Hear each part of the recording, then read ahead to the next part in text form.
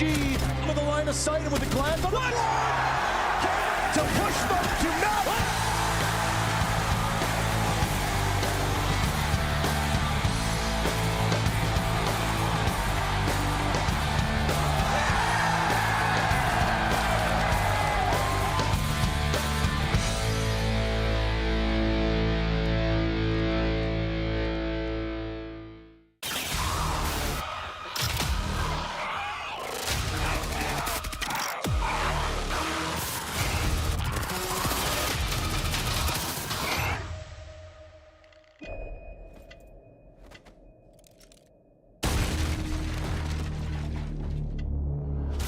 Scanning for proteins.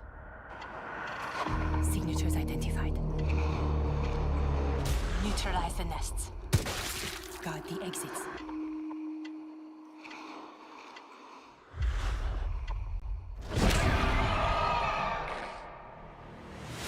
They're here. Engage!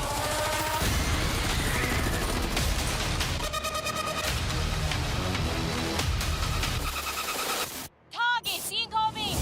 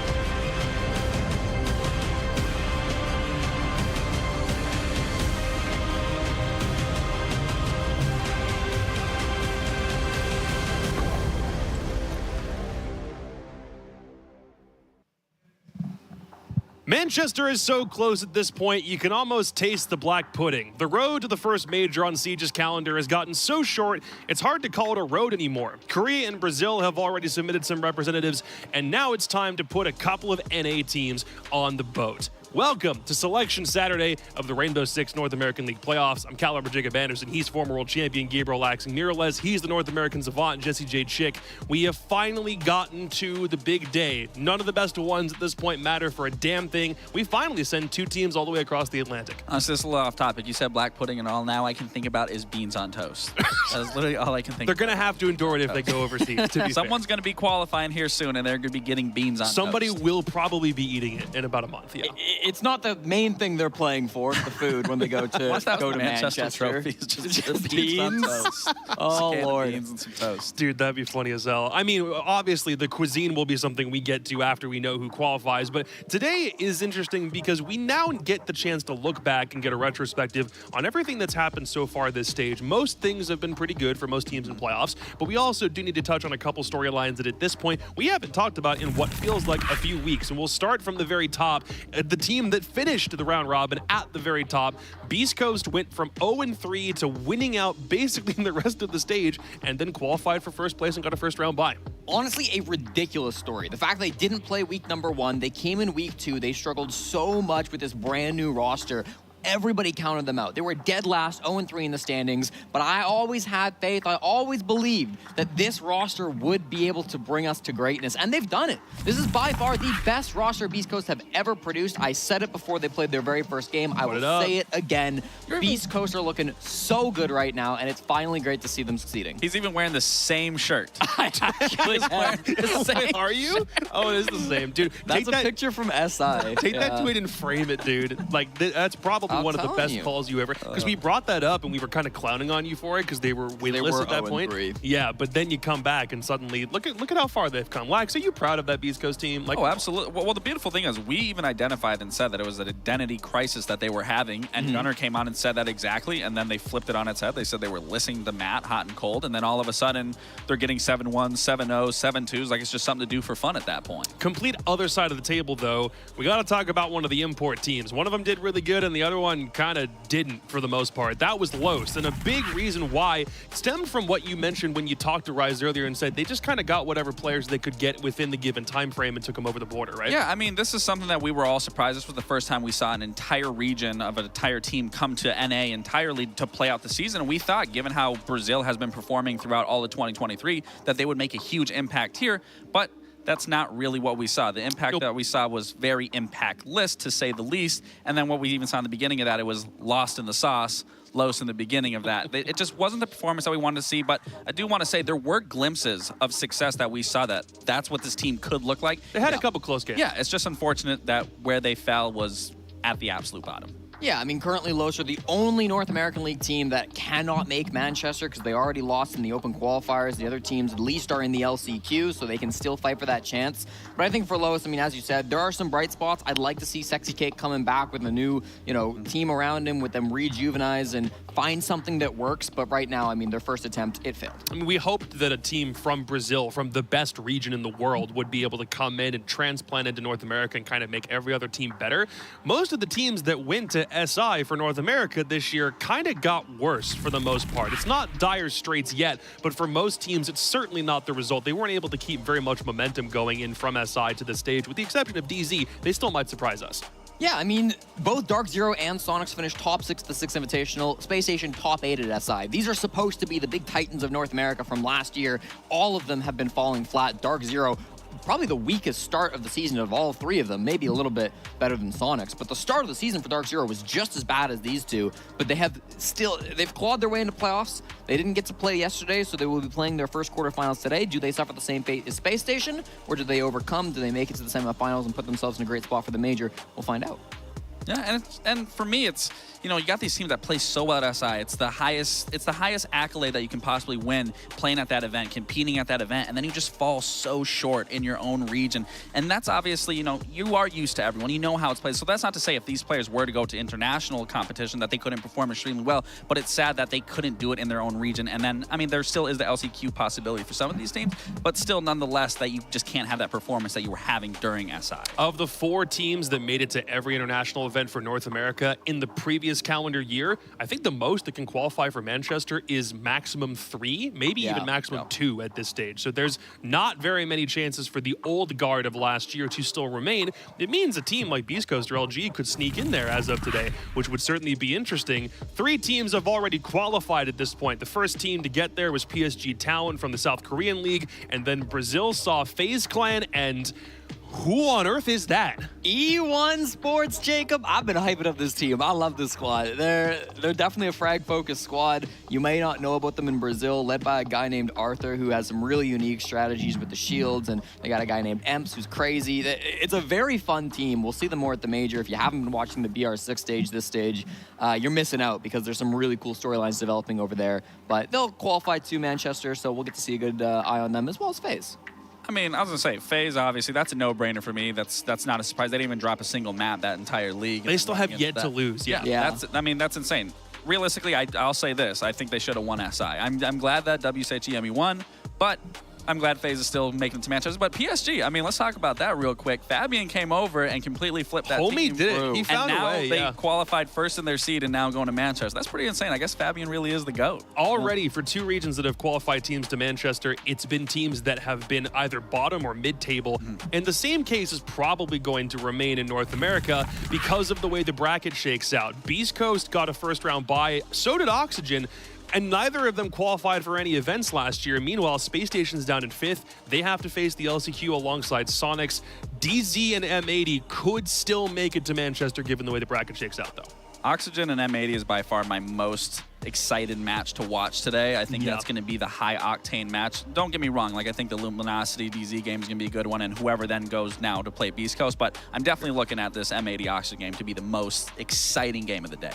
Yeah, I mean, there's no bad games. The stakes that we have today couldn't be higher. We're going to definitely send a team home, or at least to the LCQ for our first matchup, and then our next 2 matchups will send teams directly to Manchester. So it's the most important day of the season so far, bar none. Well, we start today with our second quarterfinal because we played the first one yesterday, and because of server inconsistencies, we finally get to this one today, Dark Zero and Luminosity. The former's journey to get here was about as rocky as a battleship going through a hurricane, but the second one was the same number of wins and losses. Dark Zero and LG won and lost the same number of games through the round robin, yet they're very different paths here with very different levels of do you deserve it, I suppose. Well, for Dark Zero specifically, I mean, again, SI, we saw really good success, and then coming in here, they're falling very flat than what we wanted to see. And then even for LG, I mean, to me, that's still an improvement nonetheless from their last stage and their old previous roster. They're obviously finding success, and they're even able to play in a playoff position to even possibly make Manchester. So both teams are still finding themselves in an area where they can make Manchester. But if we're comparing the two, DZ, I think, is a little lackluster compared to LG. Yeah, and I mean, we talk about Beast Coast putting out the best roster they've ever put out. You could say the same thing for Luminosity. I mean, they've definitely been around the block, maybe a little bit less, but the fact that they've still been kind of building on this core, bringing in the right players, they've now got some really strong pieces to this lineup. So I'm super excited for Luminosity, super proud of them for getting to this point. Job's not done, but yeah, I mean, they're a very exciting team to watch so far. Dude, job's not done is the moral of the story for both squads. Specifically for DZ, the Big Purple Bastion seemed like it took a black eye early in the round robin, but they recovered substantially toward the end and did make it to 4th seed. Even if Nafe admitted they still didn't know exactly what problems they had to sort through, they got enough of a handle on it to get to playoffs, and that deserves some sort of commendation. And that's the most important thing, is that you still clinch playoffs. And realistically, they were so close not to clinching playoffs. If they didn't win that game against Wildcard, they would be sitting in the LCQ right now. So they still have a lot of fundamental issues that they need to get focused and hone in on to close out these playoffs and make Manchester. But it's still, the biggest thing for me is I need to be seeing them be better on attack going forward. Yeah, I think for Dark Zero, they're always a team that can be a little bit stale at times. They'll always run what they think is comfortable, what they think they know, and a big part of that happens to come down to the operator bans. DZ have banned the same 2 operators in basically every game since the Atlanta Major. Dokkaebi, Azami have been banned 37 and 36 times out of 38 games respectively. Twice they couldn't ban Azami because their opponents did it before they had the chance. Once Dokkaebi got through, I believe that was way back during the Atlanta Major itself. And so this is kind of one of those areas where Dark Zero have been very stale. They've been running the same thing over and over again. They're very predictable. Yeah. And that's their play style, that's fine. But because of the circumstances of today's game, because they're coming in for the first time knowing the map bans, almost 24 hours to prep for these specific maps, if DZ were going to throw a curveball, this might be the perfect time to do it because you've got all this extra time to prep for these maps. Your opponents have all this extra time to prep for the maps. If you are able to switch up your map bans from what obviously, or your op bans from what LG are obviously going to be expecting, this could be a way that Dark Zero kind of catch their opponents off guard despite the long period of time. I mean, we spent so much time yesterday asking what Luminosity could do to exploit weaknesses that they found in Dark Zero's playstyle. If it comes down to DZ just doing the same repetitive things over and over again, does that give LG enough of an opening? But the big question is, are they the team that can actually take advantage of the problems that DZ clearly showed? Yeah, well, I think for Luminosity, they're coming into this, and obviously they have the maps in advance as well. If they can kind of figure out Dark Zero, they're a smart team. They're not just raw gunners. They have the opportunity to pop off and make that happen for their squad against Dark Zero, for sure. So let's take a listen to what both LG and DZ had to say coming into this matchup. We couldn't show this yesterday, but we finally can now. They've both had very different journeys to get to playoffs.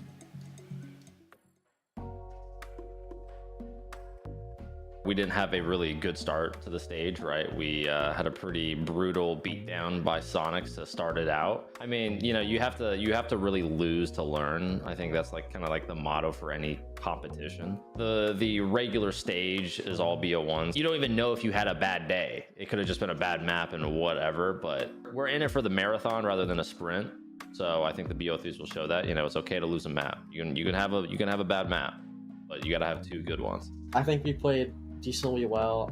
Obviously, you lost a couple of games we didn't really want to. I feel like the new players that this is their first time playing Pro League have been adjusting very well to the new level. They've all been playing a long time. They just needed the chance to show how great they are. So it's been good for them. And for Silent and Eddie, they played before, and this is just getting better and better every stage for them. And we've been working a lot harder and on ourselves, and going into playoffs to be a lot better for us than what we did in groups. Who knows really exactly what happened versus LG. I think we won against them 7-1. We didn't get to really see a whole side that they could have shown. So I don't think I can just chalk up LG's performance just to the single map that we played in the regular stage, because again, it was 8 rounds. It'll be a tougher fight for BO3s, guaranteed. And I think no matter what, we'll still come out on top. In our first game against DZ, we talked a lot about things we wanted to do, and it didn't correlate going into the game. I feel like looking at the DZ roster, there's really no weaknesses. It's just we just have to play our game, playing together with chemistry. We go into this best of 3, we know exactly what we need to do to dial it in. We can win no matter what. Honestly, out of all the LG guys, I'd probably just say watch out for Wi-Fi, because I feel like, you know, he's still like the newcomer, right? This is like his second stage. You know, he still has a little bit of something to prove in the lobby. It could be like a tone setting era for him. I feel like the biggest individual threat would be probably MJR. He's the one who like pretty much locks down their site. So if you're trying to hit site or do anything, you have to go through him no matter what. Well, our goal as a team was always just to make the major and play as best as we can, no matter what happens. We just want to go out there and show, just be the best we can. Don't leave anything up to doubt, knowing we didn't play as well as we should have. Speaking for the whole entire team, DZ's goal as a whole is just, you know, be better than what we were at SI and show that, you know, we're here for a reason. We're here to win, and hopefully it leads out into playoffs and eventually into the major, because, you know, we gotta get NA back on top. One team that's already showcased their grade in best of 3s with huge expectations on their shoulders. The other team still trying to find their footing after coming in with basically a brand new squad. Dark Zero and Luminosity is going to be a damn good quarterfinal, but this is an interesting scenario because both teams did their bans already just yesterday. Because we weren't able to play that game, the bans have remained the same, which means this pattern you see right here, Nighthaven, Border, and Clubhouse, these teams have known about it for the past 24 hours, give or take, and now have been able to prep deliberately for what these battlegrounds are going to be rather than only knowing a couple of hours beforehand. Yeah, I mean, for them, starting on Labs especially, Dark Zero are a very good Nighthaven defensive team. They went 6 for 6 when they played against Oxygen. If you're Luminosity, I want to see really fine crap that attacks that specifically nailed down on what DZ were doing well. For me, a large part of that was the Pulse. We touched on that yesterday. For Canadian, that was a huge operator. That's going to have to be addressed by Luminosity. Yeah, the maps worry me a little bit, to be honest. I did briefly touch on this the other day, is that LG does have a very weak map pool, and seeing the maps, like you're saying, Nighthaven is a very strong map for DZ. I can see Border possibly playing into LG's favor, but the only way that is going to happen is if LG is on that defense and they are meeting DZ with the aggression and not letting them take those power positions and get that map control. And if they can't do that, I don't think Clubhouse is really going to be much of a decider map. Well, just as a reminder, in the predictions race for the North American League Predictions Championship, everybody on the couch, including Foxay, who's not here, all went DZ with this one. And because Nighthaven's the first map up, it definitely seems like unless LG can find a way to stop Dark Zero from running away with things, it certainly might go in that direction. It's time for Day 2 of the North American League playoffs. They start right now with Niklas Moritzen and... Wait a second, that's not Parker.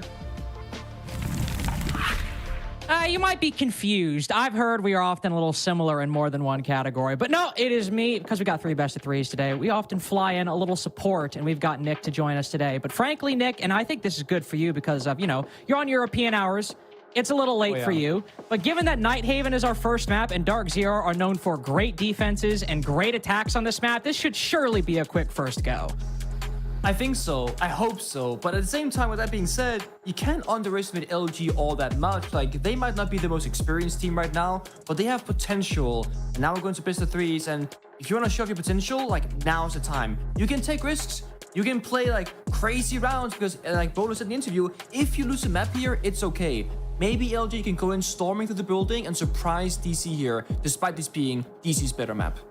Yeah, and to something Bolo touched upon in the interview, which I think is undeniably true, it's that, you know, when you're at a best of one, your performance can be very volatile. And theoretically, DZ, the more structured team, should perform well in best of threes. But DZ have been in very streaky this stage with a very long spell of poor games over multiple days. And then right at the end, a string of very, very good performances, one of them being on this map. Maybe we'll kind of see it balance out in the best of three, go to border, drop it, and a 2-1 for either of these teams. Who knows? Either way on Nighthaven to start. Not only is this Dark Zero's pick, but given the 3-map winning streak, 7-2s into 2 7-1 victories since SI, this should be a map that, if you're DZ, you're hoping this isn't even a contest. Unfortunately for Jesse, by the way, Nick, he was curious if Dark Zero would try to switch up the bans, given the increased prep time to throw LG off. Well, that's not happened. Yeah, I think if you look at Dark Zero from like a top-down perspective right now, you know, you can say, what are their weaknesses, etc. I think there are two things that comes to mind. One, and the desk speaks about this all the time, Canadian roaming alone on post/Solace can easily be picked off as an early kill for the opponents. And two, the operator bans. They always ban the Asami Dokubi. I don't think it's a big issue though. For DC, what this means is that they always know what they're up against. They know that they cannot be played up against the Asami and the Dokubi. If they deem those operators to be like bad against them as a team, great.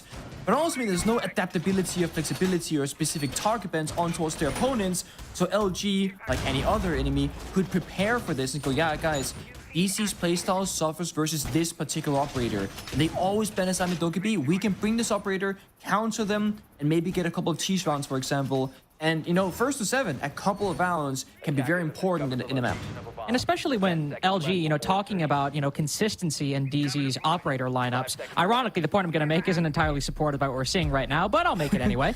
I'll carry through with it. DZ love their executes. This is no secret. And a lot of the times they'll run operators like Grim and Ying, two of the strongest execute operators we have in the pool right now. So if you know that's going to be the case, you can counter it. However, right now, we don't have the Ying, we don't have the Grim, but we do have the Capital, another one of those important, you know, execute operators that help you get the diffuser down. But really what my eye is drawn to, right on cue, is the Deimos and what those deathmark trackers can do. But Pamazoo, not with that utility, just with the AK, has found Wi-Fi as the first pick.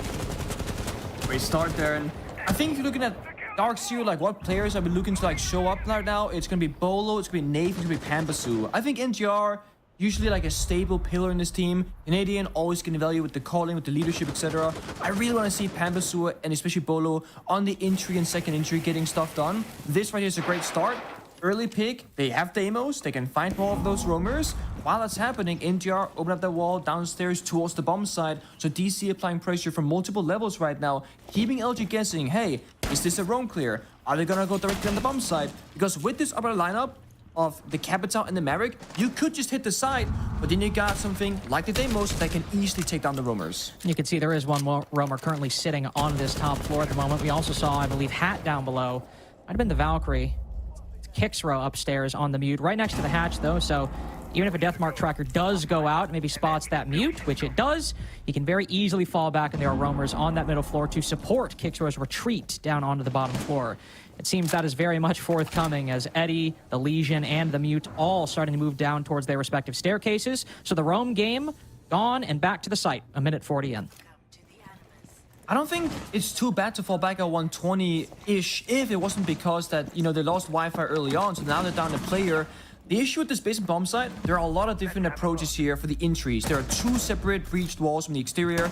There are 2 hatches, there are 2 staircases. So DC, they can overflow the bomb site here and just overpower the defenders that are anchoring down. Especially with NJR constantly watching this assembly wall. Hat's aggression could be completely red, especially as he's detected. Tries to run back in. The timing at least goes his way to keep him alive. Flashbangs going out instead of bullets going his way. Canadian moving in for the diffuser plant. Bolo watching the cross. No response whatsoever from LG. Aside from a couple well-placed shots by Silent, we'll have to give him that one. It's still the diffuser down successfully, and with that opening pick onto Wi-Fi, it's only a 4v4. LG still need to find another kill if they want to get this advantage and start playing the trades on the defenders playing outside the breach. C4 goes out. We'll find Canadian on the close angle, but the far position still alive. NGR good for one at least. On the follow-up onto Eddie, well, less successful, unfortunately. Downed outside. Nave's able to cut down one. from the vertical angle. Panbazoo, the game-winning position right here. Solo time remaining. He can cut them down the moment they cross his line of sight.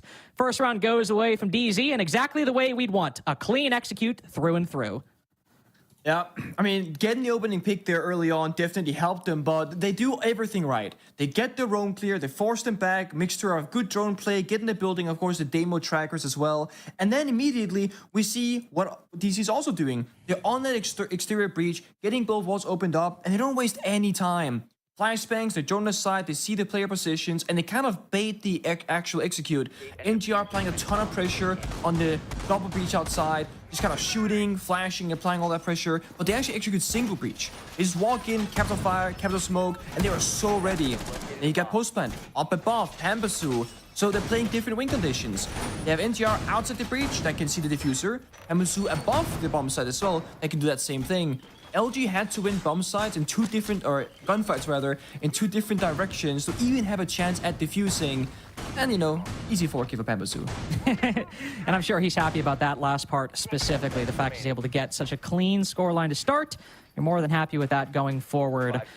We'll say as well, given DZs, again, we got to address the losing streak a bit. One thing that we saw consistently in those games they were losing was an inability to solve problems, an inability to actually get that diffuser down, to achieve that primary win condition that's defined this roster. And it might only be 1 round, but to see them do it in basically as good of a fashion as you would hope, recognizing where it's safe to go for the diffuser, what they need to achieve to make it safe, both vertically and horizontally, and then convert it successfully while also getting an opening pick. It's the kind of DZ that we haven't seen in a lot of those best of ones in the stage. So right out the gate in playoffs, DZ starting off with a round like that, exactly what we want to see. And now they just got to hope to continue that trend as we move up to the 2nd floor.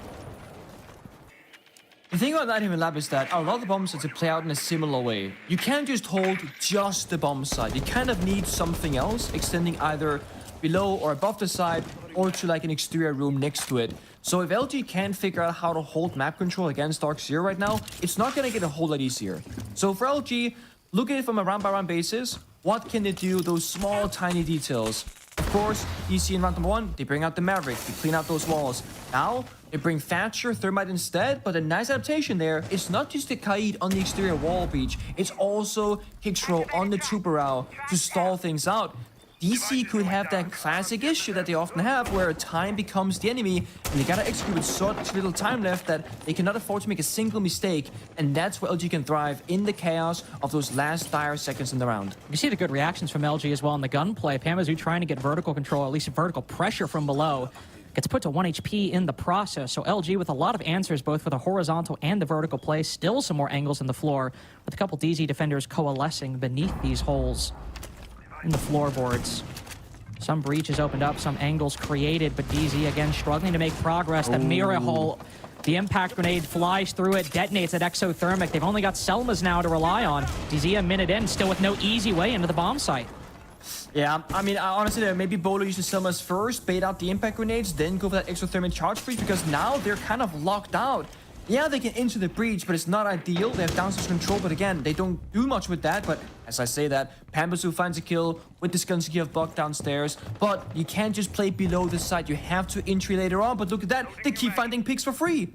And this is exactly what you need. I mean, sure, Bolo's the one that got that kill, but Nafe also making some inroads up the garage stairs. You need more dimensions. With the breach fallen, you need to start contesting a lot of these stairways, whether it's Aqua or the garage or even through the connector. No staircase there, but still an additional angle to try to win this from.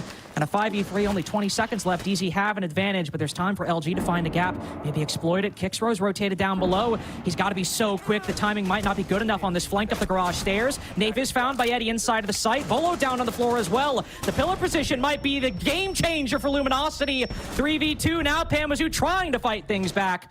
Will not work out. How about a 3v5 for LG in their first round on Nighthaven?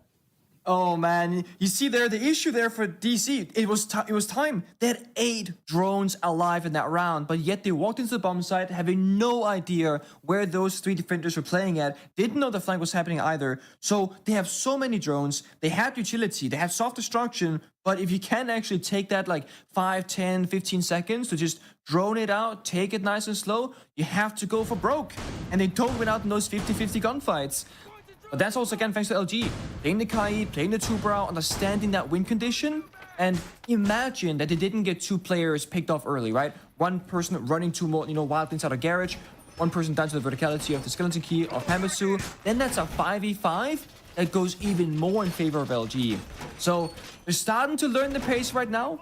In the interview beforehand, Hat was saying how DC's a roster that we don't really see any weaknesses when we study them.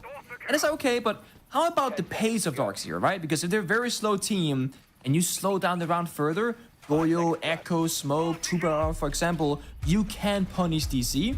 The second round, that's what they did. And especially with that mirror window on the wall as well, something we've really seen kind of grow as a tactic in the past 6 months or so on a whole variety of maps. Place a mirror onto that wall, open it up, make it so it's harder to Maverick trick, it's harder to breach, but also importantly, you can throw an impact out of it if you can get the angle. Yeah. Just one more method, LG amongst 2 others in that round were able to deny the exterior walls, and IT, Connector, opening up those exterior positions are so key for roam clearing, executing anything on Nighthaven, given the bomb site here on the second floor inside a cargo. Opening that IT breach, similarly important. Holding an angle, equally so. Silent challenges it. That's the first opening pick going the way of LG, and very early on with your Capital off the board, you know how DZ like their executes. You're going to be wishing you had those smokes later in the round. Absolutely. I mean, this is going to mean that plan A for Darkseer likely won't be the outcome. They gotta go for plan B or plan C, which is likely Hamasu and Bolo, go kill. Drone them in, get some map control. They have to try and bring down this man advantage now and make it from a 4 versus 5 into that 4v4, maybe 4 versus 3. They need manpower. They got Hamasu and Deimos, they can isolate players, but again, if LG, they recognize their win condition and their advantage, they can play close together, but from downstairs, Hamasu forces Hat to make the movement, and it's an incorrect decision there. That's another free kill for DC. They punish back immediately. This duo of Pamazu and Bolo could be a really big problem. NJR on a classic position on Nighthaven, I feel like, just sitting outside a window on a key cutoff. I remember watching a DZ Sonics game this last stage, and Rexon in chat died, I think, for that same window, and he's like, an NJR angle, great. He's notorious for playing these positions, and I mean, can you blame him? He's great at it. It's gotten their advantage back. They pinched the guy on cargo stairs. Nick, they got to eventually enter the building, but they've got the 4v3. Yeah. Also worth noting, NGR, he doesn't hold the deep angle to get the kill. He's a tiny pixel, mostly for intel and doing just a little bit of damage. Because as long as he can say to his teammates, hey guys, this person is flanking you right now, they can then collapse. Silent couldn't walk back because he goes back into the line of sight from NGR. But if he sticks around, Bolo and Pambusu will push him from downstairs. 50 seconds though, again, time can be problematic. Echo was in play as well. There is no IQ. I still believe there's a yokai in play. Could be problematic later on. And Gerard pops the wall to CC. But they gotta start making some moves here. 35 seconds, time is ticking. Unless LG swing, you gotta make the price of player on attack. You gotta be the ones to enter this bomb set and into this building. At least they're contesting the vertical angles, though. If they still want to go for an execute into cargo, making sure Kixro can't retake this angle. Nice intel acquired by Bolo, knowing that the player's vaulted off. He immediately rotates in, goes not only for the denial, but goes for the swing. Wi-Fi on the run out, found a nice little 1v1 for DZ. And the Bandit now trapped inside a cargo. Good recovery from Darkseer. They might have lost the 5v3 in round 2, but recovering from that opening death of Canadian to get their 2-1 and 3 rounds in. The thing about Canadian dying first is that when you have a very experienced IGL, so in-game leader, shot caller, whatever you want to call it, who can call the shots, who has that overview, that kind of chessboard mentality. We make this move, they're going to make this move reaction. You get a lot of value out of Canadian dying first. Yeah, he's playing Capital, not great. Yeah, you're playing 4v5, also not great. But if there was a player that you'd want to be able to just call the shots, it's Canadian. And I also think it's one of the big reasons why he plays those front 4 positions on defense, roaming alone. Because either he's going to have the intel on solos oppose, while alive, or he will get hunted down, he will die early, and then he can sit on cameras or watch the player point of views and organize the setup. Because DC very much looked like their plan B was almost as strong as their plan A. Yeah, they didn't execute the bomb site and get down the diffuser, so to speak, but they had a very clean and clear approach. Go basement, have soft breach, have that intel, get the vertical kills, walk up a staircase, NGR holding down it as well, holding the flanks. It made sense on paper. LG, I think their biggest weakness right now, they're moving too much. Yeah. I think if they just Bandit doesn't drop on Garage, for example, Bo doesn't see the rotate, that could be a different round outcome. But instead, there's 30 seconds left, they start sprinting, sometimes doing nothing. is simply doing something because you're alive and you're not giving your opponent any intel to work with. And that's how Dark Zero brought that man advantage back, was just sitting on windows and still, you know, coordinating around where those roamers were, where they could pinch them, but still ultimately reliant on LG making moves that they could react to. On basement, where you're going to have, you know, the site we're at right now, you're going to likely have another roam. You're likely going to have some offside presence, and while Dark Zero were able to win this last time, not necessarily from getting kills on the roam, they're able to push them back. If you get a bit too over-aggressive here, if you maybe get a little bit too antsy, Dark Zero in their cutoff positions might be able to deal with you again. Wi-Fi in that very same spot we saw NJR last time, but instead, he cuts down Nave. Have to have been from the window, surely, either way. Another opening pick, the way of Luminosity. Not guaranteed to convert it, but still a 5v4. You're happy with that. Oh yeah, you are. Absolutely. And again, like value operators, right? Cabins are dying in the last round, now it's a 0. Unless you've put down every single Argus cam for intel, you're not going to be super happy about this. Ambassador, aggressive play, doesn't work out. The door doesn't entirely break, so you're going to have to peel off the position or fight the Legion on catwalk rafters. Could try his best. Oh, but Wi-Fi with the rotation. Plays off the intel acquired by his teammate, cuts the head off Panbazoo inside a garage. Seems LG instead keeping the lid off of these DZ movements, these DZ positions that they're holding. Trying to cut off LG, sure. But the defensive aggression working out much better in round 4 than it has in almost any round previously. Silent is still up here at 1 minute 20 seconds left. LG had rotated back on the first defense. And now they're still baiting in the swings from Dark Zero. Bolo takes the one. There's a shotgun around the corner. He's not winning that on any planet, let alone Earth. And the 2v5, it's actually NJR Amos. How much is he going to be able to find, Nick? Because I don't think a whole lot. No, and they got those jammers ready now. They're kind of countering Deimos as an operator, like denying the gadget. Yep. Canadian, how about a 1v5? Good luck. Oh! Okay. I don't know what that was. It's fine. He's dead. Flawless round for LG. I mean, Nick, it wasn't great for Dark Zero. I'm going to be totally honest with you. It was not... I was hoping for a little more. Okay, I think that's a fair statement to make. And it was lacking. I mean, the thing about these rounds is that I think the opening kill is very important. It cannot be like understated, just like how important impressional play getting that first pick is, because it changed the entire pace of the round. You can't take as many risks on attack. You can't be as aggressive and as fast unless you just want to really gamble everything in the first 60 seconds. If you lose Nave early, and then Panbazoo wants to like make an aggressive play, if he dies as well, 3 versus 5, we can almost like it's like a statistically it's a round over. It's that simple. So if you're an execute heavy team, like we keep saying Dark Zero that they are, they need to just keep their players alive for longer to get to that execute stage. We're seeing a bit of a change-up, though, Carter. I was about to say, I mean, when you're talking about getting to the execute stage, and Dark Zero, I mean, 2-2 is not a bad score line. You know, you're even. You could still easily get a 4-2 half, depending on what your next attacks are. But I don't think it's shocking that when Dark Zero don't have a lead, Nick, they're going to the Blitz. They're going to the Ying. I like this. I mean, this is chaos. Is this a pre-planned rush, or is this something they're going to call in round? That's the question. Yeah, because they can either go like right off the rip, exothermic charge, blitz, run in somewhere, or just simply set things up, breach the walls open, and then, you know, when the blitz wants to go, which is Canadian, by the way, then they can pull that trigger. I'm curious where they're gonna execute. Often we see a shield play, it's going to be from that aqua fish staircase where you just enter the building, but blitz just gives you any possibility because you have a shield in front of your face. Any entry becomes a possible entry point. Any entry does become a possible entry indeed, though it does seem with the mirror windows on the wall and a lot of attention being paid by Dark Zero to these exterior angles, it doesn't seem like we're going to have a quick rush, which makes it a good time to take a listen in to Dark Zero's comms and see how they set up this Blitz and this Ying for their execute later in the round. Yeah, I'm ready for con, I'm ready for con. Go for now. Shade playing. We're going off this bridge, okay? Con opening. Top dead. Ready? You guys ready? Yep. I'm Raptors. 3, 2, 1. Flashing now. Work. Okay, We'll work with you here. Nice. I have pillar. I'm pushing a smoke on the mirror. On the mirror. One jungle hall. Block. Pushing smoke. No one's smoke dead. Nice. Probably Pulse right? Pulse below. I've got our gen. Yeah, I have garage.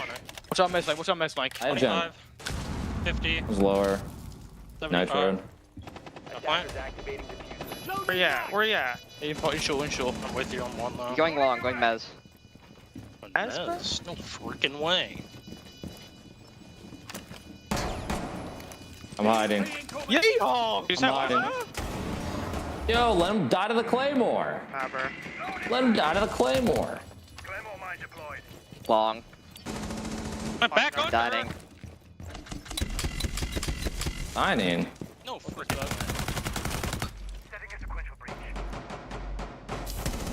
Break. Stop it. One catch. Loaf. Loaf, yeah. Hit him. Nice.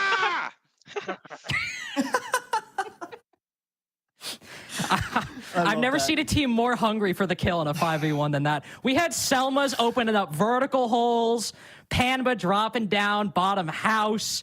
They wanted Wi-Fi and they wanted him badly. But, I mean, obviously, it was a good execute overall, but we definitely had a huge opener from Nafe on that two-piece there, Nick. But overall, sometimes when we throw to these listen-ins, the team seems to lose the round more often than not. Yeah. Glad we had a good execute actually work out for the team we listened to.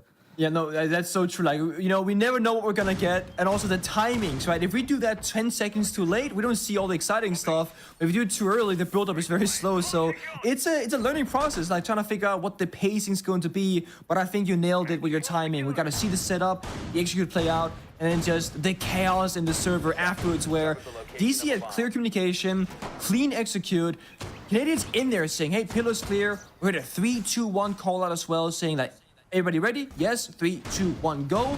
But when it became that 5 versus 1, and it was very evident that DC, they had that in the bag, it was full troll mode. EMPing everything and just chasing out that last player. And I think it's good to have a bit of fun. I think DC, they're a team that we can often say that they are very disciplined. And they play the game without sometimes, I think, enough emotion, right? They're there, they're doing the job, they win a round, good job boys, next round. But you gotta have fun sometimes. When you have it done and the round is over for you, have some fun with it. If there's from Canadian.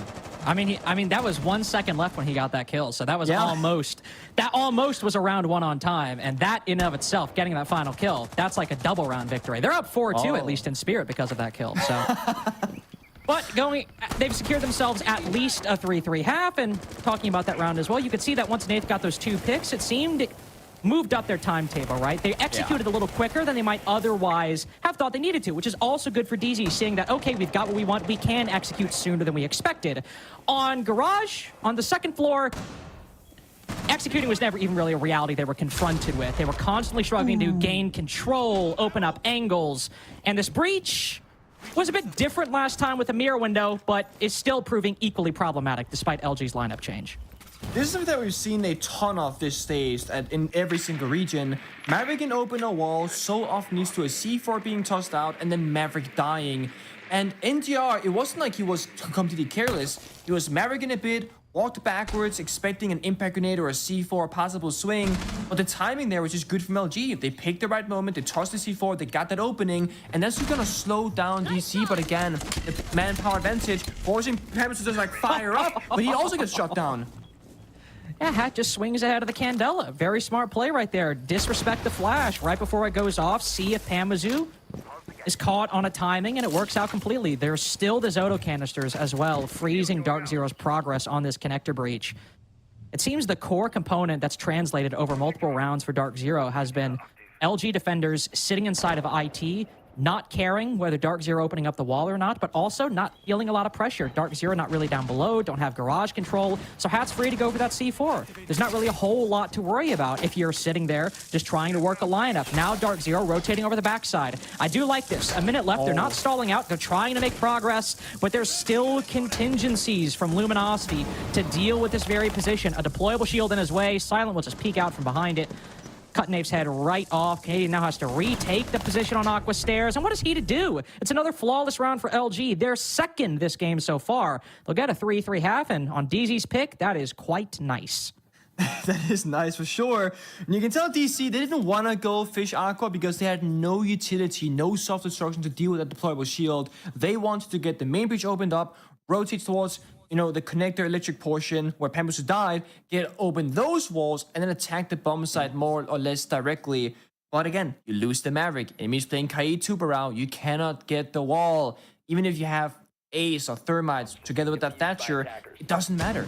EMPs do not affect the solar canisters from the Tubarão. The wall will not get opened up until all those canisters have been spent. That is like 30 to 40 seconds of just pure stall time in an already slow round because NGR died earlier. 3-3 attacks, I would say on average, this is not a bad performance for a Nighthaven lab, attack inside. You get 3 rounds. But for Dark Zero, a team that has historically been quite excellent at attacking and defending this map, it's not necessarily what we expected from them. No, it's not. And I think you have to give some credit to LG for that. I mean, think of all of their lineups, even with the changes. It was very heavy on utility that could stall DZ, specifically on opening those exterior walls. I mean, hell, even mirror windows were brought for that purpose, alongside the Zotos and the Bandits and the Cades. I think it was just it's a very good game plan for LG, not only on Nighthaven, where those walls are so important, but also against DZ, who often like to take their time, open up those breaches, and use that as part of their win conditions and rounds. So I think it was a good game plan from LG. But as you said, DZ are certainly not happy with this. But as they go on to the defense, 3-3 half is still more than enough to regain the momentum if you can start out strong on your defensive side and moving down below where it seems we do have another Maverick in play. And as we know, just because you go to open a wall does not mean you are safe. This is one of the most sad positions to be in as a Maverick player because you go to the wall, Bandit's not actively triggering when they droned it out, but they don't have a Thermite. So they can't just secondary EMP, exothermic charge, get it open for free. Early C4 actually there from NGR. It's a bit of damage on Wi-Fi, but Eddie, the Heartbreach of the Maverick, stays alive. That's the most important thing. And this wall will get opened up. It's just a matter of time. And it's been 60 seconds. There are 2 players working the breach, but 3 people go for the roam clear. Bolo shuts down Silent in that opening engagement. Kixer was able to get the refrag, though. I will say, even though you might lose a C4 from Bolo, losing the Buck in response could be a bit problematic, but there is some redundancy. Hat's got those boogies, and for this bottom floor site, a lot of the vertical you need to get done can be accomplished with those boogies, especially if you want to go for an assembly plant, throwing one through the cargo window, detonate it, well, not really detonate it, trigger it, it's a drone. Activate it with the button, you know what I'm talking about.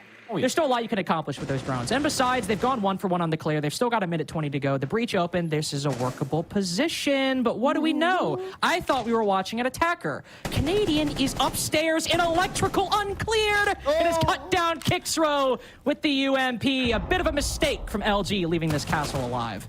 This happened against a wildcard as well, where Canadian gets left alone on the roam top floor and can do so much damage vertically. He's playing the castle, but he has that secondary shotgun. If the attackers don't make a line of sight for him, he'll do it himself. And again, LG, they're not in a position to punish Canadian. They're gonna rush the bomb site, but at what cost? They're all gonna fall apart. Yeah, Hat's now completely, I don't know if really behind the play, but Luminosity tried to up the pace. Hat caught outside the window. There's even Panbazoo on this middle floor who retook it back in the mid-round.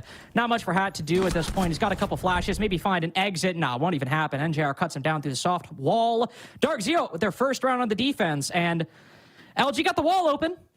That was about it. Yeah, I mean, they tried to do both things, right? And this is the kind of the risk versus reward scenario for the attackers. If you send 2 people to get the exterior wall to the bomb site open, you only have 3 people to do the roam clear. And when you have 3 people doing the roam clear, that means you have at least 1 player on drone. That means 2 guns, likely in different positions, not able to help each other, with that 3rd guy joining them for intel. So all that DC they have to do to pick apart that entire attacking setup is win 1 or 2 gunfights. Bolo won the first one, but was traded, but that trade heavily favored Dark Zero, because if you take down 1 of the 3 people that are roam clearing, that leaves only 2 people left. 1 person droning, 1 person walking behind the drone. No one can help each other directly with the gunplay for that second trade. So LG, they changed the approach. They give up that top floor roam clear, and they go for that first floor. Get a little bit of verticality, walk down the staircase, approach the bomb site. But by doing so, they leave Canadian upstairs finding that second pick in the round. And even if Canadian didn't get that initial pick, he could always flank later on, see through the floor, the self-destruction that was available from the boogie drones. And again, Canadian would be a problem at some point for LG. He had to be dealt with, but he was left to just roam around for free. Bit of a blunder from LG, but again, if you get shut down, you get shut down. Can't do much about it. Can't do much about it, indeed. Going to the top floor now, LG will bring out the Blitz, similar to what we saw from Dark Zero. Just looking back at that particular operator lineup, not a whole lot of similarities beyond that. I mean, we had the Ying in play for DZ as well. There is certainly, you know, just some standard picks. You know, the Breaching, the Hibana, the Ace. You also have the Ash to deal with potential castle barricades or mirror windows, whatever LG end up finding. Oh, the 1v1 tech. I love this. Use the Boogie Drone to open up the barricade, but Pamba's cut down Wi-Fi from somewhere. I think over in Connector is where that death actually happened. So Silight's tempo a bit cut short, but he gets ahead of the smoke canister. And as we can see, Nafe not exactly looking that direction, so Silent has at least entered. He has gained progress on top Aqua, but the rush itself has been put on pause for the moment. And this gives times for Dark Zero to react. Bolo aware of it, Pambazoo as well. Two people on the bottom, Aqua as well, with the bait and the swing. Lovely coordination from Dark Zero. LG completely shut out of round 8 entirely. Eddie and Kixro now the only two left. Don't even have the rotate in garage anymore. It's been reinforced off. We'll find one player sitting on the B-bomb chassis, but Kixro loses a lot of that HP. And this is the, I would suppose, secret, I would say, strength of the Zotos, right? Oh, wait, hold up. I was assuming the round was going to end, so I was going to go on a tangent. Don't count them out just yet. DC doing a bit of trolling this round, not setting up those crossfires, not waiting for the walk-ins for those deep lines of sight. This could still fall apart for Dark Zero. They gotta now discipline up, so to speak.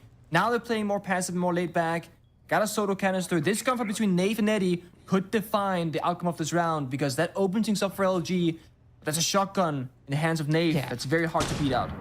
Oh, we hear the switch. Oh, and the pinch for both Kixro and Eddie. He catches Nave with his back turned. Very nice play by LG. And on the pre-fire, Kixro's cut down Bolo. 5v2 to a 1v2 for Dark Zero, and he's been spotted on the drone. 40 seconds remaining, too. Both players still have a drone in pocket. Flashbang, one singular one as well. They can play a man advantage. The Cade spotted. He tries to isolate the engagement. The double stack in the 2v5 from LG. Pambazoo hitting himself right there, and I don't blame him. DZ let a round slip away. They should have not let go on any planet. There are teams where we can say, okay, you know what? They lose those rounds, right? They lose the 5v2s. Dark Zero is not that team. They have so much discipline. They play a very strict style of siege, and the crossfires are almost always there. And it's like not just a one-man throw. That is like 4 players all the way down to Pambazoo. Maybe we can excuse the wall back onto Bolo. That's unfortunate. But like NGR held an aggressive angle from the bomb side all the way into Garage. Dies. Canadian, I believe it was, flanking downstairs with a minute and a half left in the round. Dies. All DC had to do, and it sounds so easy to say, let go of your mouse and keyboard. Wait for about 45 seconds. Then LG will approach the bomb side, start using the mouse and keyboard again, and just hold the door walk-in. They can't breach the walls. They only have 2 positions to attack from. You have 5 guns alive. Just watch the door entry point, then shoot. No getting funny with it. So when we saw DC, when we had to listen in, they had that 5 versus 1. They were being more loose. They were having fun with things, which can be a bit uncommon for Dark Zero. Then we see that previous round, they were having, I would argue, too much fun in the 5 versus 2, actually ended up losing. Difference is on attack, you can pet down the diffuser, you likely win the round. On defense, you just have to lose a couple of gunfights, and then they might just turn it out of nowhere. And I think as well, I mean, you saw Nafe really concerned about obviously bottom and top Aqua, but then as we saw, Pambazoo was on that door, could have theoretically obviously watched his top Aqua. Good point. Don't know if it was maybe, you know, just a miscomm, or maybe Pambazoo was in a different position, or they didn't know where Eddie or the other players were, and he wasn't at the doorway, and Nafe was on an island. Either way, because of that position, and because of whatever was happening top Aqua, Nafe had to do, or felt he had to do, double duty, and that gives LG, once it's a 3v2, a great opportunity to pinch him. So very well played from LG, and things don't get better if you're Pambazoo. Eddie cuts him down very early on. He's the Fenrir. His gadgets are already placed, and likely some of his codes already used to trigger some of those F-Knots, but they will die with him, and that's LG with a 5v4, something they've not had this entire attacking half. This might just have to be a tactical timeout for DC after this round, regardless of win or lose. They gotta change their early approaches in these rounds. It was falling apart a little bit on the attack. Now it's tipping on defense as well. EMPs, Incandelas going out. Yep, they're gonna just hit the side. Just walking on in. I think a smoke canister goes out, or a C4. No, it's a C4. Yeah, it is. NJR might be blinded, but that's a lineup I'm sure he's practiced 1,000 times. He's able to land it right at the feet of Silent and Eddie, the latter with the diffuser. So that should be Case actually inside of cargo. But LG have at least opened up the IT breach. They've at least opened up those vertical angles, I believe. So it's not like somebody from DZ is watching it actively from up above. Yep, Kixrow's here, so we can take this control as well. Maybe work this man count back. The castle starts to get aggressive, but Bolo catches him on the wrong swing, looking the wrong way. ACOG with the UMP will cut that down very quickly. Wi-Fi inside a garage will try to get something going with Hat on the opposite side of the map. Great shot, great transfer. We'll give him that one. That's the 2v3. LG has certainly come back from more dire odds, just one round to go. But look at Dark Zero this time. Not a soul is moving inside the building. Almost a disrespectful round there from LG, just going for a direct plant with nothing else happening in the server, expecting like, they're not going to take us down. They had pulls, they had mute C4 on side, etc. That's just lazy pickings there for LG, not making the right choices. And there, yep, that's not going to go well. Wi-Fi in a 1v3. Surely DC don't lose this one. They can't. Surely not. I mean, they're playing a lot more passively. They're holding this angle. Wi-Fi spotted him, but on that initial engagement, he's not able to get the transfer, not able to get the flick. The adjustment doesn't land, but the bullets from DZ will. No man advantage choke this time. It's actually a 4v5 they're able to work that round back from and reestablish their lead. We gotta be like, okay, did DC play that round well, or did LG just kind of, you know, they could have done more. Again, two people jump in the bomb site window, one starts planting, and the Ying is just very passively covering. If you go for that play, I think you just fully commit, you push through the bomb site, you get a couple of kills, and you work from there. You can't just plant versus Dark Zero. They love to bait you in, whether it's with, again, the Solars, the Pulse, C4s, plant, like general plant deny, and they went for it. It's like, okay, that's the easy option, but the easy option is rarely, if ever, the best option in Siege, because it's too good to be true, right? And it was. Double C4 kill, round, you know, almost over. And you could have maybe tried to, you know, maybe spend 30, 45 more seconds. You talk about taking the easy route. Maybe instead of sending Silent in through that window with Eddie, you take some time, get garage control, send him into the garage door. That way he's able to, you know, dodge the C4, challenge the player behind there, add another angle. Don't take the easy route, as you mentioned. Either way, whatever LG are talking about, the tactical timeout, they will burn theirs, as we were predicting DZ would, if they ended up losing that round, especially, of course, if they had choked another man advantage situation in the late round. But they didn't. They closed it. Now LG are the ones hitting the pause button, as the attacks have looked, I would say, manageable. They've had some promise. They've done some good things right. But when your only win is a 2v5 that undeniably DZ misplayed, you need to try for more. You need to go for more, because this could be 6-3 if Dark Zero don't troll that 5v2. And then at that point, for LG, what ground can you regain? Surely DZ are good enough to get one defense at that point. Yeah. So now, with only a one round lead, Dark Zero now going down below to tank to retry the first bomb site that they won on this side swap. And I know they were very critical of DC, but that's because like they are the Night Haven Lab team in North America, I would argue. And LG, they're not really. And like, you know, DC, LG, who do you think is gonna win? Obviously Dark Zero, right? You know, they had a great performance at SI. Yeah, they had a rough start to stage 1, but now it's 3 time. So this is like, DC, we expect more from them.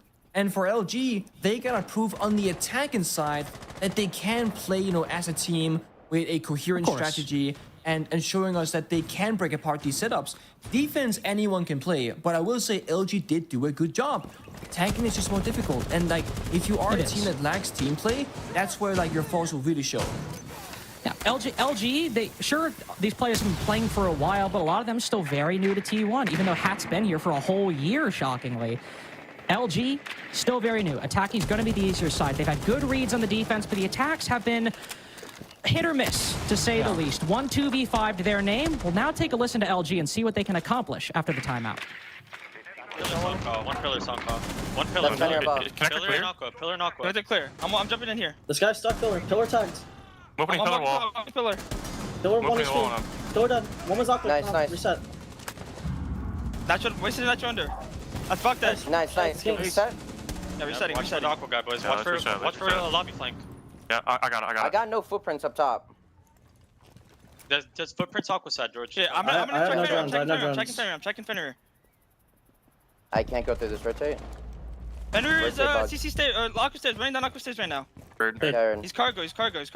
I have no drones. I'm tracking. I think this one games or kitchen. That's Fenrir. Fenrir back to site. Good, top aqua. Where'd he go? He just ran down the stairs. Who was it? I have locked Legion. side. It was Legion. Okay. Any kitchen side. Yeah, do we have cams? I'm gonna put a storage cam real quick. I'm joining bottom aqua. I'm joining all catch. Or like, I have a against flank cam. I think we just end pillar here, no? Okay, yeah. Listen, yeah, I have an exo cam. Do we have He's cargo still top cam? aqua. He's still top aqua. He's still top aqua. No Yeah, cargo push him cam. down. Fucking Sky. No cargo cam. No cargo cam. He shit on me. 20 HP. Where is he? He just ran. I don't know. Like, He ran cafeteria. He's kitchen. Or cafeteria hall. He's 90 hall. Okay, listen, I'm walking. drop AC. walking. Let's fuck this guy. Fuck that guy. Let's just drop AC. and they're holding now. He's top cargo killed me. Let's drop. One's gonna be cargo. He's sitting in the corner in sight. Let's go outside. Plug bunker here. 0 cams for you guys. 0 cams. They're both on vert. Listen, do you want to come to me and come plant? Yeah. I think last one on vert maybe. Let's go deep side. He's on vert. He's on vert. They don't have vert. Yeah, they don't have vert for stone. Meet vert. Right. Okay.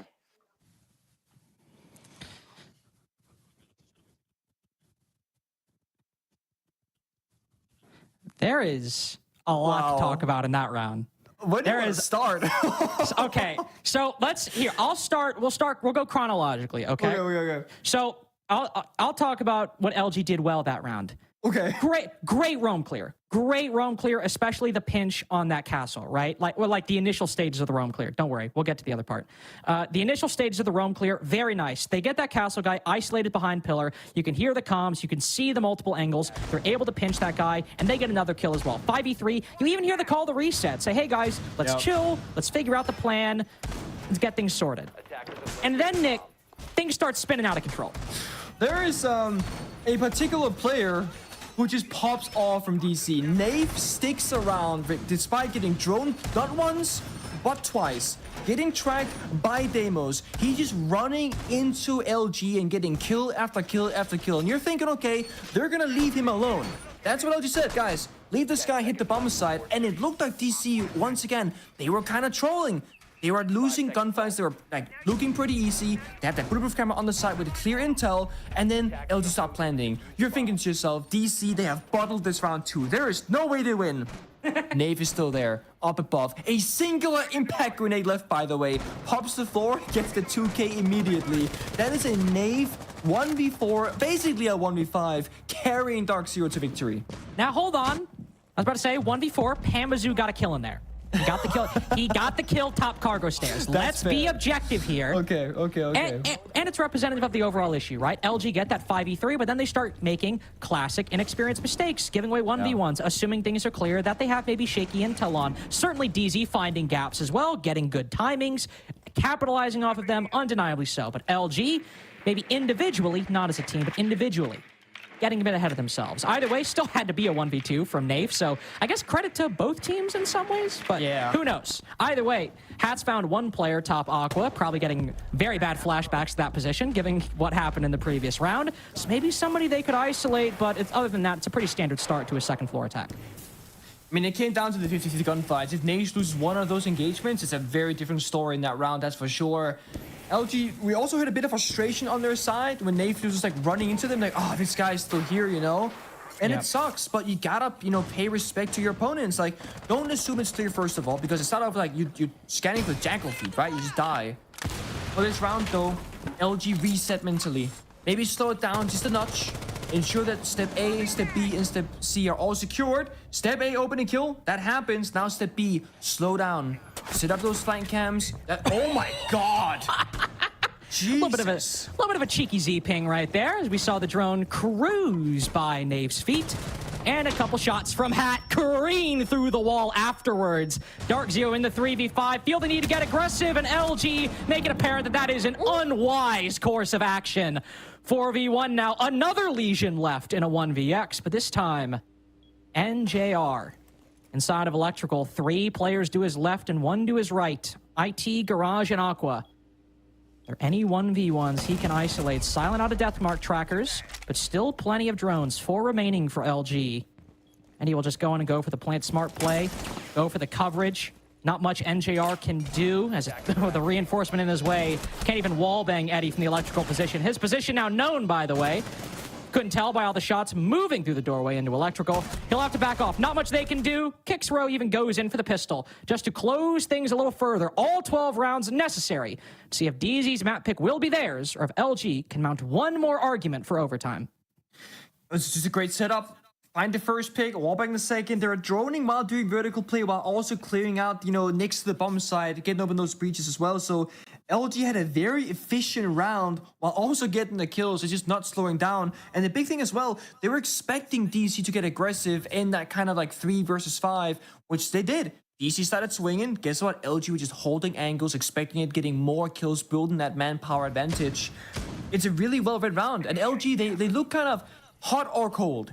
They have rounds where they are in full control, they win more or less flawlessly, twice on defense it happened, and then like last round was more or less a flawless, right? That wasn't like all 5 players alive, but they were pretty much locked in. But then they have rounds where they make basic mistakes, and it's like, okay, how did this happen, boys? So consistency right now being their biggest issue, I think, but if this is DC's map pick, even if DC were to win now on 7-5, that is a good scoreline and a good couple of rounds on your opponent's map pick. Definitely. That, DC is supposed to be one of the best teams, at least in North America, on this map. That's what I'm thinking. That's what, at least, if I were on LG, that's what I'm thinking as well. I mean, you could very well get one more round, especially now that we don't just have a 2v5 win on the attacking side. Now, after round 11, you actually have a solid win on the attack and some solid pieces even in the rounds that you've lost. You could very well push this to overtime. On this middle floor side in particular, there was a potential very good execute for LG with certain pieces missing. They hop in the cargo window. They have control of the vertical, so nobody can take them down from above, but they don't deal with NJR in the back site. If maybe add some more pieces, clear out garage, and then flood in from a different position, you might actually have the diffuser down, maybe have a round win. If they make the proper adjustments, maybe they'll get OT here.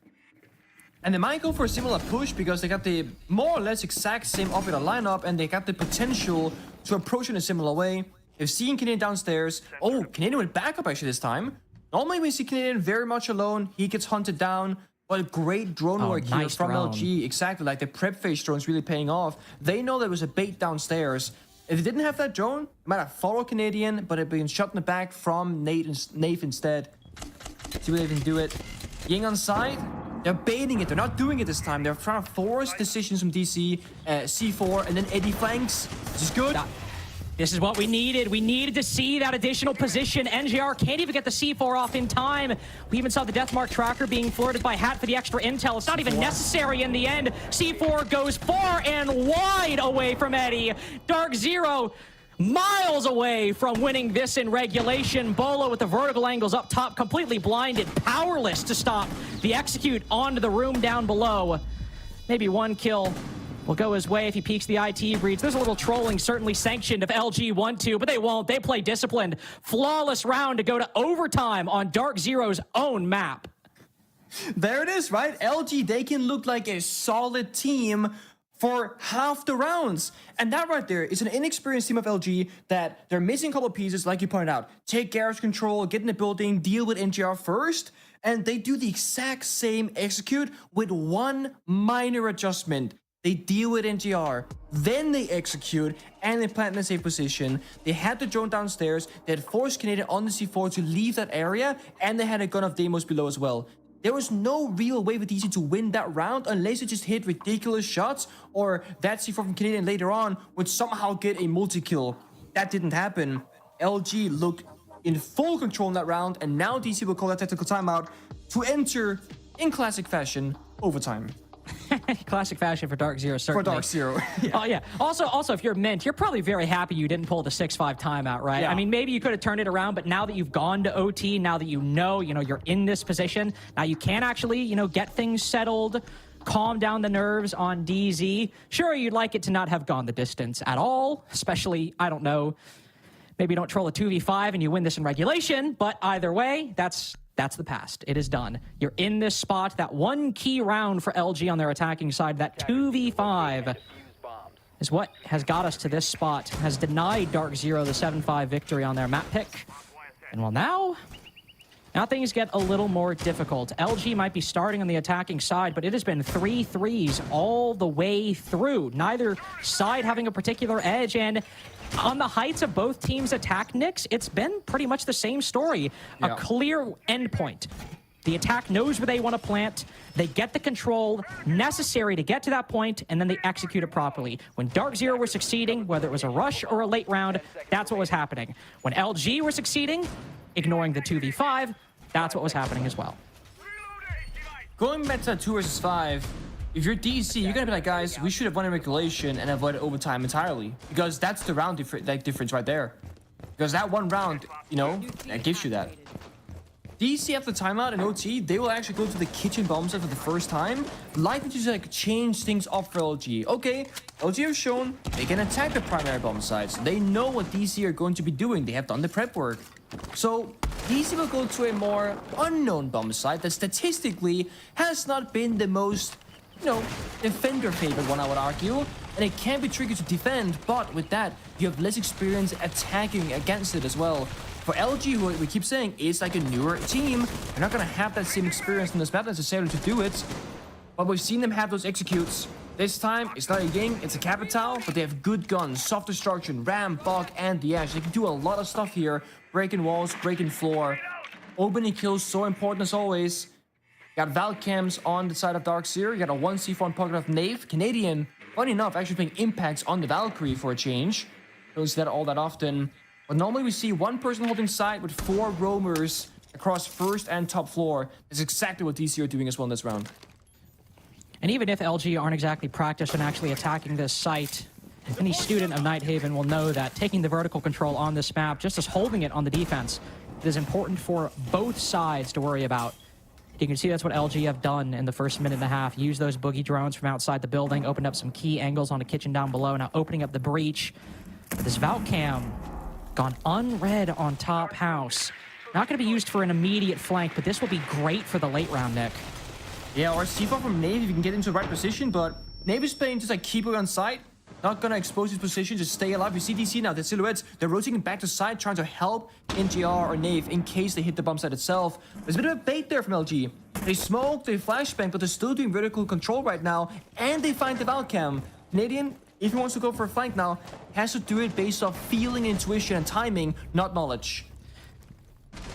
Well, you have time, though. Will the site collapse beforehand? Canadian down in the process, though. So it's just most of these anchors remaining. Eddie spots them, but can't transition to land the shots in time. So that's man advantage for Dark Zero, though a name only with Canadian down on the floor, likely not in a resable position. Never mind, my bad. I did not have enough faith in the camaraderie of Dark Zero. The guns, I certainly believed the whole time. Bolo able to fell Wi-Fi.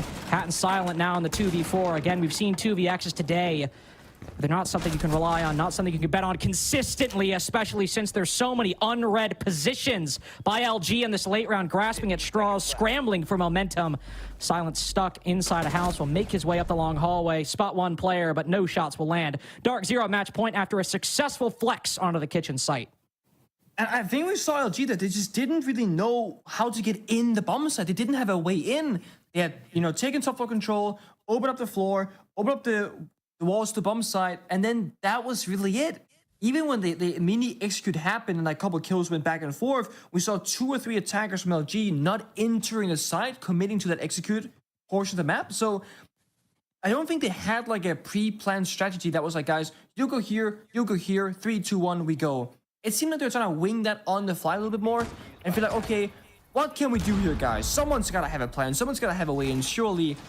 But no, nothing really came into fruition that round. EC going to attack now. I would like to see the chaos. You know, we saw the blitz, we saw the Ying, we've seen them do well on it. I mean, right now, Bolo's hovering glass. I don't think it's gonna stick it, but come on, man, one time. Maybe see the Mav line at the bottom of the wall, smoke it, glass looks through. I mean, it's a pretty well-known play, I feel, but just something. Classic rank strat. Anything? I was about to say, wow, Bolo's taking the thermite. Is NGR getting on? Oh, he's on Maverick. Okay. Oh, he's back. Never mind. I thought we were seeing NJR on the sledge again, but that is a time long gone. I genuinely think that NGR being on like mostly hard support for DC has been a bit of a criminal act. Like, sure, someone's gotta do it, and NGR, it makes sense for him to be that player, but I I want to see like a different universe where NGR was like an entry or second entry for whatever team he would play for, because I think there's some serious potential there for a great player. He's also great in this role, don't get me wrong, but I feel like he has this unleashed ability that he doesn't get to see all that often. Well, if you think NJR on the entry is great, let me tell you, when he's got a blowtorch in hand and we're watching him open a wall for 1.5 minutes. Oh, yeah? It is thrilling gameplay, I will tell you that much. No, NGR is good at what he does, and at least here, not the one to open up that wall. It's actually Bolo on the Thermite to open up the assembly breach. Some Evil Eyes right on the inside to make sure that Dark Zero can't just go in for a plant without their position being known or without forcing them to clear it. This is what we want for Dark Zero, right? First minute in, we got the breach open. This is where we need to see steps 2 and 3 work out. Specifically, how are you going to deal with these roamers or these vertical angles? Can you push them back? Can you take them down? When Dark Zero first attacked this site all the way at the beginning of the game, they were able to push them back by 1:20. Right now, Canadian wide swinging the breach has died from one of the most common vertical angles known to man. What is that? That's a massive like oversight there. Like what? Just wide swing the breach. Should have got bullets die from Wi-Fi upstairs in stock, and it looked like a 4-man direct push there from DC with I think it's Nave droning out. Yeah, droning outside the building. They were not ready to go whatsoever. It wasn't the mirror window, it dealt with the Evil Eye, etc. But again, what are you going to do without clearing out the roamers? DC didn't do the first step there. Yeah, I mean, okay, first step is a breach. Didn't do the second step of clearing out the verticality, and now they gotta pay the price and do it anyway, but doing it 4 versus 5 with over half the round already gone. Over half the round gone, but more importantly, LG are rotating back on their own terms. They're not being pressured. They're not being forced back. LG are deciding of their own accord to move back to the site. And you still have Silent upstairs. Surely DZ have not cleared this. Surely they are not aware of the Legion playing that top floor with 50 seconds left. 4 drones in pocket, and it seems that if they were aware of Wi-Fi's position, Canadian was too disrespectful of it. I highly doubt the intel is entirely there. Dark Zero trying to manifest an Exo take, but kicks row C4's Pambazoo from below. I mean, what the hell are you going to do now? You just have to face check almost. Move down the Exo stairs. One player tucked right around the corner to NJR's left. Eddie, soften up just a little bit. NJR checks it, but he's not ready for the shotgun. Even with full awareness, even with prescient vision, you're not winning that fight with one shotgun right around the corner. 1v5 now from Nath. Great player. Good frag onto Hat. But that spray into the dead body, he is aware of how frustrating a position this is in. Powerless to win round 14 for Dark Zero, as we need all 15. But most importantly, LG have a shot in the next 3 minutes of taking a strong DZ map away from them. Looking at this map in terms of this matchup in terms of predictions before anything happened in the first round, you would think, okay, how is it gonna play out? DC will win their map of Nighthaven. I personally think LG will win Border, and then you gotta play it out on the decider. And that's like a pretty common best of 3 scenario, but if LG can take this upcoming round and win on Nighthaven Labs, that changes everything. And we could see a DC potentially lose out 0-2. So very big round upcoming here for both teams, and in classic Dark Zero fashion, they will take the hardest route to success, play the most amount of rounds, and just have heartbreaking losses and exciting round victories back to back. It's just the story of the team. Doesn't matter if they replace players, if they play one map with the other, if it's LAN or it's online. This is just how DC they get down. Well, and if you're a fan of DC, it's tough sometimes. Well, I mean, I appreciate you getting romantic, but on the note of talking about not the DZ roster, but the DZ org, I want to foreshadow a little bit Dark Zero as the org's performance on Border before we potentially get there. Dark Zero, completely different roster to be fair, but they have played it, I believe, what is that, 8 times in the past year, and they have won it twice.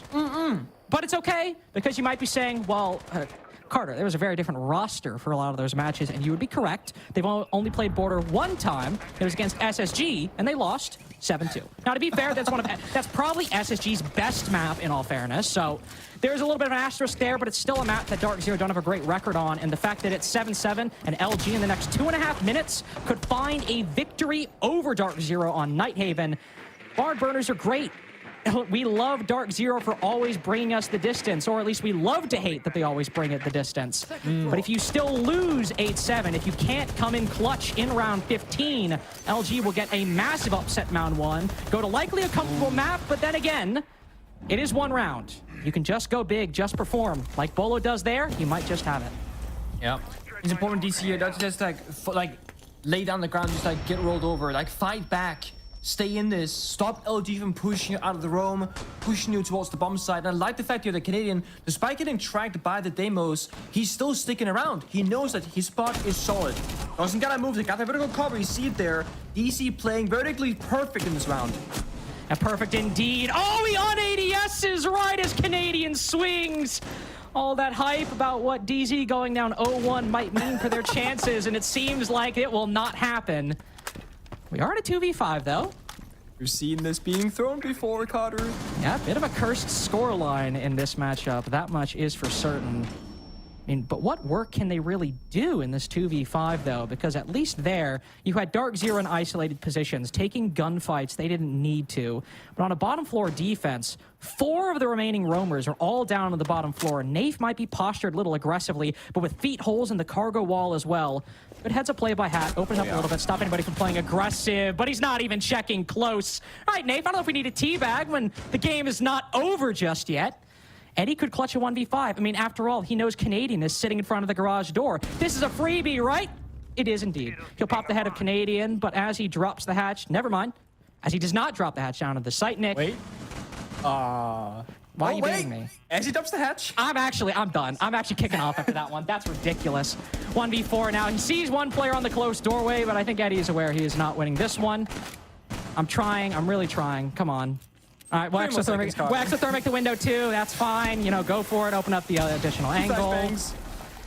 Yeah, he's going to flash from the end of his position too. Oh, yep, there we go. He'll hop through the double window. Nope, he's actually on the hatch. And Dark Zero will win Nighthaven 8-7. And admittedly, while that game might have had a very protracted end, it was anything but on Nighthaven itself. Going the distance, and Nick, I think the big headline here is not DZ's victory. There was a winnable map for LG in there. That is the story right there. Like, sure, classic DC, go overtime, win whatever, but the fact that LG can take them the distance and actually have almost 3 flawless rounds as well, 2 on defense, 1 in attack, that is a really good look from them. And again, it sets up everything for Border, where if that's the performance on DC's map pick, Border could get really, really gnarly for Dark Zero. Yeah, and that's the weird thing, you know, about this matchup is that LG haven't played Nighthaven this stage. Border's been one of their permas this stage as well, so not a lot of footage on LG throughout this matchup. And of course, you could say, oh, they had to let Nighthaven through. It's a best of 3. Dark Zero going to get a good pick. But they go to Border, they surely have to have something cooked up, Nick. You would hope so. I mean, Border is a very chaotic map. You can play Blitz, you can play Ying, do crazy stuff. DC did show us a little bit of that here on Nighthaven. If they can bring that from map 1 to map 2, that could be the way forward for DC in this best of 3. Yeah, well, it might be. We'll see what happens on Border. Of course, we have that map up next, so don't go anywhere. We'll be right back with more Rainbow Six.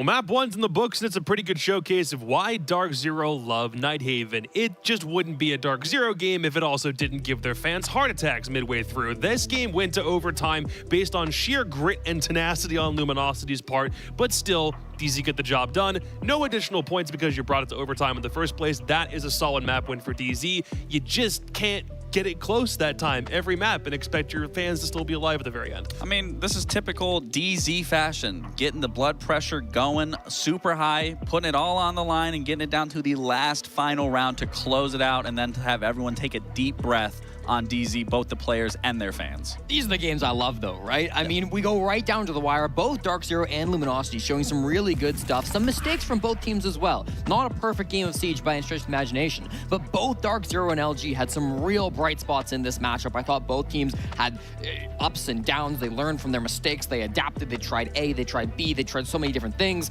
15 rounds on Nighthaven, every single one of them exciting. This was a fantastic game.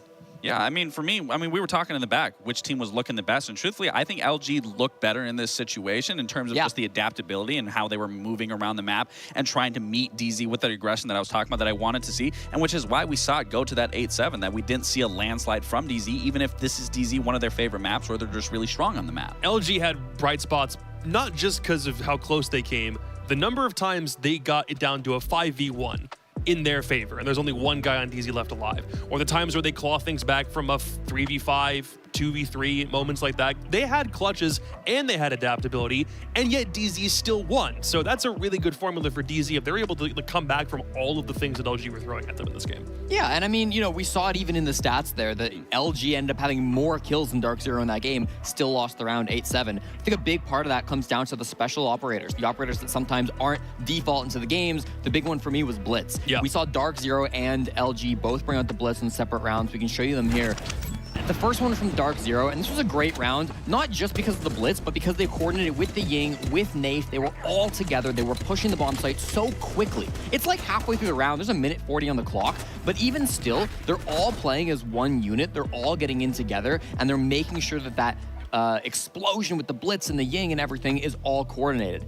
LG, when they brought the Blitz, wasn't quite as in sync with one another. It was a really weird push through top Aqua where they started with a Ram execute, and even when the Ram was going in, the Blitz followed it up, but the Blitz ended up just stalling on the Aqua stairs. He got double teamed as he went down, Yeah, it was a really awkward round, so it's unfortunate that we couldn't see that same success. Again, even though LG had some great rounds, when you saw those really specifics, it felt like they just weren't quite there. Yeah.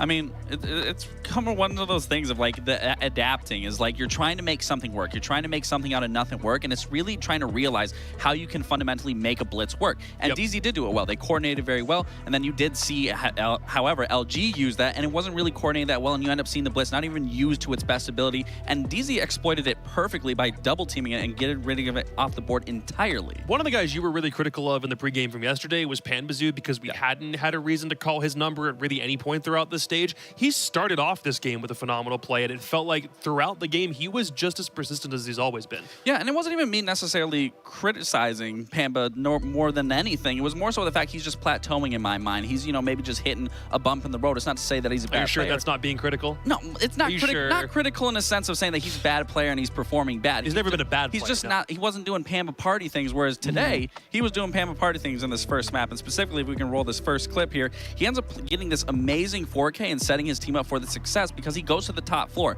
I think LG did a phenomenal job of stalling and waiting out the map entirely, and then they end up pushing together to regain that bottom floor, to regain that site hold, to try to go for this defuse, but Pamba's up top, and he ends up getting a beautiful 4K to shut out that round, and then as you were talking about, throughout the map, he ends up playing Blitz, not playing Blitz, he ends up playing Buck, he ends up going bottom control, he ends up helping DZ just enter the site, get into that site, move people out of those power positions. So Pamba is a pivotal player in this game specifically, and then there was another part, there was a round, I think it was round 7, where specifically, what's happening? You got it. You and Pamba for some reason. Listen, it's all about Pamba for you right now. I just love talking about Pamba. There was a round 7 where he baits a Jackal out for Nath, and it's the Pamba party time. He's not the only guy though. We have to because of the way that Nath played in this game. This was a huge catalyst. It's still overtime, but what do you do in this scenario? Yeah, I mean, for Nafe, this is one of those plays where like one individual can completely take over, and I think it was the indecision from Luminosity in that round that really cost them. Because first of all, like, they go into that round knowing, okay, we lost to the Roamers last time, we lost to Canadian on the roam, we lost to Pamba. Let's roam clear. They bring the Deimos, they bring the Jackal. Great. They're gonna roam clear. Unfortunately, though, they don't end up finding Nafe. He's the one guy who slips past them. He comes through, punishes 2 of them. They eventually say, screw it, we can't worry about this guy, let's go hit site, and then that bites them in the butt. So how many times did we see LG in that really bad, or the good scenario where they were up 5-1, and then suddenly it felt like, I think what they had, how many more kills than DZ did and still lost overall? It was 1 or 2, but it's still the fact that you lost and had more kills. That is very, very rare to happen. Yeah, right. Yeah, definitely in Siege, because it's either you're getting the bomb down and securing it, or you're killing everyone and not needing to get the bomb down. Yeah. But when you look at the board across from both teams, I mean, this was a team effort from each end. It wasn't just one player individually outshining one or the other. It was everyone setting each other up for success, whether someone does walk away with 14 kills like Kicks, or even Nave coming in with 15. Still, like, everyone is very relatively close in terms of success and being on that board. I didn't even realize they were up that high. Like, really good game across the board. That adaptation back on round 12 as well, the fact that they realized the mistake they made in round 9 and were still able to fix things, makes me wonder how much better they're going to be on Border, because we still haven't seen really any of Border in North American play by comparison to your Nighthaven, your Clubhouse, your Skyscraper even at this point. I remember when Skyscraper was not in NA's meta at all. Now Border's not, but it's still being played in this series. Well, I was a little worried in that interview that we were watching of Hat saying DZ doesn't look like they have any faults, that they're like a perfect team. And it made me question of, well, if you want to fight DZ, you have to be aggressive. That's what every team in NA has been doing so far, is they meet DZ with aggression on those defensive halves. And then you saw LG doing that specifically, and then sure enough, we see an 8-7 round. So clearly LG knows what they want to do. They just have to be a little better on some of these rounds and not make those small mistakes. I don't like the Border pick. Because I think when you look at, for LG, because they picked the map. Okay. Because when you look at LG's successful defensive rounds, a lot of them are coming off of both on Clubhouse and the map we just watched. They're coming off of Bandit plays, Kaid plays, Two Brow plays, rounds where they can really slow things down and force Dark Zero to stall out. That's where they looked the best. But when they had to get into those early gunfights, when they were fighting DZ on the roam, when they were getting into those early engagements, Dark Zero were usually winning them on their attack. Border is not a map where you can slow down the attackers. The gunfights are going to start right off the bat, whether you like it or not. So I'm a little bit concerned coming through from Luminosity. I'm sure they have a plan. There must have been a reason they picked this map. But for me, their strong point has always been slowing the game down and playing that utility, and it's very hard to do that on Border. I mean, it's another map they haven't played. We saw that Nighthaven was one of the ones that we talked about yesterday. They didn't put in their arsenal at all when they reforged this team. Border is another one of them, but if they can go 8-7 on Nighthaven, maybe they have something in their back pocket for Border? I mean, I was worried about that Nighthaven specifically, but seeing how they played and seeing how LG adapted specifically, going into Border makes me feel better on the other hand, is because sure, they are starting on attack here, but they didn't look bad on attack even on Nighthaven. So if they can even scrape a 3-3 and switches that defensive half, if they can continue to play that aggressive playstyle that they were showing DZ and stopping them at that foothold and at that front door of getting into any of these power positions, I mean, I think LG can walk away with this map. Yeah, I mean, they could, right? Like, I think this will also be a close one. I'm also keeping an eye on Dark Zero and the operator bans. I know they've banned the same 2 operators for the last 6 months, but given they've had a ton of time to come through, this could be a time where maybe you leave a zombie up. You throw that curveball, which may catch Luminosity off guard. They've clearly made plans with other operators. They clearly don't expect to have a zombie on the board for this one. So if you're a DZ, if you're ever going to let a zombie through, this could be the time to do it. If only because you're on defense first, and just a zombie on Border, especially back when she first came into the pool, was an absolute menace, and she still absolutely is. Security, so good. And this is why I don't think they will want it to go through, is specifically for that reason. CC will be a lot harder. Top East will be a lot harder, and you don't want to give the team, when they switch that defensive half, that advantage, even if you start on it. So I'm going to think Doke and the zombie are still going to be permanently banned. Probably, but I want to see it. I want to see them. Is this the map where LG counterban Pulse to make sure that Troy just doesn't use it? They banned the Solus last game. You can't ban Solus and you can't ban Pulse, so you're not really banning Troy out one way or the other. He's getting that information no matter what. We'll figure out where plan is going down, for sure. Well, Border's coming up next. This one should be a doozy, just because how many times have we seen Border in North American play? It's very, very little, and Penguin Links are going to take us through it. I want to see if they ban Doke and Azami. I don't care, man. I just want to, surely, Nick, if there was ever a time to change where Azami can literally change the way you play CCTV, just help you so much on the defense. Maybe they'll break with a trend, maybe just a little bit. this will be the moment. I think Jesse's spot on. Catch your opponent by surprise. You're playing a map that is not ideal, that is not going to be a great look necessarily. Don't play default DC stuff. Play, hey, we're DC, but we can do other stuff as well. I think they should go for it. We'll see. I hope so. I mean, personally, I always love just watching an Azami. It's like throw Kibas up and just like, all right, let's see how long I can survive here. And sometimes it can throw attacking teams for a loop if that Azami is skilled enough. Then again, if DZ have banned Azami so consistently, I feel like it's one of those questions of like, well, do they practice with Azami all that often? Is it even comfortable for them at this point? Who knows exactly? But either way, on Border, the thing that is on all of our minds is LG have banned this consistently, have barely played it. It's their map pick. DZ played it once at SI, lost it dominantly, but this or Canadians teams as a whole don't like Border. Whose territory is this comfortable for? I mean, you gotta think LG, right? Because what teams often will do is that you ban a map throughout the entire, group stage of either a major, a tournament, or just like domestic play, and then like you bring it out when it matters the most, in like the grand finals, or for an important qualification match, or here in the playoffs. So surely they've been practicing it in the shadows, and now they're gonna bring it out. I think LG, they do have that advantage for sure. Their secret strat they've been hiding is they're gonna put Hat in the depths of Border with Boss G ACOG, by the way. He's just sitting, lurking beneath a desk in workshop, just sitting there prone. That's the strat they've been hiding the whole time, by the way. I've leaked the scrims. You've literally leaked it right before we get into round one. That's yeah, crazy. exactly. Well, see, I was considering, well, should I like slide it in round and be like, I think a smart play might be LG run Boss G ACOG on Vigil on Border. But I thought, I'm a man of the people, right? I gotta lay my cards out up front. I did not intend for this bit to go on this long. Did not intend for... No! Oh, no. DC this time with Dokkaebi. You're kidding me. It's literally the last ban to see if they ban Azami. That is ridiculous. Anyway, Dokkaebi starting out from Dark Zero, so not changing anything up early on. Ying, very sensible ban from LG, I think, Nick. No, I think so too. Now, LG start an attack. We could make the argument that they could ban the Asami, but given the usual course of... That would be... Okay, there we go. Intel, so not the Pulse, not the Souls, Valkyrie instead. I don't dislike it, but here we go. The big moment of truth for DC.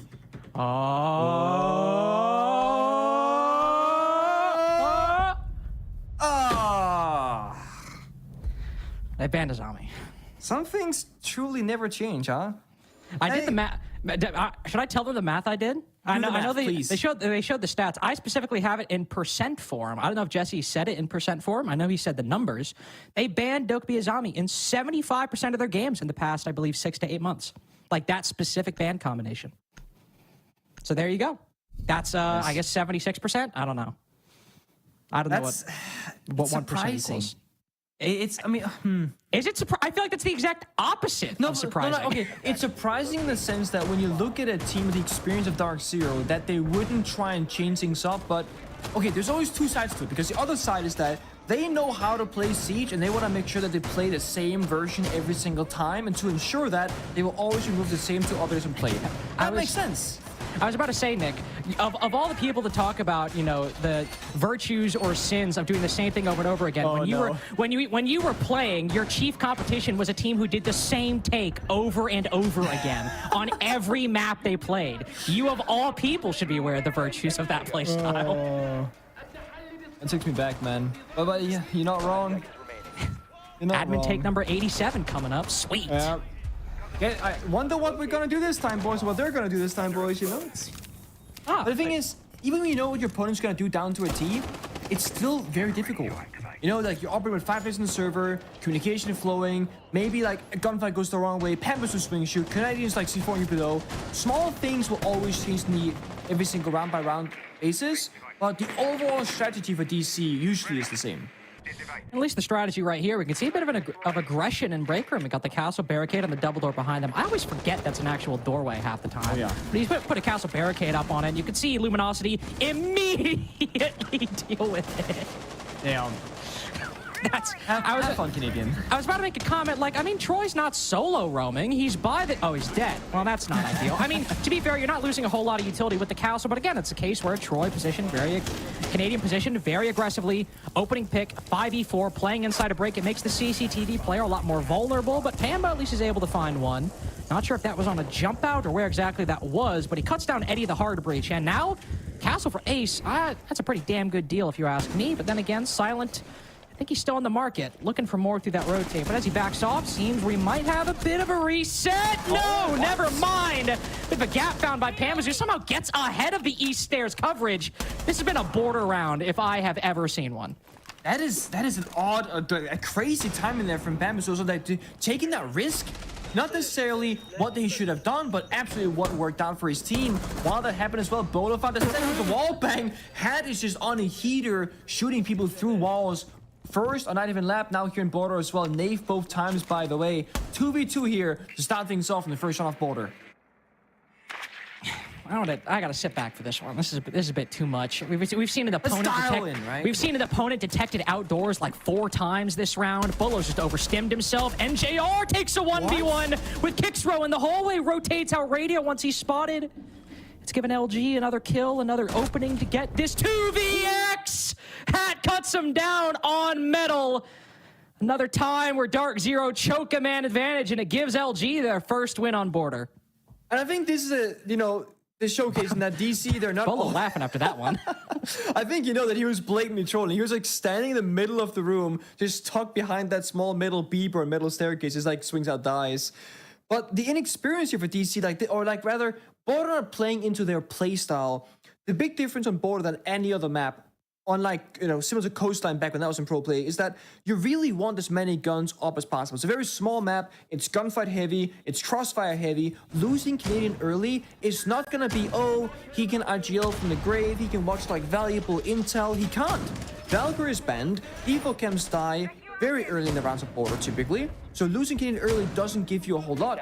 Also strategically, there's not a whole lot you can do there holding through your teammates. It's like, guys, I guess hold the crossfires, right? But it's up to the players to hit the shots and get those timings pretty good together when they go for those swings.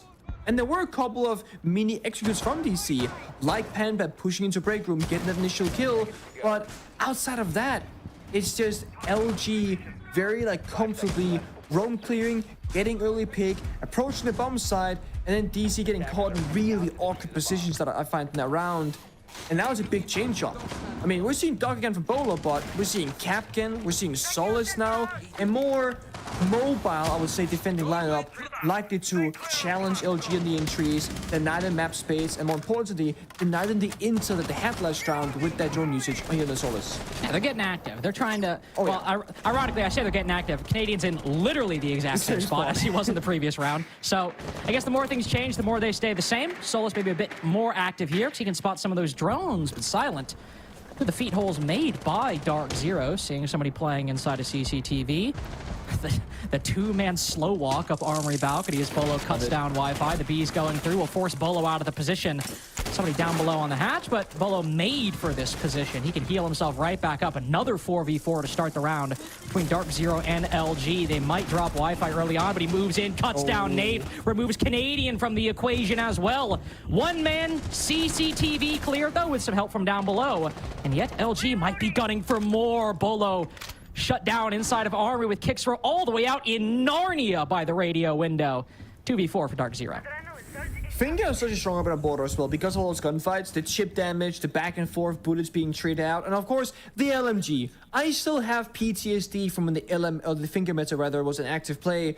The hearing Silent right now, just tearing it apart, getting those initial entries, is doing that same thing to me right now. Hamba's looking for a flank, but they're outside. They're not inside CCTV, but look at that. There's a gap. It's a blind spot. No, he gets what? He's just stolen it. He's walked back inside. Silent tries to go for the trade, and Pamazu cuts him down. Talking about the LMG meta, the Finca LMG minister right there, Mr. Zhao himself, bringing it back to the 2v4, the 2v2, I should say. It was Hat in this exact same spot to help bring it back for LG in round one, what we just saw. But now Kixro got to recover the diffuser. No drones remaining between either of these players. So the flashbangs from Hat may be the only thing to get an advantage on some of these players, but Pamazu's found another gap. The shots go through the window. The EDD's down one, and the bullets deal with the other. Nice little 2v4, though, with no small part played by Pamazu right there. 3K for him to get DZ on the board. I mean, Panda has such a good read in the first 2 rounds because he did the same thing in the first one. Just walked into break room, sure, only got 1 kill there, then died to East stairs, but still, Panda really has it dialed in where exactly LG they're playing from and the timings and the gaps to be found. And it's impressive because, yeah, while Solus was, you know, an operator in that round, it's not like that was the Solus player being like, oh, I know the cam saw, I can definitely find this gap. No. And it's just Fenrir doing Fenrir things, crouch walk on the map with excellent timing. And also just getting a read that there was a second player inside the security itself after walking out the break room door to take on the player on East stairs. It's a really good read. But DC, they do seem dependent on individual performances, which to be fair, it's Border. If there was a map where your star players, they come to shine, this would be the map. Bolo and Dark holding security, that's pretty iconic, right? If you've ever seen like a Bolo YouTube video when he plays Border, it's always Doc back in the day in security, running out the door swinging, pixel angle onto break room door. I love seeing this. I love that the ACOG meta is back on like those iconic operators, Ash Offer C, Box C8, all that good stuff. And Border is a map where we can really get to see those operators being played because they're very strong for once. And also, I mean, if you want anybody on Dark Zero, if you would expect anybody from DZ to show up on board, it'd be Pamazoo, right? I mean, this is the guy, the most aggressive, with the most highlight plays. I mean, there's a reason people have coined the phrase Pamba party time, right? At least for me, in my mind, it's more kind of like him blitzing in on the attack on like Nook or Ying or something like that. But he can still get very aggressive on the defense, still take a lot of these fights. And if I'm betting money on anybody from DZ, I mean, maybe I take Bolo for the hype, but I definitely take Pamazoo for the recent consistency over the past year. Maybe with a dip in performance, as Gabe touched on the desk, but the potential, the ceiling is still very much there. And the past 2 rounds, finding the gaps, bringing things back, he's looked quite good so far. But 40 seconds in now, Bolo taking a little bit of damage. One of the other players we'd expect to show up on Border. Thankfully, nobody actually taken down in the first minute, but on Border, Nick, that could change in an instant. Yeah, it really can. And there's no Doc this time either, so any bit of chip damage you take throughout this round was... Oh my... He's down. He's so good. He is so damn good. Look at that. Casually swings, get the 2K. Okay, it's a trade, but still, now Canadian swings. Why? When you get that lead for DC, that's when disciplines would like get enabled. Hold the crossfires, play together. Canadian doesn't have to get aggressive there.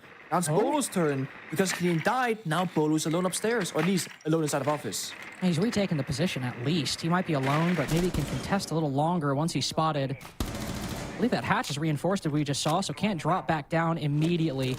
And could just play his life here. No utility in pocket to worry about. He's still got Nafe on the top floor, though, Nick, so still some roamers to clear. GRC4 below. I think it's a bait angle. Bolo's that middle link. 2 supportive characters from DC. C4 goes out, doesn't hit the mark. LG with a good read. They knew that was happening, but again, they find the picks. DC, they're exposing their 1v1s right now. I mean, this is just ridiculous. What is the pacing of these rounds? We keep thinking, okay, some team's going to reset. The defense is going to fall back. Okay, they're actually getting aggressive. They're peeking when they don't need to. Now the attack's in a disadvantage, but okay. Kixer is able to bring it back with a 3K. Hat rotates around and finds Nafe, who's been in Armory for like 8 billion years. Now NJR on this vertical angle could find another. But oh no, he slips across another one. A conga line on the top floor, and somehow they all... move away right as NGR wants to peek. Another opportunity that sails him by. But again, 35 seconds left. NJR is worth his weight in gold the longer he can stay alive. He cuts down Kixro. No C4. So this has to be by gunplay. A very long angle to try to deny this hop in. There's nobody above him to deal with. We know where both of these attackers are. One out main door, one out vent. That one's not long for this world. Vintage NJR, not if Hat has anything to say about it. Absolute cinema from him on Beast Coast so far. Huge hero plays from DZ, but man, they are starting to sell some of these rounds. They are, and I gotta say, like, if there was a player that I expected to, like, play that quote-unquote smart, it's NGR. He finds the first 2 kills in the 1v3. I was expecting to, like, crouch behind the table, just bait in that final attacker, because, like, LG can't plant in the 1v1. Like, ventilation bomb site, it's completely open up on the soft wall, and there's no coverage. So... NGR should know they gotta go for kills. There's 16 seconds left. You got SMG11 in hand. You can't necessarily fight those long gunfights with consistency. And while they found the first one tap, didn't find the second one. But it shouldn't come down to NGR basically almost winning a 1 versus 3. Because that fell apart way earlier for Dark Zero. NGR was not at fault. I want to talk about Canadian swinging. That was like the beginning of the end, if you will. where, okay, Panda makes a play. They have to risk the top floor. Canadian swing solo. He dies. We didn't see exactly how Bolo died later on, but similar story. He was playing stuff Archives, died alone. Then Nave had to fall back. Instead of dropping down the hatch towards the bomb site, they're flank into security for a second attempt of a gunfight, but then he also died. That's how NGR was left last person alive downstairs. EC certainly had the option to fall back. They chose not to. And again, if you want to fight it out, you absolutely can. But I feel like for DC's playstyle, this just shows Order is not stylistically their map in terms of how they play it out. I mean, to be fair, if we all want to be objective, I don't know if you could entirely say it looks like LG so far. I think it looks very just haphazard from both teams, gaining and losing advantages as quickly as they establish a position in the round. DZ, 4v5, Pambazoo double kill, 4v3. Kixro triple kill, 3v1. This round, this game has almost entirely been defined by who's winning the fights, who's getting it on the swing, but more specifically, who is popping off. And in this case, it's just been LG doing it a little more consistently. Pambazoo somehow on 1 HP from the same position as last round. Gets the kill on Kixro, and with Bolo sticking Doc so consistently with one singular stim, puts Pambazoo back to full. Silent retaking the position. Even if he doesn't find a kill here, at least he knows Pambazoo can't reaggress without walking into his crosshair. My bad, my friend. I forgot about the radio window, and it's clear Silent did as well. Hat's certainly now aware of Bolo's presence. No. Pambazoo can't be stopped. One more on East. Make it 0. Flawless round for Dark Zero. I know who the MVP of Dark Zero's defenses is. This is ridiculous. Like, this is not a team that's playing Border. It is a one-man army. And how did you do it on the same door 2 rounds in a row? And not only that, but it's the first kill on door and goes, you know what? I got one more trick up my sleeve. I'm going to jump out the window. And then I'm going to go back to the door and just get kill after kill after kill. That, by the way, was a customs defense, if I wasn't mistaken. So, they play... I think it was. I didn't see the bomb site at any point, but I saw the outlines, yeah? So, like, it was they play customs bomb site, which is, like, never happens. And it's really hard to defend. But if you do it like that, just getting all the kills, I mean, that is the most secure way to win a defense round. Because if there's no enemies left, you literally just win the round. 11-2 for Pambazoo. And I don't even think that these rounds will be the problem for the LG. It's about the rounds to come. When a player like Pambazoo is getting so much confidence to ego challenge every single gunfight and win, I am actually worried about LG when Pamba goes on the attacking side. Because that's when the entries become even more valuable because you get that map space as well. On defense, so you go? No, I was going to say, quick note, I just noted, I think Pambazoo has at least 2 kills a round, by the way, talking about somebody popping off. Like, he's got at least 2 kills every single round so far. And that's a very valuable stat because it's not just him getting an ace one round, that's half his kills. No, he is consistently every single round finding value. And you got Navy Canadian, they're 0-3. We haven't even really noticed or talked about it because it hasn't been an issue directly because Pambazoo has gotten the kills for them, if you will. Navy looking to get aggressive. Maybe not jump out the window, but certainly holding potential walk up. Oh, wait a second. He is calculating the angle. Is it worth it? He's got the calculator out. It's like, is this like, you know, risk assessment? Is it worth the risk reward? I don't know. He jumps out. Oh, he's back in. It's fine. Kixro was on camera, thankfully for Nave. He stays alive. We see Eddie on the Monty now. Maybe he's trying to slow down the pace. Monty and the Brava. Different approach here for LG, but it also sets up a potential archive store plan, which we have seen so many times before, especially in ranked play. And there's no Canadian on a C4 downstairs to stop it, but there is Nave and NGR, 1 C4 and pocket each. Canadian falls early. I gotta say, seeing Pambazoo on the east side of the map, I'm starting to shake a little bit. The work he's been able to do over here is certainly concerning. At least we have a Monty to keep him contained, maybe. I think he just hopped out a window, so we're trying to certainly regain that momentum. I think Silent is slithering across the courtyard balcony at the moment. Prone on Finko will spot the mute playing inside of CCTV. Again, the game has been defined by the gunfight so far, and I didn't even mean to time it that well. Nafe is able to get aggressive and cut down Hat in the process. But it's all solo from LG right now. Hat pushing his own angle. They are trying to coordinate on this position. They are trying to clear out break, but they aren't finding anything. They're taking free control with NGR not actually contesting it that heavily throughout the round. Bolo seemingly still over there. Now this Monty providing a lot of problems in from the radio window. Finally, Pan Bazoo is shut down on this angle. Now LG should surely reset for the execute. No one helped Panda either. Like, he's completely on his lonesome, fighting the Monty, fighting two guns, etc. So DC kind of selling, at the very least, letting Panda be on that island all alone. Now there's 50 seconds left. They have to go for swings. They gotta find those picks. Bolo finds one, and Jared doesn't. Not the second for Dark Zero. Kicks are able to gain the momentum. Monty ADS with the shield unextended, trying his best to cut down the dock, and will do so successfully. We'll soften up Nafe a little bit. He'll drop down below. He's got one C4. One opportunity to get a kill before he has to rotate to the top floor. Only 20 seconds left, though. What intel is available for Dark Zero on this site? Is there a bulletproof? Nothing. Can he play off the sound? But right beneath, he hears the Monty unshield. He's got the lineup. It goes out. It's shot midair. Wi-Fi with the round-saving spray as Nate forced to rotate through beepers. And Kixrow cuts him down as he ascends the staircase.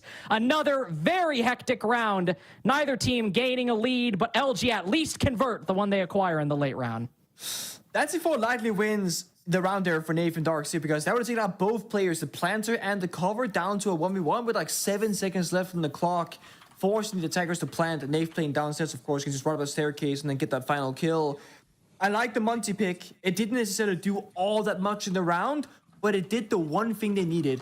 Find Panba, isolate Panba, take down Panba. Monty there, of course, got the kills with Bolo inside security, but that's not the raid buzz that you worry about all that much. And it almost looked like for a brief moment that the attack from LG was designed in a way. Figure out where Pamba's playing. Okay, he's office, of course. We're gonna go security break room. We're not gonna deal with Pamba's, right? But then they changed mid-round and said, you know what? He's alone. Nobody's helping Panda because all the guns are faced towards security. So LG kind of baited the setup because the Monty was alone for the majority of the round. Panda knew that. But then they rotate the guns. Monty's no longer alone. They get that pick. They work from there. DC looking to get this round, get that 3-3 half. This could very well be the same play out as Night Haven Lab, where it's one round back and forth all the way to overtime, because that's exactly what happened in that previous map. Oh, if you're DZ, you're hoping it's not that close. You do not want the road all the way to overtime. But they win in overtime, Carter. It's fine, right? They just don't always win in overtime. I mean, like, they go there consistently, but like, talk about Night Haven, they lost an OT game to FaZe in Atlanta. Yeah, I got that off the top of my head. I remember. I was there. Okay. I will make a counter argument. Do you think LG is FaZe time? I think LG are a good team, but when you've got the Galati Bugatti in the lobby, anything is possible. Okay, that is all I am saying. Anyway. Oh man. No, I do not think LG are FaZe clan, but I do think that they are in the lead, up 3-2. That's a very easy thought to come to, given the score on the game. Silent consistently trying to crouch walk around this break room area. Long angle held by Wi-Fi. Galati himself. Oh. Good night. Talk about vintage NJR earlier in the 1vx. That is 2019 Bolo with the Doc A call, getting a clean double kill from inside of CCTV. Probably making the most impact we've seen from that position. Canadian on the board, everyone. Alarm bells are ringing. His break room position not dealt with. And now finally able to get a kill. Only one gun actually up for LG, as Eddie will likely be full shielded for a good portion of this late round. And by the way, in case you were curious, it's Teller's bathroom. Yeah, I mean, the bomb set hasn't mattered for pretty much any round so far. The entire round plays out on the roam, clear on the killing spree upstairs. You gotta wonder for Eddie and LG, why not just take a Monty in security and deal with Bolo on the dock? He finds Panda, now he finds Nave. It's the melee angle, Medi. Come on. Yes, there it is.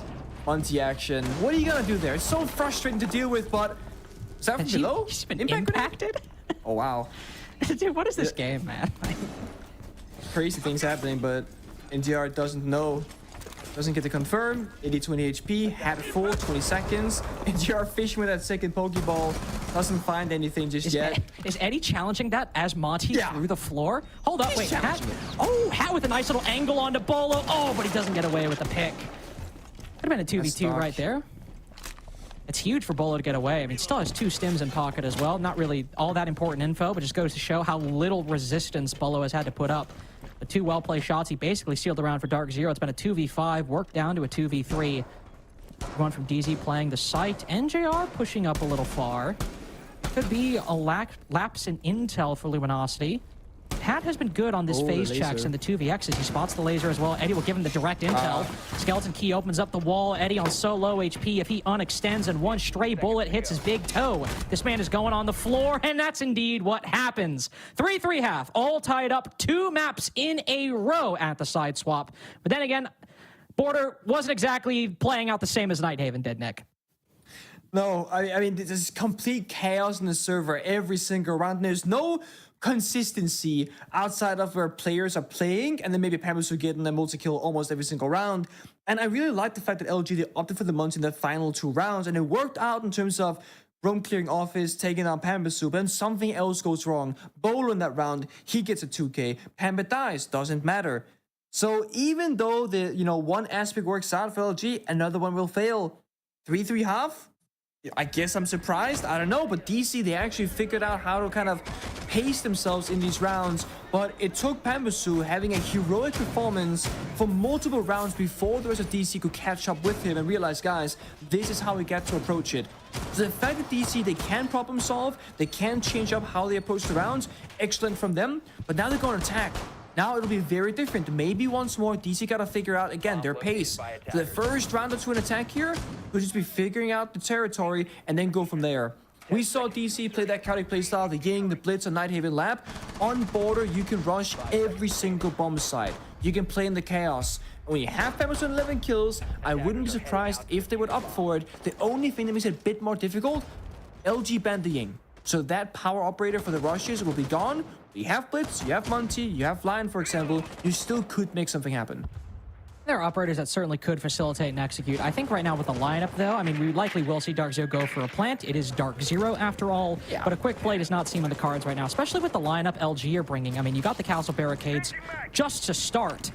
Then you also have the Electric Claws to deny the breaches, the Evil Eyes for intel inside of the site, the F-Knots to make it more difficult for Dark Zero just to walk through doorways and maybe try to speed up a take that's going awry if an F-Knot has gone uncleared. There's a lot of different pieces or categories that LG are bringing on this defense that can apply very readily to any conceivable number of permutations that Dark Zero's attack could take. At least right now, we got 2 people outside vent, 2 people outside CCTV. Seems Armory has to be the focus, surely, given that positioning, especially with the buck going down below. Try and open up, I believe, or find that Electric Claw on the Armory wall. Dark Zero, maybe they can rotate later on, but the goal right now is to try and get a plant down inside of Armory. Beast coming out pretty early, see when the Lion scan and they kept on fire, but what are they gonna do with this? Bolo dies or gets injured rather early on. So all this util, they gotta act upon this, right? Nave in the window maybe? I don't know. I mean, sure. There it is. Yep, they'll just repel even with Bolo down. They've taken down the guy inside, but there's still the angle held by Wi-Fi inside of Archives. The flashbangs meant to deal with that very position, but either Nafe a little ahead or NJR a little behind, or maybe just a natural gap in the throws either way. Wi-Fi on a split-second timing, able to cut down Nafe and put Diffuser inside of Armory in the clutches of the defense. Kixrow still inside of CCTV, but a big kill from NJR. To make this a 4v3, to make this a 4v2, surely some over-peaking and a little bit of trolling for LG right there. As from vent window, he's brought this round back from the brink. He's brought it to a 4v2, a very convertible man advantage. With Diffuser still inside, Silent drops down. Some attackers down below, one outside main door. There's intel, or at least the reaction from Canadian.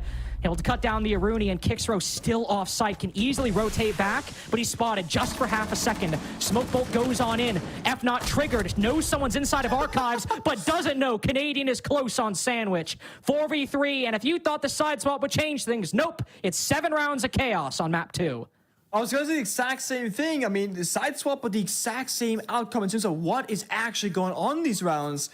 I actually think DC had a very sound strategy. It was just, as you pointed out, that missed time with the flashbangs on the Archives balcony to enable Nave to get in the bombs to actually plant. If that had happened, that should be a free plant. They have post plant outside building from Armory. They have Archives window. They can go back on Sandwich Repel. They have it completely locked down. But one small thing went the wrong way, and you looked there for a moment there, that DC couldn't find a way back into that round until NGR found the 2K. And I do believe that you're correct. That 2K had to be over swinging from LG. They're likely trying to 2 versus 1 NGR, isolate that player to enable the movement on the side by taking down the bomb site cutter. and then they could go for a play afterwards. The 50-50s, they're favoring Dark Zero, and they had, I think, a pretty solid strategy thought out ahead of time, because that was a strategy. They saw the bomb site, they said, we're gonna go for this plant, guys, pick your operators, and everybody went into their exact spots that they need to be in. That was it.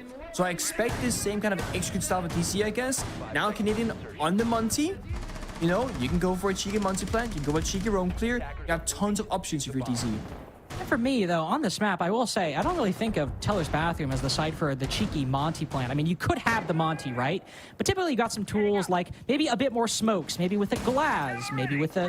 Obviously, we have the Grim, but usually just hopping in the window and overall a pretty normal setup. It's not at least how I think kind of those plants on Teller's Bathroom go down. And, well, Canadian is starting on the opposite side of the map, so it might actually be a little bit more of a full clear from Dark Zero. The Monty plant still could be very much in the cards. I mean... Right now, actually, what were those X-Kairos actually detonating? Do you see? They just got tapped, I think, by Eddie through the wall. We're trying to open up Customs angle, I think, from Passport door. Ah, gotcha. A bit of roam pressure there. Right, I think with these spawns, with the setup, it's like a bit like Canadian, DC, take top floor office, walk down east, breach the wall to the bottom side, or walk in and plant with the Monty baby. Courtyard. Yeah, exactly. Canadian, I like this approach. And roam clear security very effectively with the Monty. Just walk in, yeah. They fall off 90, they reinforce rather. Fountain wall, and in 60 seconds they've gotten half of top floor in control. Basically have armory, they have security, and again, really good pace for DC. And you know what's nice about this round? Like, I actually feel like I know what's going on. Like, I know what's going to happen. Like Canadian walks over to security. Sure, that impact grenade, little surprising for both me and Nave, but he lives. It's still a 5v5, and they know Eddie's down below as well. But the pacing makes sense from both teams. Canadian pushes CCTV, response, fall back and reinforce. Dark Zero push further, response, fall back from LG. Now, to be fair, with half the round to go, there is a very drastic fallback. I always say these things. I always make these bold claims. And what do I find? Hat sitting behind a computer monitor decimates Bolo inside of Armory. Pamazoo just with 1 kill. So it shortened the lead a little bit for LG, but it's still the 4v2, still them in control of this round. 2 Frost Mats below radio window, and Canadian, a lot of bullets in his back. His Hat's still alive on the top floor, but NJR, another double kill, 2 rounds in a row to bring seemingly a losing position for Dark Zero back into the realm of possibility. I don't understand these rounds, I don't, but if you're Canadian, you're happy, right? You got an extendable shield, walk around the place, get some intel, yellow ping information as well. Now, if only that wall was opened up, and the wall was the wrong way. Eddie gets the kill. Canadian 1v1. Come on. Not happening. Not happening. Not at all. I literally complimented that round, Nick. I was like, oh, I could tell what's going on. The pacing makes sense. Oh, 8 kills have happened in the span of 5 seconds. Hat's been unread behind a Windows 95 PC. Well, there goes that round again. So 8 rounds now in a row. But there, it is at least decently obvious what happened, right? DZ clear, almost everything they want, but one component, Hat, unread inside of archives. I mean, it is that simple. And then there's chaos afterwards. The bomb side has been pretty much irrelevant for every round but one. DC's first attacker round, we saw the bomb site. We saw where it was happening. We saw a plant go down. I feel bad from anybody from Beast Coast trying to like prep this game and they're trying to rewind. Like, what the hell site was that? What strat was this for?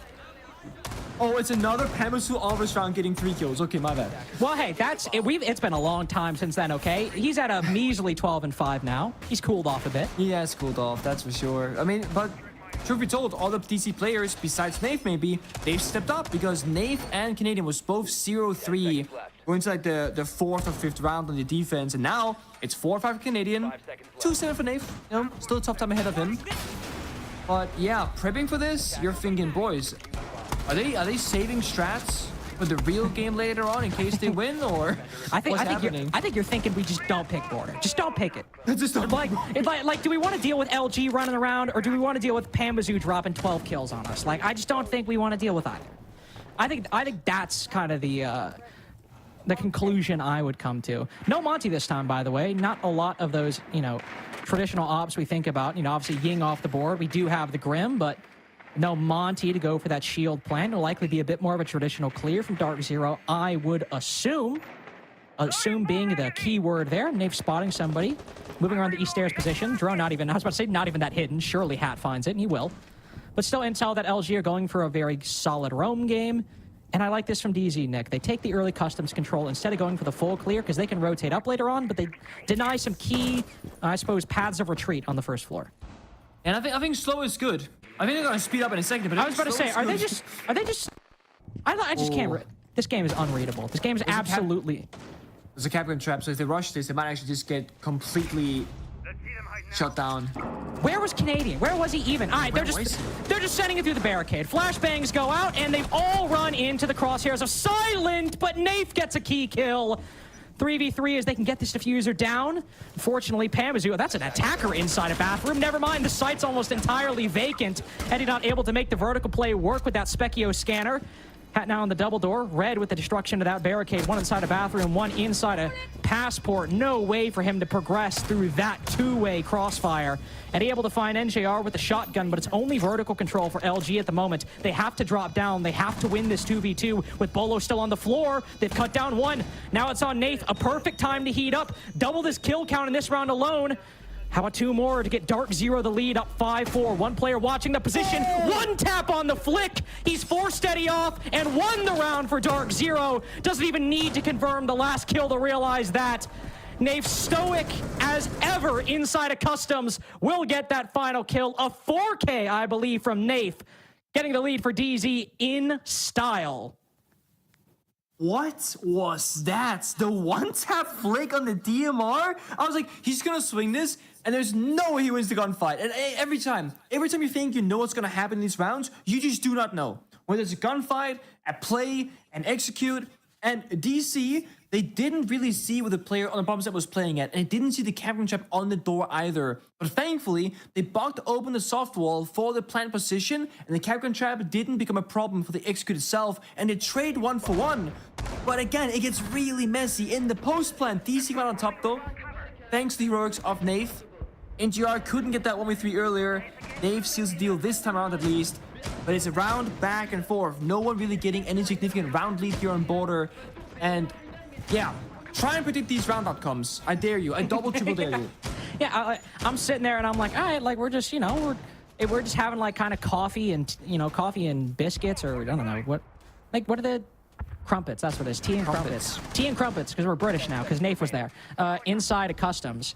They were sitting there and they're like, all right, execute time. They sprint through the barricade, and clearly the read was that there was nobody on the site. Dark Zero very smart there, but at the same time, if Nafe doesn't get that kill on the entry, it could be a very different round. But ultimately, Dark Zero the ones up 1-0, right? Dark Zero have won the first map. This can be a hectic game. This can be another 7-7 or 8-7 barn burner. But with Dark Zero in the lead, they just need to get enough of these chaotic rounds to come out on top in enough of these dog piles on the site, or off the site for that matter. And they can still win this 2-0, even if LG make a compelling argument. I still don't know where Canadian died last round, by the way. I have no idea. I can't even think about that, man. I just gotta like restrict my focus to figure out what's going on in half these rounds. Oh, I know. LG holding security as they have, or as they have to rather. Silent the Sami DMR inside our break room. A great gun for those long engagements. I like that DC are playing relatively slow early on, forcing movement there, kicks. Kicks swinging out. He dies. Again, I don't know where. Break door, perhaps. So there's almost 90. I'm not entirely sure. But again, too much movement from defense. They get caught in these default angles. Big surprise to me. A big surprise from LG. Big surprise from DZ. It feels like all these rounds just put together on the fly. I mean, clearly, pre-planned stuff, but so many adjustments, so many changes, long angles, close angles, quick swings, 5v3 for Dark Zero. That much is at least certain.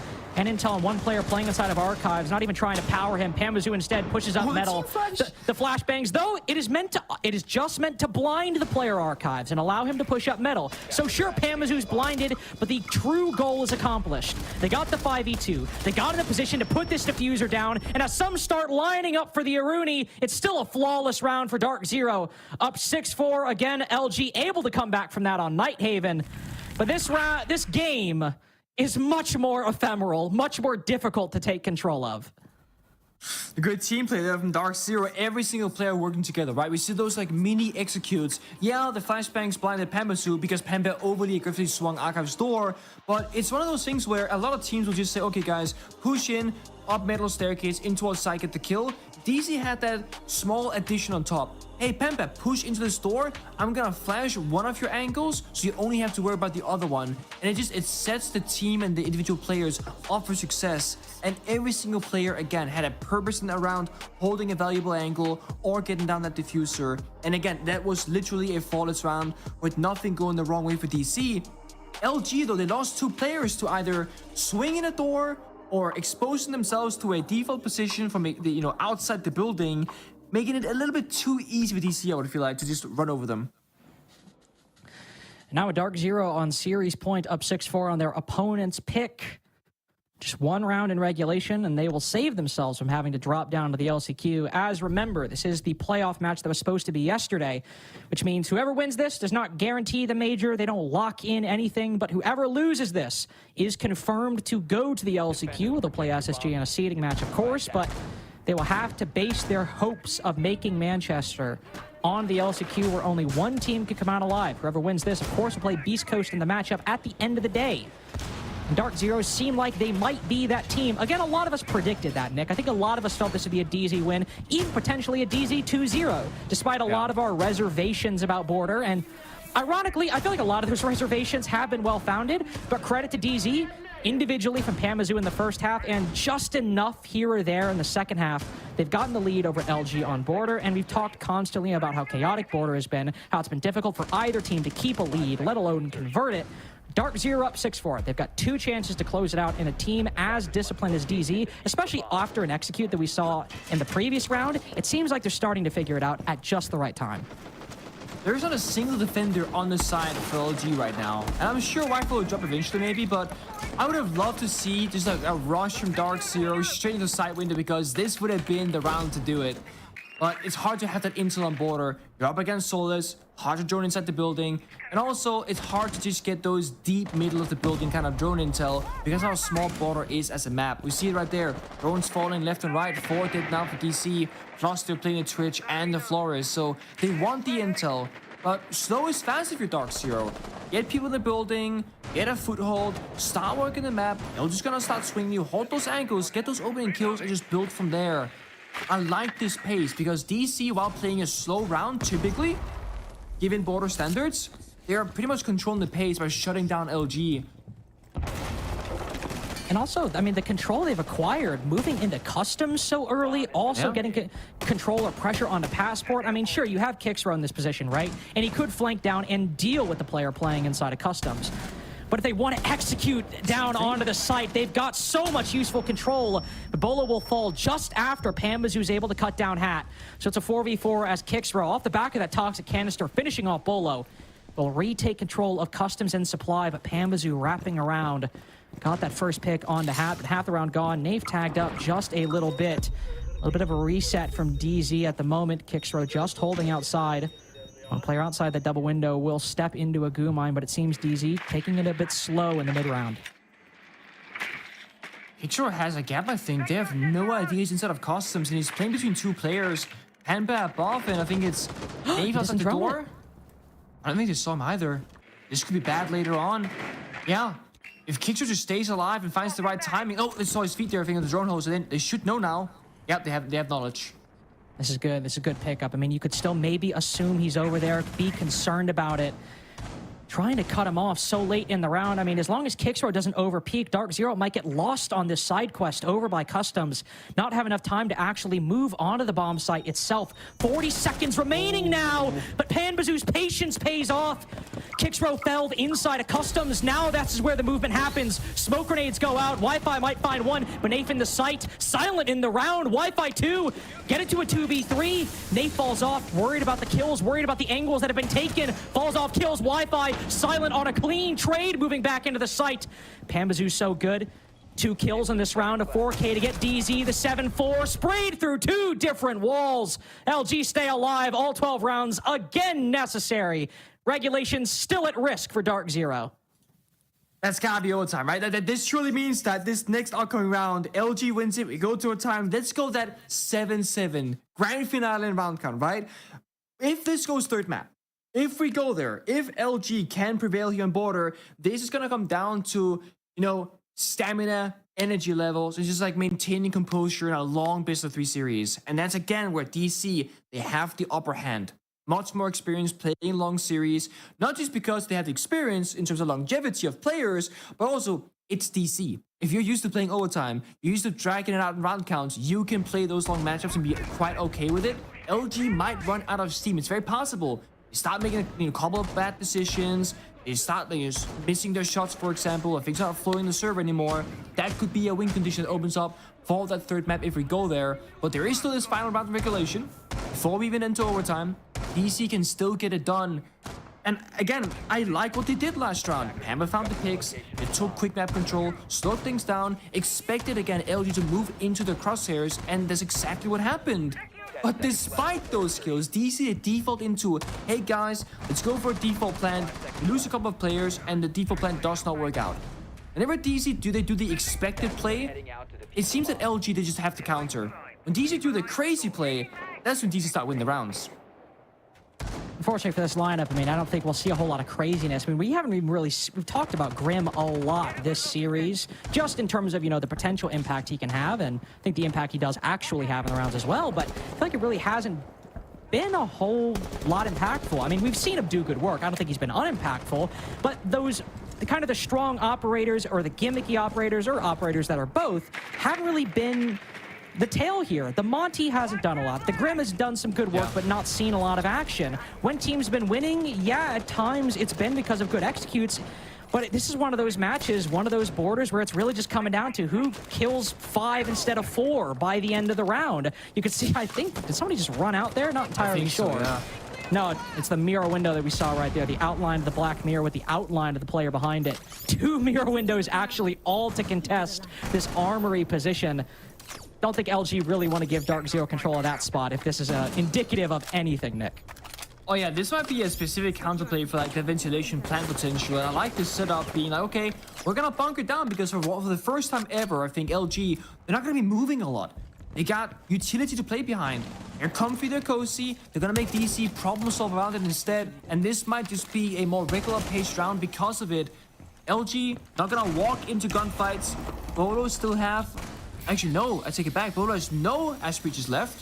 There's still 1 mirror in the up, I believe. So this could definitely be problematic for Dark Zero. It could be, especially with those Bs revealing the position of the Solus right there. But there's the hatch open, so she'll immediately fall back on the recovery. Trying to take down the player playing or swinging aggressively. Eddie re-aggresses. I thought he dropped. I thought he left the building, but he certainly's gone out of the server. Eddie and Wi-Fi both swing the Nomad. Neither come away better. NGR with another. Kixrow the 4th to fall. Dark Zero doing good work on the roam clear, have put Silent in an untenable position. A 1v5 to stop his team from going to the LCQ. They've got intel on his exact position. No overtime necessary. A barn burner to be sure, but an 8-7 into a 7-5. It might be close. It's still 2 in a row for DZ as they face Beast Coast later tonight. Oh man, I'm not gonna lie, if we're gonna talk about DC and Border going to the future, I think we should try it again. Maybe not tonight, maybe not tomorrow. I don't know. Give it a couple weeks, right? Get back to the server, fix the strats, get more familiar with it, hit it back again. Because I think it is a fun map to watch for DC, but I don't think it fits their playstyle whatsoever. Yeah, that's my perspective, right? I don't think it was a bad map for Dark Zero, don't get me wrong, but do we need more Border in our lives? Do we need more matches like that? No, I see you nodding. No, I don't know if we do. Sorry. Exactly, thank you. Because at the same time, it's a very hectic game. It was very exciting to watch, undeniably so, but I think unfortunately for LG, Nick, it wasn't the stronghold we thought it was. No, it wasn't that. I feel like LG, they were almost just like to put it very simple, they were moving too much. There were so many rounds when LG were in defense where they give up a strong position, walk into a gun from DC holding them, and it happened not just once or twice, but like 4 rounds basically. And unfortunately for LG, that will means they have to go down to the LCQ. They will face, of course, SSG in that seeding match, but Dark Zero will move on to face Beast Coast later in the night. That is our first series done. 2 more to go. So take a break real quick, but be right back for the analyst desk after this short break.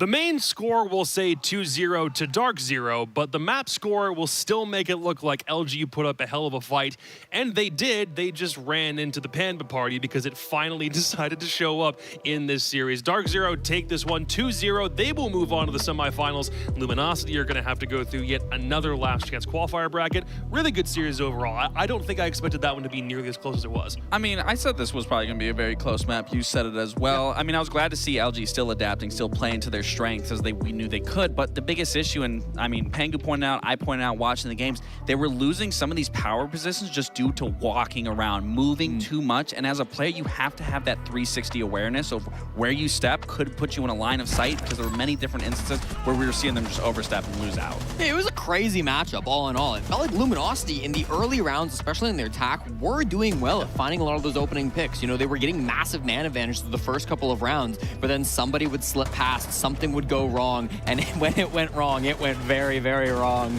We saw so many times where the man advantage would flip one way, then the other, constant swings coming out from the defense on both sides, where Dark Zero, I think, were taking a lot of fights very deliberately. Yeah. Sometimes that meant that they were quite separated. There were some times where they went for trades as well, even if the trades didn't always go their way.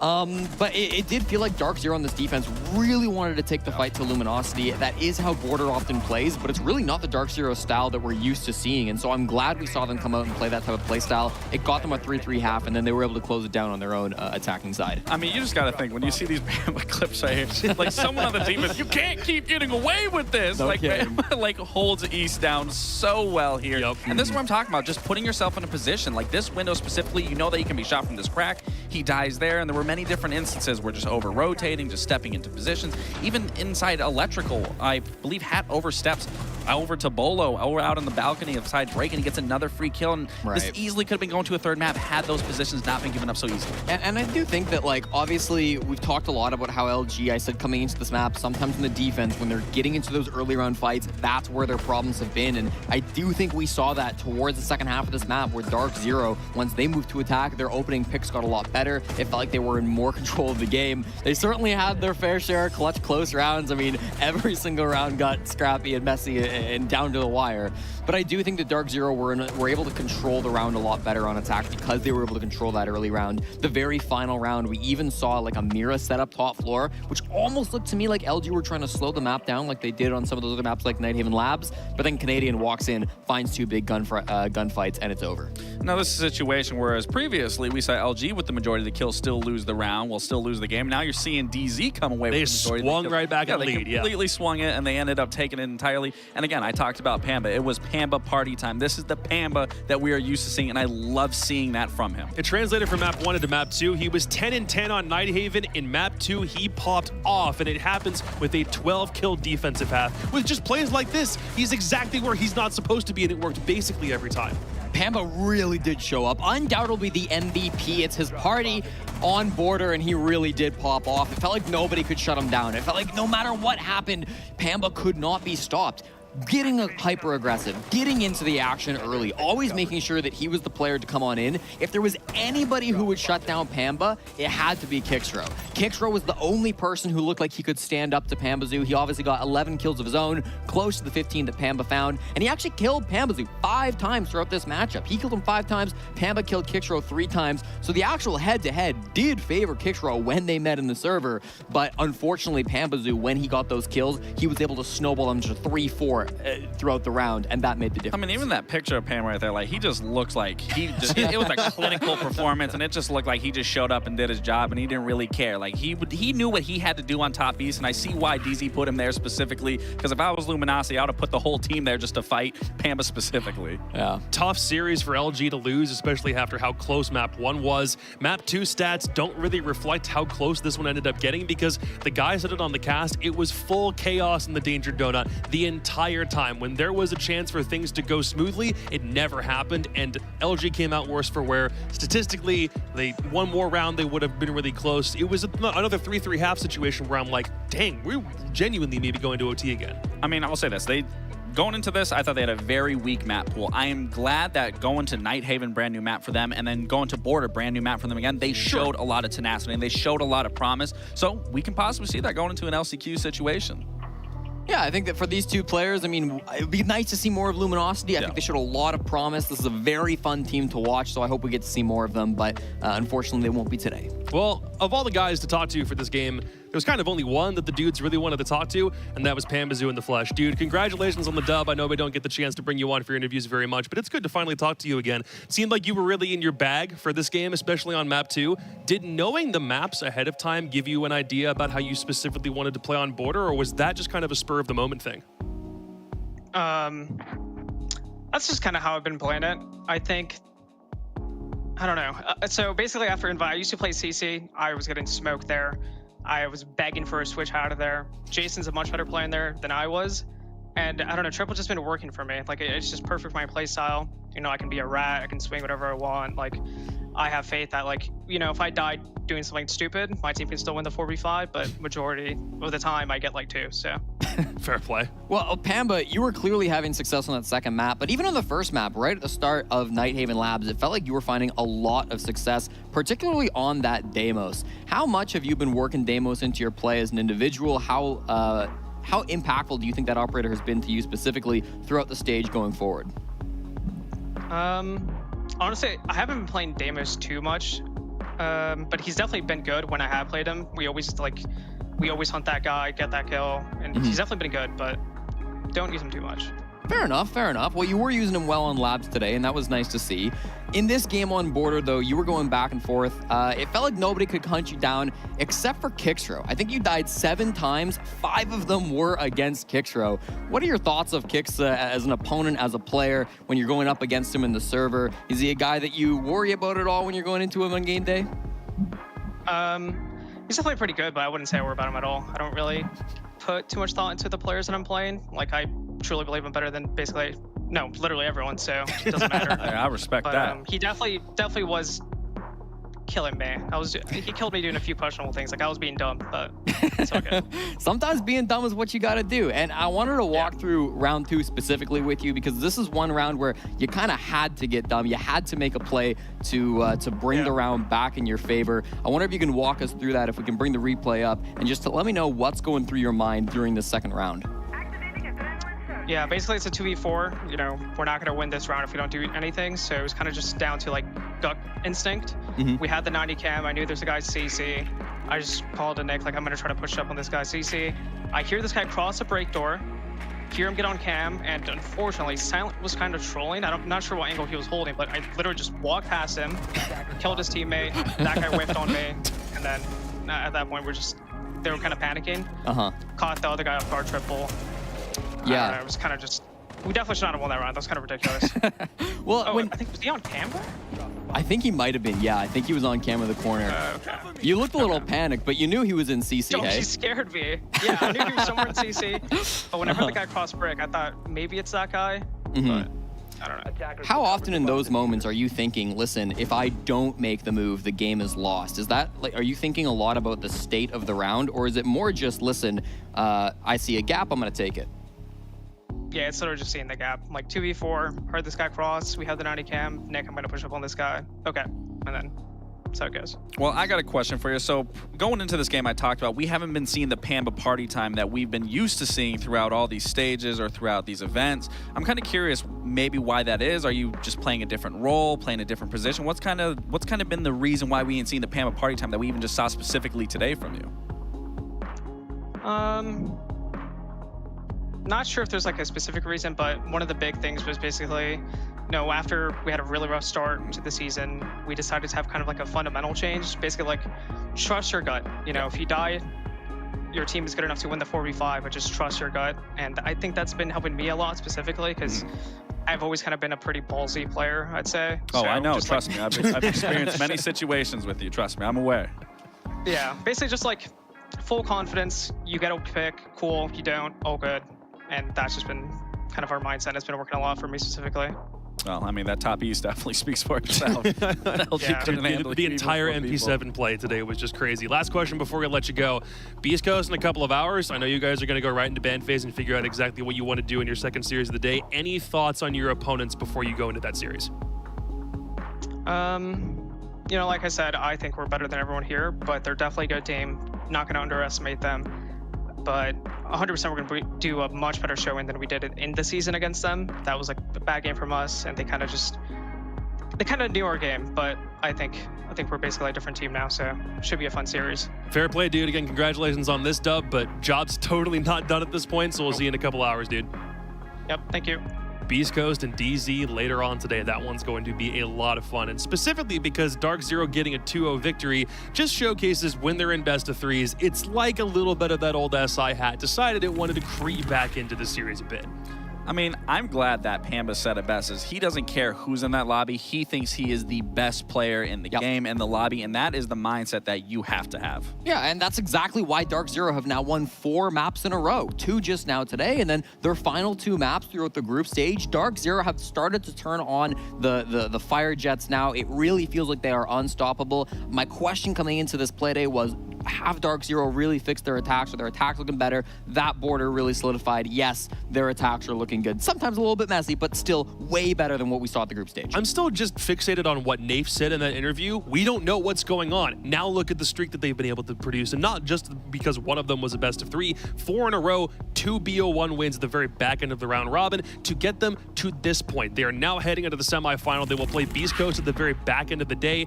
Luminosity falls into a 5th place game against Space Station that will happen later on, but the only reason you care about that one is for LCQ seeding. Both of them are now going to have to play at some point, probably Sonics in that bracket. We've already gotten the other open qualifier teams confirmed for that bracket. That happens next week. Everybody else from this point has at least 1 life left, and there is still a chance that all 4 teams could go. I mean, it's insane that we're sending people to Manchester to some beans on toast, and I'm super excited to see what these games coming up can look like. Yeah, we've got the top 4 teams of the NAL decided. We don't know the order, but we do know that 3 out of those 4 teams guaranteed will be going to Manchester. Which 3? I guess we'll find out. Well, how about we lock in one of those teams in just the next couple of hours? Our first semifinal winner goes to the UK is M80 versus Oxygen right after the break.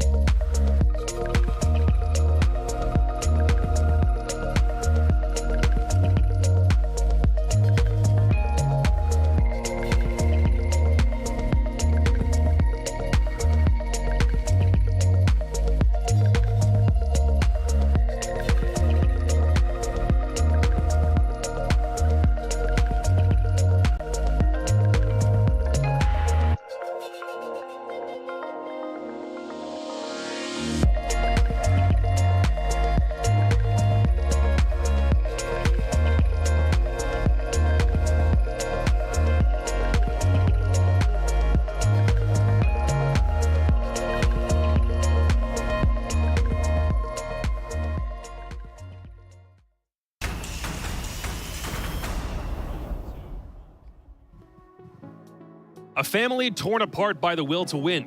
A brotherhood that stood strong for ages, now on separate paths.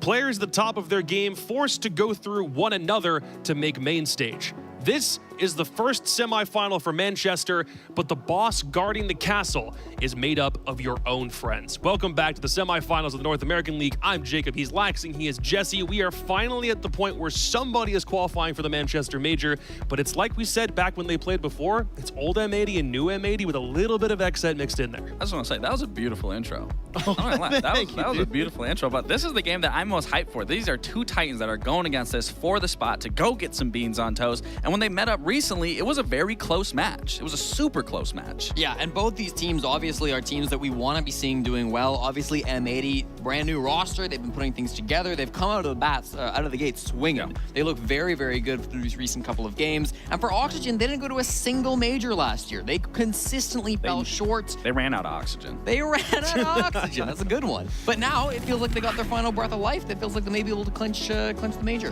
They were fighting an uphill battle close to the end of the stage, and M80 felt like they were coasting a bit up until the stage itself ended. When they played earlier, it was 8-6, and it was really close because back then it was number 1 versus number 2. Now we come in, it's number 2 versus number 3. M80 had a game yesterday. We haven't seen OXG play in about 7 days since their last matchup, so the last time they played was against this team, so we'll see how this one goes.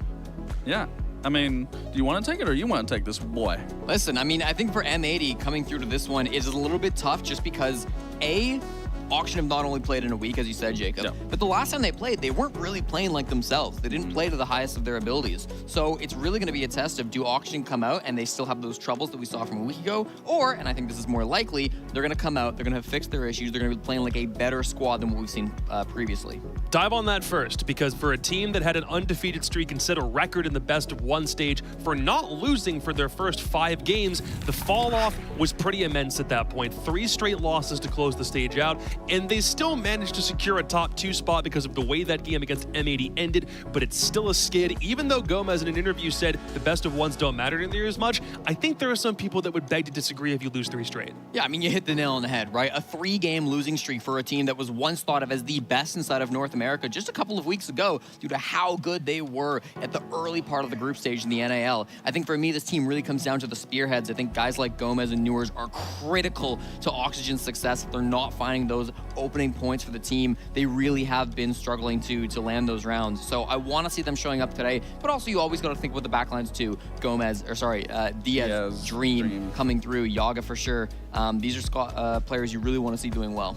Yeah, and it's interesting. I mean, you were talking about the Brotherhood. I mean, Kino, Yogg, Diaz, not Newers, Gomez, like all these guys. Throw some in there, 'cause all why these not? guys have so much history together, and now they're going against each other. And now it's going to be a position of you're going to Manchester, whoever wins this. And if you're Oxygen, you want to return to this game, into this rematch, and come out on top. You want to prove that you are better than M80 with how M80's been improving as well. And I think with what you said, Oxygen is going to come into this game. They're going to learn after that game that they just most recently came from. That wasn't the great showing. That again, I think it really is going to come down to the spearhead of Newers and Gomez really leading the forefront of that and hopefully getting some ground. They were doing such a good job creating space and entering at the very start of the stage. Talk about how they enter and how they respond to getting entry. Well, this is what's going to be really interesting for the community that I want to watch. That both these teams, they are both rated 2nd and 3rd for opening conversion. Obviously, M80 is sitting at that 70%. They run away with that round every time they can get that first pick. Then they go on the recovery end. They fall into that 3rd and that 39%. But then you look over at Oxygen. They run away with a 69%, falling underneath M80. But then you look at the recovery, and again, they're under 50% here, but these guys are the ones leading it outside of Beast Coast that isn't here.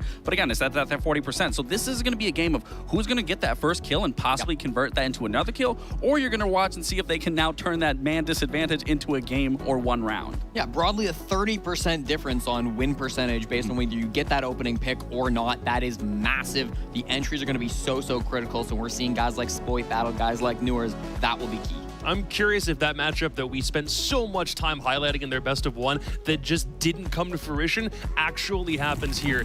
Newers versus Spoit. And on Spoit's end, it's been a phenomenal stage. Only dropped 2 maps over the course of the round robin. And when they transitioned into a best of 3 against Space Station, it was lights out. It was mostly taking advantage of all the different mistakes that Space Station were making over the course of that series. And it was a really quick... That series went by faster than DZLG did by a landslide. Listen, so did my prediction. I mean, my prediction went out the window as well. But M80, that was the game that basically lost Laxley in this title. Right yes, here. Absolutely. I already submitted my GGs that I'm not getting that belt anymore. Aww. But nonetheless, M80 has been a team that I've been happy with this new iteration. I always felt that they needed a strong IGL, and I think with Cameraman joining that they've been seeing that. There's been multiple instances that we've been seeing the adaptations that maybe we weren't seeing from the old M80, and I think Cameraman is a huge contributor to that. And then also the backline of Noodle, of Kino, and then the spearheads of Spoit and Citizen have been performing phenomenally as a team together, and that we're seeing this improvement throughout and possibly now going to Manchester. I mean, I'm really learning that this desk for some reason just loves the word spearhead. Literally every time we have a chance to say it, we're always going to use it. But talk about a guy who can do both. He's either at the front or the back. He's been a Swiss Army knife for most of this team in one of the best stages he's probably ever had. That's Kino. Yeah, and I think Kino has been recently playing more kind of in those back lines, and I like that a lot. You can go all the way back to the Atlanta Major. This is a round where they're playing on bank basement, and Kino is playing on the smoke. Usually that's a very kind of passive operator, but they've got this really complex defensive strategy. They're roaming top floor, mid floor, and Kino's job in this setup, way back at the Atlanta Major, was to hold down Archives. And you can see he kind of struggles in this role. He's still making site setups, 2:20 on the clock, still trying to set his team up for success, but when he gets into a gunfight inside of Archives, he really does struggle. And you talk about Kino being a player that can get involved in the early round or the late round. When he's involved in the early round, especially back during the Atlanta Major, in my opinion, the low point of Kino's career, he struggled. He died in that death. You didn't quite miss it, but he goes down as the opening death. You compare that to yesterday's game on Bank, where he's playing so well on Smoke Bank Basement, able to go for the flanks late round when he's the last alive, able to lock things down with the Toxic Babes. I think the improvement from Kino has been incredible across the major lands that we've seen throughout the stages and throughout the years, and it's been great to see him kind of stay on the same operator, stay on the same sites, but alter his playstyle so much and find so much success off of it. He's having an improving stage. I think when we saw Citizen play for Sonics, we always thought maybe he could push himself a little bit further. By the end of SI, he did. Now that he's playing for M80, it feels like he's on a whole other level. Well, I mean, Bank specifically. I mean, we were talking about Spoit, we were talking about Ash, and we were talking about the wrong player. We completely missed. We should have touched Jordan on this in that dude. game. Yeah. No, the Bank game from Citizen was phenomenal. I mean, we even talked to him in that interview. I asked him specifically, when you're finding yourself in those man disadvantages, how do you end up playing that? And he said just off intuition, off team communication, trying to find, you know, where the opening is in the site or the round or where players are missing, and he can take those entries and like fights right here. Like, I don't know how he's winning these and getting away with these rounds. Like, and this shot right here, How do you know that? Like, Citizen came into full fruition of this team where I was questioning in the beginning if him and Noodle could find that, and he's found it. Yeah, Citizen had an EPS of 157 in map 1, 134 in map 2. Those are both higher EPSs than he's had throughout the entire season so far. Those are his 2 best games that he has played. And I don't know if it's the difference in land facility. I don't know if he's just powered up. I don't know if it's all about the stakes. Now that we're in the best of 3s where things matter more than ever, he's popping off. But whatever the case is, now is when we're seeing Citizen show up, and now is when we're seeing him really put on the pressure against his opponents. If he can play like he did yesterday in this match against Oxygen, I would be very afraid for the guys in green. Again, it's going to come down this game specifically is going to come down to those opening engagements and then those recoveries. If either of these teams can do that. I think regardless of what maps we go to, it's really going to come down to those first initial engagements and how the rest of those rounds are going to play out. That sounds obvious in most cases, but both these teams are leading in those categories or right underneath each other. So it's even more pivotal that these teams are taking advantage of these opening engagements. I can just appreciate how some players who aren't involved in the X-Set M80 OXG bromance are also making themselves known in a series that's going to be as close as this one. Prior to going to Manchester, we sat down with both teams to see what they thought of this matchup.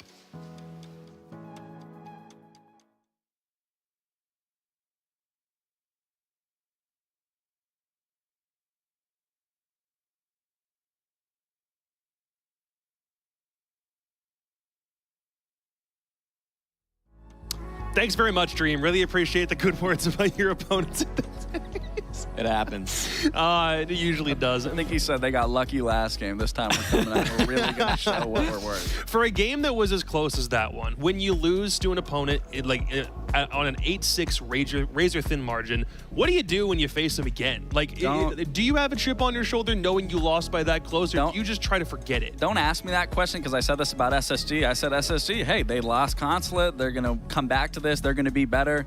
They got worse. Ask Jesse that. Jesse, what do you do as the former experienced analyst? Well, not former experienced analyst. The analyst and the former player. In my many years of pro play, I typically would like to run it back, okay? Yeah. I think not only would I let them pick it, I'd pick it myself. And as we see from M80 here, they've left it open. So Chalet, I mean, still on the board for these 2 squads. We'll see if it does get picked. I didn't think they would ban it just because, and there it is, M80 going to go for the pick. I didn't think it would get banned out just because it was so close on the previous engagement. I thought they would both want a rematch, and there it is, of course, first map up. No, it's always good to get a rematch in. And again, like I said, as a losing team, you do I'm going to say this again. As a losing team, you do take from it and can adjust going forward into the next. Now it's a question of what is the next map going to look like for Oxygen.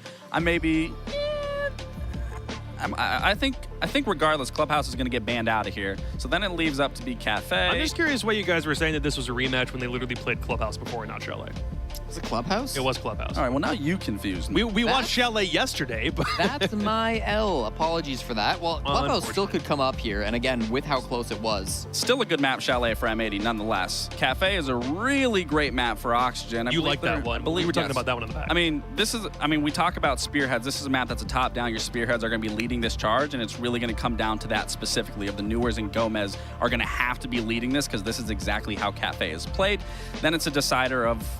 What's this last map going to be? It's Bank or Labs. Okay, so I'll say this right now. I think both these teams are hoping they can get a quick 2-0, and Nighthaven is the absolute last resort for both teams. It might be. I don't think both teams necessarily want to play it, but they're comfortable enough to play it, but I think both teams really want to secure 2-0 given these map bans. Yeah, Nighthaven's a little bit of scary. We've seen very little play from these squads on this map, especially with recent times and with the current rosters. So Nighthaven Labs would be a rough one to go to. I think going onto Cafe, that's another one where I like Oxygen's prospects on it, just because it can be one where sometimes you can afford yourself some roams, but it can be harder to get back to site sometimes. It can be harder to play as unexpectedly just because it's very obvious the spots you're going to be in.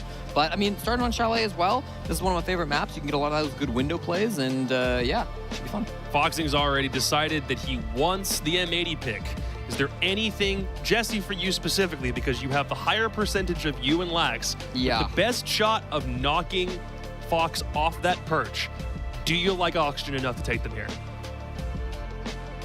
I don't like that face. No. I just don't like the way Auction played last week. I know they've probably been working on the stuff in the back lines. I'm sure they have, but I just M80, the way they played yesterday, I think was too strong. If Citizen's putting up those numbers, we expect Spoit to put up those numbers. Kino's playing better. I think M80's the better team right now. Really relying on the hot streak. Okay, well, I mean, I already submitted my forfeit, but since you guys are going M80, I'm just gonna pick Oxygen, and maybe there's a chance that I can come back, but I don't really see that happening. But regardless, I'm picking Oxygen here. I think they want that rematch, they want that win, and they want that Manchester and beans on toast. That's the main thing that they're fighting for at this point. Hey, all I'm saying is if the guys on M80 win, we will have Brits confirmed for Manchester before any Brits from the European League actually do it themselves. So let's see if they get the chance to fight at a major in front of a home country crowd. Let's do this thing. It's OXG and M80. I have no idea who's going to win this series. Take it away, guys. Yeah, what's going on, everybody? It's Stokes and Nick. We're getting ready for M80 versus Oxygen over here. And let me tell you, we have a banger of a series in front of us. Now, the real question is, Pangy, do you think it goes the distance? I know I'm hitting you with the questions right out the gate, but you said yourself, while looking at these maps, it might be a 2-0, but the real question is for you, first of all, in what direction? And again, is it going to be that quick?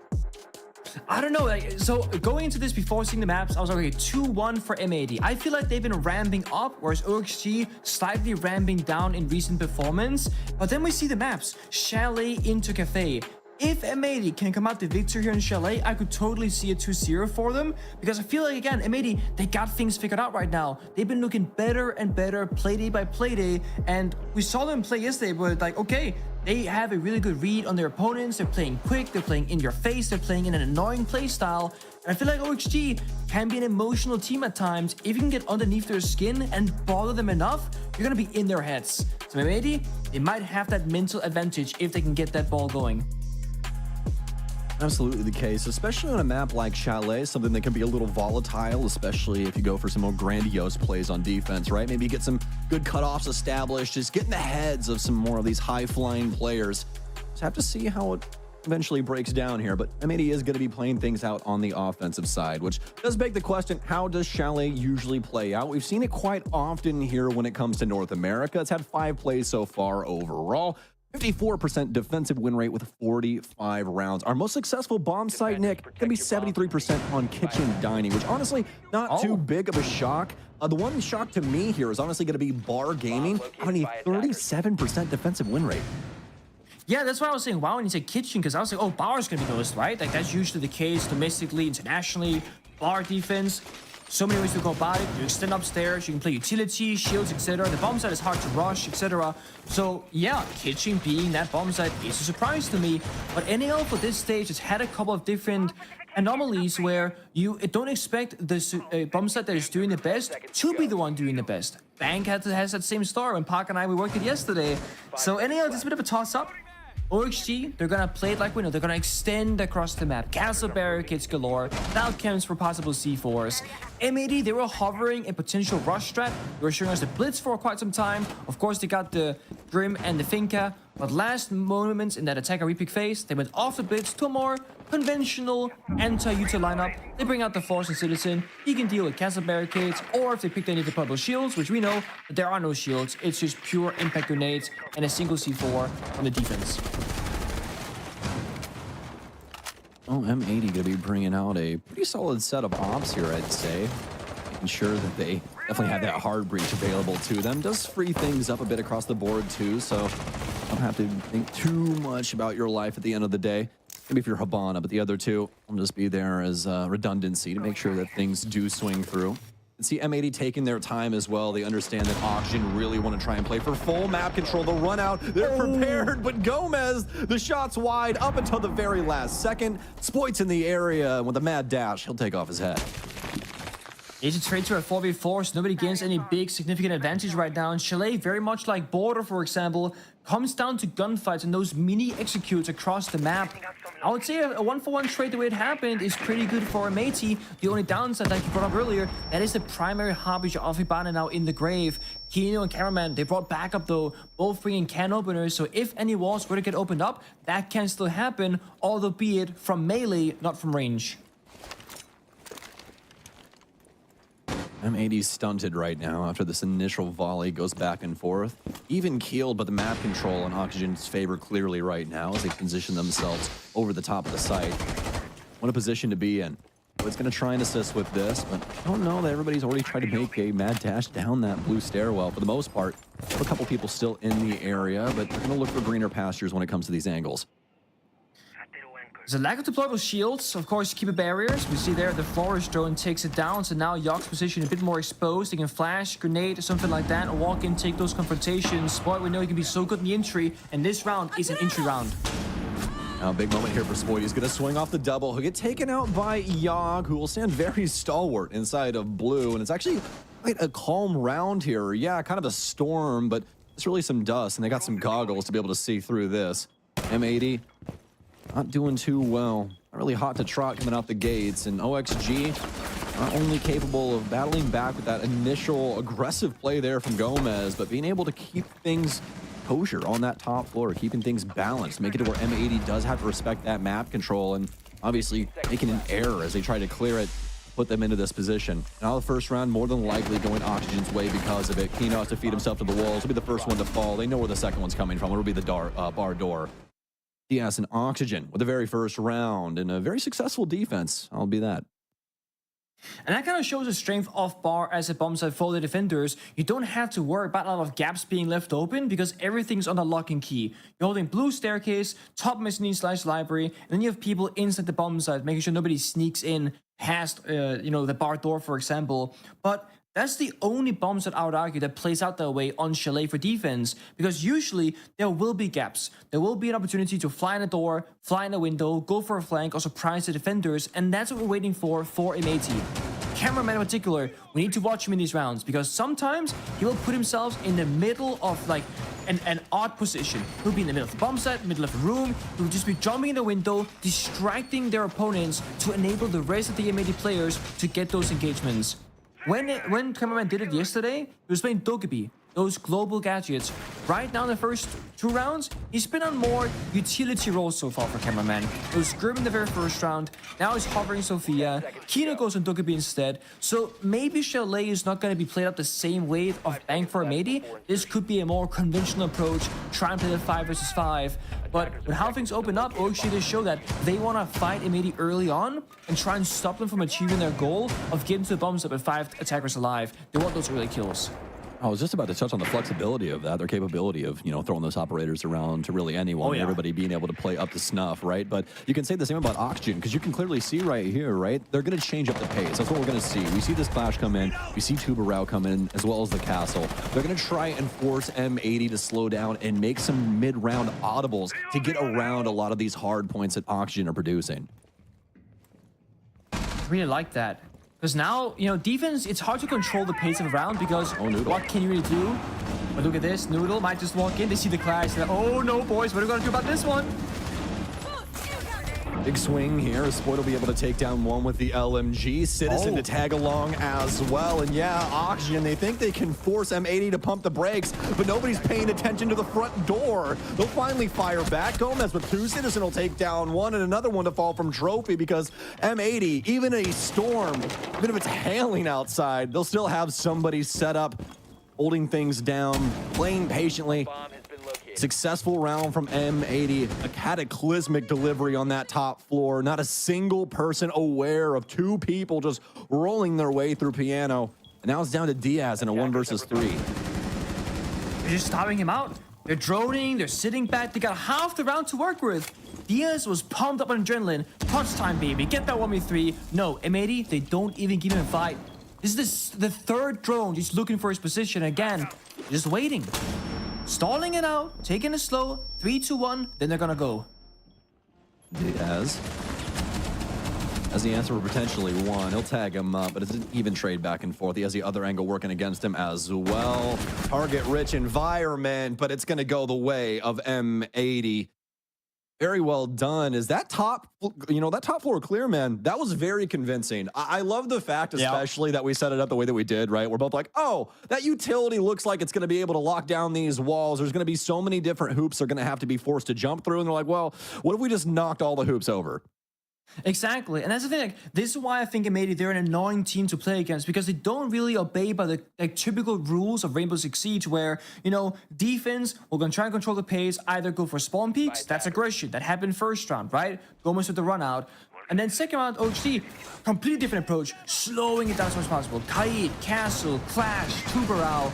And then immediately they don't go, okay, we need to play Maverick, we gotta play, you know, the Thatcher, we gotta breach the walls, we gotta deal with the Clash. No, just run through Piano Double Door, pass the utility, and go for gunfights. And it's that round that I would show to fans watching, rather, and go, this is classic M80 in their current iteration. They will just see a gap, they will go for it, and all 5 players, without hesitation, will go for that play. Sport had interview yesterday. We was talking about like the synergy in the teams, and you know, Citizen, Sport, and Noodle, they go way back, you know, years in Europe. They play together in ranked, in like tier 2, tier 3 tournaments, etc. Like they're friends. And then you have somebody like Citizen, who's been playing with Kino.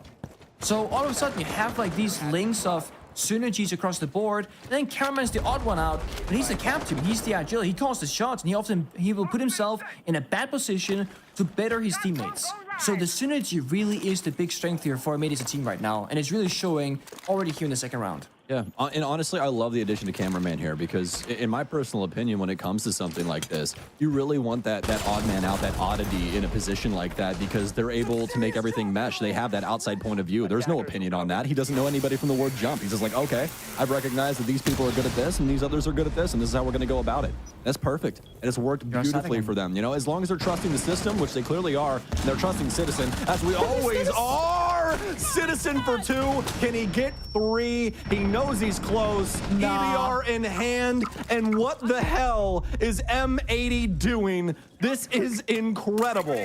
Oxygen seemingly prepared for something like this, something along these lines. You can see all of the different things they bring inside of this defensive kit, Nick. They bring all of the traps. They bring Warden, but none of it matters. They perform essentially the same thing that we saw on that top floor clear, but this time on basement, walking down main stairs.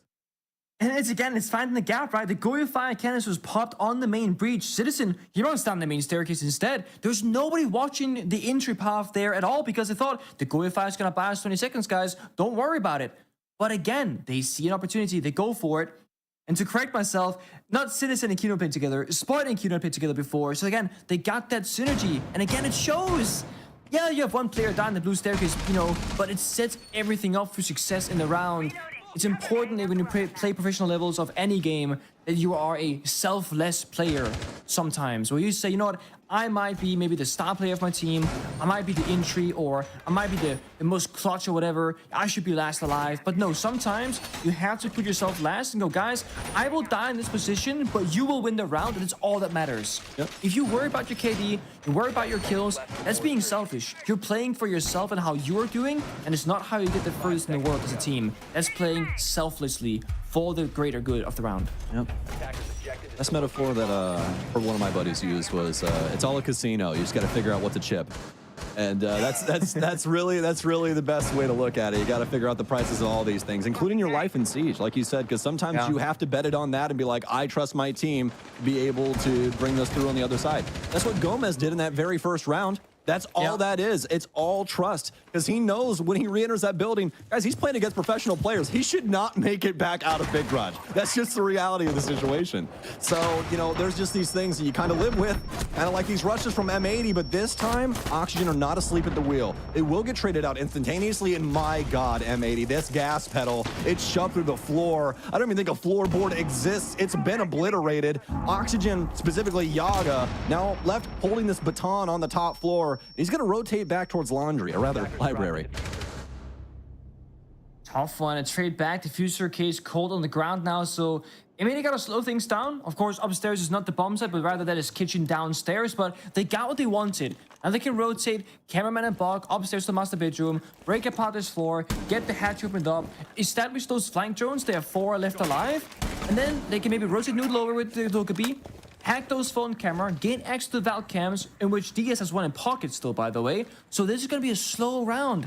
M80, again, don't gotta take any risks. It's OHT's time to, like Yogi did there, run out, go for a swing, or simply wait for the time to tick down. But there's so much time left, 1 minute 30 seconds. OHT almost have to get a kill somewhere, or slowly feel like they're losing all their win conditions as the force disappears above them. Trust, man, really. Yeah, I think both you and I had a flashback for a second of old Zof. being able to pick herself up off the ground as that gunfire flies over her head. But let's be the frost mat instead. Now that does mean cameraman will not be able to run for the foreseeable future either. Citizen's going to end up going down, or rather taking out Yaga. Going to give M80 the man advantage. This is the beauty of the scenario that they've laid in front of us. Is that earlier death match that essentially we had in between these two teams. M80 is allowed to use the rest of this time to really whatever convenience they really want to their leisure. Oxygen are forced to kind of try and hold on to things battered and bruised, and in a man count like this, it just becomes more exploitable for M80. Yeah, the drone count isn't exactly great, but they've had these 4 drones active for so very long, so they're clearly in very important locations as Kino and Sploit been flying around those. He's been discovered as well. Nice find, but it's going to be DS that strikes first out of nowhere. He comes up the stairwell. Able to gun down cameraman. With 20 seconds remaining, Oxygen are pulling ahead. It's all down to Noodle. They know where Dream at least is. He'll fight one on the stairwell, and he's got 10 seconds. He's got enough time to try and fight this. He'll run back up top. The gunfight from Dream. It's a self-discovering moment, but it'll be able to be discovered. Oxygen, Dream, what a moment. So he'll be able to take that round and sweep it under the rug. It was a little scary there for a split second as M80 had so much time to be able to process what was in front of him. A little bit of a scary position there for Mayday. They allowed Dream to just thrive instead of dying. They never opened up the floor with the block, likely because they didn't know if Fireplace library was clear. Maybe the flying drone didn't cover that portion, so they didn't want to risk going to office and breaking apart the verticality. But then Dream is in a really powerful position to lock down the bottom side, stopping the push from M80. Chalet is an awkward map right now, I feel like, for the side swap, because sometimes it's attacker favored, sometimes it's defender favored. We can look at stats for like a single region or overall and go, well, on average, it is this. But it really comes down to the individual teams in play, the operator bans, etc. So it's really hard for me to say, oh, M80 should only get 2 attacker rounds, then they'll be fine. I feel like this is just a 3-3 half. That's what the tone is gonna be. We're gonna take this off, 3-3. The team that can pull ahead on the side swap, they're gonna come out the victor.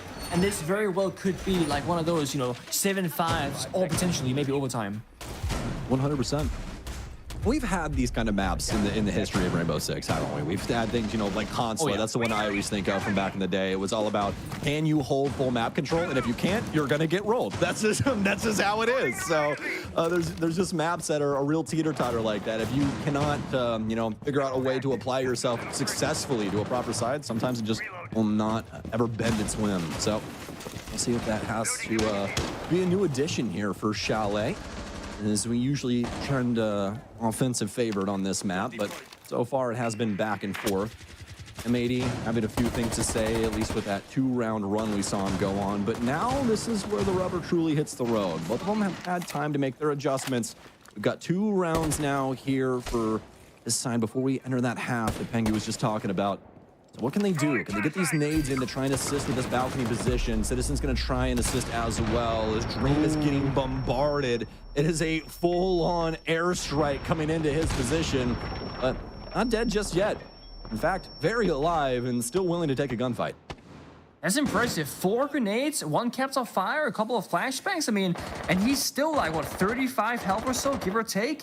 And maybe they really wanted to get that kill. They needed that to like start progressing in towards library. Now they're kind of locked out, and then plan B has to be being set in motion. They gotta either into the building, into the library, the window jump-ins.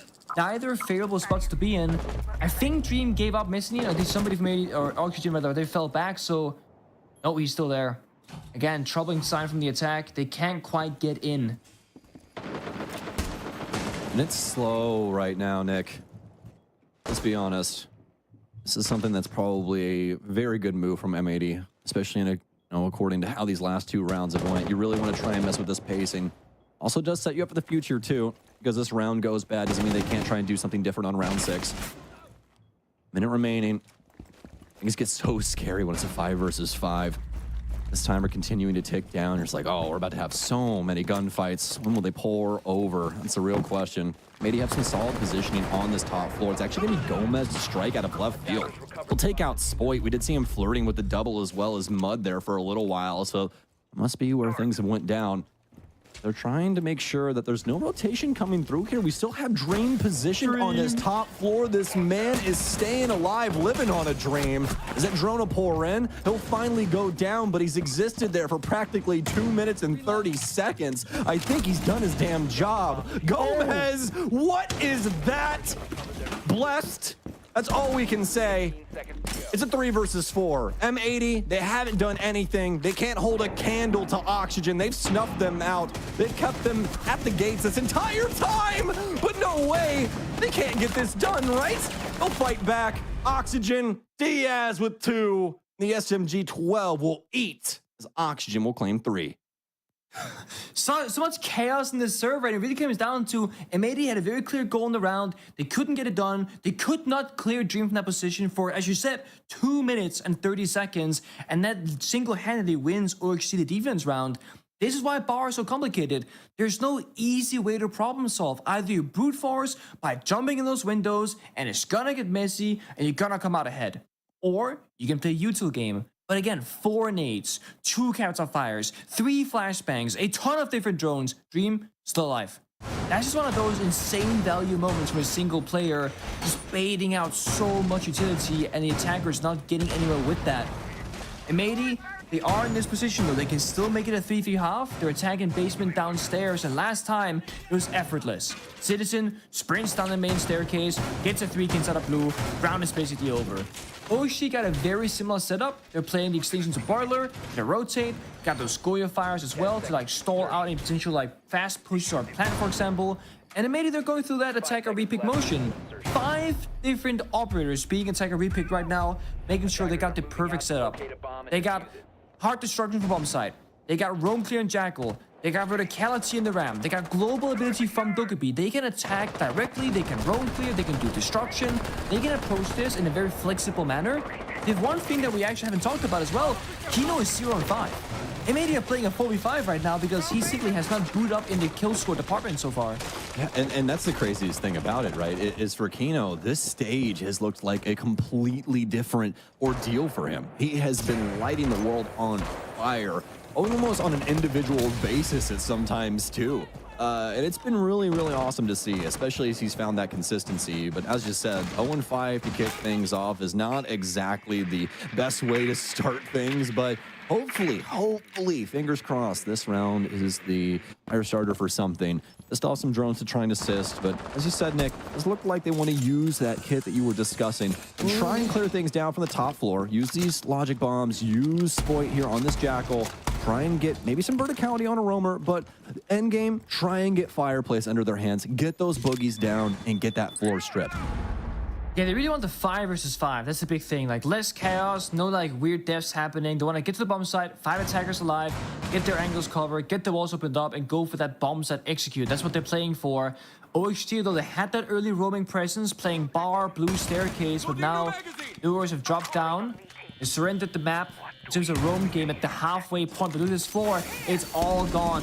The one thing they need right now is just flank drones on all the staircases and start droning the bomb site, see if they can get a pick or 2, then go for that bomb to execute. And again, really quick pace for the attack. They got over a full minute to work with, and they've done everything they need to go for that execute whenever they want to. Look at this positioning from Oxygen. This is what I'm loving right now, Nick. This basement position is so hard when the floor starts getting stripped away, but Oxygen, you can see just how much time they have. Making sure that they work their way around those angles. Ensure that M80 cannot get any of these easy picks. Instead, the shoot's on the other foot. The player that we usually see popping off for M80 now down in the dirt. It's Citizen. It's up to the rest of his roster to try and pull this round across the line. It will have some time to adjust. We'll drop down to the breach. Kino in full view here, so more than likely put a plant down on maybe trash, maybe the breach. What's he want to do here? Has to try and step up. They'll get one on blue, but in transition, Gomez will take a life. Spoit has to hold on to blue. They'll look for this plant now. Where's Noodle? Has to be holding an angle off to the right. There's no way Gomez will be able to take him out, but that plant's going to go down. It's going to be all up to Spoit in a 1 versus 4 to try and claim this. I don't really think he's going to pull it away from Oxygen. So many angles to work, and yes, one of the best fraggers in the world, but a lot of talent sitting right across from him too. He's gonna peek out, he'll get 1, he'll get 2, almost transitions to the window. It's going to be the wall that kills him instead. Diaz, Oxygen, very well done as they'll lock things up on that basement site. And Nick, I cannot understate enough how they worked around that top floor presence. I mean, especially around Wine Man, things get so complicated as a defender as soon as those angles start opening up. I really think Nurus is like the unsung hero of the round there for sure. Like getting the opening kill onto Citizen, just not caring about the breach being open, the floor, the hatch. He says, you know what, I'm going to try and find the 1v1. I'm going to do my best to win it. I'm going to put my team in a better position because of it. And then I really respect the 2v4 attempt there. Getting down diffuser for Kino and Spoit, let's not lie there. Super winnable once you got that 2k. He had the exact read. He knew the locations of the enemy players. But again, when there's 4 against 1, it is not a fair fight in the slightest, but still came down to the wire. Scoreline is 2-4, but this really could have been 2-4 for M80. It could have been 3-3. It could have been what it is right now, 4-2 for OXG. So many small things every single round. All right, well, we actually have a listen in with Jesse J. Check. We'll check in on things and see what he's thinking about M80 being down 2 rounds right now as Oxygen are taking over the helm on offense. Jesse, what's going on that big brain of yours? Well, Stokes, I wanted to come to you because I wanted to touch on that Nomad ban that M80 brought out at the start of the game. Obviously, that is, I think, maybe the first time we've seen a Diaz Lucas target ban going on against OXG. Last time Oxygen played Chalet, it was against Sonics earlier on the stage, and Diaz played the Nomad 4 out of 6 rounds, primarily putting those air jabs either inside of Library to stop somebody going up and denying the half-wall plant, or just outside the buildings to stop the jump out. So I want to just draw your attention to that quick. Take note in the second half what Diaz is playing on the attack, and also if anybody on M80 tries to get aggressive, going for jump outs, pushing up inside of Library to take advantage of the lack of air jabs on the board. Really like what you're saying here, my friend. They have that 0, some old Oxygen tropes starting to come out here, some Redeemer things, I would say. Thanks for checking in with us, Jesse. I really appreciate you, my friend. And what are you thinking about that there, Peggy? Do you think the Nomad's going to affect him on this flank watch? I think there's a possibility, and I was thinking to myself, okay, so maybe they go into this with a specific attacker target ban, right? Should we expect a better defense side from M80 than their attack scoreline? Because then still, this could be a very close game, despite the scoreline being at 2-4. So I like this, I like this 0 as a substitute. I think it's a great adaptation, great prep work here from OXG. Yeah, and if, some of our longer-standing fans will recall, this is an Oxygen special. There's no way they're pulling an M80 on M80 Dreams in the door. You never see this out of this man either. Usually he's the patient player. He's the old head in this version of Oxygen, but instead he's the man with the plan. It's not the man with the case, though. It's going to be Yaga as he starts planting over in the corner, and yes, it's so free. NA, we usually call it free, but man, M80, they're looking so unbelievably free right now. Is Oxygen pulled across the line in brilliant fashion for their first offense. Man, my prediction is looking real silly right now. 2-1 M80, 2-0 M80. OXG right now looking like the better team, dare I say it. And with that round as well, is that a tactical timeout? Yes, it is. M80, they got to talk things through, and it's one of those, you play those close rounds in the first half. Okay, whatever, 2-4 is the scoreline. You go on to defense, and out of nowhere, and you said it perfectly, Dream of all players, the hard player, support player, who normally doesn't really find himself in those front 4 positions, is in the side. Easy kill. They sit around. York jumps in the window. 5-5. They have Library Rappel. Goes down. More or less a flawless round there from the first round for OXG. It always sucks when we put our predictions in, and then in the very first game, I'm like, man, I trolled. Oh, dude. We might have trolled, Nikki. We might have trolled.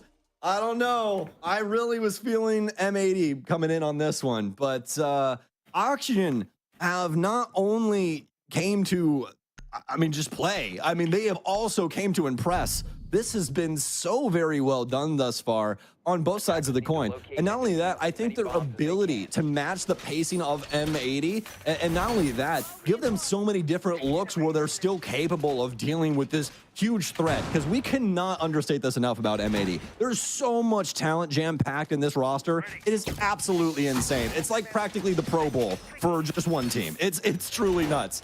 But Oxygen, I mean, where there's a will, there's a way, man. They have a lot of talent on this team, too. And although the talent of the stage was not looking too hot, they are damn ready for playoffs. They certainly are. Now, best of threes, you know, you got the first map that can play out on shore. We can talk about how, okay, this map pick was, you know, M80s. It's that rematch, but that doesn't mean that M80 is supposed to win Chalet. Very much OG can just be the better team. But, oh, look at this. Tactical timeout, a double man spawn peek, jump out the window as well. They want blood, they want those early kills. They don't want OG to feel safe in the map. Citizen, another player we're watching, got the job done. So they jumped out the office balcony window to force them to go, you know, away from that position to the left. Citizen on the master double window instead has the crossfire in the lineup, and that's now Finger off the board to like not help the Blitz now for this potential execute later on. You know what's worse than one spawn peek? 3 twos, 3s. Oh no! No! What about a team kill? Oh my god. There's no way. He's got to swing off this now. Dog, what have we done? We've put our entire entry into a body bag. I mean, we killed cameraman. That's great. That's grand. There's a lot to do here, though. Your Fink is already gone, and not only that, that's Gomez, who's been carrying y'all a little bit when it comes to the frag department. I mean, the guy's got 10 kills to his name. That's nothing against, I mean, everybody else here, but he's clearly been more than his weight into this. And now Auction have to try and hope. They have to try and pray that M80 walk into a few of these crosses, maybe give him another kill. Yeah, but, you know, it's based in bomb side. Yeah, all they got to do is stand still. Of course, players, they can get a bit, you know, angsty and stop moving too much, but it's 2 roamers right now, 2 people playing side, so M80 are playing split. There is a possibility for isolation on the attack inside. They could take down the roamers, then it can be a 3v2 or a 2v2, for example. It will come down to gunfights. Top floor, impact on the floor. And watch Wishman from above. Difficult situation to problem solve if you're OXG. You can't really breach, you can't really plant, you can't really hunt down the roamers. You're in a really awkward position in that basement portion of the map, and you feel boxed in. 1 minute to go, heroes with the rotate. You want Wistman and trophy control to get comfortable on that bottom portion. Wow.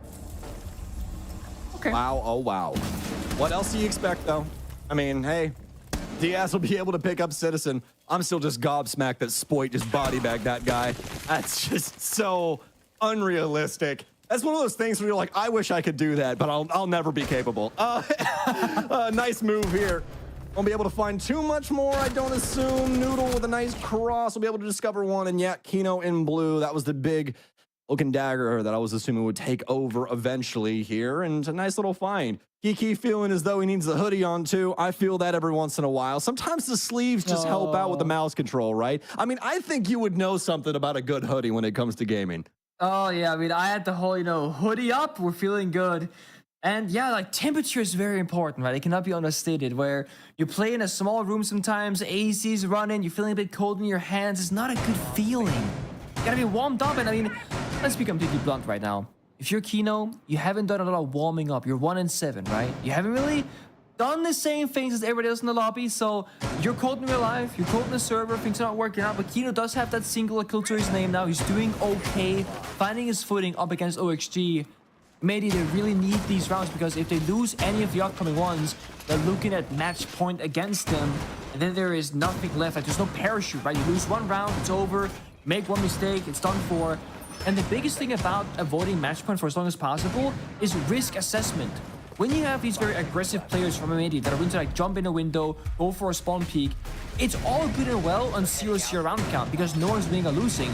But as the enemy starts building a lead, you might start playing less off your instincts and a little bit more passive. Oh, we might lose this round if I do it. What if I miss my shot? Whatever. So M80, they really want to get the second round, get the 4-5, start building back the round count numbers and make this a close series. I'm curious as to what pacing M80 choose for this as well, because you look at their lineup, right, and you go, okay, this is something where they could try and build up around these zombies, build up around the clash, put some traps down, and then maybe just swing off the intel, right? But the key thing is here for Oxygen is that, unbeknownst to them, more than likely, they've actually brought a great lineup for this. This is fantastic. Look at the amount of dislodgement that they have. You've got the Zoe, you got the Capital, Ash to boot. I mean, there's so many different ways that they can go about this. Really excited to see how Oxygen are potentially going to start clearing things out. Looks like they want to try and at least build things up here from Library. But actually, we do have the keys to the castle over here, folks. So we're going to hop in on Oxygen's side and hear exactly how they want to go about this. Alright, guys. Flash and piano heard. Yep. We should honestly just get it, like, go windows, guys. Let's go big window. Let's just kill this flash somehow. Yo, shoot the green cam, dude. Wait, actually, no, let's kill the guy half wall, guys, and then we just rotate to the front side. Games is cleared. Yeah, I'm gonna open half wall. Do we have flank set? I got flanks, yep. Yo, someone hold my piano swing. I need someone to hold my piano swing while I hip onto this, right? And Nuke can hold it. Saving the wall. Might need to make a flash. I have a good master cam. He's impact checking. I got it though, it's fine. Do it again. There's a guy playing con. Or closet, I mean.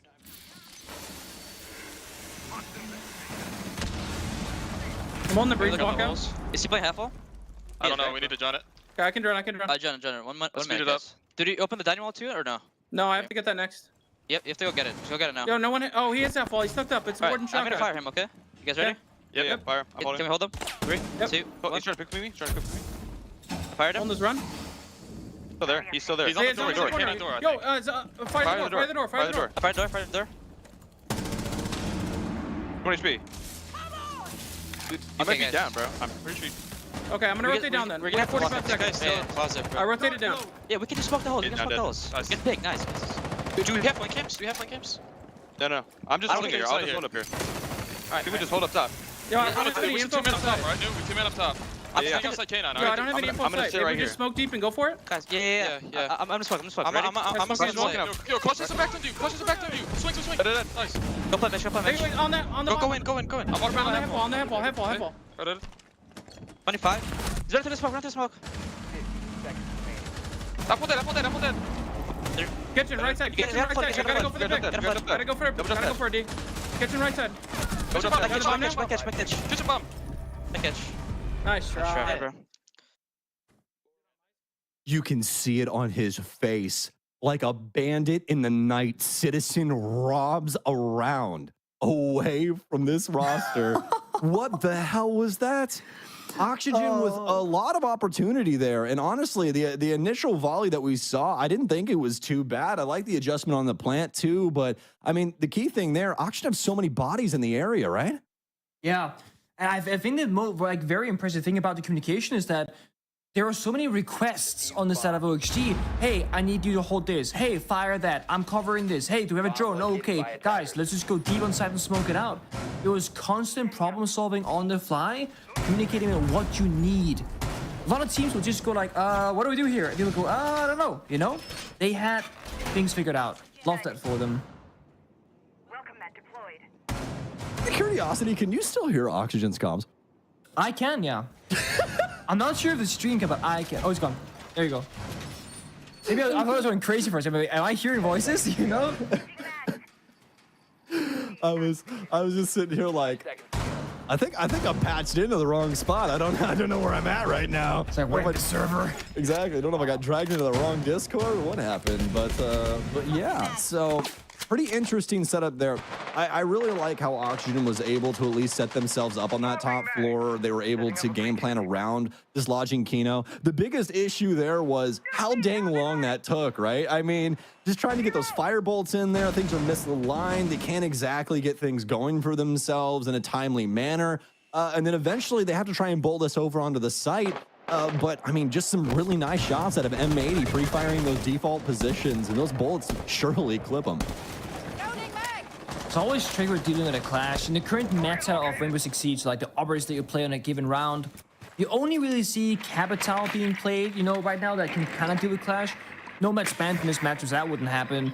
And then we don't see like a whole lot of Sophia, for example. That's kind of out of action. Grenades are no longer like a meta, you know, secondary gadget because you can cook them longer. Pangu? Let's talk about the real. All right, no one plays Kali, Samuel. That is, it exists, but it doesn't really exist in actuality, you know? But I think it's a good point that you bring it up because I think Kali is low-key underrated, a little bit slept on. That secondary weapon is the FAMAS F2 from Twitch with 4 less bullets in terms of fire rate and damage. So, slept on operator for sure, in my mind. It's true. It's true. That little pistol, it does some things, man. It really does. It's amazing. Wait a second. Oh, you? You sleeping for a while there, my friend, aren't you? was a shot heard around the world. I think Spoint only expended 1 round out of that 9 mil. Sounded like it. Very intense. Very calculated. Kino's gonna be able to take down 1-2. What is happening here? Walk in once again. And this has just been a routine theme between these two. Both of them more than capable of finding gaps. And once again, Oxygen, they found a gap so large that they get a plant down. 3, 2, yeah, it's done. And it's a 3 versus 3. Gomez almost turns on a man inside of Bar. Citizen, he's made it back, but this is one of the roughest post-plant positions in the game.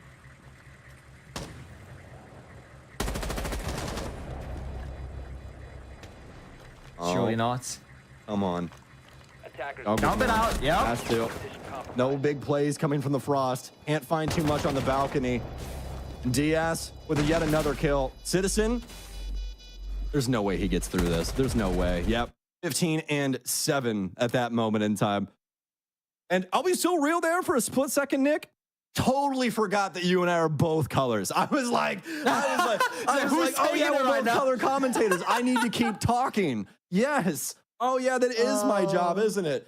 Oh my goodness. But yeah, as asleep as the wheel, as I was, you can basically be the same way when it comes to the offense in that post plant. Everybody saw how easy that was. You don't really need commentary for that one. Because as soon as that goes down, I mean, it's got to be all hands on deck for M80. And the biggest thing is you really got to hope that somebody outside just really can't hit a pretty easy shot. I mean, that round is pretty much done and dusted the second that OXG find themselves inside the bomb site and just like surprise M80 and overthrow them. And we saw 2 defenders coming up the blue staircase from the basement when the bomb was going down. So M80 caught very much in the wrong spot, but also that is not the first time that's happened. The first time M80 played Bar, the same thing occurred. It was Dream first and get that initial pick. Yogg jumps in the window, fire goes out, plant goes down, he jumps out, second fire goes through for the post plant. So the fact that OXG can do the same kind of attack 2 separate rounds on the same bomb site speaks to the lack of adaptability for M80 going, guys, what was the problem last time? Because last time, again, they just found a gap. And that has been the story, I think, of both teams on the attacking side. They are just droning things out, and they see where there is nobody covering, no barbed wire, for example, no blue mines, and that's where they strike every single time. And that is like a big... It's like, I guess it's a simple way to describe the current meta of the game, but it is like gap finding. Figure out where there's no defenders, take that spot, execute, and find that kill. It's understanding of map pressure, honestly. You know, like understanding where positioning is, and okay, well, if we put 2 bodies here and they have 1 body here, we obviously win things out more than likely in this trade. And then it goes right back to what you were talking about earlier. That applies over to the resources as well across the board. So it's really just about those gambles, how you want to place things. We've heard a lot of defenses, calling in for like listen-ins and stuff like that, or refer to things inside of a timeout as that as well. You know, formations. Hey, we're going to go for a 2-2-1. Hey, we're going to go for this. We're going to go for that. Yeah. That's exactly how things work, man. You're trying to stack these things so first things first, how you're playing things out. It makes it much easier for communication and that kind of stuff when you're trying to set things up very quickly. But also on top of that, it makes sure you know that you have your value in the right places. And so far, Oxygen has definitely had their heart in the right place on top of that value. And like you said, finding these gaps, being able to exploit it time and time again. And yeah, we've seen some things from M80. We've seen them be able to find some gaps of their own, specifically for Citizen, but past that, things have been somewhat lackluster. They haven't been able to find a different gear, and at that, a successful gear has been working up against Oxygen. And ever since OXG's had this driver's seat, they've been at the helm of the offense. Things have been complicated. Nitro sell out. It somehow doesn't kill anybody inside the boiler. In fact, Nu's gonna get a kill. Diaz kills Cameraman too. And M80 is a 3 versus 5 going into the last minute. This could be the final round. This could be OXG taking the first map. I mean, they're holding angles. Again, they're waiting for the setup. And maybe they have to swing. They have to get back this man count disadvantage. Kino 2 and 9 has to be a hero right now, playing that bomb side position. Has a C4 as well. Diaz on the breach, can't quite get in, but has a line of sight. Kino surely has to find value here, either with the C4 or with the gunplay. Nitro cell. It comes out. It won't find anything, though. I think the secondary player there ends up catching it. Dream with a kill onto Citizen, and it's all going so very wrong. It's down to Spoit, and now it's down to no one. Oxygen, they'll take away Chalet, and they're quickly sending us on to a second map. M80, they could just not find the plot. They couldn't. And it's funny because I feel like they've been so good at it, and OXG, I never know what to expect from them. Like, not because they're a bad team, because they are good, but I feel like they have different modes they can switch between. And right now the mode is just counter MAD. Don't allow them space in the server and match the pace. If MAD want to play a quick game, well, OXG, they match it. First round, Gomez, impact right out, getting the opening kill. Then round and round again on the attacking side, on the side swap, they're rushing the bomb side, finding those gaps that we keep bringing up. It is just a really good match of playstyle here for OXG. And it seems like they got them figured out. Yeah, absolutely. And that's the thing, right? Is it's like when no matter what gear you choose, you're more than capable of winning out the round. That's when you know you really got something special going on. And that was the thing that was kind of worrying for us at the very tail end of the stage. We're like, Oxygen, what's happening here? Things are starting to kind of unwind themselves, but clearly they've done some soul searching of their own. They're like, oh wait, hold on, we're still him. We're gonna continue to keep this ball rolling. And I mean, hey, that's about all she wrote for the first one. We're gonna send y'all to a quick break, and we're back. Got an analyst desk, break things down.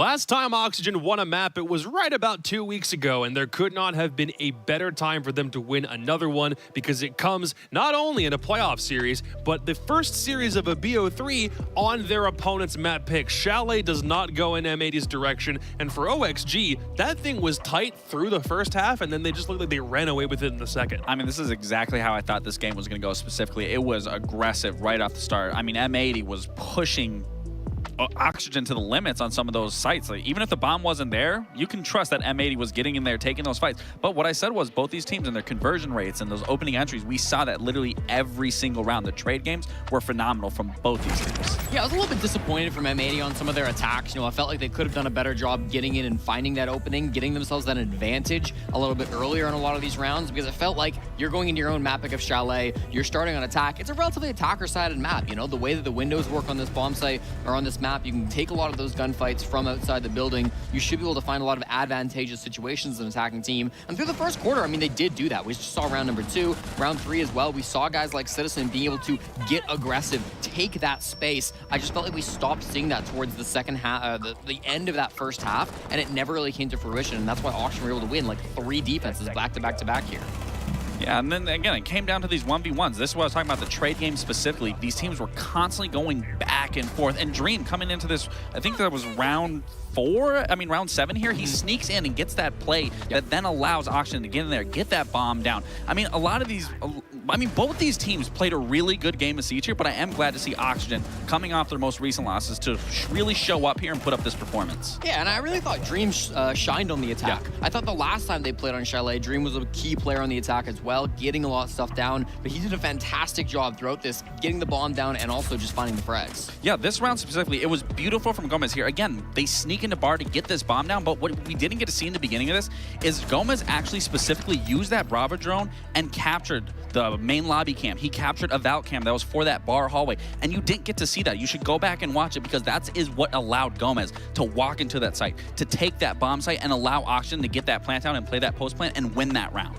We might even be able to go back and take a look at it here in another second, but I think the one time where we saw Dream not do good on attack was where he got TK'd trying to play Blitz and get downstairs. Yeah. The one time we saw, oh man, it would have been cool to see a Blitz execute, but clearly OXG didn't even need it. Here's that round for Lax. This round specifically. So in the beginning of this, we didn't get to capture it fully, but the only reason why he was able to do this was specifically because he ends up capturing that main lobby cam and that Valk cam, so that way M80 can assume, oh, maybe they see the cam and it's up, they just aren't assuming someone's on it, right? Or they just know for a fact it's gone, so it needs to be communicated, but clearly wasn't, because once again, a player was able to get into that bar, take control of that power position, and now you can't play from top floor, you can't play into bar, everyone's on blue stairs, Oxygen jumps in to go for that plant, and it's small things like that that can easily win a round, and Gomez played that beautifully with that Bravo. Your Colin was about M80 target banning the Nomad against Diaz. Didn't have the chance to play it. Did we notice anything about the Nomad, or in particular, or the fact that he played something that wasn't Nomad here? I mean, absolutely. Diaz played a range of operators, and they were clearly trying to get that effect to the Nomad. I talked about how on the game's bomb site on Nomad, he would try to lock down the library part of the map to make sure that nobody in the post plant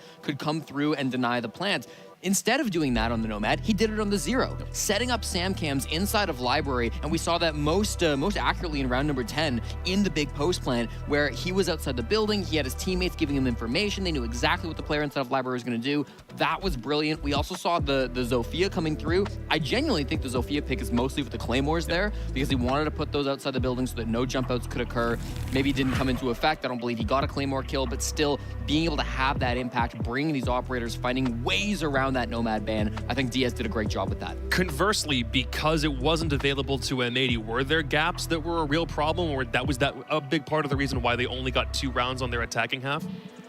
I don't want to say that entirely, but I mean, I will say the Zero being played in there makes the most sense, because not only does it allow you to have 4 different areas of information that an air jab can't. If someone's watching it, And someone that played flank watch religiously, when you get those Nomad shot, you have to play close to those and pay attention to those. At least with the Zero cams, you know the second they get shot, and the beauty of it is you can be next to your team on those cams, so if you do need to adjust quickly, you're able to get off that cam, have someone take over it, and play quickly on that. Well, let's talk to Dream and Kino, because we tried to get them in earlier on to talk about what this series was going to look like before they started playing it. Here's what they had to say with their pregame thoughts coming into this qualification game.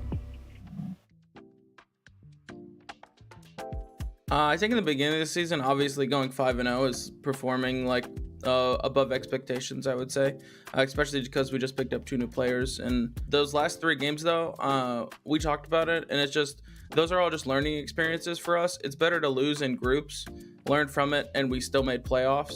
I mean, I'm excited to show some of our new strats for one, and I mean the confidence, honestly, is probably higher than it was for those last 3 games for sure. It feels clear cut to the team, and I think that's important. So it was a big that we honestly lost this game so we could learn. I think the team played great overall. First round of playoffs against Expedition. Our prep was on point. I think we knew pretty much everything they were gonna do, and we had some good counter strats for it, and some like plays, some like little plays that we had prepped. You know, if they did certain actions and stuff, it ended up going pretty well, and it was honestly a pretty one-sided match. But not taking credit from SSG, they're a great team. Spoit can't drop 20 kills every game, so I think the rematch will probably be a little bit more in our favor. We know what we did wrong in that game. It's just closing out those gaps we had and just being the better team. Our first match against OXG was a tough match when you were gonna play club against them, and it was 8-7. And probably our hardest game in the group stage. So I always expect a close game against them. I know how they play, and I know they will never give up until the game is over. So I expect it to be a good game against them. I mean, one of the weaknesses, I mean, anybody can see this, it's Kino on Monty, so we're hoping he brings that out a lot, plays that, just abuse him on it, for sure. I honestly don't see any like actual gaps on the team. I think that team is pretty solid. They have a good core. They had a week to prep for us, so I feel like that that could hurt them, depending on like what we change, depending on what we do. I mean, sometimes prep is a curse. So I guess we'll see how the match goes. OXG's overall goals is obviously to make the major. I think we've come too far not to make it. I mean, we got 2nd place. Every game we play, we're improving our synergy as a team, our communication, just how we want to play the game. I think a long-term goal for us obviously should be to make Invite. I think our roster is good enough, and I think we can compete internationally. So I'm excited to see what we can do on like a bigger stage. Team goals will always be the same. Will always be, win our next game, no matter what happens. Like if it's for NAL title, if it's for the major or whatever. Like if we have a game to play, we'll give it all, and we'll always try our best to win. And that's it for us, really. Hearing Dream's comments about OXG synergy improving with every game definitely ring true now, seeing them win M80's pick of Chalet. We transition to map 2. We're talking Cafe. They've decided to pick it. Lax, we even said it was a pretty darn good pick for OXG in the interim. What do we think about this pick overall? I mean, I like this map for Oxygen specifically. It plays into their playstyle. They know how to work the map, they know how to get into the map, and they also know how to deal with aggression if a team is forcing that into their play, whether that's on the defensive side or that's on the attacking side. So for me, again, I think Cafe is a very strong map for Oxygen going into this. Yeah, and when you look at the stats, it really does reflect that too. I mean, historically, this M80 roster slot has not won Cafe since 2021. What? Obviously, none of the players currently on the roster were on that 2021 squad. Dude, even still, played. That means as an organization, M80 has never in their history won a map on Cafe. For Oxygen, they were 4-0 on this map last year throughout the NAL. They love Cafe. Haven't played it so far this stage, but still, most of the core is the same. This team loves to play Cafe, so it's not a surprise they wanted to bring M80 here. Cool, so we need M80 to basically break an org-long curse that's lasted for 3 years in order for them to have a chance to go to Manchester off this game? Sounds about right. Good grief. For OXG, you're only 1 map away from going to Manchester, which would be the first time they qualify for an international LAN event since 2022. Last time Oxygen went to a LAN, this guy was still on the team. That's how long it's been for OXG to finally go back to a LAN. Then I got dropped. And then he got not that, it is what it is. Not to throw the reminder back in the face, just to tell people at home, that's how long it's been since OXG have gone to LAN, and they might finally be able to break the curse and go to Manchester in just about an hour's time or so. It's time for map number 2, Cafe Dostoyevsky on deck. Pengu and Stokes, you had so much fun with that first game. Please keep the energy up. I love you both very much. Well, thank you so much, Jacob. I mean, you already know it, man. When Nick and I are in the room, there's bound to be some things going on. We're always having a good time, and especially with a good game like this, I mean, come on, Pengy. I'm excited to see if M80 can break this Cafe curse. I mean, 3 years of losing a map, that's something serious. Yeah, not just that, but given how Chalet played out, we could see like a very fun, fast-paced cafe where often we see it being like very slow and dreadful. They can't get in the building and nothing's happening. This could get explosive. It could get chaotic. The pace on Chalet, it was almost like both teams were trying to go faster than the other and problem solve at a higher efficiency level than the other as well. And I mean, OXG, they certainly came out on top. They were clutch more often than not. Emedi though starts on defense in what I would argue a definitely defender-sided map. Yeah, I don't think anybody's gonna argue against you. Cafe. It's hard to attack, man. Yeah, absolutely. Even its old version was not exactly great. And then they had to give us some balconies to try and assist with the top floor, right? So, by the way, did you see that tweet a couple days ago that new balcony has been in longer than the original balcony on Cafe now? Yeah, Cafe rework is the older map now, which is crazy to me. We're old, Nick. We're very old. We are. and the thing is, it's whenever I think back about, when did Oregon change? When did Clubhouse change? When did Cafe change? It's like, it's not that long ago, right? It's like, buddy, it is like 5+ years ago at this point. Like it is 5, 6, 7, 8 years ago. Yeah. That was back when you were rocking G2 and Penta hoodies and putting people in body bags yourself, my friend. Yeah, I mean, you were probably living in Poland at that point, right? Those Poland days. Oh my gosh, that was a time to be alive. But this is yet another. I mean, hey, I've transitioned from watching this game to now casting with a Hall of Famer, I would say, when it comes to Siege. So I'd say I'm doing pretty well for myself. I think I'm all right, Nick. Yeah, dude, this cafe, we got to get into these bans, dude. We'll touch on the win rates and all that kind of stuff later, because I really want to get into this Grim ban. Grim has been a hot commodity ever since his buff. When he first came out, he wasn't exactly great, but that was just purely due to the radius that those bees were. Now he's great at dislodgement. On a map like Cafe, Nick, in your professional opinion, sir, how much does that matter? It's very important, especially this top 4 bomb site. I would almost argue that if Grim isn't banned, playing top 4 bomb site is just outright a terrible idea. Because top 4 plays out about you sit in power positions. In Piano, you can sit on bar stage, that pixel spot. On Cocktail, there are various corners you can play in. In Freezer, same story. And the thing that Grim can do, right here, you can cover the entire section of the map with Grim Bees from the A window rappel on Cocktail.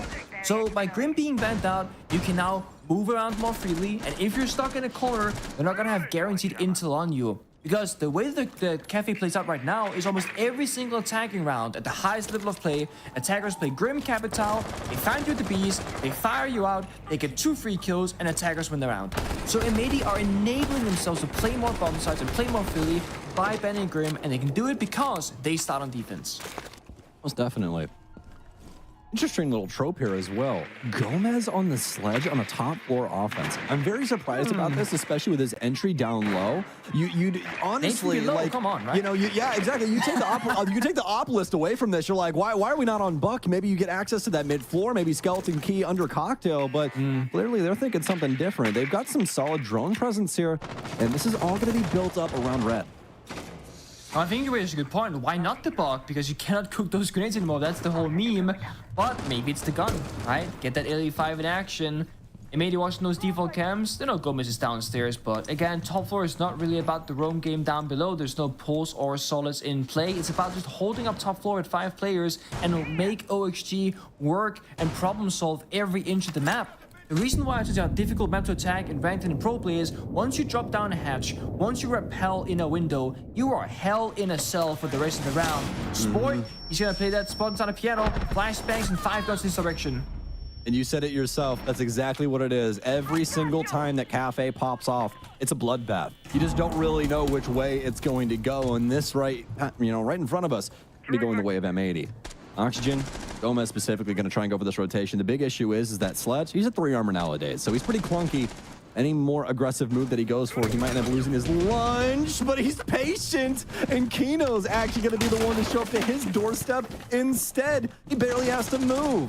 Actually plays right into his hand in a scenario like that as well. But speaking of a scenario, there's quite one laid out in front of him. 45 seconds remaining. Oxygen have got to get something going for themselves. Minus just dying to these guns pointed over towards Cigar and the traditional way of taking this top floor. Diaz doing his best of attempting to spam down the M80 player, but Noodle, he's persevering and he's doing so very well. How Is he alive? Oh my! Just die, Noodle! There's no way! This guy has a chin like a god! This is insane! And somehow, some way, it's down to a 1 versus 2. Diaz, he thinks, maybe, or at least I think, he knows that there's one inside a bathroom. He does. The Super Shorty won't get it done. Spoiled will find one with a 9mm. Man, does he love that SMG. But what a weird round that was for a split second there.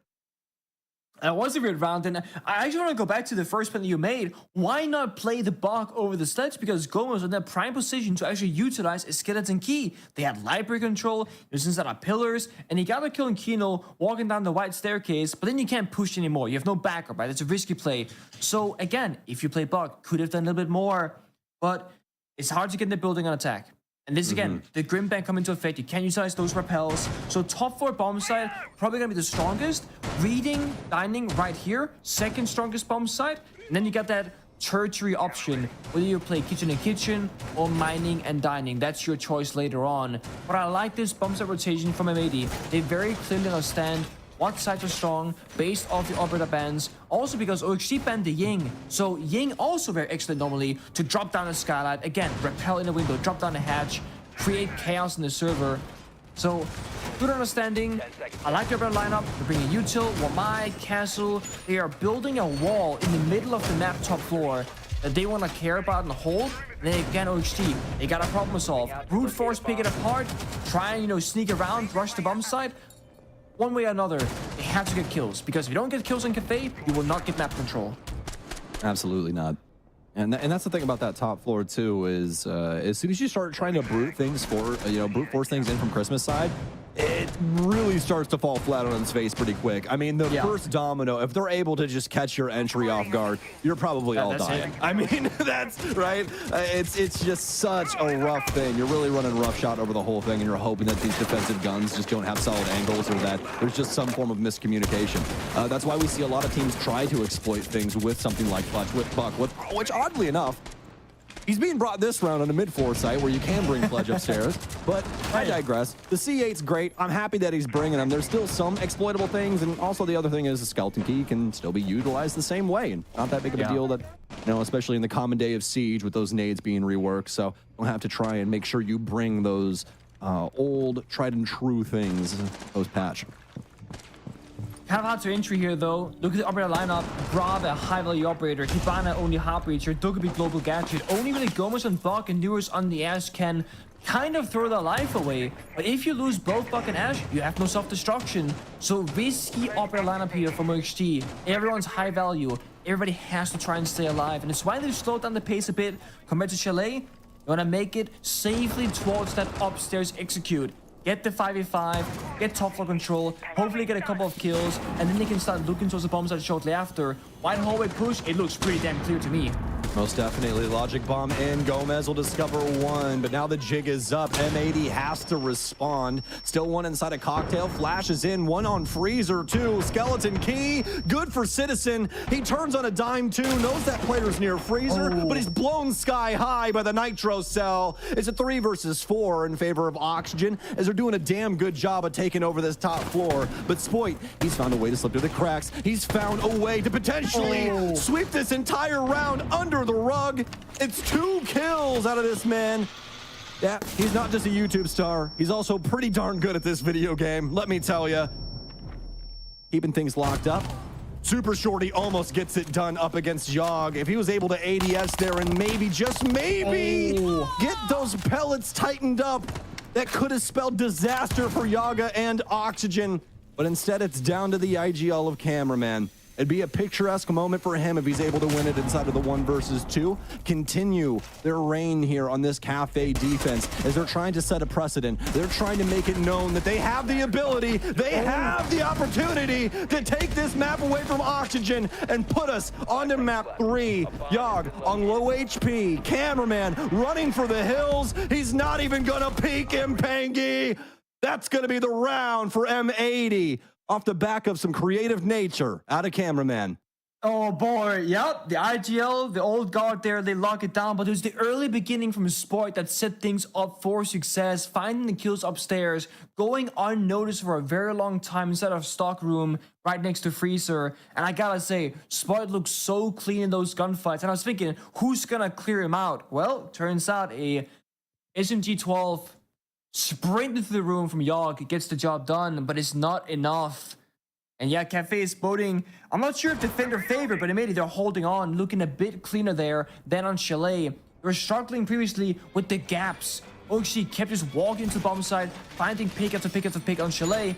Now Cafe, much more compartmentalized, much smaller in scale, where you have very limited avenues in towards the building itself. And that was still a gap last round, right? A wide hallway.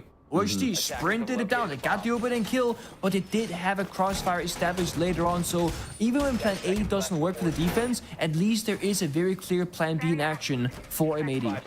Yeah, and you know, let's just make it abundantly clear for those that might be a little bit newer. It's really Spoit that won things out on that top floor. I mean, if Spoit had not just for some reason had this moment of an epiphany where he was like, maybe I just sit on stacks and I kill 2 people magically, right?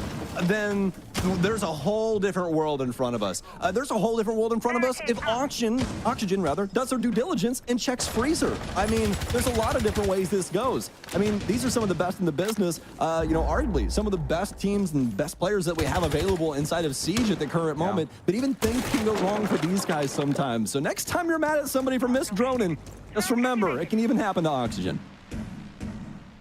Yeah, so the thing about Siege is that there are so many small details to keep track of, and it's why it's such a unique game as well at a high level of play and even at a more casual level, because you have so many ways to play it. You can be a good aimer, you can be a good brainer, good positioning. There's not one way to do things in Siege. There are like 1,000, and you can make any weird playstyle work. It's a 4D chess with guns. That's my favorite description of Rainbow Six. Because and then add some verticality and self-destruction, and yeah, like it's just so insane. But that's been the big draw to Siege for the longest time. You know, it's not just because the game's complicated. That's what makes it cool, right? No, it's that you can go about things in so many different ways and accomplish the same goal. And that's the beauty of Rainbow Six. Dino and Spoit, that's the beauty of good mechanics. That's 2 bodies out of Oxygen. Get one back to Newers. Spoit still in that piano position. A little bit aggressive. Dream hears the position, doesn't know the exact. He can lock it down. Piano is on stage, maybe. He got that 3v1. Goes stage repel. Swings cigar, but Spoit he's ready for it. Oh, they baited it! They don't check Pixel, man. That's something you really got to worry about on these top floor clears. Sometimes they'll even just set a shield there and just have somebody just maybe think, maybe just wonder if somebody's going to swing off that thing. But this time around, it's active. No bathroom player, just pure heat, pure smoke right off that Pixel shield. A nice trade back and forth, and obviously Oxygen going to be on the short end of the stick. Be able to at least get rid of a yokai here. But with 40 seconds remaining, Nick, how do we change this? How do we adjust our sails? You gotta get that opening pick, right? Gotta get it to a 2v2. But the thing is, if Many played smart, they can play solos downstairs and always come up at one of those 3 staircases for a flank late round. And then the other 2 players just play bomb side, play keep away. Wait for Orochi to come to you, get them in that awkward position. Solar Citizen can't even deny most of the bomb site from below, although it's worth noting there is no impacts available for Citizen downstairs, so some angles will be a blind spot. Smokes out, DS in, Citizen. Oh, no. We're all going to be paying attention to this man down low. He should be able to see this case going down, and he can potentially mark him through the floor too to try and get some assistance from these other players. The case is going to go down. Now, it's all up to Nick. What a flick. This 5.52 commando, it has been sweltering hot in his hands this entire stage. He'll find another, but cameraman gets it through the wall. He thought that he was long-arming around the reinforcement, but clearly not.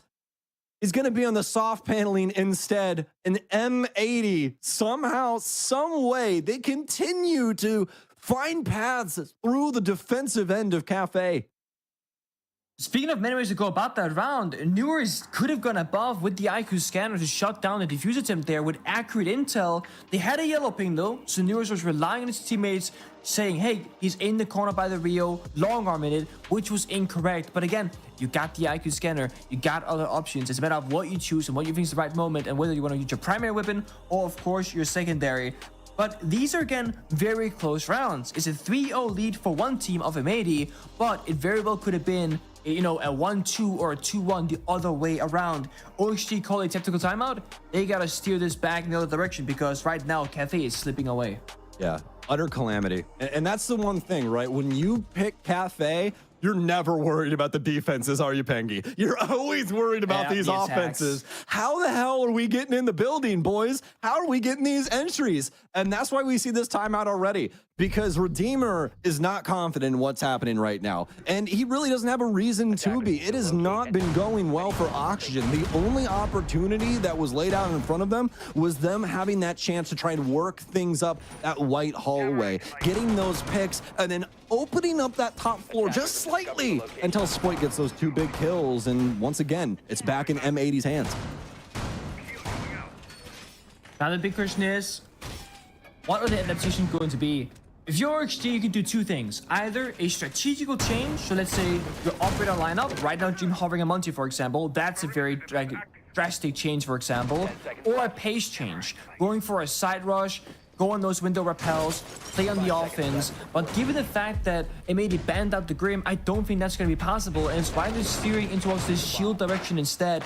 M80, just like last time, they go for a 3, 4, 5-man spawn beat, just like on Chalet after a timeout. That seems to be their win condition, because you think OXG, they're gonna take it slow, they're gonna relax the server, but they're ready for it. Newers goes to the punishment play. Citizen out for the count. He's 0-4, by the way. Fragger on Fragger hostility. Who's going to take down Citizen? And yeah, a stat line that I can say with a lot of confidence we have not seen out of Citizen this entire stage. 0-4 is something that you never see next to this man's name. But things have been complicated so far for him on this defensive side, which, I mean, again, this is something that really never see. But the beauty of the situation is for him, though, the rest of M80, they've got his back, man. Spoit's 5-2 right now. Everybody else pretty positive at the end of the day. Really going to be up to Oxygen to try and change up that fate after this timeout. First minute's already expended, but they've been taking their time trying to dedicate themselves to a little bit of droning and also just getting a better understanding of what's happening on this top level. Yeah, watch Dream though. When he jumps down the hatch, one's gonna lead the charge towards the building. The question is Amanda gonna lash out and go for those early swings or let them execute? That's the moment here. See if they swing for this. We're actually gonna check in with Oxygen now as they get this 4 versus 3. See exactly how they want to go about this execute. Just on this is on me. Can you guys shoot the Kim? Yeah, he did. I have another he one. left, we went to Pixel. So went Freezer and then went Pixel. I have a flank cam. So they're playing a shotgun in bathroom. It is mute shotgun in bathroom. A zombie ran to stacks. There you go. Fenrir is deep freeze. Mute shotgun is in bathroom. And one cocktail. A zombie cocktail. How do you guys want to play this? I think we win by pushing underneath Skylight. I think we push underneath Skylight. There is still the dude deep freeze. They have no warden. We could play off smokes here. We could look to plant in a smoke too. Yeah, we can try to plant. We gotta shoot defense, right? Can you guys hold? Can you guys hold? We need one to stay and hold white, and then I think Mitch just looked to plant a smoke. Probably could. Yeah, one, I can stay bathroom. One freeze, and the other one took a lot of damage C3. there. He's C3. He's not C1. Hold across the C1 then. I have it. I'm waiting for Skylight. Smoke. I'm gonna bait a C4. I'm just holding Pixel, dude. Space smokes. Pixel. You? He's inner bar. Inner bar. Dead. And then C2. Okay, I'm gonna smoke. Where is he? Planning. Gomez has white. Freeze. Nice. Nice. Now that is a proper take on the top floor. That is exactly what we want to see out of Oxygen. And did you see how much Dream got to dictate from that Monty right there? The communication out of that man alone. Not only that, we also have to talk about this for a split second too. The capabilities of the Oxygen players to layer those comms. While you have Dream talking about all of that, they're also on that sidebar making sure that they're able to figure out that little ordeal they have going on over near Cocktail or wherever it was. I mean, just beautiful, beautiful coordination from all of them. Nobody getting overwhelmed. It's just so perfectly done. And then past that, Nick, the thing that's so impressive to me is their timing, their capability to try and extend that round, make M80 sweat, get those smokes down, force them to start taking these swings and walking into the Oxygen guns that they have set up. Yeah, the thing that I really liked is how Dream was able to just like share the intel, and then he also asked the question, how do you guys want to problem solve? And I think you can be critical of that if you want to, because you can argue that Dream should have told the team exactly what to do, but we don't know the exact roles for OXG and how they problem solve situations. And I like the fact that Dream opens the floor, hey guys, what do you want to do? Because when you're Monty, life is easy, right? You just stand there with the extended shield, but again, the value of having a clear communicator on that supportive role gets you very far in that round. And OXG, off that tactical timeout, the big question for us was, how do they adapt on the fly to those problems with that small 45-second of break? Well, they play Monty in that first round after the tactical timeout. Now they do it again. This is going to be their new win condition. Now we look towards M80. What are they doing to counter Dream on the Monty? Well, this round, they're playing 2 C4s, Toxic Babes from Smoke on Noodle, and Goyo Fire from Citizen. So they have 3 separate operators with the sole purpose, more or less, to be an annoyance towards Dream, to do chip damage to Monty, or try and shut him down from entering the building. So the only thing for M80 right now, they're giving up map switch. Look at this. Piano is free for the taking. It's never free typically in the past, right? There's always a player there.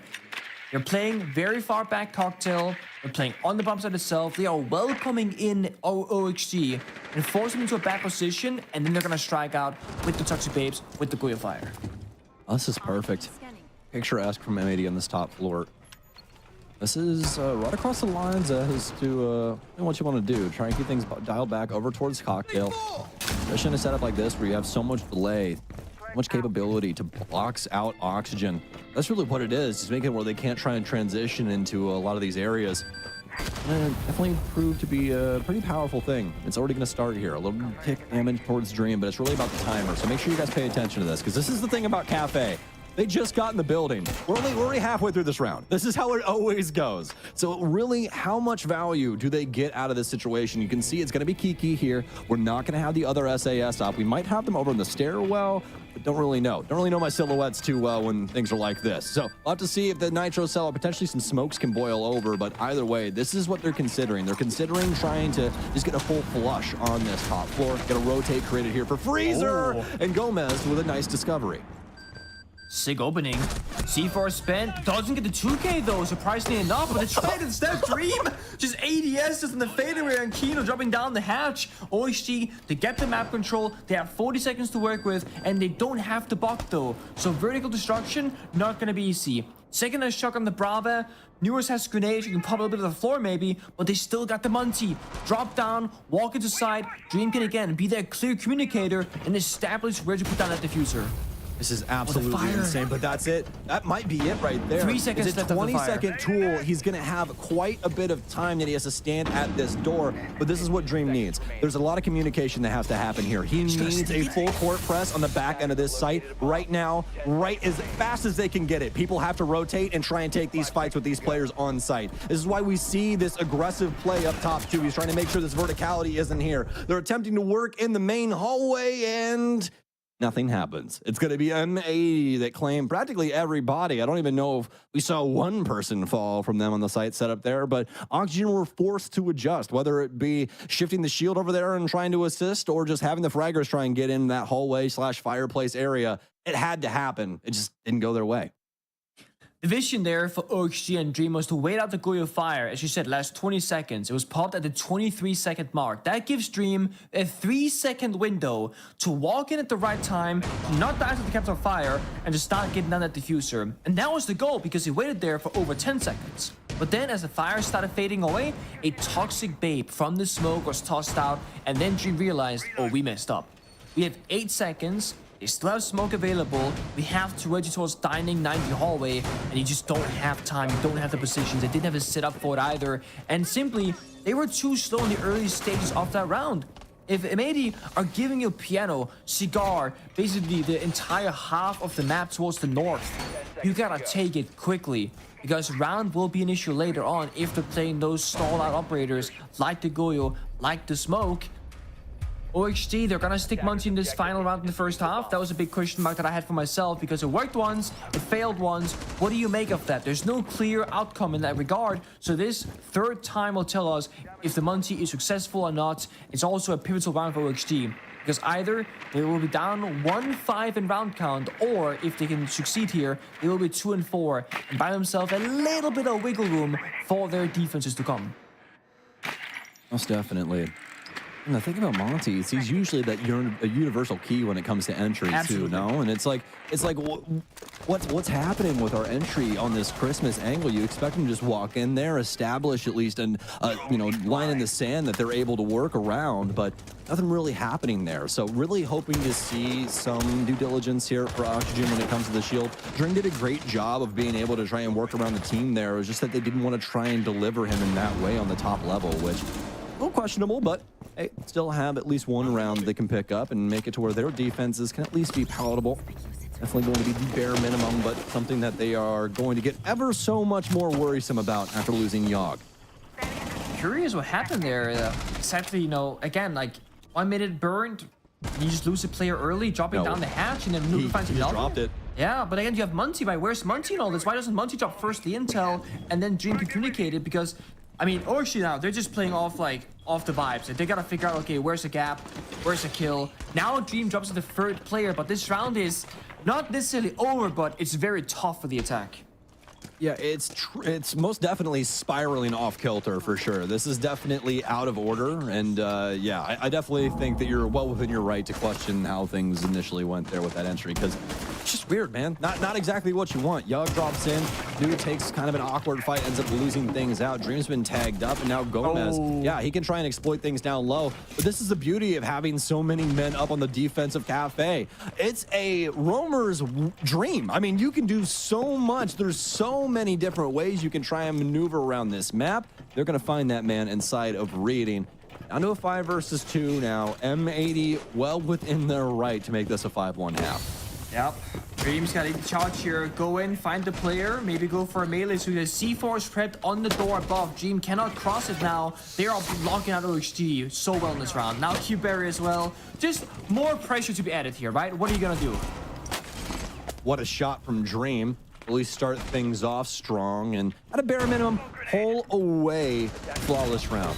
Remember that thing I said about a roamer's dream when it came to Cafe? It's the beauty of 3 stairwells on a tri-layer cake of a map. This will just rotate up red. Lookity split. That's going to be another M80 round and a gorgeous M80 half to boot. Now, here's the real thing. They're switching over to offense, and it's a completely different ball game. As Oxygen has been showing us, it is not so easy on the other side of the fence. But there's always the thing about okay, both teams have to attack and defend. We all know that, right? There's a side swap for a reason. It will always occur. You cannot win just by playing defense or attack. You can go 6-0 up, but you still gotta go at least one attacking round. The difference is though, OHG will start on the difficult side. So you have to go through this 1-5 scoreline, not feeling super confident, not feeling too great in the server, and it's just gonna feel like an impossible task almost, even though in reality there's a high chance that M80 will have the same side swap, which means there's gonna be another 5-1 for defense, and in that case we go overtime. So it looks really bad on paper, it feels a little bit bad if you're an OG player, but in reality it might not be all that bad. No, it honestly might not. And really good point there as well, my friend.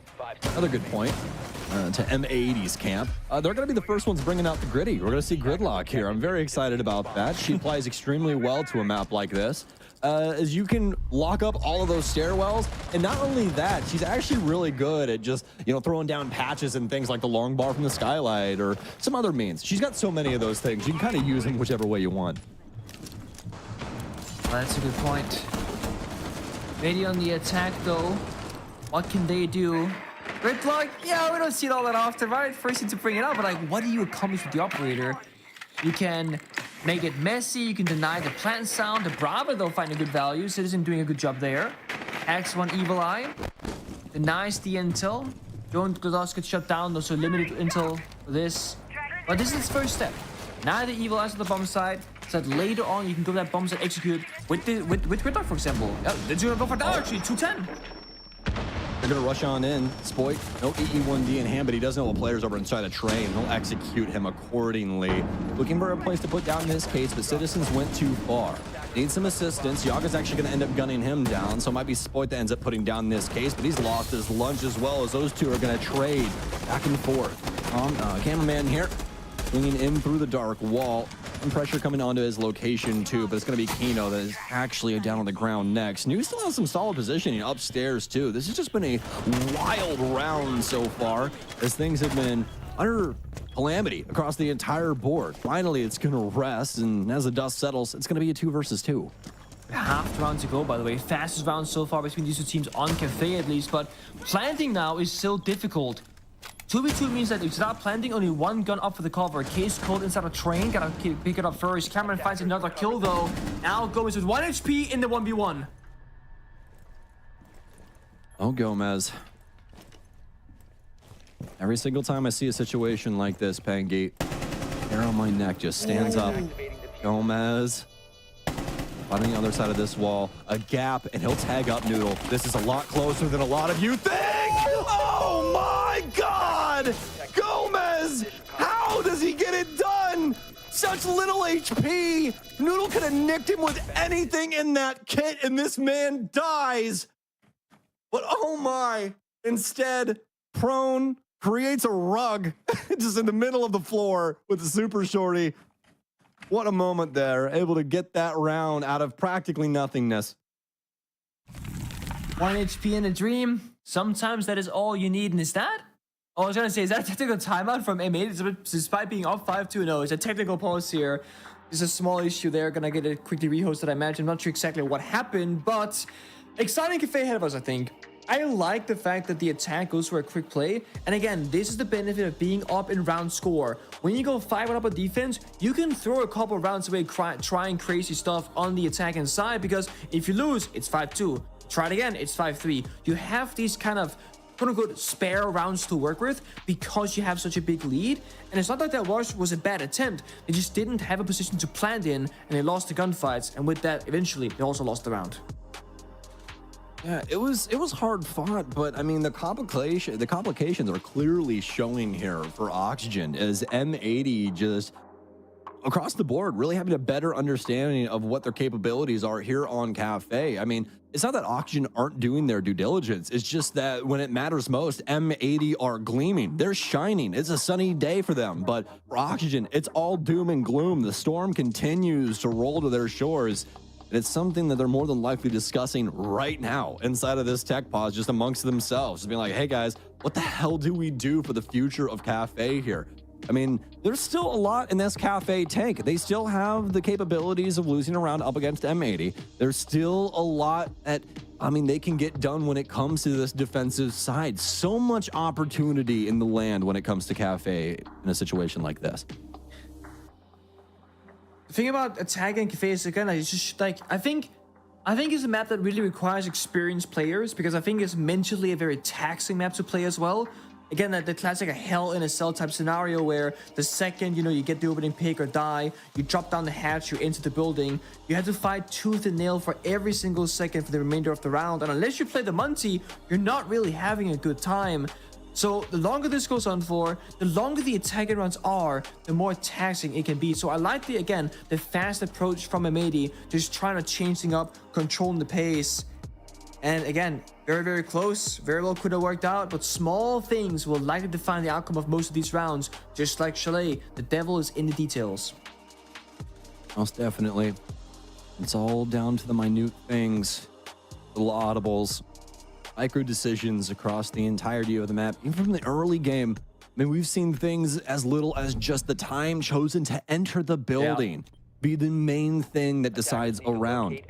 And that's why earlier when we were talking about, what's Siege like? It truly is like 4D chess. There's some times where you don't realize you've lost the round until, you know, the end. And you're like, oh, I actually lost the round at a minute 45. And That's so I had true. no idea.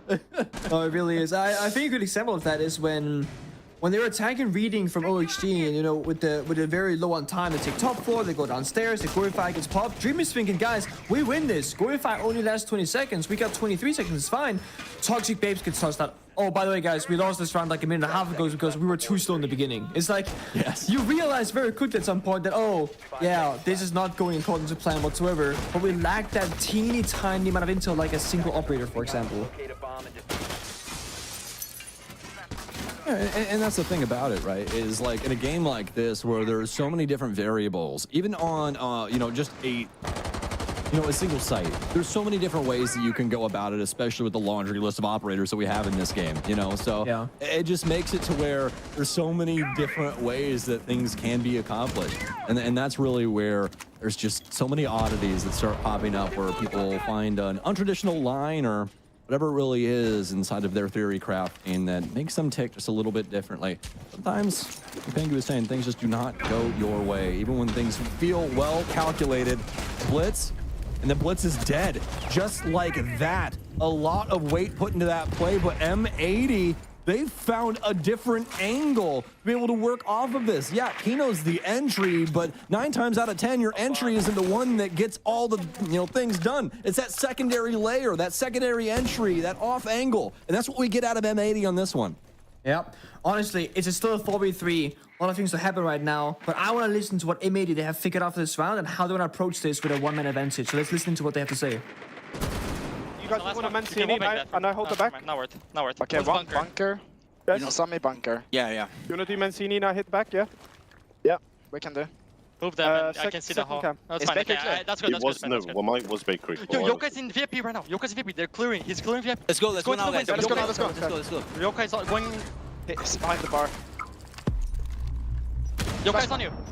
Yep. Nice. No more Diff Yoka. can, you can push this. One bakery, come on. Come here with me, bro. Okay. Red. Nice try. Adam, look. Man. Citizen and Spoit, they just do things to you whenever you see their pop, do they? It's just like, yo, is this guy about to kill the whole lobby? You never know what's coming next, like, truly. Oh, man. But, all right, Kowalski, analysis. So, I actually think the initial beginning of that round, excellent, right? They get 1-for-2 trade rather for the attacking side. 4 versus 3.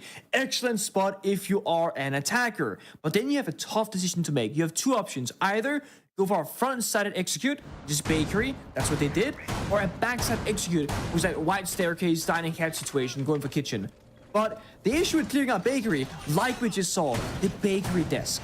It seems so silly to say this, but it is one of the hardest gunfights to win, I think, on the attacking side, to clear out the bakery desk position. It's very long, and there's a gap on one end of it where you can get swung from, so you never know you're gonna get swung left, right, or center, standing up, crouched, or prone. And we saw the bakery player get 2 or 3 kills in the round, shutting down the entire push from M80.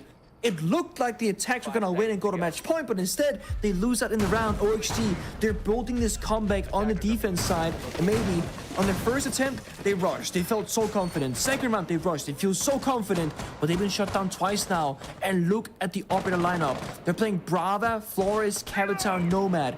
M80 have had to change up their entire game book right now, saying, hey, fast doesn't work.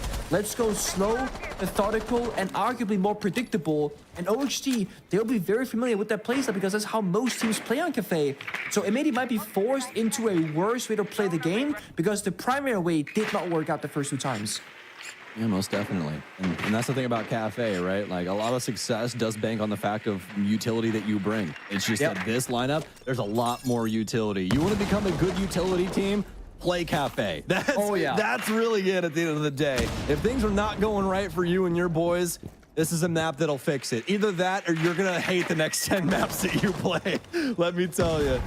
Oh, Kino, though, going to continue to apply himself when it comes to those roteros. Get some flashbacks there, my friend. I was going to say, like, the utility meta was pretty much created on Cafe. One of the first maps, like you play Pixel Spot and Piano, 1 deployable shield, 3 ADSs, 5 on my disc, keeper barriers, go your shields, right? There's so many things to deal with. That's what old school Cafe and utility brings back in my mind. And let me tell you, Samuel, it was nice the first couple months, okay? But 5 months in a row dealing with that every single round, it takes a long-term negative effect on your mental when you play Cafe in the future, okay? It is traumatizing. It was hard to deal with. It was. The loading screen just does things to you now, doesn't it? It's like, Cafe.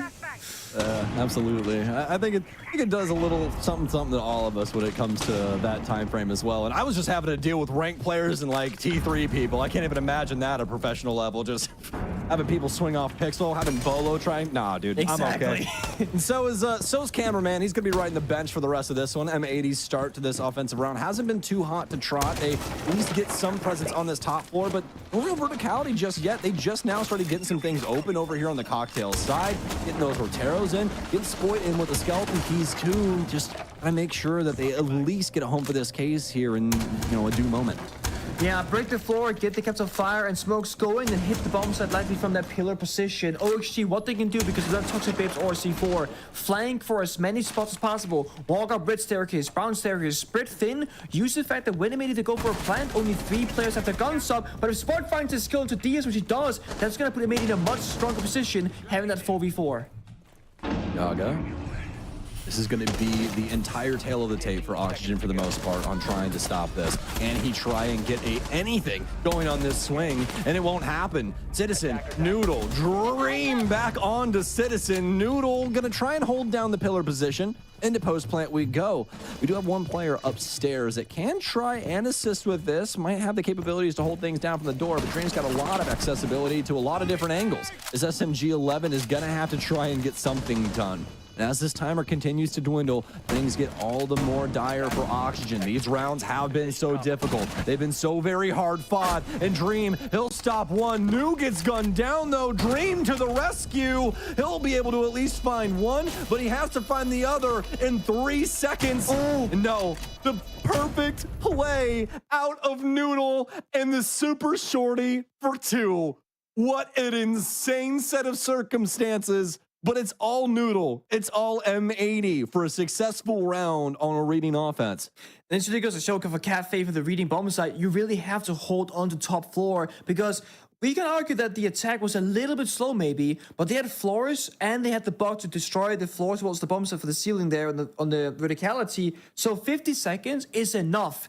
And the big thing, Sport knew there's a player flanking Diaz on the red staircase, and getting that kill really helped out. They had 1 caps of fire left on the attack. They used it on the brown staircase. Guess what? Yogg was playing brown staircase. Forced to then sprint up, not have his gun out, he died as well. So that 5 versus 5 very quickly became a 5 versus 3 favoring the attack. Oishi did the right thing. They flanked in 3 different locations at the same time, but immediately they were so ready for it, either because of good guesswork or reading the pace of the round, or because they had put up their flank drones early on and had actual live intel to work with.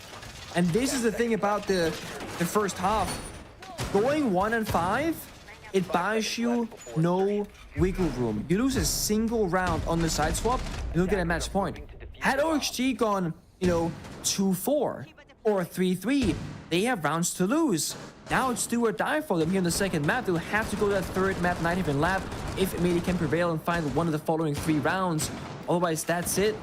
No OXG, again, they cannot win in regulation. They have to go all the way to overtime and then win it out there. They can lose in 3 minutes, but they can win in 25. Yep. And a lot of teams, up to snuff, worth their luster, whatever way you want to put it. This is the round where they're going to be the most feral. They're going to be the most aggressive because, all it takes is just one wrong thing, one mishap on the defense, and the game is over. They have so many opportunities to run this back, too. For M80, the world is truly their oyster. It just is down to how they want to go about delivering this. You're gonna have some Twitch drones in on the mid floor. Also have Brava, too, with these clutches, sweeping a few pieces over towards the blue side. Nice slow and steady start here. Intel, very important for M80. Again, the Brava Twitch, and the Dokkaebi all plays into intel and counter intel. Spot creeping up. There's a barbed wire though, and a Fenrir mine to boot. He's been baited in, but he survives for now. But he's 1 HP. Citizen. He's found what he thinks to be a gap. One is inside of this hallway here. Looks to be somewhat inside a laundry, but it's all a lie. And so is the cake. He can't get it. Diaz! Oh my God! What is that? He turns on a dime. He hits the deck like he's trying to crawl under some fire. Avoid the smoke. Rides the flames. Kills 2, and he's still up. I cannot believe my eyes. That has to be one of the craziest things I've seen inside of this cafe hallway. And he's completely spun M80 on their heels. New, he's somehow still upstairs. There's a gridlock all the way over on New balcony too. What can he get done with this? This situation is so strange, but it's something Oxygen's used to. New though, he's not prepared for Noodle. The patience play, it works out, and they're gonna have the man advantage. This is the thing of the pacing, right? It made they go fast, they go slow, they go fast, they go slow. Newers didn't know what exactly was going on there. Maybe expecting maybe to be like near the bomb side, getting ready for an execute. Well, they were quite literally one guy on the roof, Noodle holding him, cameraman on site repel. They weren't doing anything. They're waiting for a response. The punishment goes out. Now it's again the attackers in a favorable spot. Kino is low on HP though, but as is Diaz, the 3v2 with 20 seconds to go. Noodle. Be the case for him, but his fate is made. It's sealed. It's signed. It's all up to Diaz on the straight through. This man is insane. Clairvoyant through the smoke. He pre-fires. He catches cameraman. Kiki and cameraman both so very low. Kino on potentially the only safe space in this entire area, and he's found. Oh my! He's downed. And somehow, some way, by a single man's efforts, Oxygen stay alive here on Cafe. I think if we did a replay of the Citizen fight against Diaz with the DMR, I don't think Citizen hit a single bullet. I'm pretty sure when Diaz had that 1 versus 2, he was full HP when he got the first kill, meaning that Citizen shot like 11 bullets with the DMR, whiffing every single one by like a pixel. But that's not the one. That's the kind of round where that should never happen. One single player with no HP finds so much value in so many different positions. The Frostman gets the injury as well. I don't know. If that's the kind of rounds Orcs need to win to stay in this, they gotta do it 2 more times just to go into overtime. And maybe can be happy with that round. You know, it's whatever. Laugh it off. You know, it was chaotic. It was messy start, right? Sport walks up the brown staircase, middle of the map, barbed wire, Fenrir mine, gets shot in the back, Citizen and him locked inside a library, no way out, gotta fight through and through and through. That is worst case scenario for Medi, and it still comes down to the wire. 2 more rounds to go. Oishi go downstairs to play intel game. Echo and Solus can deny a plant, can deny some drones. But I will say this bomb site historically does not bode well for the defense. Medi last time went for direct approach, the blitz rush in from white staircase VIP. They got this funky lineup, Nuke, Amaru, they can do some stuff with this, but they also got the Ram. They could just go for a room clear. I'm really worried about this. I think this is going to be a fast play for the mid floor. They get the Ram in here, get the Logis going. They just have Spoit here for auxiliary. He's here just for a threat. He's going to walk right down white. Does have some opportunity, and these logic bombs really going to help him out, but this should just be a patience play out of him. We don't want to see him oversell here. If he walked down white right there, I would have been the first one to be like, this is the biggest misplay we could potentially have. But cameraman instead is going to be, yeah, exactly. Cameraman instead is going to be setting things up. Gomez, does he want to go for this hop? Oh, oh my. Wow. That is quite something out of cameraman. He's going to put Gomez on a billboard, on a milk carton. Somebody go find this guy because he's not here. That's actually a really crucial kill there for the attacking side. Now you buy that man advantage very early on. Solus means, like, Solus down means now your last 4 drones, which isn't a lot, but, you know, they're gonna count now. Hopefully I can spot it out. And risk assessment, right? OHD, they're very much fighting in these rounds. They're not just sitting back, playing to lose. They're trying to play to win, try and seek out those plays, try and build those early advantages, but it goes punished sometimes. That's the game, that's life. But now the question comes, do they play the 4v5 like they would normally, or do they feel a little bit desperate? do they want to over-aggress? Because I would argue that you want to try and make this a 4v4. But that means another player has to take a similar risk. And if that person also dies, you're looking at 5v3. And that is just much less likely to be won. Well, Dream, the pressure is now starting to build up for the closet position. Does have one outside lobby double. Saw that brown player too. Middle hops in. He's directly under him. Oh. He has no idea. He doesn't look down. And Dream finds one. An activation has to come from Brown Stairs now. M80, they have to hit their stride. Citizen waiting things out with that suppressor still live. Able to at least get rid of the camera. Things going to hit kind of a lull moment for just a split second. Dream continuing to hold on to coat check. That's one thing here. M80. They've actually got a nice wrap around this site. So many different entry points that they can try and exploit, but new. He's prepared, at least for the freezer angle. He'll take down Kiki. He'll take down Spoit. And can he assist with this more frontward assault that's now starting to build? Citizen does have this side angle, and Cameraman trying to assist, but Cameraman actually going to take down DS Dream. He can't find the last, and Cameraman, he's gotten it down to the 1 versus 1. Would you have it any other way? Cameraman, can you send us on to Night Haven Labs right here, right now? News completely repositioned himself. There is no case for Cameraman. He has to try and hunt down New, who's completely removed himself from the entire area. He's in a whole different zip code, and that's going to be the oxygen round. So the win condition of OHG have one different player pop off in each round all the way into overtime. You see it right there, a little bit of frustration now maybe kicking in for M80 because they feel it's slowly slipping away. Yeah, when you're up, 5-1, you can lose a round. It's all funsies, no big deal. But now, OHG are 1 round away from taking it into overtime, and they are riding this momentum. Newers did such a great job avoiding the verticality, finding those 2 picks. Dream playing shotgun inside of the closet. It's a tough position to play. You gotta fight many different positions, but he did a great job at finding value in that round. He also had 1 Yokai left alive. I saw the player spectating it, and it's always one of those, okay, you're playing Echo in a tough position. Are you gonna gamble the 50-50 gunfight or hop on your Yokai for intel? If you make the wrong decision, you'll die without a fight. Instead, Dream went for the 1-for-1 trade, got 1 kill at least in the round. OHG, they will go to Reading Library. This could be their final moment before we go to 3rd map. Last time the issue for them, they surrendered top floor a little bit too early in the round. They all fell back at about 57 seconds left. That's when the attacker started destroying the floor vertically. So try and beat that timer. Hold on the top floor until maybe 30, 45 seconds. Every second matters. Or in the perfect world, maybe fight the entire round upstairs. Because it is so common that we see you lose top floor as a defender in this bomb site, you lose the round. M80, they bring out that same stable lineup. They can do it all. They can lock down the flanks, break down the verticality, they can gain intel, they can also call out with that global gadget of Dokkaebi. They are again ready for anything to be happening in this round.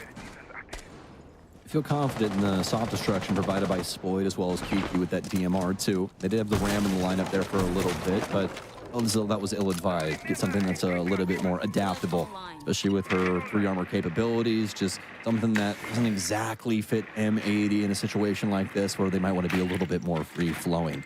This top floor is still going to be a hot commodity for M80 and more than likely going to be the priority of where this offense is going to try and set their hat.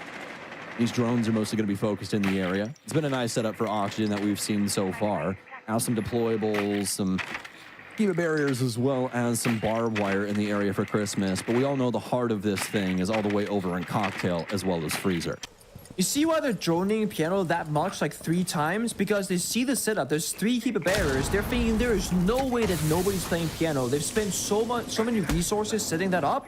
There has to be a guy hiding in a rat position, but there isn't.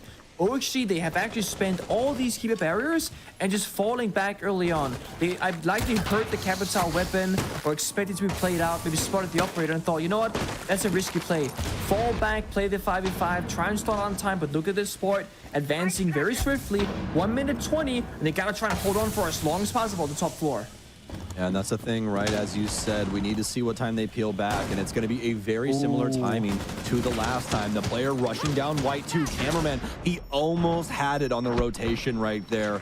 I mean, just on the coattails of the Oxygen players mulling about. An air jab goes down, almost able to swing through, but that OXG player over inside of Fireplace still has that angle, and Cameraman must be wary. The rest of M80 has to start building up this bomb site. It's not just this one point of contact that we're seeing. Back and forth we go as it gets down to a 4 versus 4. Dream's gonna be sold out on white stairs. He can't get the SMG up in time, and he'll end up getting gunned down instead.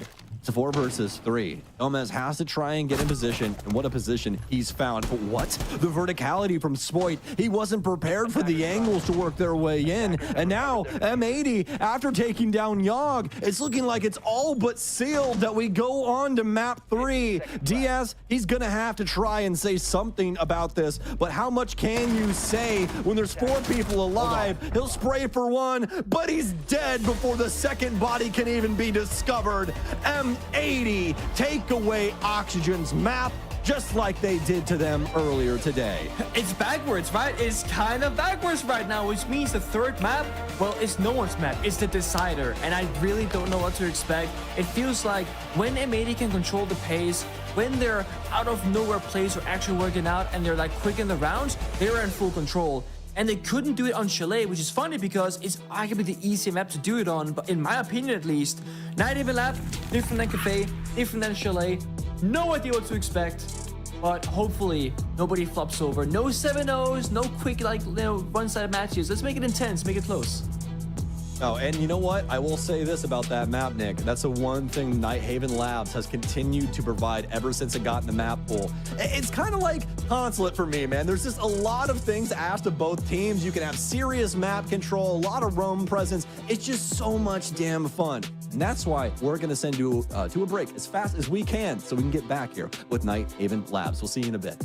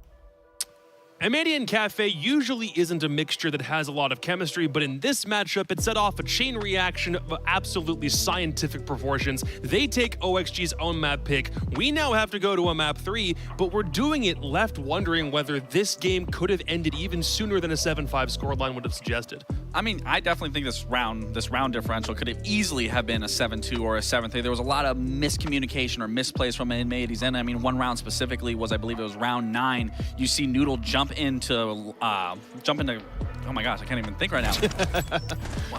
Why am I blanking right now? It's a long night. Yeah. But anyways, Noodle jumps in, Dream is right underneath him. They can't convert that into kill, then they end up just losing that round entirely due to Newer's huge play of just delaying as much time as possible. Then it comes down to that 1v1. They can't get that bomb down. Yeah, it really felt like M80 were running away with this game, obviously on defense. Defender side of Cafe, not the biggest shock in the world. This is always a map that's been very difficult for the attackers to find success on. But in particular, it felt like M80 were really nailing those rounds down a lot more confidently than Oxygen were. Obviously, it was a 5-1 half for M80, followed by a 4-2 half for Oxygen. So round count-wise, it wasn't that different. But I do think there were a lot of really big individual plays from Oxygen, particularly from DS to come through and save some of those rounds where even on attack, M80 looked like the better team, but they just weren't able to close that out. Yeah, and the site was closet. Well, the room was closet that I was talking about, so that's Right. on me. But yeah, I mean, I was surprised, and I'm not surprised at the same time. I wanted M80 to bring this aggressive in, the aggression that they didn't have, or that they were letting up on in that Chalet match that ended up losing to OXG. They were a lot more aware of what the map was looking like, and you could clearly see that demonstrated through a lot of their play on these sites. The only time we saw OXG win a round in that first half was when we heard the call-in. Dream as Monty. He's directing traffic, realizes it's a 4v3, and that they could pick the other players off. Every other round for M80 in that first half felt super systematic, and it's another case of if it's a 5-1 half in the first half, at least this stage, it's usually gone the way of the team. It's been 5-1 up. Yeah, and I mean, I like that that round came right after attack timeout, right? Clearly, Auction had taken some time, and not only were they able to punish the aggression that came out from M80 right after that tactical timeout, M80 tried to go for some spawn peaks, didn't exactly find success out of it, but they also started bringing the Monty more and more. And even though it didn't work in rounds 5 or 6, the Monty did have a big impact that one round, and we heard with the listening how effective Dream was able to use that operator. So, you know, I like that there was a attack timeout that was taken. There was clearly some ideas behind it. They clearly executed on those ideas. They just couldn't keep it up for more than one round. And even touch up on the Monty play. I mean, sure, it might not have been like the most perfect thing we've seen in general, but he was able to use that information and really set his team up for success. And I've talked about it time and time again. Like, Dream does a really good job at relaying that information to his team, letting him know what he wants to do. He wants to get in that plant position. How are we going to do that? And then we saw exactly how they did that, how they were going to execute it, and it worked beautifully. This game was won for M80 in the first half. It seemed like because of the way that they were able to stall for time so often whenever OXG were trying to attempt something. One round in particular stuck out as a pretty prime example of what happens when you bring a Goyo. Yeah, the time waste was pretty incredible from M80. This is round 5, and on both of the reading rooms, it took so long for Auction to actually get to the bomb site. First, they got to spend like a minute getting into the building, right? They got to run to the building. Then they got to rappel up to the roof. Then they got to drone the entire top floor. And it's good droning. They find the players, right? They do a good job, and they have some players maybe coming up from the bottom. But it takes them so long to get their Monty here. And as soon as the Monty gets up to the top floor, it's a Goyo canister. So, okay, we got to wait on a Goyo canister. It takes a little bit of damage onto Dream, but now we're starting to walk forward. There's obviously the obs blocker down there. There's the barbed wire. They do go through and they get a couple of kills. Great job.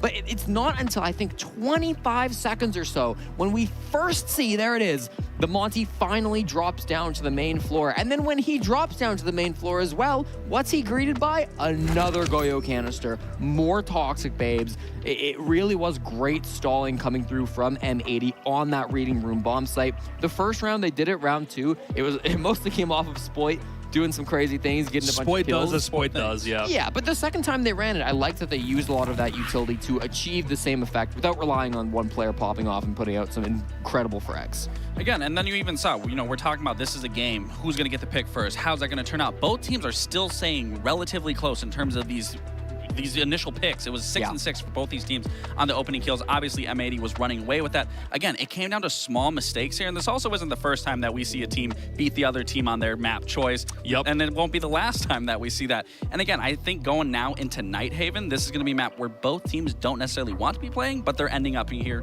nonetheless. I did specifically want to touch on that. You said in pregame, before we even got to Nighthaven, if we see a Nighthaven, it's probably because neither team necessarily specializes in it, because we haven't seen them play it before. It's almost like if we got to map 3, it's kind of a good and a bad thing for both sides. Can we elaborate on that a little bit? Yeah, so Auction Esports were the first team in history in all of Rainbow Six to lose Nighthaven Labs. That was way back when it got introduced, Stage 2 of the NAL. No other region had played it at that time. Auction lost it. They haven't played it since. Wow. Old M80 were very good at Nighthaven Labs, actually. This was one of their favorite maps, but with this brand new roster, they've obviously changed a lot of moving parts. We haven't seen them play it yet so far this stage. So for both of them, it's not a map that they've been to in recent times. Both of them have been avoiding it through the stage so far, so it's really a mystery box as we go into it now. I mean, speaking for that mystery box, what's going to be the mystery box? What I think is going to completely determine this map in general is who lets up on the gas. I think if someone can't keep that aggression going, whether that's on the defense, whether that's on the attack, that is going to be the team that falls here. Everyone needs to be staying on top of each other, whether that's their own individual performance, whether that's the team performance as a whole. Everyone needs to be adapting. Everyone needs to be showing up. And the first team that falls underneath that is not going to be walking away from this. We're seeing a majorly defensive series, just looking at how rounds have played out so far through both maps. The team that starts out on defense first in this case is M80, so if there's any team that doesn't let off the gas, to your point, it's probably them, right? And that's going to be the most important thing. And yeah, starting on this defensive half is really going to set yourself up for success here. But again, that goes into being able to adapt to, and that's also going to come on Oxygen's forefront as well.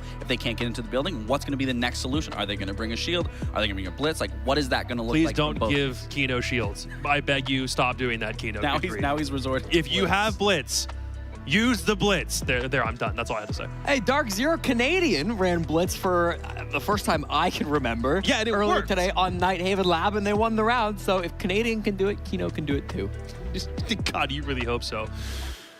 I'm a little bit worried about this, I think, for both teams, just because, one, not seeing anybody play a map in a long time doesn't exactly instill confidence in me that they're going to have something that immediately translates to it. But I also still think it'll be close because both maps so far have been ridiculously close, and even if OXG still let their own pick slide, they still brought it back and required 12 rounds before they won it. So I still think this one's generally up in the air, even if M80 start defense first. No, I think this is going to be a slugfest no matter what, but what it's really going to come down to is who's going to let their foot off the gas. You have to stay on the gas here. You have to be working together. You have to be problem solving at all times throughout this map. And it's certainly a disadvantage with Auction starting on the attack on Nighthaven Labs. We've often talked about how this is a very defender-sided map, but Auction are the best attacking team in North America. Don't forget that. And even though they haven't had the most attacking success throughout the series, obviously Cafe didn't really go their way on attack, they are very proficient at it, whether that's entering in with the spearhead of Newers or Gomez, whether that's working behind the Shield of Dream. They've got a lot of fundamentally strong attacks on other maps that we've seen throughout the NAL stage.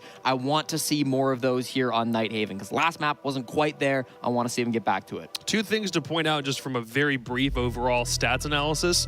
Diaz got target banned on map 1, still top fragged for his team, and was also still the top frag for OXG when they moved into map 2. So you have to find a way to shut him down at some point, right? We just got to stop target banning. You got to stop target banning. I mean, it works for sometimes. It doesn't work. It realistically does not work. If you ban, like an old Finka, if you ban that against Newers, Newers couldn't do anything back in the day. No. This is actually such a funny point, because today, they target banned Diaz on Chalet. Right. The last time Auction played Chalet, Sonic's target banned Newers as Ash. And he top fragged again.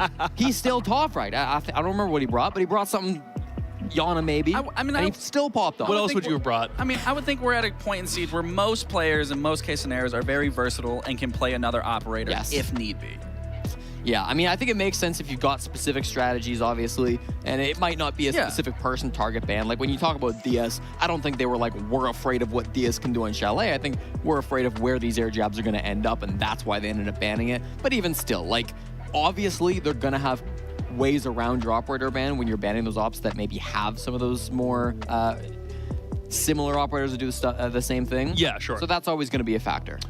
why were Dark Zero such a good attacking team on this site, or on this map in particular? Because every other time we've seen Nighthaven played in the NAL, it's a huge defender slide for the most part. Like that Beast Coast game against Sonics comes to mind for why it was such a landslide. So if DZ were able to really lock in attacks on this map, how specifically can Oxygen, is there any note that they can pull from how DZ played earlier? I'll say this, I think LG just overstepped in many different areas that then allowed DZ to excel in certain parts of the map. Okay. I'll say the demos, massive for Pamba when Dark Zero were running it earlier today. If that doesn't get banned out, I'd like to see Auction running some of that, because we haven't really seen them play much demos at all at this stage. Fair play. Let's see if that comes to fruition in this matchup. It might require all 12 rounds again, or it might be a really bad landslide for one team or the other. It's time to find out who we're sending to Manchester, and it's Penguin Links ringside to send one team all the way to the UK. I hate to be the bearer of bad news, but not only am I much better looking than Lynx, but I am also much taller. Hi guys, it's Stokes, it's Pengu. I'm allowed to say that. He's my duo. I can do whatever the hell I damn please. It's Nighthaven Labs. Pengu's got his cat. It's a beautiful damn day at Rainbow Six, ladies and gents. Let's see what we got going on here over at Nighthaven Labs. Nick and I did some discussions during the break, and yeah, this map's a pretty interesting one, man. What's your take on this? How do you think we're going to see these two teams trying to apply themselves here? So yeah, you're right. We did speak about this, and the one conclusion that we came to is that it's a little bit too defender favored so far, I would say, in NAL. I'm a little bit surprised that the tankers are doing so poorly, and you know, we look at North America and Nighthaven Lab, we're always thinking Dark Zero. They're the first team that comes to my mind when we think of this map. They can attack it, they can defend it. They played it just a couple hours ago earlier today and did pretty good on it. But OHG and Amity, they got that kind of weird story that Jesse spoke about. OHG was like the first team in the world to play Nighthaven Lab, and they lost. Haven't played it since. Amity, the old iteration, like playing the map, the current iteration haven't played at this stage. So we have no idea what to expect. Operator bans, little bit of target bans, I guess. Bog, Tuberau, playing into the verticality and destruction of those reinforced walls, and then the good old staples, the Ying and the Asami. So I don't think this is gonna change too much on how this is played, but you have to play, of course, a substitute operator for the Bog, so a Sledge or a Ram. And for Tuberau, it just means that the walls will be a little bit easier to deal with, which is nice because time was an issue on Cafe for OHC's attacks, for example. That might not be as big of an issue, but OHC, they start defense this time around. You could definitely see a couple other things maybe pouring over. Maybe, you know, the Buck obviously not going to be able to be utilized on that mid floor to potentially, you know, dig out from underneath a lot of the players when they do go for that top floor site, some things along those lines. And specifically, I really like this Tuberau ban here, Pengi. This is a map where we see a lot of delay come out from this operator in particular, and honestly, this might be one of his best maps just because of that. He's able to hold things up when it comes to this double wall. He can hold up the Animus wall too, and you can flex those over to the hatches at your leisure. So it's a really nice delay strat that's now been taken away from both of these teams, and M80 is going to be really happy about this because this is something that usually turns into a decent time sink. Yeah, there are just some individual operators that get so much value in a given round. I mean, it's why they're meta, right? Like Asami, Fenrir, they're played almost every single round. They're open. Same with Solace. It's just like they can do stuff that other operators cannot do at all, or they just do it simply better in every single aspect. I think Tuberau is very unique there. You can really stall a lot of time in a guaranteed way, unlike, for example, the Goyo or the Kaid, like gets countered by a Twitch drone or an EMP, for example. Now, early stages, Amady, they're working two angles. Kino, on the breach alone, is gonna pop those reinforced walls. The rest of Amady, gonna rotate towards the roam clear, go up top floor, open up kitchen window, apply that phantom pressure by opening windows and doors. Even if you're not gonna entry and use them, it does apply pressure to defense. You think, oh, there might be a guy in this window. We truly don't know. So the first 60 seconds is the setup for the roam clear.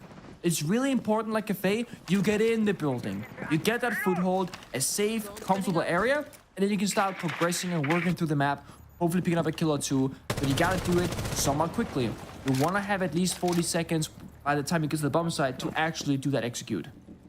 Yeah, a tried and true method of old consulate, right? Just open up all the windows, get them used to things, and eventually one of them's occupied, and you never really would have second guessed it, would you? But now you're dead on the floor, and the offense has a lot easier time trying to take things. And yeah, this is another map that you can kind of deal with it like that. There's a lot of very important ones, like that window that we see occupied all the time on the northern side that kind of cuts the map up directly. You can see those rotates coming out from barrels. It's just a really, really nice spot. But nobody only there for M80. Besides the point, though, they're trying to focus things up on site, trying to get these utility drawn in, getting rid of these castle barricades and starting to peel things back. Kiki's also lost his life to Dream, which, of all people, is the one playing the Fenrir. We usually see him be the more methodical one, but this time around, definitely not the case. He's going to get in a fight with Cameraman and lose that one, but it's the trade game back and forth. It's down to a 3 versus 3. It is. Nobody comes out to victory right now, but there we go. Cameron finds another pick, actually, leading the charge for his team. Citizen on 1 point of health. Diffuser outside, but again, Yarkin at 1v3 now. OXG, it's falling apart very quickly for them. It definitely is, and I don't think the roam strategy was the worst thing in the world, because it's just Auction being real with themselves, right? They know what the fact that this tube around does exist. Dog. Nice shot. For sure, you'll take him down. I don't think he gets much past this. Cameraman's already got the case. He's going to start planning this. This is probably his best opportunity, as he will have the disjointed 1 versus 1. But as soon as he makes his presence known, it's a change of position and a nice shot from the R4C that it's not only his demise, but also the fate of the round. It's the first one will go the way of M80. Every single tagging round is going to be very important, given the fact it's a defender-sided map. So 2-4 favoring defense, that will be the most likely outcome you can expect statistically. But if you're good at attacking team, you can get a 3-3. You can get a 4-2 half in your favor. Anything is possible. And I want to give credit to Cameraman, because when we talk about like old school like IGLs who's been playing for a long time, someone like Cameraman comes to mind. So like Troy Canadian, but they play very different roles. Cameraman, for example, often was the first man in, just getting those gunfights, and doesn't really mind that if he dies. He becomes like an intro and Dukaby very often. Whereas Canadian will roam on defense, for example, but play more of like a flex role on the attack, planting himself in the middle of the round usually. And I really like to see this, where a player who maybe not be known for his greatest gun skill anymore, in someone like Cameraman, who still puts himself in the front. You know what, guys, I can do it. I don't care. With someone Cafe locking down White Staircase, just like fighting the entire round. Again, he's not gonna sit on cams the entire time, set things up, because the other players from M80, they are also very vocal. I mean, I've played with Citizen back in the G2 days. He can talk a lot when he wants to, when he sees those openings, when he sees opportunities. He's a very creative player. I know Kino's vocal. I know Noodle is vocal as well. Spoy can IGL when he played FPL back in the day on stream. So there is not a lack of a voice for M80. That means that, again, they have that flexibility. If one man's not going to do the job, and a different person will, someone's getting it done every single time. And that's very crucial in these rounds. Man, crazy to the degree they can stretch that as well, just because of their capabilities. That's the one thing. Yeah, you might know a lot of things, you might be a little flexible, but then your mechanics come in to kind of give you that self-check, right? And be like, all right, here's the check and balance of what you can do, bucko. But not for M80. That's something you will never have to try and quantify when it comes to this team. They got killers across the board. Even, as he said, Cameraman. I mean, yeah, he might have lost some of his mechanics across the years, but that brain is sharp as ever, and he can still find a gunfight or two when it matters most. And that's the thing. This team has been so dynamic, especially coming together on the form that they have. I mean, this stage, they've looked really, really good, and they've continued to prosper even through kind of the self-discovery period. We saw Dream play the Monty, now it's Kino's turn instead, and it's great for this round. You can walk up catwalk, approach the mirror window, slap it, punch it, bonk, shatter it, glass. Now you can't see through it. Summon goes out, C4. Take a little bit of damage. Summon charge goes off though. Line of sight is established from Immediate's attack, and again, 1 minute 30 seconds left. They're already by the bombs at walls. They got the Monty, but Noodle doesn't realize the wall was open next to him, and he falls to the blind spot. That right there, that's just a little miscommunication, whether it was said or not. And it's really just up to if Noodle heard it, right? That's the key thing. Sometimes things are said and they are just not heard. But Citizen, he's very well aware now, as they'd have to donate a body to the situation to be able to know exactly what the heck's going on. They still have some fire to his name as well, some smokes. So I see those arrows come out soon. Ermin will have to work his way in. I think he's going to go for the blue stairs angle here, just be that dagger to the cloak that's being built up on this front. Cameraman, he's going to kill Kano. How the hell has this happened? This has completely upended this round. Yeah, Cameraman finds Yogg, but it's still a 3 versus 4. Okay, Spoit kills 1. This is just such an oddity. We are off in just la-la land. We have fallen down into a completely different realm of reality. And Spoit, he's going to force the hand. He's going to force the hand of the gods. He's planting. Is it going to be successful? There's no way. I'm about to start cursing. This is insane. What? Oh my God. Like, they get this plant off. There's a nitro still in Dream's pocket. There's a post plant. Cameraman's using the deployable shield setup against the defense. As he's in the hallway, he's going to try and kill this blue player. Nitro cell out on him. Cameraman will gun him down. They know he's in the area. Somebody has to kill somebody, and they get it done. Oxygen on 2 different planets take 2 different gunfights, and they win both of them. It's an Oxygen round. That was something else. That was otherworldly. If you replay that round with the Monty alive, though, how will that play out, right? That's the big question in my mind. The team kill makes the round look unwinnable in nature. But then still, they get the 3-3, they get the plant posted down, but the post plant not so strong. That bomb site upstairs is not like Chalet Bar, where once the bomb goes down, you sit outside the building and you are laughing because that is almost an unwinnable spot to be in, even like a 1v2 or 3. But like we saw there, you gotta fight it inside the bomb site, backs against the wall type deal. Actually, they claw it back. Just like on Cafe, you can... They just... Wait, hold on. I think... Oh, okay, Diaz just spent an impact grenade. No big deal. No big deal. Just impacted the wall. Stupid silly wall. Double the Goyo stack here. I guess that's a prediction for the potential plant spot. Push into Animus, walk in there, plant in the corner. Goyo Fire can stop it, of course. That's why it's there. OXG, they do have a roam game lineup here again, like the Castle, the Legion, the Solace. Decided not to roam. This time they gotta stay alive either for a bit longer or fall back earlier to keep those numbers high. That's the thing. That's where the decision making gets really hard. Yeah. And I'm gonna pick your brain on this too, because this is what I love about casting with you, Nick. I can just like bounce things off you. It's just like a ping pong ball with a paddle. The thing is with this, right, is like Oxygen knows that they're not going to be able to hold up these walls. Like, yeah, you can bandit trick and stuff like that and try and play turtle downstairs, but as soon as M80 gets presence, those walls are going to open. So instead, they're going to try and hold map control, and it's really just down to trying to hold on to this verticality. Now, does M80 just try and spearhead here, or do you think playing into the setup's a better option? For Kiki, it's looking like he just wants to try and flirt with this, but you can see there's a lot more going on for the Cogs. Yeah, I feel like you can definitely approach it like from a direct perspective, but you would need like a glass or a blitz ying kind of situation, like the chaos effect. I don't think maybe they have the right orbital lineup for this, but they are rotating Noodle, so maybe Kino recognized that, hey, there might be a gap here.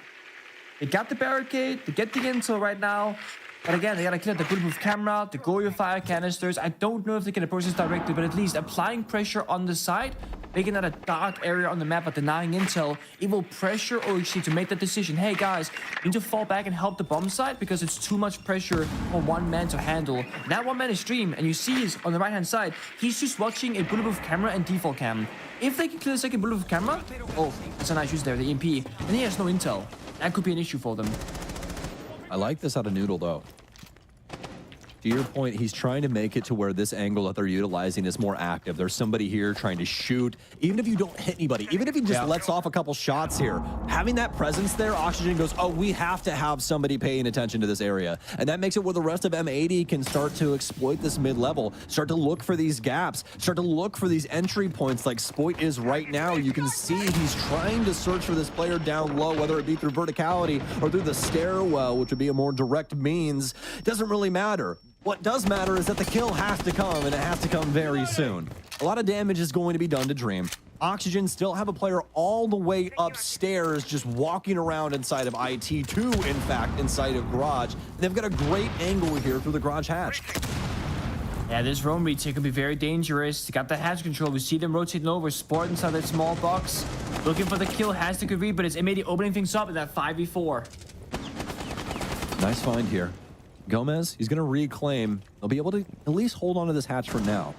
Now the question comes, where does this case go? how do they try and hold things down with the fact that they know that there's quite a few bodies off site, but it seems to be the hammer here for M80. No scalpel needed as they kill practically every Oxygen member right at the mention of the word. As soon as they call kill, everybody falls. M80 not only get the plant, they get all the kills too. A beautiful round on this offense as they reassault the basement level. They find a round. And that's 2 attacks now.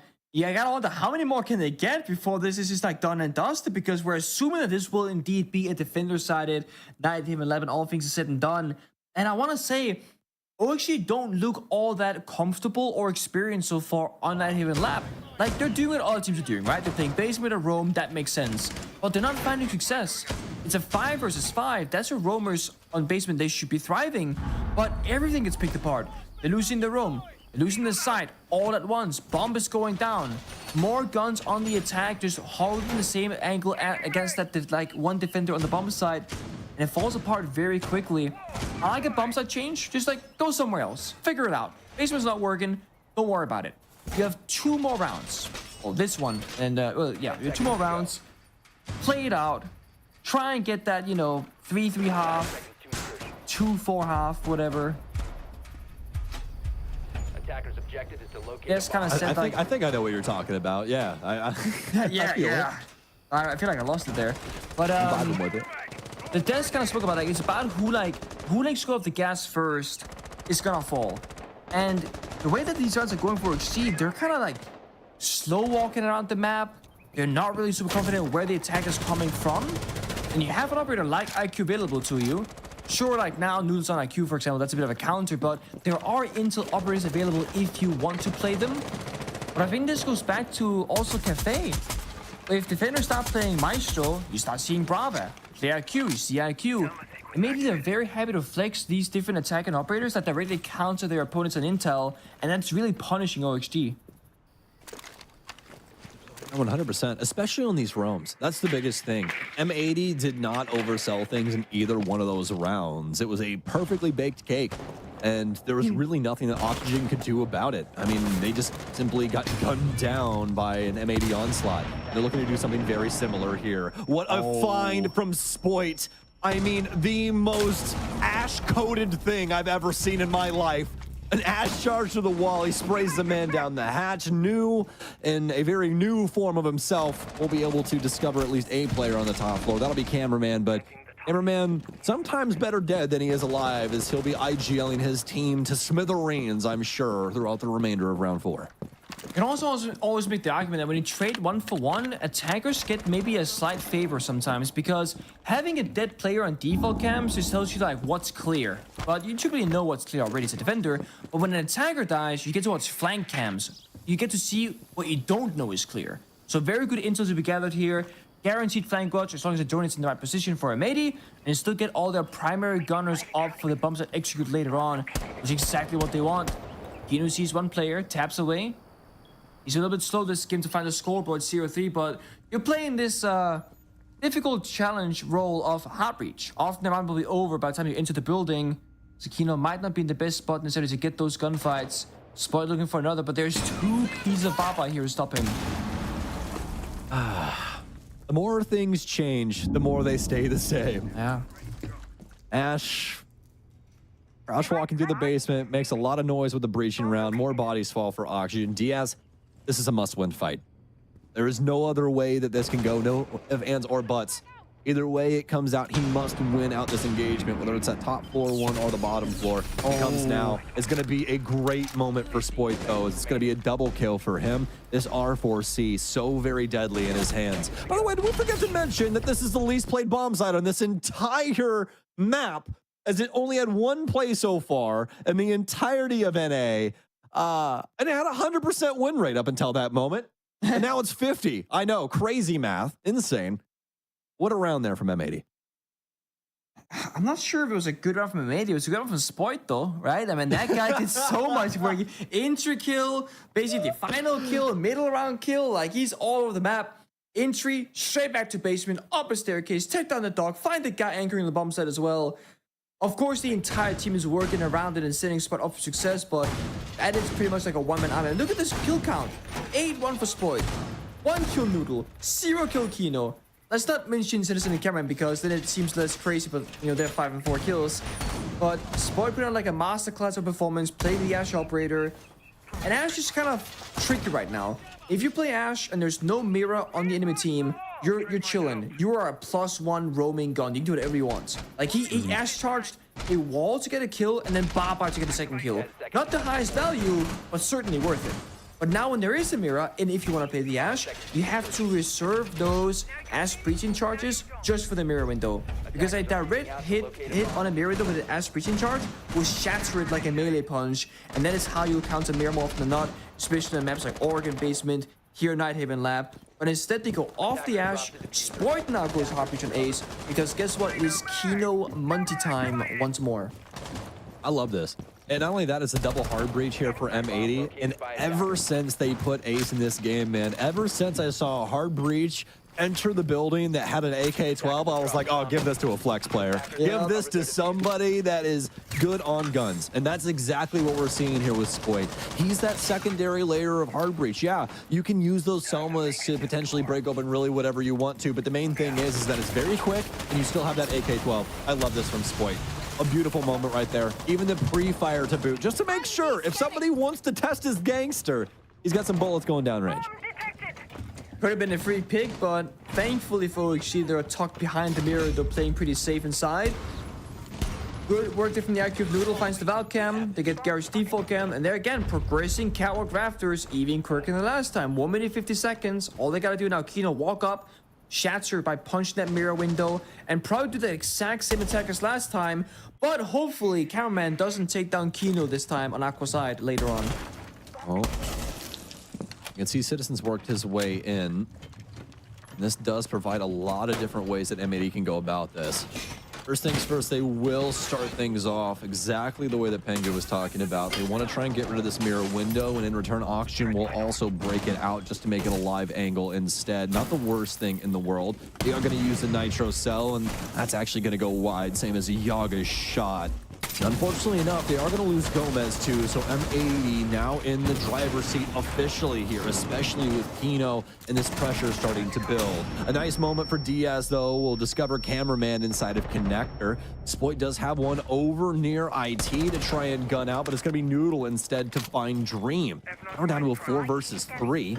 And Kino, he's actually shifted gears through that window all the way over to the top of blue. There's somebody in behind this deployable shield too to boot. No Nitro Cell, nothing really doing for Yaga in this scenario. How's he gonna fight back this shield? Maybe you can potentially fight somebody that tries to reinforce this situation, but I mean, at least he has that going for him. M80 still have to try and find a way in and get this plant. It's gonna be on Spoit. He's got the case. Not exactly the person we would expect to have it, but somebody's got to do the dirty jobs, especially after Cameraman's died. New's got a great find, almost with the second one, a nade in, and now the orange will start to take control, but as soon as I say that, Noodle with a great find and a knife to end it all at the end of the day. M80, they're going to bowl over the top floor setup. Do you still have the numbers in front of you about how defender-sided this map was, Samuel? Or are those numbers gone? I do. Okay. I got them. Okay, can we break it down? Because we're seeing a 4 attacker round victory so far for M80. Now, mind you, and you said this yourself, so I'm just going to put this on full blast here. Okay. NA has been weird this stage, okay? It has been mad weird in comparison to a lot of other regions, strictly on a statistical basis. That's really it. I think there's been a lot of things going for a lot of teams where they're just trying to figure things out, and that's perfectly fine. But to that degree, Nighthaven Labs in America, this is going to be its 4th play. With the 3 plays that we have had, Nick, is a 76% overall defensive win rate, only being eclipsed by Skyscraper at 78, and Skyscraper actually has less plays, so less sample size. That's a really key thing. Now, here's the thing. When we come down to bomb sites, every single one of them is successful. I know you're not shocked about that. But the biggest winner now that Kitchen Cafeteria is at a straight 50-50 after that loss that we saw earlier. Assembly Tank, the downstairs site, is actually the most successful at 85% on 13 plays. The most played bomb site, it sits at 85%. And OXG have played it twice, and they have lost it twice. Correct, with the roaming strategy. That is actually impressive in the wrong way, if you will. It is, but it also goes to show just how incredibly important Tubarão is to this setup. He is so important when it comes to these walls and keeping things locked up. Now, sure, are they gonna roam again? I mean, okay, they got the mirror windows. They have to, I feel. You know what I mean? I mean, yeah, I don't know how you feel about this, to. but I feel like you're forced to, because if M80 are allowed to take that mid floor, you're dead anyways. I mean, it's a fair point, right? How do you want to go down? I mean, go down swinging, right? Fight it out. At least in the room, you can get a chance to get that early pick and then maybe fall back later on. The big adaptation is no castle barricades this time around, but a mirror window, likely for the bomb site itself to again make it. I like this. Yeah, I like it too. So now the roam will protect the staircases. The mirror window will oversee over the primary breach entry points towards the direct bomb site. So this gives OXG a more, let's say, safe position, because last time was just Dream playing there on Fenrir with a bulletproof camera overseeing the site. That's it. So if you get caught on bad timing, it's over. Well, now with the mirror windows, well, Sport has to now rotate or a Twitch drone to deal with those first before you can approach the side as well. That was the biggest thing about this previous setup with those two roams. It was like that guy at the gym that only does arms. You know, it was very top heavy. Just not a lot of legs to stand on. And Oxygen now have those legs. Leg day has worked in, a little cardio too, I'm sure. And I think these mirror windows are going to do a lot of good for Oxygen's setup, because that's been the main thing, right? Oxygen, or rather M80, have been able to run rough shot over that downstairs setup just because of the lack of presence from Oxygen. Not only that, but the lack of setup for those, you know, lack of presence players to play around. And that makes things really difficult at the end of the day, especially when you have to go up against Citizen and Spoit on the same team, because that happened for some reason. So, I mean, it's not a fair fight, some would say. Speaking of Sport and M80, let's give a quick listen and see how they will attack this final round in the first half on this basement attack. Pushing lobby, guys. Knock that, guys. That's the Cryo played it. That's the Cryo played it. One storage. One storage. Where is he? In the middle of storage. I'm going to red ping him. I'm joining cryo. He's on yellow ping. They have a mirror cryo. There's two above. There's Let's go vending. I'm going vending. Chill. Ben, use bait these guys. Yeah, one's AV. Okay, so Warden, AV. Mirror's lab. Alright. Okay. So one AV, one lab. We're pushing down cryo right now. Yeah, let's go, camera. It's all us. Yeah, that's fine. Lab. Lab got me. It's on the lab mirror, bro. Lab would HP. Come mirror with me. Where do you want me? You're left, Willie. Each side. I'm pushing. Camera pushing. It's on lab still. Yeah, peek me. Dead. Wait for me. Peeking.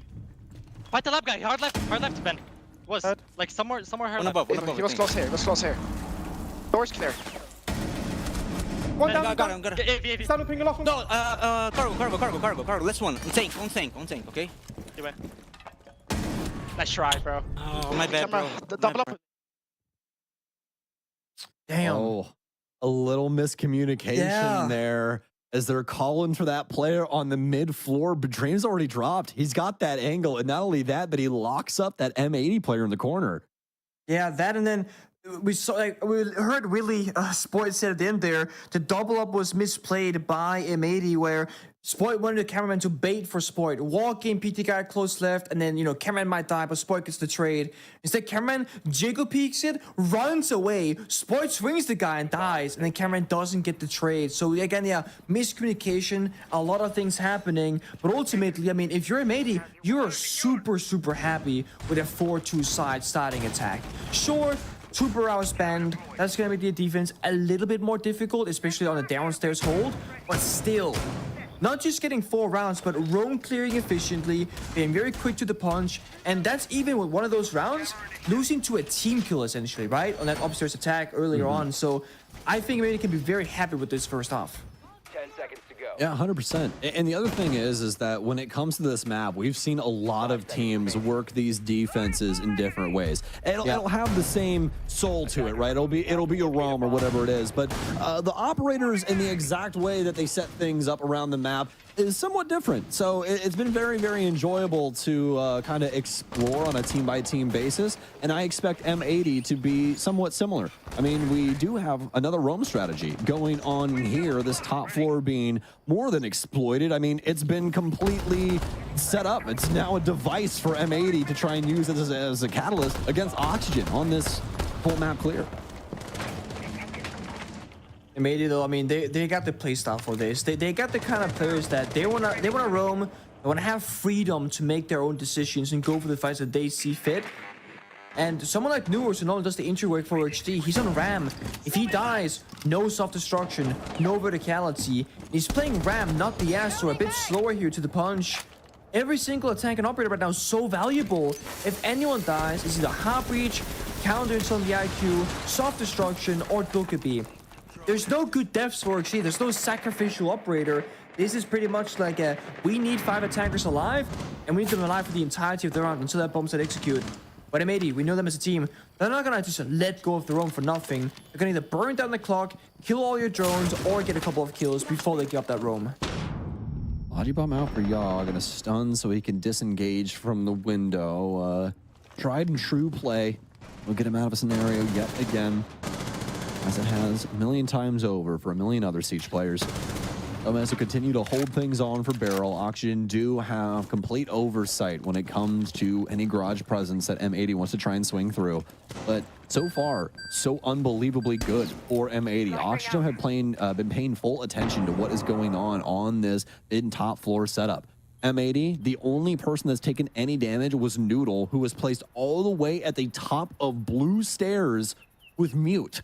And he somehow made his way all the way back to site. So what I'm trying to tell you is M80, they're doing a bang-up job of trying to hold things down right now in round 7. They are. There's only 4 drones left for the attack. So now there's 3. Soul is still alive. The roam is still actually happening as well. A retake possibly here in towards Stock from Citizen and his teammate of Solid as well. Cameron is now injured though, so the attack is advancing the bomb set itself.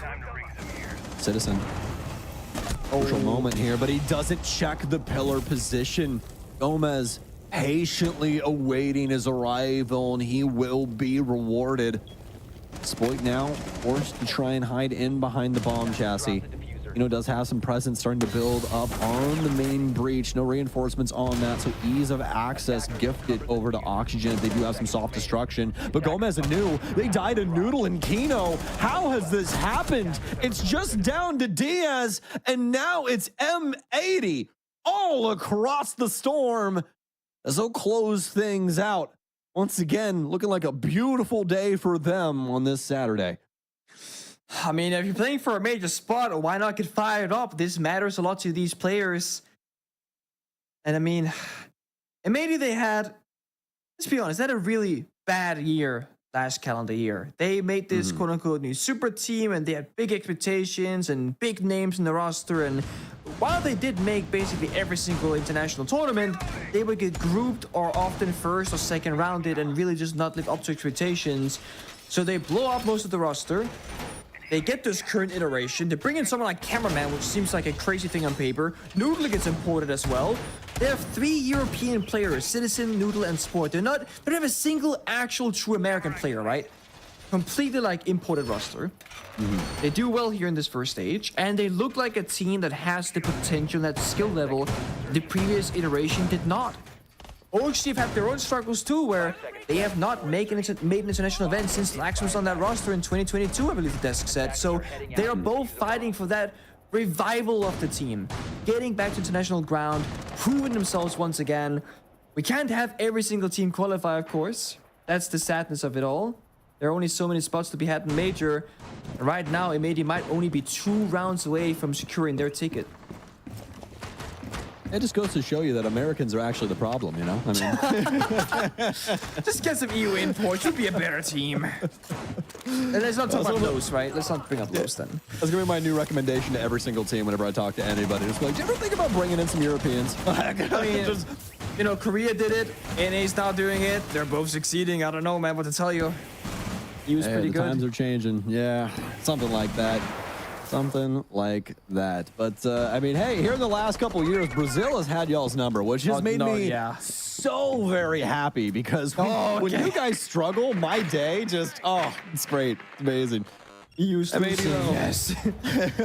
I will tell you this though, I do like my EU transplants. They have definitely impressed me. It's been some fantastic siege across the last couple of years, just covering anybody that we've had from across the pond. Including Spoit. I mean, Spoit's been fantastic on this M80 roster the entire time. And again, just goes to show you his prowess, especially at the fact that they completely, bored out this entire M80 roster, slapped in a bunch of new people, and he's still the same guy. Yeah. I almost say that Sports having probably a better performance with this iteration so far than previous. Like again, the freedom that he's being allowed to have in these rounds. We see a guy on the staircase, cameraman. Surely he just swings and gets the kill, right? Does he hear him? Hears? Oh. Get worried every once in a while, man. Especially with cameraman, dude. He's around our age, so your ears just start to go. In case you guys were worried, yeah, you're at 25, your frontal lobe fully develops, but at 26, something terrible happens to your ears. we can't disclose fully. It's inside the NDA, but you'll find out eventually. M80, they don't have to do too much searching themselves, though. Oxygen, they've already tried to put a nail in this coffin, and it's not working out for them. They've smacked their hand, their thumb's bleeding. They're looking for a little assistance. Yaga's going to try and work his way in. He's got the shoddy Bugatti as well on the line. I absolutely love it for this top floor too here, Nick. It's kind of close quarters. This shotgun can work out, but look at the range that M80 set him up against. How do you do this? I even thought he was lying. He's actually grim. He's got the 5.52 as a possibility. And Dream, what? That 40-yard dash time was absolutely insane. This plant, I think it's actually going to go off. I think he's got a chance. And Yaga's got the shoddy in close range. He's going to be able to keep them at bay. There's a world where this works out for them. I can't believe I'm saying this either. Dream's now repositioned. He's got the M4 train. They're going to have to try and swing wide. The Nitro set will get it done. Dream can only get one. And M80 now sit on the precipice of going to a major after swapping in 4 players around Spoit. One of the big counters to shotgun against is a C4. You can't just hold left click and track it in there and take it down. You get one shell, that's it. You miss, you will die. But honestly, the fact that that round gets so close and they somehow plant down the diffuser, and the problem solving skills there is Dream has to just sprint through the entire bomb site past 3 guns watching his direction, somehow does it. And then his plant cover has a shotgun of all things. It's a little bit absurd, but I do think that the story right now is M80 win those 4 attacks. It just proved that this is a difference between how efficient you can be on the attacking side. Because they're making defense look easy. They made attack look relatively easy compared to OXG so far. And again, OXG, just like on Cathay, they don't get enough enough rounds on the side they start on, so they gotta play this comeback game on the side swap. But now you're playing comeback not on Cafe defense that is somewhat favored. You gotta play a comeback on Nighthaven lab attacks on a map you're not super familiar with, don't have a ton of experience or game day repetitions on, and you're down 2-6. OXG have not done all that much flexing operators. You're seeing most of the same stuff from them. They've been playing it relatively safe. The one thing though I will say, Nurus hasn't really been playing all those entry operators because he's been playing stuff like Brava in this round. He did Ram a couple of rounds ago. It's been Gomez sometimes being enabled, sometimes Yogg, but both of those players 3 and 8. Not really finding their success in the rounds, but to be fair, every single player besides Nurus is lacking in the kill department. It's really unfortunate too because M80, I mean, they've clearly been the better team when it comes to Nighthaven Labs. Yeah. But the big thing is that Oxygen aren't just fighting M80, they're like fighting Calamity M80. They've got the max version of this roster in front of them. Citizen and Spoit just amongst themselves. We're still in regulation. There's only 8 rounds that have been played. This is now making it a 9th. Quick math, 23 kills between those 2 guys, y'all. Come on. How do you fight back when 2 players have 23 kills in this short span of time? The answer is you don't. Even when you have a talented roster like Oxygen. I mean, this is taking nothing away from them. Gomez, New, Yogg, Diaz, they're all amazing fraggers. You can even toss Dream in there when his number's called up. But when M80's hot, I mean, they look like world beaters, man. You're not wrong. And it's a good question. How do you shut them down? Well, you can play stuff like Blitz, like Monty, like Jackal, Deimos, for example, right? I think JC brought it up. Are we going to see Deimos being played? Because it's not really been like a super present operator for a team like OXG. And you can specifically target down a player like Citizen or Spot. As long as you've spotted out their operator, you can stop that tracker, know exactly where they're playing at, make them a bit uncomfortable, not give them fair 50-50 gunfights. Nero's in an awkward spot because he cannot deal with the castle barricades. The Retardor comes in though. Cameraman is proning them just on the chassis in the corner. Somebody help this man, please. Oh man. He doesn't know. If this works out. If this works out, cameraman is in the next Coconut Bra video. I swear. Oh, nope, we found him. Oh god. Oh please.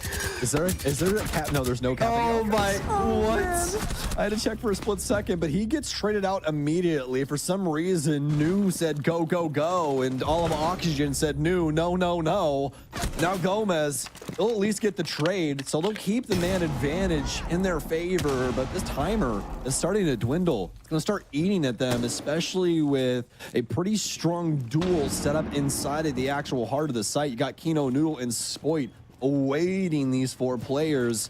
Yogg gonna be forced to try and work his way in. He's gunned down from Kino on the swing. The timing there doing him no favors. And hey, make it double duty. You can just repeat the same sentence as another man loses his life simply on the swing, simply on the timing. The case is gonna go into the fate of Diaz. Now, oh my, just what is he? What is he? What is he? Kino! Like a phoenix from the ashes. This entire stage has been an entire showcase of why he has deserved to come back off of the bench, why he has deserved to show M80 what he can do, what he can show the world what he can do. 4 kills to close things out on Night Haven Labs and guarantee M80 a shot in Manchester. So many people will, of course, talk about Sport and Citizen and all those like big player names, but I have to agree with you. Kino has done so much work, and I think reflection of his own like character and personality, and also how he's played the game between last year and this year. He is more like high energy. He's playing the game with more confidence. He's finding more success, and even when Kino has a slow start to a game, it doesn't continue out the entire way through. He will usually have a pop-off moment like in that last round and prove himself worthy of being in that roster. Yeah, 100%. And again, we cannot express enough how crazy it is for M80 to be able to change things up in the way that they have and come out swinging the way that they are, especially in these playoffs. I mean, today, especially with how Oxygen started off this series, it really looked like M80 were going to be going down into the lower bracket and having to figure things out, potentially facing an open qual down the line. But instead, their story leads to Manchester in a very quick move. If this was Chutes and Ladders, it has found the best ladder possible, man. Yeah, I'm super proud of the guys, you know, being a little bit EU biased here, you know.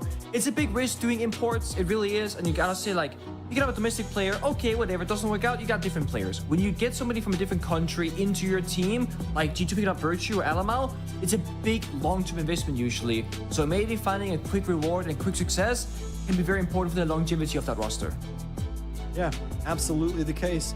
Well, my friend, that's gonna do it for you and me. You finally get to take a nap. I know it's late over in Europe. It's 4:30. So we're gonna throw y'all to a quick break. My friend is in a time zone where it's 4:30 in the morning. Go to a break. Let's get an analyst desk in here.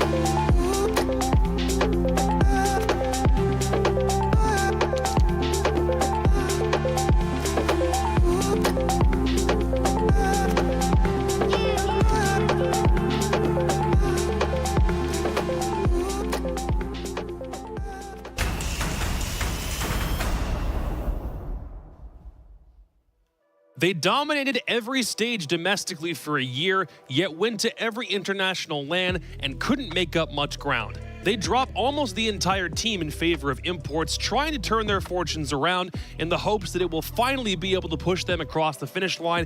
And today, it finally happened, hopefully with better results. The first team from the North American League to qualify for the Manchester Major is M80. A team with not a single North American-born player on it is the first squad to go all the way to the UK, representing North America. I love it for the team, but as an NA guy, I'm a little bit conflicted about it. Hey, I'm still happy. I love that M80 qualified, even if 5 of them, are all from different areas. Nonetheless, they're carrying NA all the way over there, so that's the biggest point that matters here. But other than that, I mean, it was a beautiful display of performance from these guys. I said whoever was going to let out the gas was going to fall short. And I don't even necessarily want to say Oxygen played bad. I really want to hone in on M80 and how they played. I thought they played this map really well. The communication, the coordination, the adaptation. They were doing everything perfectly, and it just was falling into place for them throughout this entire map. Yeah, I mean, the attacks were obviously the key focal point. We continued to talk about how the team that started on attack would be at a massive disadvantage. And whether that ended up being M80 or Oxygen, it was M80, but that didn't seem like it was a disadvantage. They continued to push forward. They had such good ideas on so many of those takes, coming in against Oxygen, really making their lives difficult. It felt like Oxygen, if they tried to go for heavy roams, they would either get ignored and the site would get rushed down and then everybody would crumble on the bomb site. If they tried to play a little bit more condensed and slow things down, they couldn't do that either. So big difference between these two teams when we saw kind of the defensive half coming through from M80. Felt like that was a lot more successful at stalling things out. Almost felt like Cafe in some ways, where they were able to bring out the Goyo. They were able to win on time all the time, leave Oxygen with a really, really tough situation where they just couldn't close out the executes. Actually, I found the real reason Oxygen lost.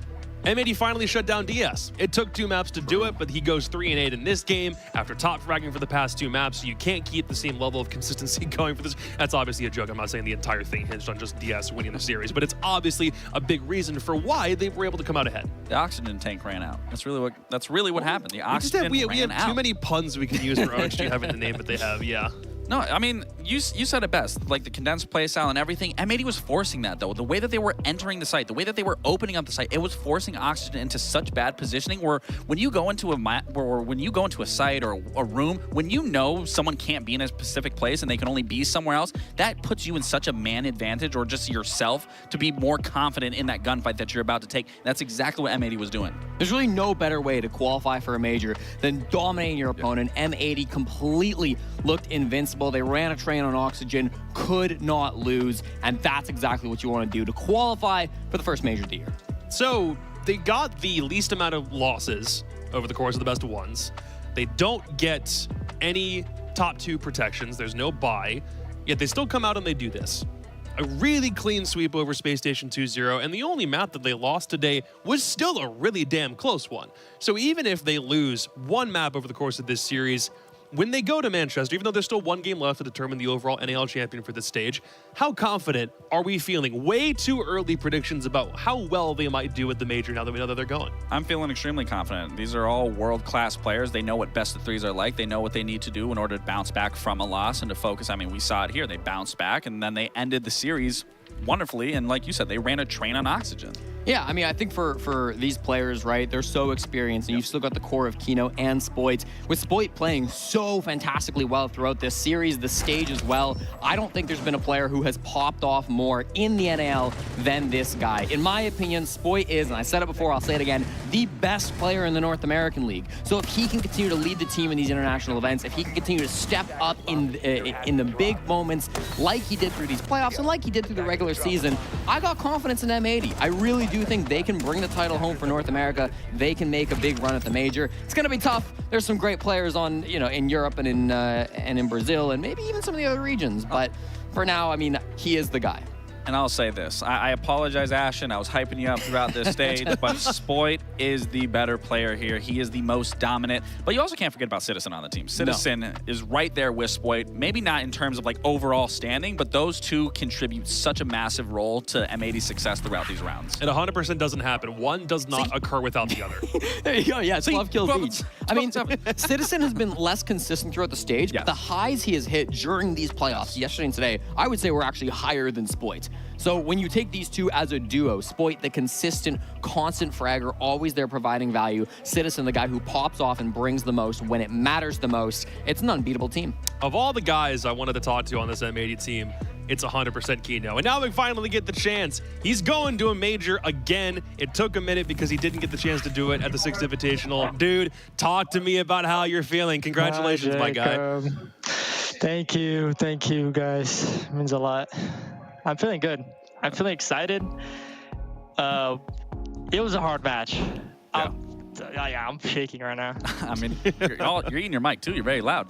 But, you know, Kino, I literally said, it was funny too. I actually laughed because I was like, wow, Kino's not having a really solid start to this round. And then all of a sudden you dropped that 4K to end the series. And I was like, okay, well, guess I blessed him right there. But what I really wanted to ask, now that you are going to Manchester and you have all these gunners around you, you have this team now going into this event, what's going to be different from how it was going with the old M80 roster? What's the big confidence point for you guys?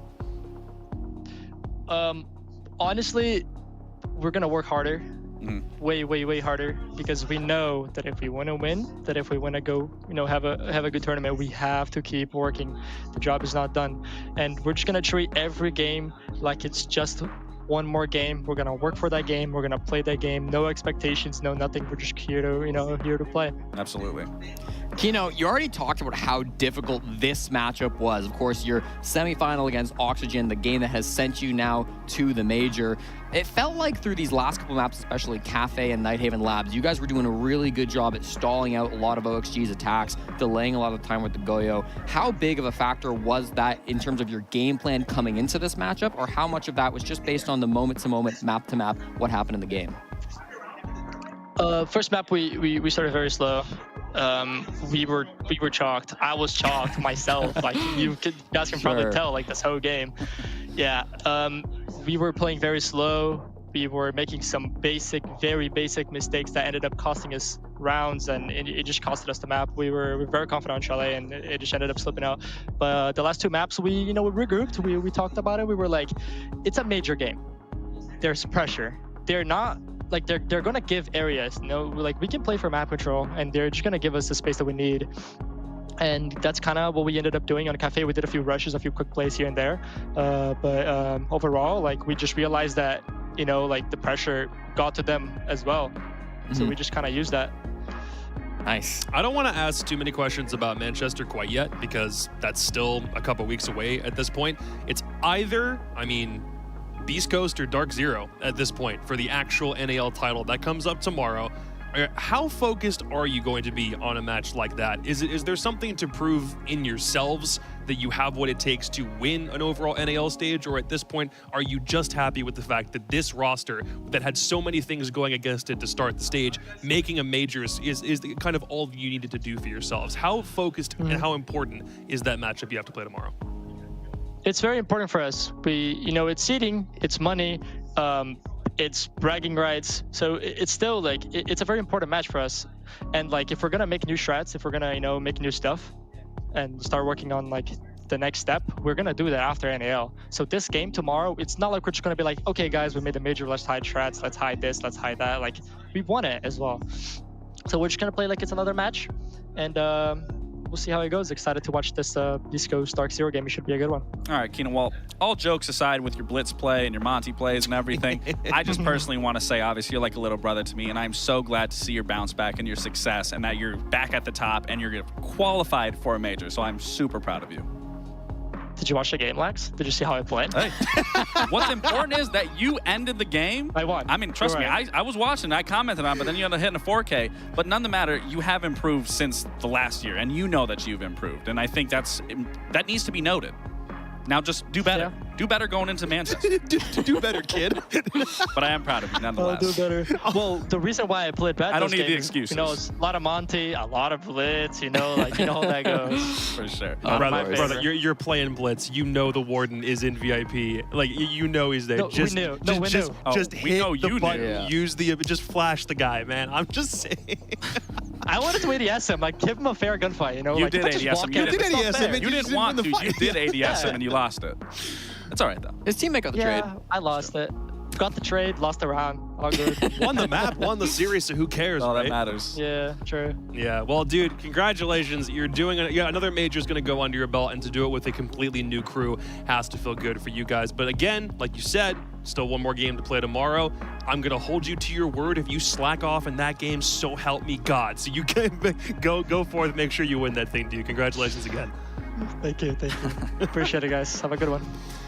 I just want to put this out there. I love North American Siege, and one of the things about 2 import rosters coming in this stage, there was some contention about it. I was a part of the conversation. I remember seeing a lot of conversations happening about it.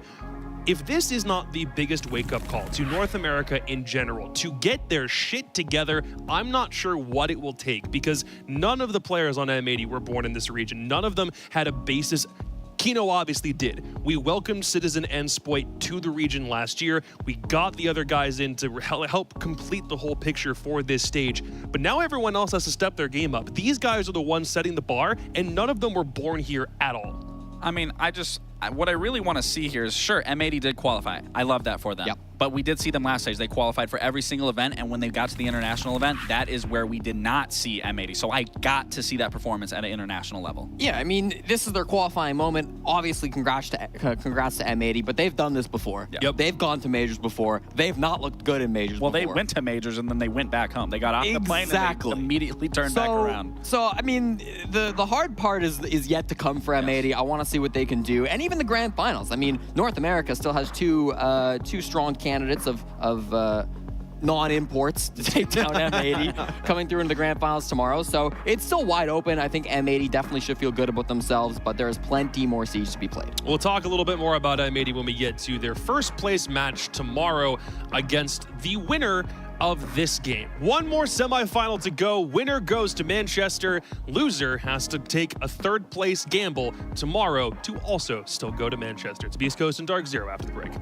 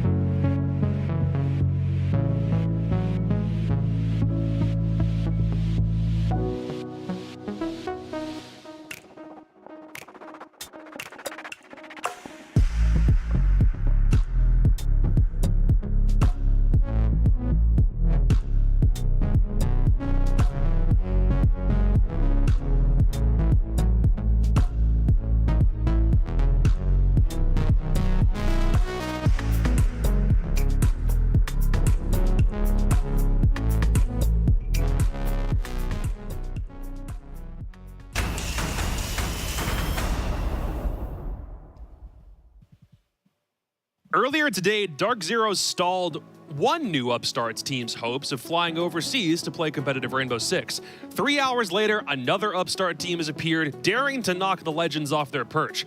DZ can now banish 2 teams off their lawn and go to Manchester right now, or Beast Coast can convert a first-place finish into the org's first ever major appearance. Welcome back to the NAL. I'm Jacob Eastlaxing. He is Jesse. This is our final semifinal, another game that will guarantee a Phase 1 Manchester Major participant, and it'll either be DZ winning 2 straight games on one day or Beast Coast finally getting it done. And I am cool with either scenario right now. Well, from the get-go of just seeing both the captains, both the IGLs, I was really basing them off their beards. Who has the better beard between the two? Yeah, that's the hard-hitting analysis you get at 11 p.m. in the North American League studio. You're welcome, Dark America. Zero and Beast Coast. I mean, 2 very different teams, right? Yes. DZ, the only roster coming into this stage that was the same as what they brought through SI through the very end of last year. Yep. Beast Coast, completely brand new roster. They swapped out all 5 players. The only one remaining from last year to this year is Fett, the coach.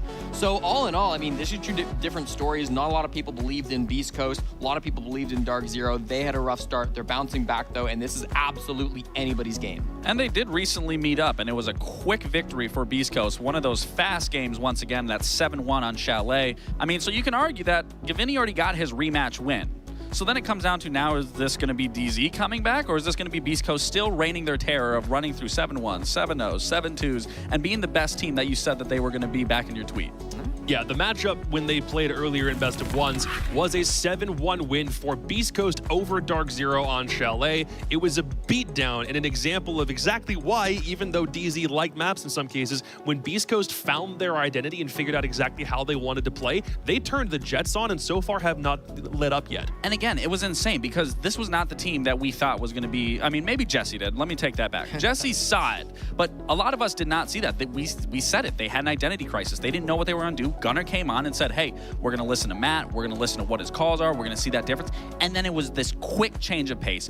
We saw them going into that map and it was like, oh, maybe this was going to be a close game. 7-1, 7-2, 7-1, 7-0. And it's just like, and then it propelled them back to first place. They were literally at the bottom, and then at the end of it, they're in first. Yeah, and what really is impressive to me is, like, yes, they're a brand new roster, but it's not like they're just showing up and outgunning people. They've got really good ideas, and they've played it on a huge variety of maps. No team has played as many maps through the group stage of the NAL as Beast Coast have. You can see they have played a 7-map map pool thus far throughout the North American League. I believe it is Skyscraper and Consulate, the 2 maps they have yet to play, and even Consulate, they left open 1 match throughout the NAL where it could have been played. So just based on the map bans alone, it feels like they are willing to play 8 of the 9 maps, which for a brand new roster is incredibly impressive and incredibly important going into the best of 3s. I think even just going into that 7 map pool that you're talking about heavily favors into those 4 veteran roster players that came from different rosters, all different styles of play, that then allowed them to excel on 7 maps that early on. That's insane. I think for Beast Coast, even if you were to go to that 8th map, if Consulate is in the pool for you, it's also not the end of the world, especially if you've been leaving it in the ban phase quite a lot up until this point. I also want to touch on somebody who I think we in the back have been referring to for the past couple of weeks as Rookie of the Stage. Currently the 4th highest ranked player by CGG metrics in the entire league. That's Diffuser. I mean, this is the thing. We've talked about rookies coming into the league. I've always said, I don't care what you did into Tier 2. I don't care what you did in Tier 3. I want to see it in Tier 1, and Diffuser is doing that right now. He is actually leading this roster of veterans in all of these stats, and that's something that's so beautiful because, again, this team in an identity crisis. They were trying to find a foundation, and then you have a new player like Diffuser that gets slotted into that. That's like, okay, well, I'm going to let you guys lead, but he's the one leading, and that is so important. Yeah, you saw it on the stats there. Diffuser, he had only 50 deaths. His survivability this stage has been incredible, and for only dying 50 times, before today had started, there was only a single player who had died fewer. That was Diaz. He had died 49 times. Now, I haven't compiled the stats from the last game, but assuming he died at least twice, he is now the player with the fewest deaths of any player in the North American League. So I think that really does speak to how he's been able to value his life, how he's really playing around the team. He's been a part of the pushes towards the latter half of the group stage. Yeah, he's been fantastic, and I love seeing that from a new player. Based on a very quick stats check, Diffuser, 50 deaths, Spirits, 51. So currently Diffuser has stayed alive the most of almost any player in the league Nafe and Diaz do have higher SRV ratings than he does, but on sheer number of deaths for Diffuser, it simply doesn't happen. So for Dark Zero, the idea will be kill everybody on Beast Coast as repeatedly as possible. That is the challenge they face. An upstart team comprised of a guy that they had on their roster not too long ago. Gav's looking for revenge against this team, but DZ themselves put up an expert performance against LG, knocked that series out in 2 maps straight, and now look like if they can use that momentum coming here, it could be a quick night for them. Yeah, Dark Zero have an incredibly tough task. I mean, you say quick night, it's already been a long night. Yeah. Dark Zero played hours and hours ago already. They've had to keep their stamina up. They've had to keep themselves warm. They're coming into this game with a very difficult task. So up against Beast Coast now, you said it yourself, they've got to shut down the player who may be searching for some revenge and try to get the dub here to qualify to Manchester.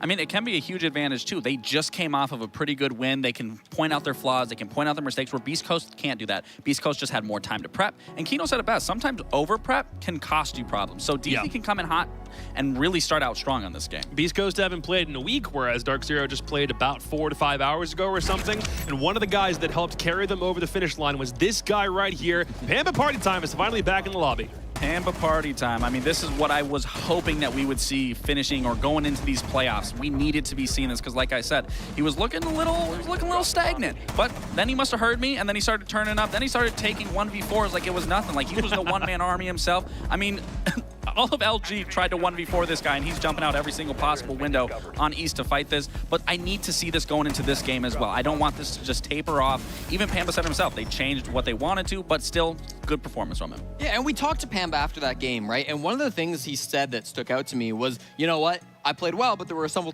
couple times where I was getting a little stupid, getting a little dumb. That will be punished harder by Beast Coast than what we saw from Luminosity. Pamba played fantastic. He was the MVP at the start of the game for sure, but he also made a few mistakes. And I think Luminosity are a team who are going to punish those mistakes not quite as hard as what we will see from Beast Coast today. Pamba certainly had a lot to say in that interview we had with him earlier, but you want to know who else had a lot to say? Gunner. Here were his thoughts coming in today.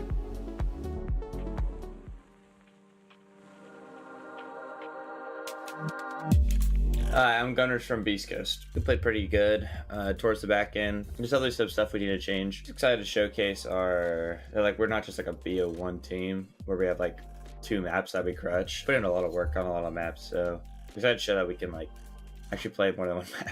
I just noticed a change in like everyone's confidence, especially like in the server. You could just tell by the comms and the way we're playing that everyone just feels comfortable and they're having fun. I would just say that we just finally became like a team instead of just like all individuals. We just followed Honcold and just listened to what he wanted us to do, and we just played as a team. The way I noticed with Dark Zero, at least this stage, usually they're really good with playing together. It's kind of like what they're known for. But I think at the start of this stage, they weren't playing really that great as a team. I mean, I'm assuming for playoffs they fixed that, and it's not going to be as easy of a game as it was when we first played them. Like, at least when we played them, they weren't really playing that well as a team. They weren't really like fighting us at all. Kind of just giving us the map control we wanted, which I doubt that's going to happen again for playoffs. I think they're way more polished now, and they've kind of like figured out their mistakes. We're going to have to play a lot, like really clean, especially in a BO3 to beat them. They're a really strong team, but I think we're going to, honestly, I don't know exactly how we're going to abuse them, but I think as we just play like as a team, like how we're supposed to, like I just think team for team that we're better. I'd say Dark Zero's biggest strength is just kind of like their team coordination. There could be like 15 seconds left and still get down on a good execute pretty much every time. I think they're pretty by the book team, and they do that pretty well. I mean, our goals for sure are just to win, make the major. I think that would be huge for us. It's what I play for. I don't like just playing in the NAL. Like, I want to go international like I have been. Having the opportunity to do so, like, obviously is really good. I knew our team was good enough, but like now we just have to show it in playoffs and actually make the major when it matters most. Gunner looking to get back to a LAN for the first time since the Atlanta Major. It's been almost 6 months since he was last able to play in an environment where he saw all his teammates, and he's also the hype man for every squad he's been on. Going back to Parabellum, it feels like there's nothing that can stop this guy, but now we got to get into this series finally. Yeah, before we do, I just gotta say, Gunnar, we saw him screaming there. A little backstage tip from production, because they always see the cams and the mics beforehand. Gunnar sings apparently before every game. We've heard it up before, his vocal cords. He's getting active. He's getting the energy up, and I love it. That's the exact thing that Gunnar brings to squads, and that's what's most important. Hey, Consulate, this is a map that we haven't seen from them yet. That hasn't been played. You're right, and they're now picking 8 it themselves. maps. I mean, this is an important one. I mean, this is a map that DZ has yet to see how this team is played. This was when they even pulled Nighthaven against Sonics. That was the first time that we even saw that new iteration and how they were going to play. So this really could be detrimental for DZ. The only problem is, remember, how attacker-favored Consulate has not been. So the fact that East Coast are going to have to start on that is certainly going to be interesting here. And then we go to Clubhouse, which is a map Dark Zero, on the other hand, have played quite a few times. And again, on the other hand, East Coast will again be starting an attack. They've chosen to choose to start on the attacking side for that map. So some interesting decisions being made here from Beast Coast. Personally, I love starting attack on Clubhouse because it really gets the comms going, and if you can just be precise with how you want to play the map, and again, Clubhouse is a pretty default map. If you stick to the basics, you stick to how you want to play it. If you can set the pace on a Clubhouse attack and then transition to the easier side. Exactly. If you can just walk away 3-3-half or even 4-2-half, you got to be feeling good there. And then Border is one of those maps where we already saw Dark Zero play it today. How did Border get through another game today? Avoid East. Avoid East at all possibilities. It was a messy, scrappy game with a lot of early game fighting. And my worry is if Dark Zero get to that map, that's going to be the 5th map that they've played all day. Scrappy early round fights are where kind of fatigue can hit you the most, right? That's going to be difficult. Absolutely, and especially in that Border match, Pamba was the one that was really carrying DZ on their shoulders. So if they shut down Pamba, then who's that going to fall on next? Because we saw DZ after Pamba would die, they would get a little overzealous. Then those trades would happen from kicks. So it's a matter of, again, we need Pamba showing up, but also DZ to read into those plays and situations and how they want to formulate a plan around them. I have a feeling I know the way that Foxay went in this game. No, never mind. He actually did the thing I didn't think he was going to do. I totally thought he would have said, nah, Dark Zero probably have this, but he goes with the first place team. This might be an opportunity right here to get a little bit more of a leg up and get closer to him. Jesse, you're the only one within spitting distance. What do you do? I wanted to go Beast Coast, but I gotta win. I gotta find a way back in here. And you know what? I like Dark Zero because DZ, not only have they been to like every LAN in the last like 10 years, it feels like, but they've also got Pamba who's shooting straight. They got Bola who replaced Gavin for a reason. They got Canadian who's out here shooting as well. Maybe not on Border, but when it counts, he does. So production, I'm switching my prediction. I'm sorry I told you the wrong thing. I'm going for Dark Zero. I could just see the hopium canister you were huffing right before the segment started and shoved it back It ain't into the oxygen one because that's been out. Laxing, are you also going DZ? I at least need to get to 50% because I should have played it safe like Fox. Fox, you're kind of boring. You should play it risky like I did. I was trying to get up there, so I don't respect it. I was getting a little risky. So you know what? Just so I can get to 50%, I'm just gonna have to say East Coast.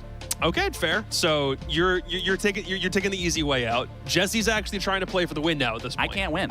I could have won and I could have played it safe like Fox. We know. But we had your moment. You gave up. It's okay.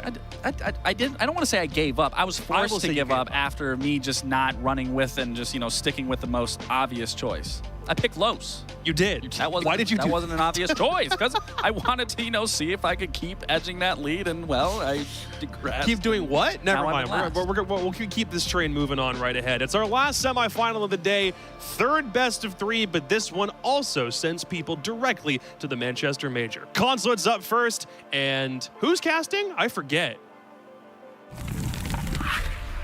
It's a mini Parker, I believe, is what you said earlier. I know the memory issues are starting to kick in, Jacob, but I'll help you along your way. It is me, Lynx, joined by Sam, and ironically, well, not ironically, coincidentally, I casted this exact same match 1 year ago in Copenhagen on the NAL in this exact same spot. It was Beast Coast versus DZ in the upper bracket semi. And Sam, unfortunately, if you're a Beast Coast fan, Dark Zero won that game. Well, you know what's funny? I didn't even see that game, but I could have told you that Dark Zero won that game too, because Beast Coast was not playing very well last year, but it's a completely different look now, Carter. This is a completely different team. The heartbeat in the war drum that they walk to, I mean, it's a completely different rhythm, and it's been fantastic. You heard Gunnar talking about it himself when it came to that little video snippet that we had there. Hot and Cold has provided something new to this team, and it has been prosperous for them ever since. Oh, 100%. I mean, they were Hot and Cold has been calling the entire stage so far, but everyone actually listening to him more, or dialing in, figuring out their strats, their positions, their roles, ironing all that out, and then listening to Matt's calls more intently has been the secret sauce. But speaking of Hot and Cold, and to address something important that has, well, not transpired actually, Dark Zero have stuck with their normal bans, Dokkaebi and Azami. Nick and I talked about that earlier. We always joke about it. But why is that important? Well, there was a lot of conversation about how Beast Coast started making the comeback that they did towards the end of the stage. And one big reason why they were able to were really good Monty executes, playing around that Montaigne, going in for plants, using him to clear positions. And Beast Coast are going against a team with very inflexible bans. Dark Zero always banned Dokkaebi Azami, so they were presented with a dilemma: ban the Monty or ban the Doke. They've decided to go with the comfort, go with the latter, and still Dokkaebi a very good ban, Sam. But giving Beast Coast that Monty that they used to help get so many attacks over the line, it won them that SSG game. There's still time for him to change it, but Hot and Cold picked him immediately. I'm worried Dark Zero's inflexibility might cost them a little here.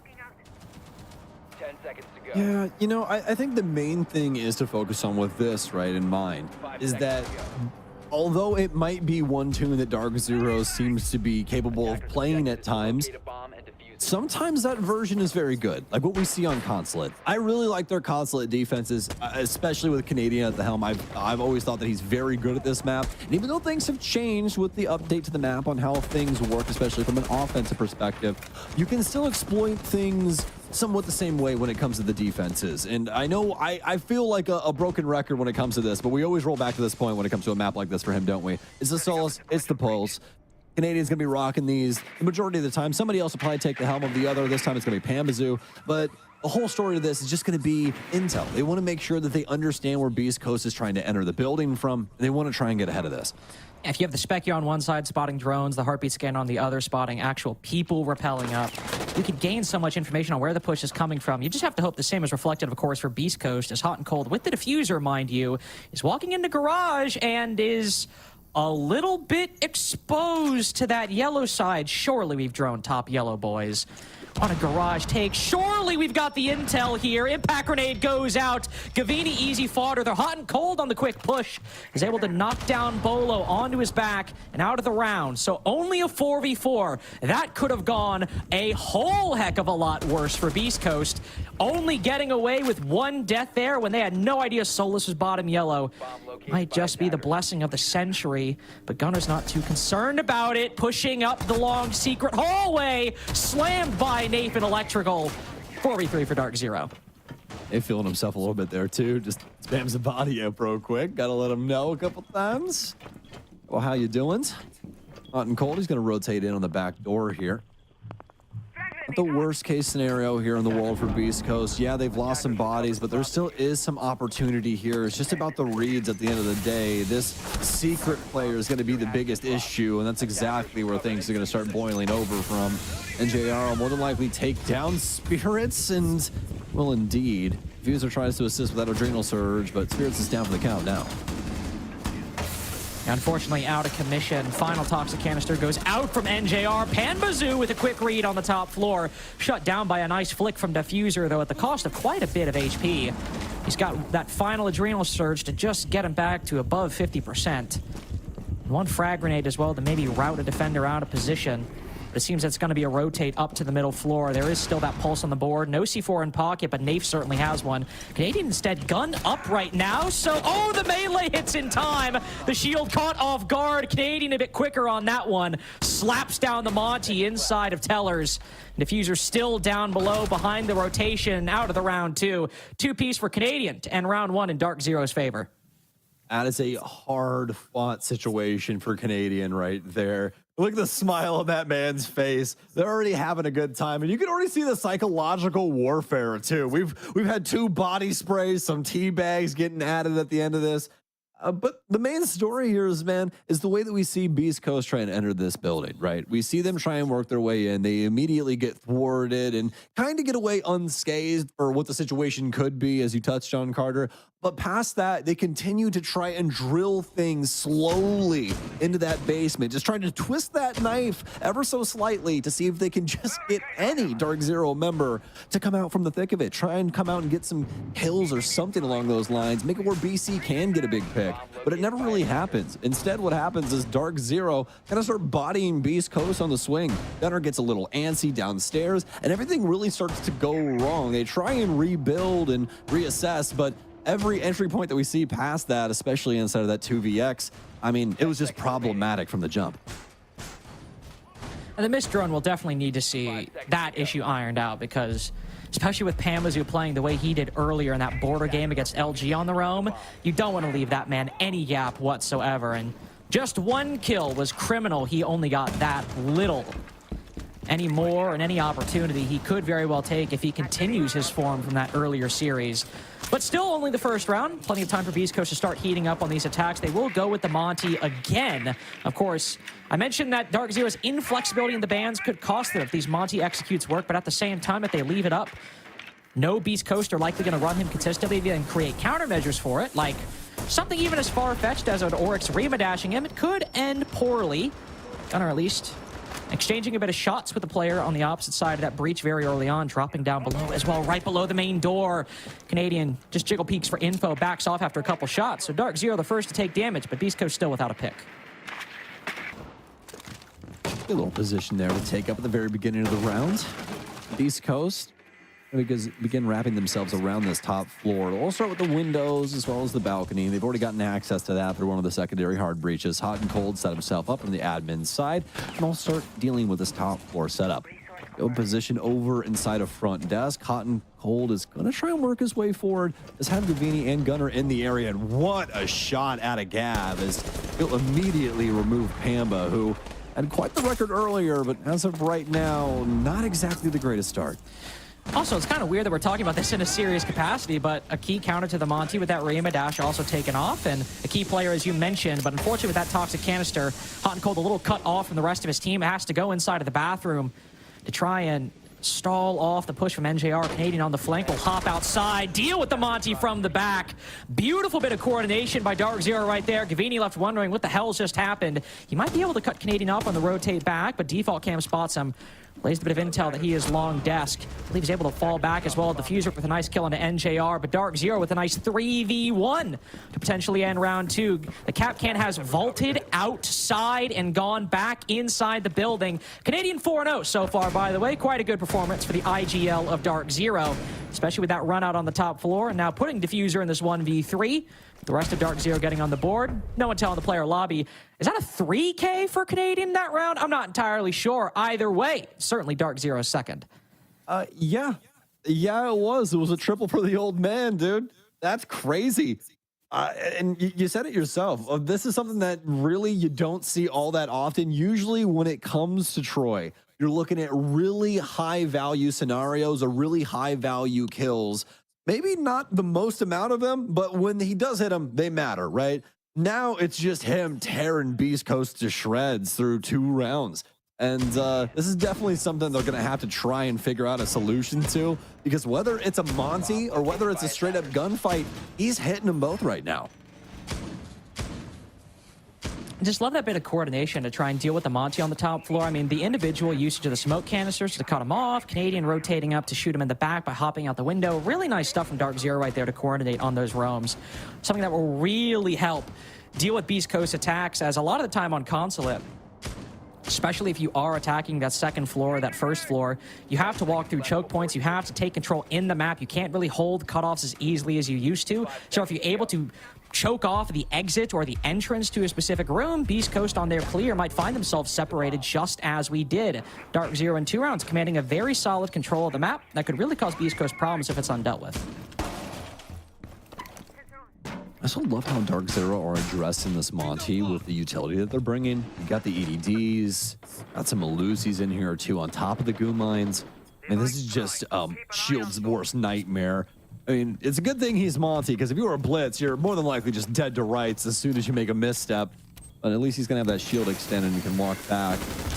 And some more of these aggressive tendencies.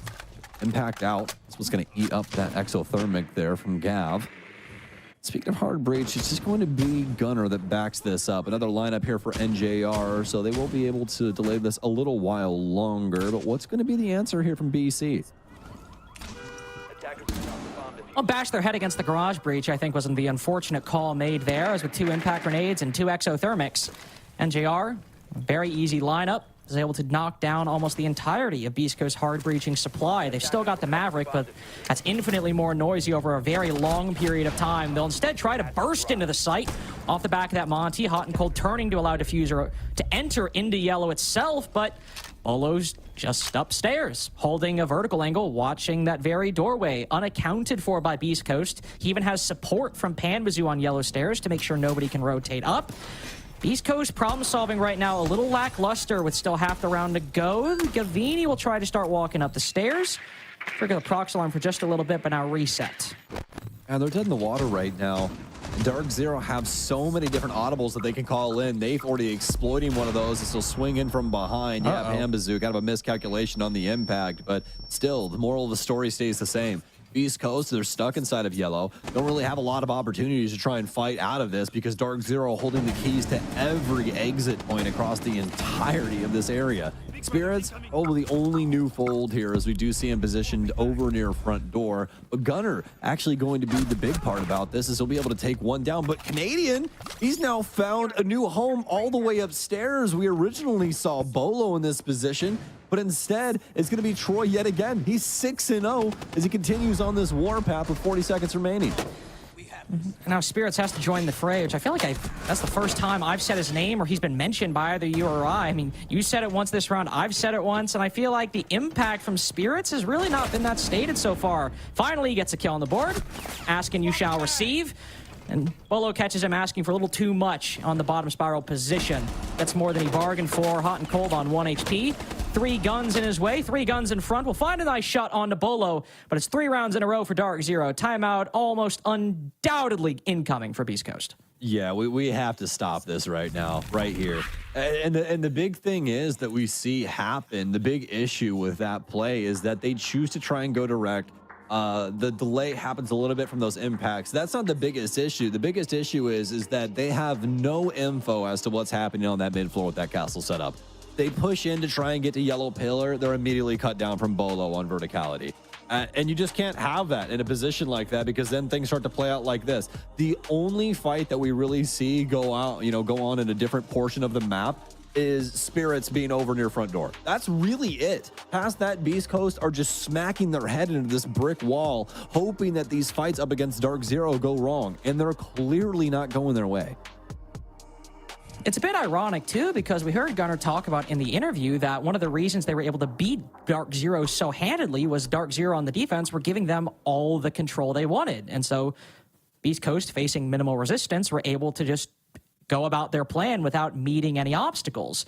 And with that recognition, you think, okay, going into today, if Dark Zero run more roams or more extensions, Beast Coast should have answers for them. Clearly, they recognize it. Well, assuming that that's the game plan, it's not being transitioned to game, because Dark Zero, as Gunner very astutely pointed out, are not giving them free control. As you said, with that castle setup, huge problem. Vertical angles, huge problems. Panbazoo on the roam with the Solus, Canadian on the roam with the Pulse. There's so many things Dark Zero are placing off-site a lot of the time that Beast Coast aren't dealing with. They're just trying to walk in with the Monty, go for these executes without getting any of the control they actually need to make it succeed.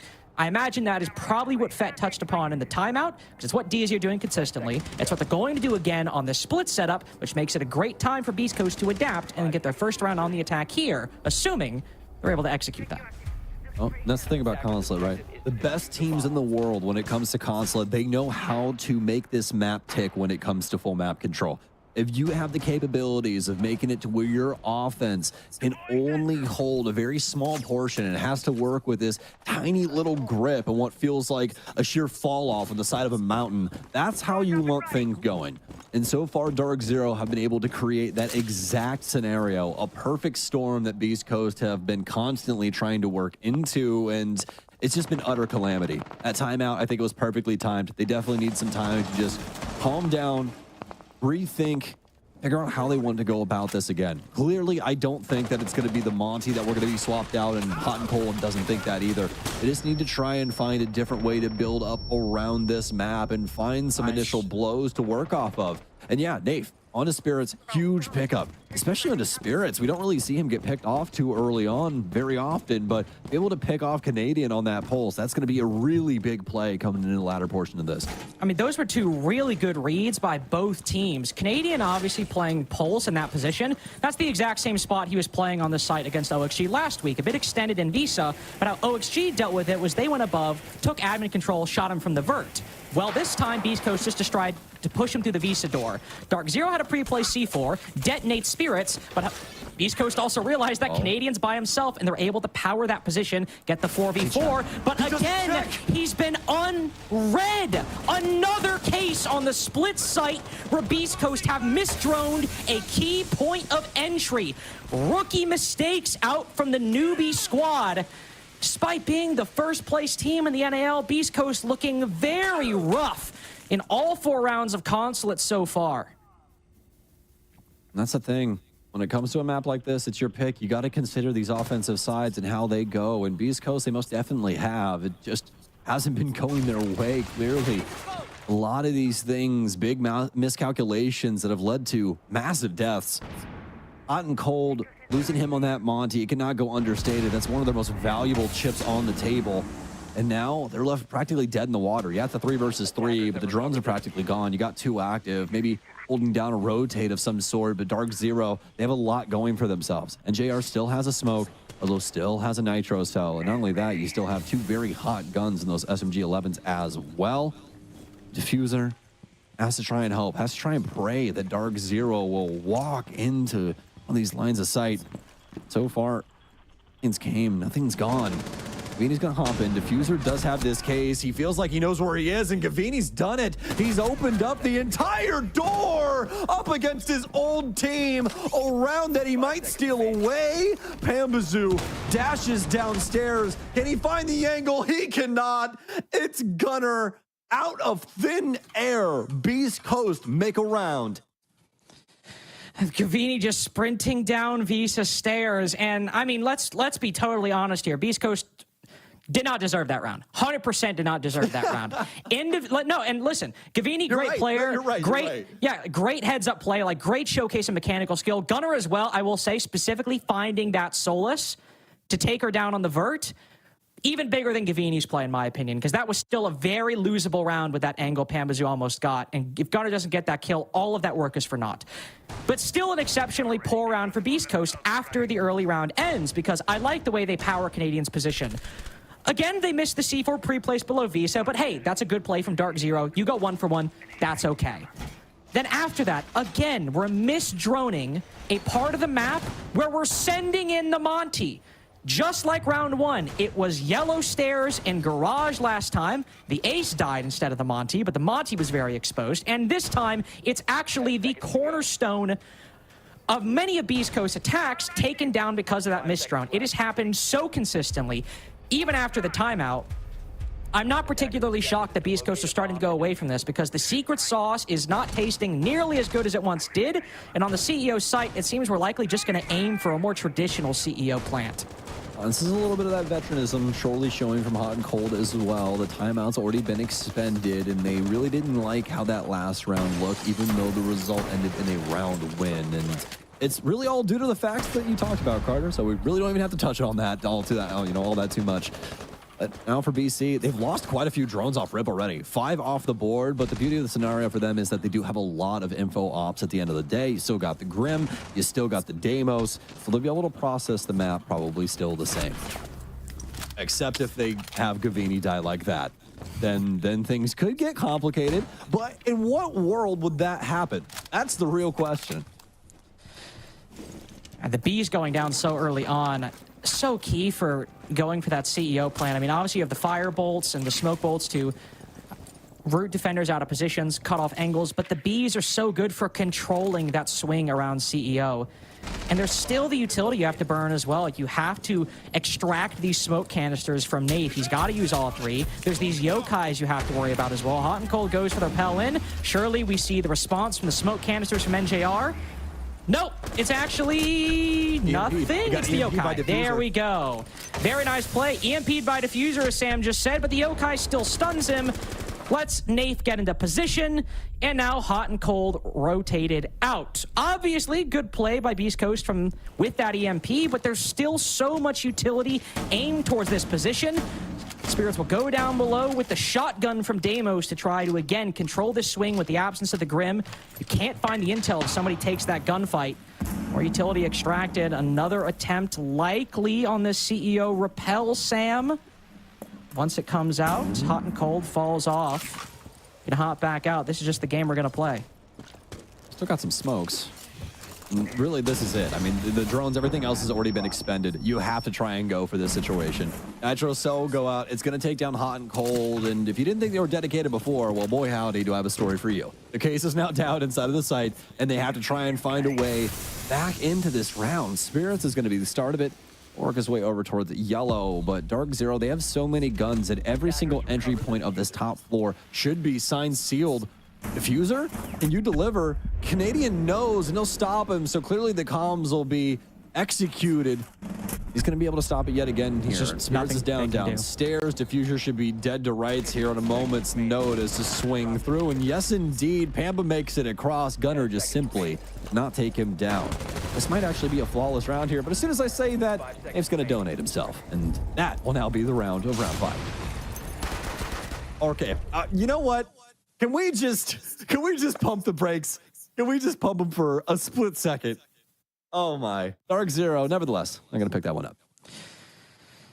And another string of, I mean, there I will say, the attacks weren't poor from Beast Coast, but it's another string of losses so far on the attacking side, especially after that momentum play from Gavini to win the split side back for Beast Coast. Here, the big story is losing Gavini so early on. And I say that, the Bees could have helped. It would have been nice. Maybe Spirits is able to push up yellow, find some positions, you know, hit the backstab while everyone's trying to go for the util burn, but we earn the 4v5, and Beast Coast dedicate themselves to the CEO plant. There's a C4, smoke canisters, yokais, and 5 players all looking towards that position. And Beast Coast aren't able to rotate, aren't able to change positions, continue banging their head against the wall in the face of an overwhelming Dark Zero counter of the very plan they've dedicated themselves to. That round should have gone Dark Zero's way 10 times out of 10. They anticipated what Beast Coast would do. Beast Coast did it. The plan worked flawlessly, and Dark Zero, who were flawless on their defenses against OXG on this map, might have dropped 1 round, but in a very good position to get 1 round beneath that. I'm just really excited for all of the edits that are like a flashback of what Gunner said during his little interview. And just be like, yeah, Dark Zero is probably going to fix all of this stuff for the playoffs, so we're really going to have to consider how we go about this. And it's just both the score lines as things fall apart. But hey, I start talking, Gunner starts playing. Nafe goes down, and this is a perfect opener for Beast Coast. Clean cut, no sauce back from DZ. It's exactly what you want for Beast Coast right now, an uncontested 5v4. You've lacked so many advantages in terms of control, in terms of, well, anything. I mean, even when you got the opening pick back in round 2, weren't able to convert it into a victory. Gunner with a second, Pamazoo maybe a third. Frag grenade goes out, he's forced to rotate out, but Spirit's caught lacking. Pamazoo now in the wind as he hops down the yellow stairs. One player moving to the window, I believe. Try to cut off Pamazoo's rotation back to sight. That attacker outside, a little out of position right now. Beast Coast drone economy, again, worse for wear, though. 3 drones remaining. If they want to find this Legion, odds are it will have to be from one of these exterior angles. It's actually finding intel on the site. Seems very unlikely. Headshot goes the way of Diffuser. Trade goes the way of Beast Coast, though. Advantage still solid, though much smaller than it was before. Well, I guess the good news is that Izzy's at least traded out to the 2 versus 3, make it a 2 versus 2. As Bolo springs like a trap from the top of Spiral. They'll catch one inside of front desk. Now Beast Coast, a 1-5 half could await them if they cannot figure this out. Hot and Cold, he's still actively in the round. He's going to be trusting a lot of the calls that we'll be hearing from these BC members. Spirits especially more than likely doing a lot of this work. He's had a lot of time in the IGL seat himself, just trying to assist in getting these good comms out here. East Coast do have solid positioning on this mid floor though. Although I do not see Dark Zero giving them a lot of angles to exploit unless something drastically changes with this case positioning. I don't see it either, despite most of the floor being opened up. The moment Hot and Cold even enters the site, he's domed by Bolo. Vini again in the position where he's got to bring around back from the brink of oblivion. 25 seconds remaining. Not even intel gathering or utility capabilities. He's got to recover the diffuser, maybe try to bait out the plant or go for the kills. Banshees will track his path as he goes to recover the diffuser.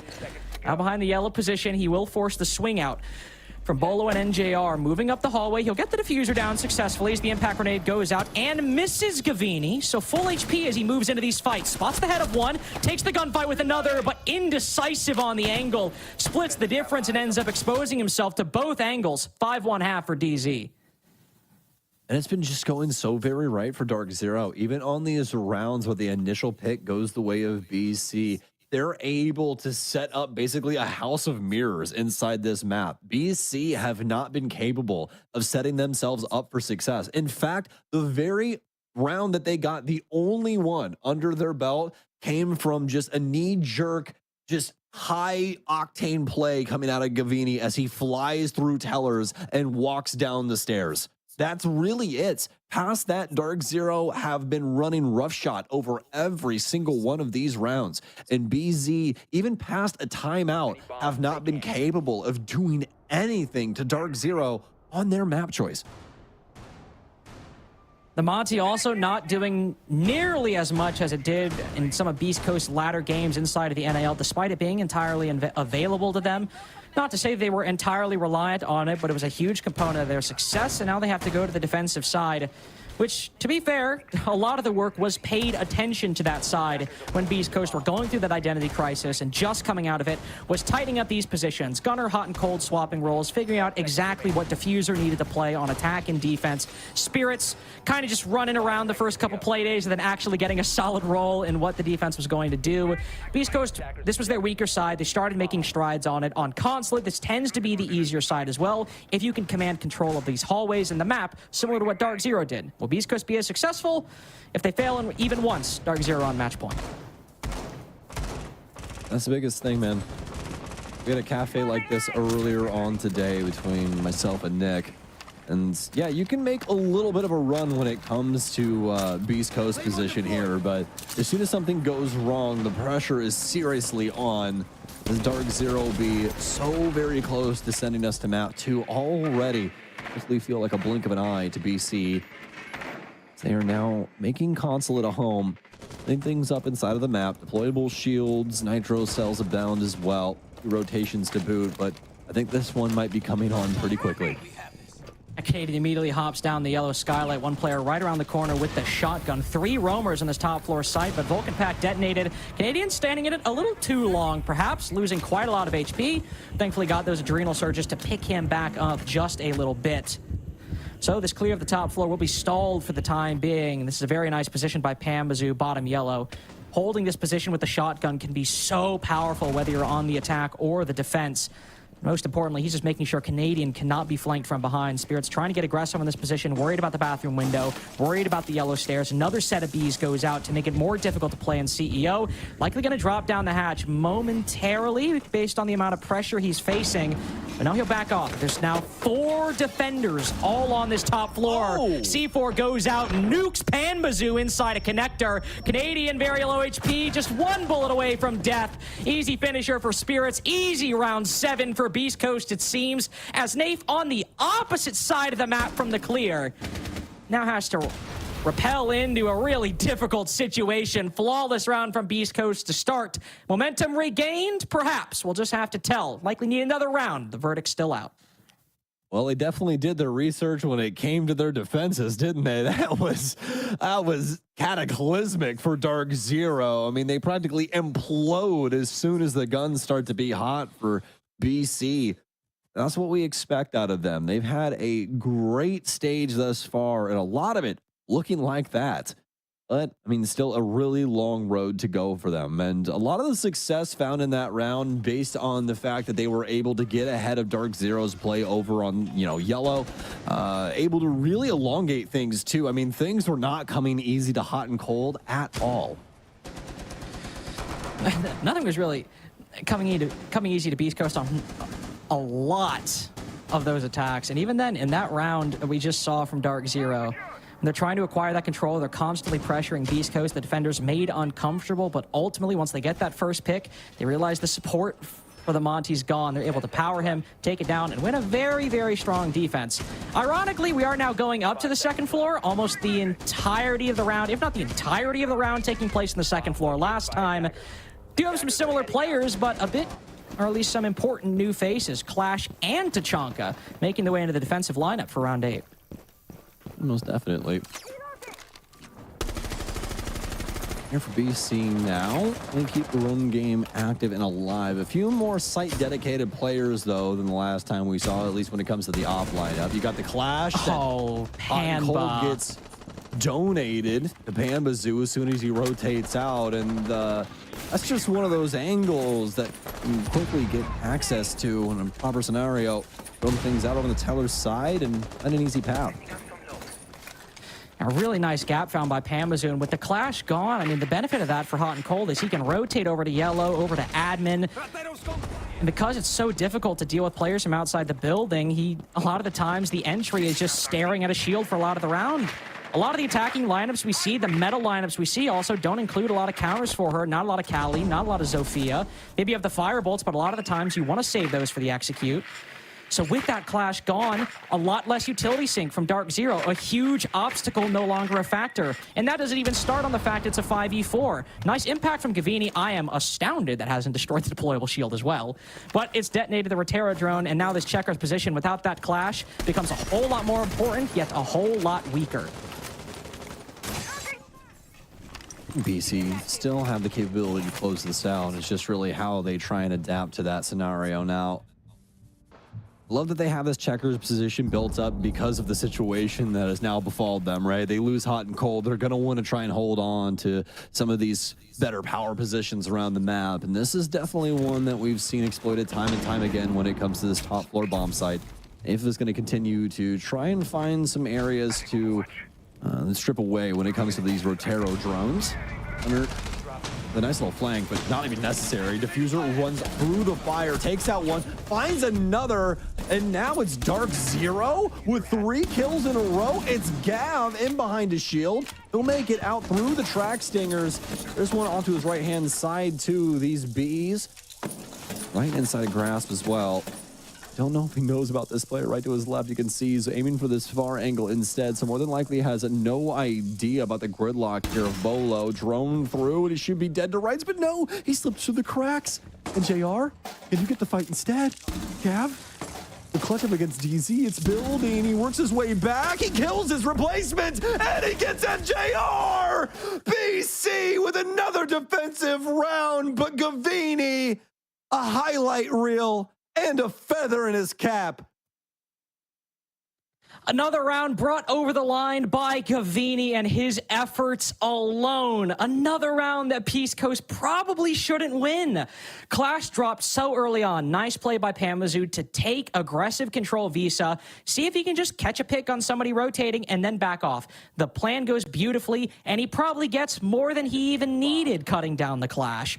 So Dark Zero back off. They go about their clear normally. On the admin side, I admire the flank and the push from Diffuser and Gunner. They're able to get a lot of picks, get aggressive when Dark Zero aren't expecting, ramp up the tempo, and they succeed extremely well. It just so happens Dark Zero win a lot of the 1v1s provided to them in turn, so while Gunner and Diffuser get aggressive, and it looks very nice, Dark Zero still able to win enough of the engagements to get the 3v1. But really right there, obviously you have the initial kill onto the first player pushing in from Dark Zero.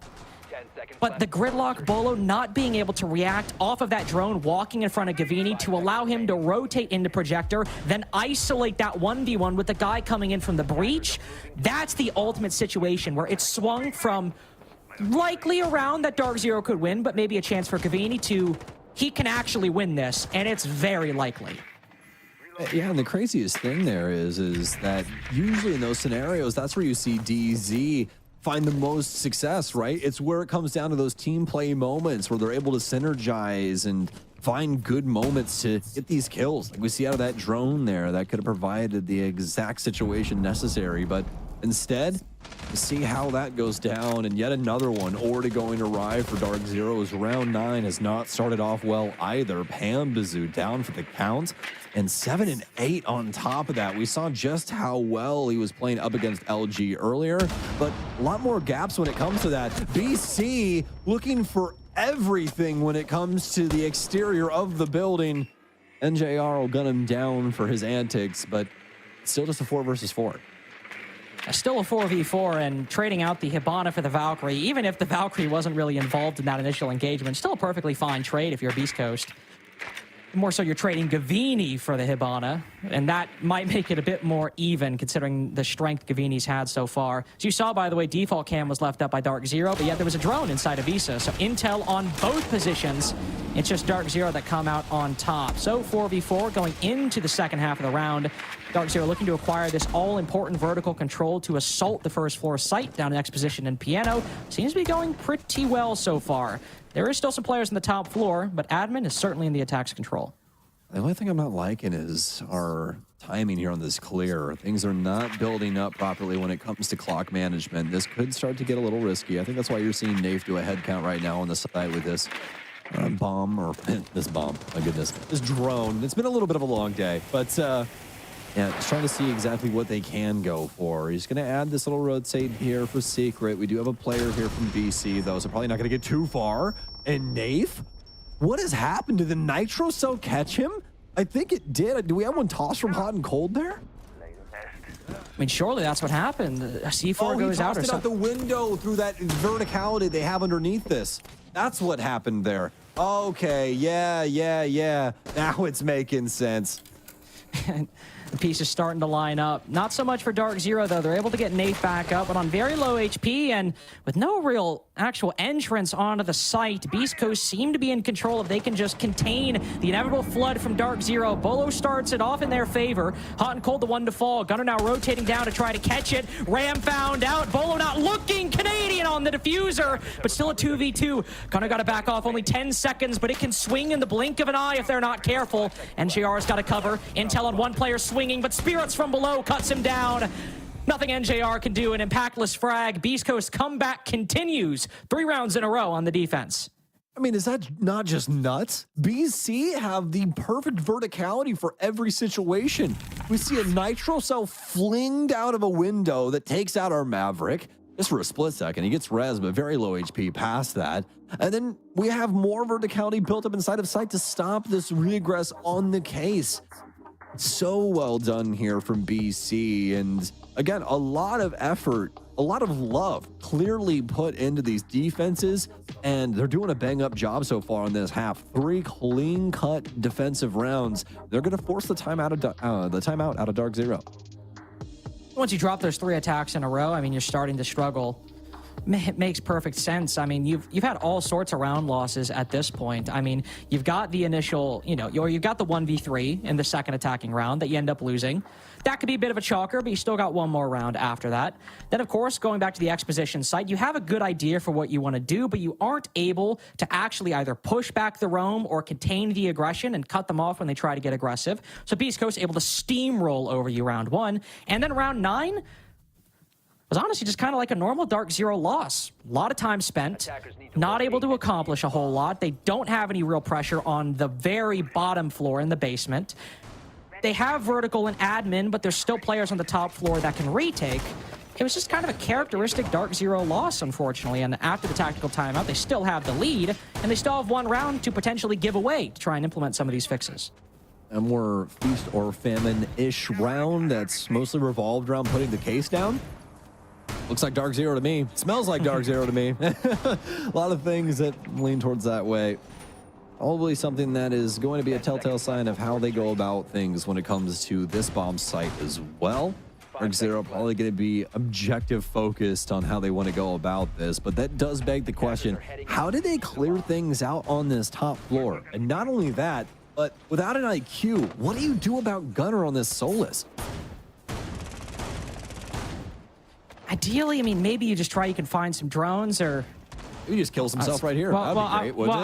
I was about to say, if there's anything about Gunner, he sometimes can overheat a little bit and make plays he shouldn't. At least on the Visa double door, we'll see if he decides to run out. I don't think anybody is actually on that side anymore with Nath getting off the projector balcony repel, so should be fine. Oh, that's just a nice frost mat right there. Gav anticipating somebody to maybe Selma charge that breach, and there is a frost mat right on the opposite side. There is no world where that gets cleared. I am almost sure of it. A fan favorite that we see on some rotations as well on certain maps. So, something a little cheeky, something you can also add into your gameplay too on Frost. She gets played pretty often nowadays since she's got that soft destruction secondary deployable shield on top of an ACOG for the 9mm. I mean, it's a great operator all around, especially on maps like Consulate where there's a lot of window play involved. I'm just when I was gonna say, I mean, with that ACOG too, I mean, not only can you take long angle fights on the top floor, you can see this vertical angle being held by Gavini. That obviously Spirit's also retaking a bit, but combined with the solos who can get aggressive in the face of Dark Zero, this Beast Coast defense can do quite a lot. Spirit's actually going for the retake of the top floor, but a bit lacking in intel. Pamazoo finds one, but Gavini, hot and cold, able to pick up the next two. So advantage actually going the way of Beast Coast, though Gavini found out on the connector window, but an immediate trade. Pamazoo cut down by Diffuser, so the advantage still lacking for Dark Zero. Diffuser with one more. Canadian can't even react to 3K from the rookie. Beast Coast 4 in a row on the defense, and we're at a tie game. Wow, oh wow. Both of these teams having a great understanding of what makes things complicated for the offense on Consulate. If you have the capabilities of holding solid map control or just being able to set up good verticality with potentially a roamer to boot, just running amok of things, this map is just, it's so for you. It is so for you and your team, you know? Like, it works very handedly for squads that are able to pull this off. And BC is clearly one of these teams. This is something that they've had cooking in the background for a while, you know? I do believe this is the map inside this pool that they took a loss on earlier in the stage, you know? So this is something that they've obviously had to put a little bit of time into and find a new look on. And it's working real well. Although, obviously, Dark Zero have had a few limitations, I'd say, throughout this stage. This game has been pretty interesting to watch. I mean, incredibly defender-sided as well. Neither team really finding great time on the attacks. It's been a game of course, you know, good reads by the defense and how to counter them, but also mistakes from the attack, you know, stalling out, not clearing what they should. The teams have certainly been unique in the failings they've had on the attacking side, but there have been failings on both sides. That much is to be sure. One thing in particular that Beast Coast were not big fans of that happened on this previous attempt at the top floor, the Clash dying in about 0.5 seconds on top Visa. And considering we're now 20 seconds in, Hot and Cold already beating his record. He's doing great. Love that. Full HP, not complaining. I've only had a new PR, you know?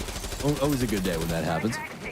Dark Zero, not nearly as aggressive as they were previously. Gunner, though, with a wild position over here towards the double. Probably just wondering if somebody's going to try and repel on this window that NJR is actually staring at right now. I don't think he's going to have much influence over NJR's current repel position, but crazier things have happened. So we'll have to see how this all works out. Hot and Cold, a little aggressive, but now I'm getting antsy as soon as he puts that SMG in his hands. And this is what the Clash can really provide to the CEO defense. He can go contest the breach. He can go contest top Visa or admin or yellow or literally any position. And it's so difficult to deal with him because of how linear this map is. Just the loss of that Clash did so much for Dark Zero in that round, and if Gavini doesn't clutch that 1v3, it's probably match point. And now when they have to face the actual setup, the actual full breadth of what Beast Coast are going for, it's far more difficult. They only are just now starting to get admin control, and there's still plenty of utility and plenty of players to deal with this. This is going to be such an issue. I mean, yeah, you can get rid of the Goyo canisters, and you'll more than likely have to wait on them, especially because of these positionings. But the big issue is now is you have Spirits and Hot and Cold both lined up to delay you out. They're going to starve Dark Zero as much as they can. It's really down to DZ to try and get something here. Try and get their foot on the gas, get their foot on somebody's neck. It might be Spirits as he's dipping and dashing. It's going to be BC that light up the kill feed first too. Pamazoo, he can't find anything. He's grasping at straws, and the round's practically over before he can finally get the first kill on the board. Nafe, he'll rotate back over to the single. Does have some things to worry about downrange, but Gunner with a double and Diffuser with a find. BC are in control of their own map pick and their own destiny on Consulate. A match point now for Beast Coast. 5 defenses in a row. And unfortunately for Dark Zero, all more and more convincing as the half goes on. Once the clash is there, they're able to get full intel on Dark Zero's push. Nothing going their way. I like the play from Pamazoo, by the way, to try to hop down yellow. Try and find a gap while everyone is so focused on the admin side. I think that's the right play.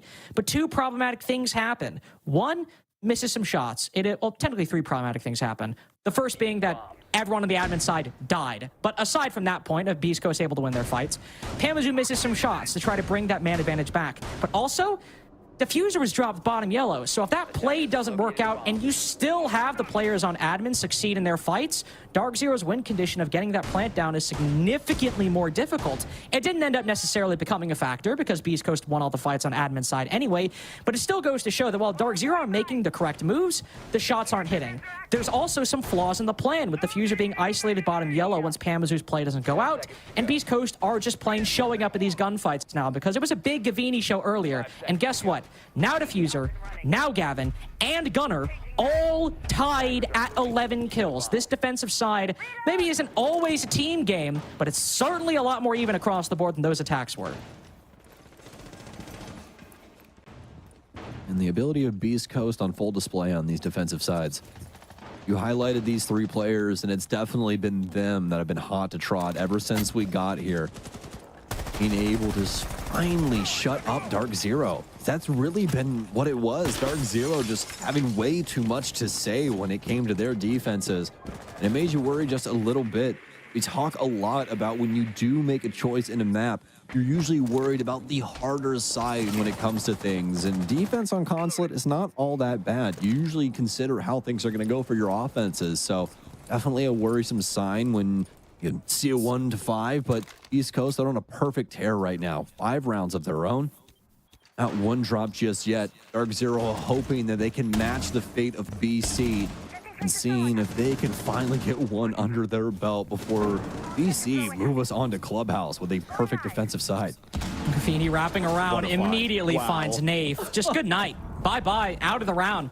Unceremoniously dealt with by Beast Coast. And they just rotate back.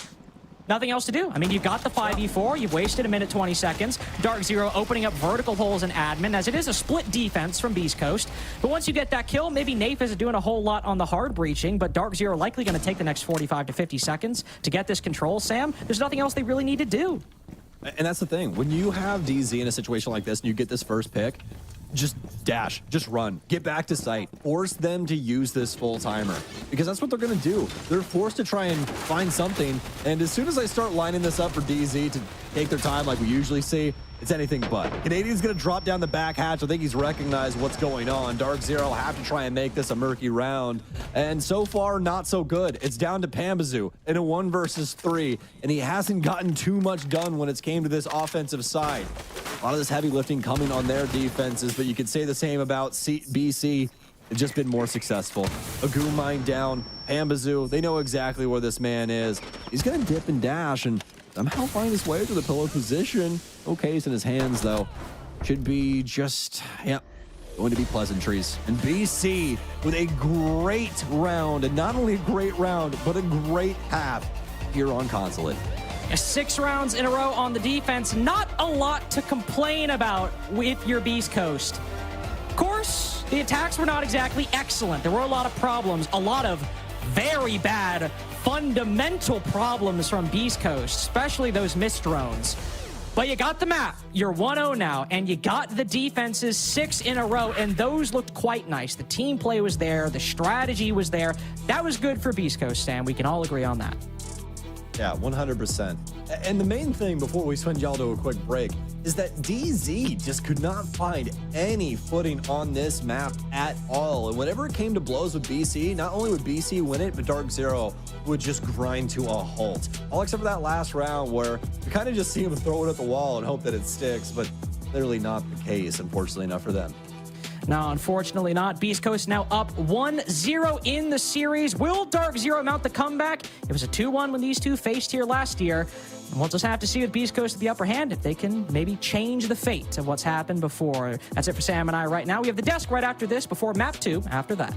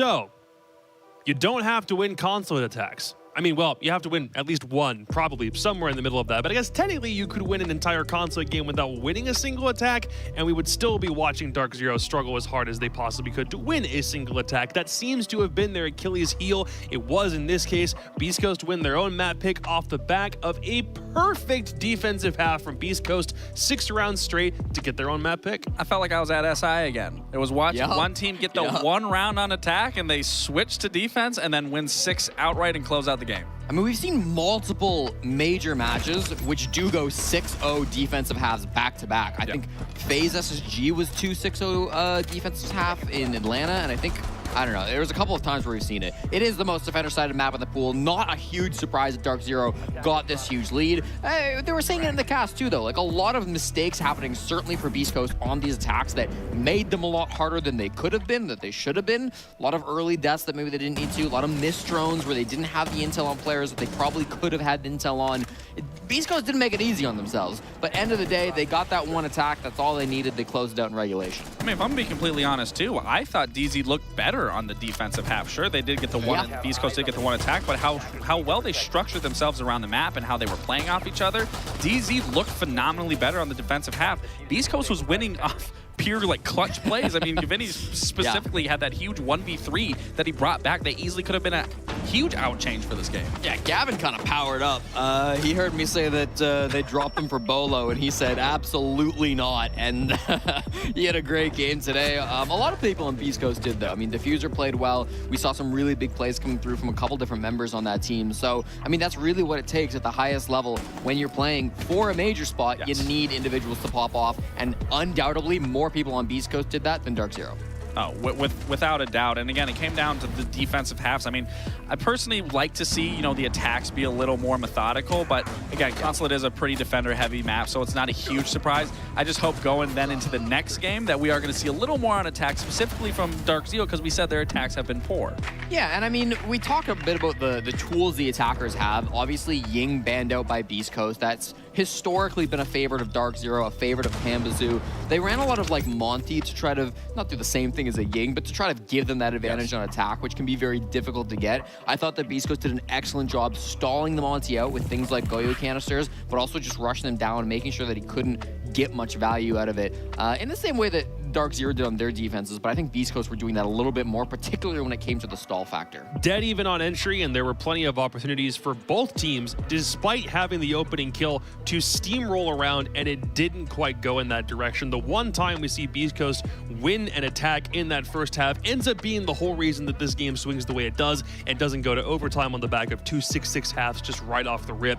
But if DZ played a really good team game, it kind of doesn't matter if the way Beast Coast were winning rounds was off of crazy hero plays. 100%, Jacob. We saw a lot of those. And it might be surprising to you, after seeing that first half, how many rounds Beast Coast just clutched up with pure mechanical skill. But it's not surprising to me, because I know that Beast Coast are the most clutch team in all of North America. They've clutched before this game 12 separate 1vx's. The median 1vx number for teams was 6 coming into this play day. Jeez. So most teams, your average squad was averaging about half of the 1vx's. This was personal. Than we saw from Beast Coast coming into this series, and they continued that energy. Not all of the clips I'm showing you right now are technical 1vx's, but they're all big clutch hero moments where somebody steps up and goes huge for Beast Coast. It's ridiculous the amount of players they can do that can step up and do that for the team. And I was talking about Diffuser going into this game. Again, here he is performing, putting up this huge performance throughout the regular stage, and now doing it here in the playoffs to secure this spot for Manchester. And then obviously you have Gavini, and like I said, this was a personal game for him. We even saw in that clip. He went, you know, he went down low. He pressed that crouch button a few times after he clutched that, which was deserved. Obviously Gunner again. But again, this is off the forefront of Matt. I don't want to leave Matt out of this. Matt has been such an integral piece, because they said they were now listening to him and they're now finding the success. And now they went to an 8th map and found success on that map. Ridiculous, the map pool, and I'm glad you brought it up too. We talked about it in the pregame. The fact that they picked Consulate. I thought maybe they'd leave it up and let Dark Zero I was shaking in my pick boots it. when it went to 1-5. Because Dark Zero enjoyed this map quite a bit as well, but Beast Coast pick it themselves, only get one attacking round, and they stay confident, they stay sure of themselves, and they come back for the 7-5. And you look at these numbers, I mean, yes, this was a close game, but there is not one player here that, in my opinion, didn't show up, that didn't put in the work. Sure, Spirits is at the bottom if you really do want to call someone out. But this, all in all, was a team effort, and it really came down to just winning one single attack round that set that difference maker when they swap sides. So for this team now, they have to go into club. Remember last time they played Club? It was when they kind of weren't really like themselves quite yet, for lack of a better term. The eloquent Gabriel Mireles telling it like it is. But the last time they played it, they weren't on their A game. They very clearly seem as though they're at that point now. But Dark Zero on Clubhouse is also its own beast that they're going to have to fend off. What do we think about map 2? Just general thoughts. I like it. I like that, again, Beast Coast picked their attack. Sure, they got the one round that they needed. It was important in Consulate, but I feel they will find a lot more success going on this attack half in Clubhouse, because it does kind of just depends how you play the map again. It's a very basic map. You just follow the regular fundamentals. It really comes down to very crucial gunfights. That's going to determine those power positions. That's going to determine taking those spots. So really, again, it's going to come down to those gunfights, the initial early gunfights that's going to really secure a round or secure the gameplay.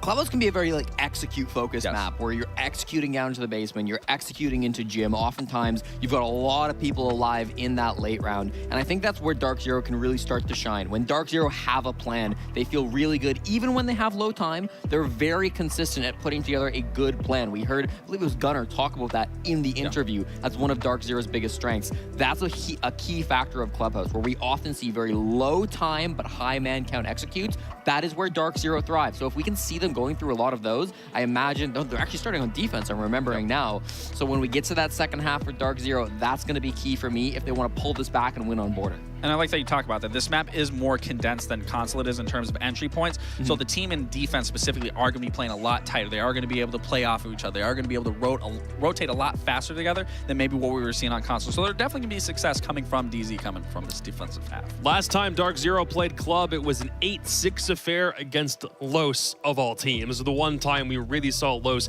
give us a bit of an early stage scare. And again, when Beast Coast played it, it was as a much different team. So Beast Coast will be able to look at the way Dark Zero play and probably get a more accurate picture of how they play Club than Dark Zero will be able to do against Beast Coast, unless Beast Coast just don't change anything from last time they played it back in, what, week 2?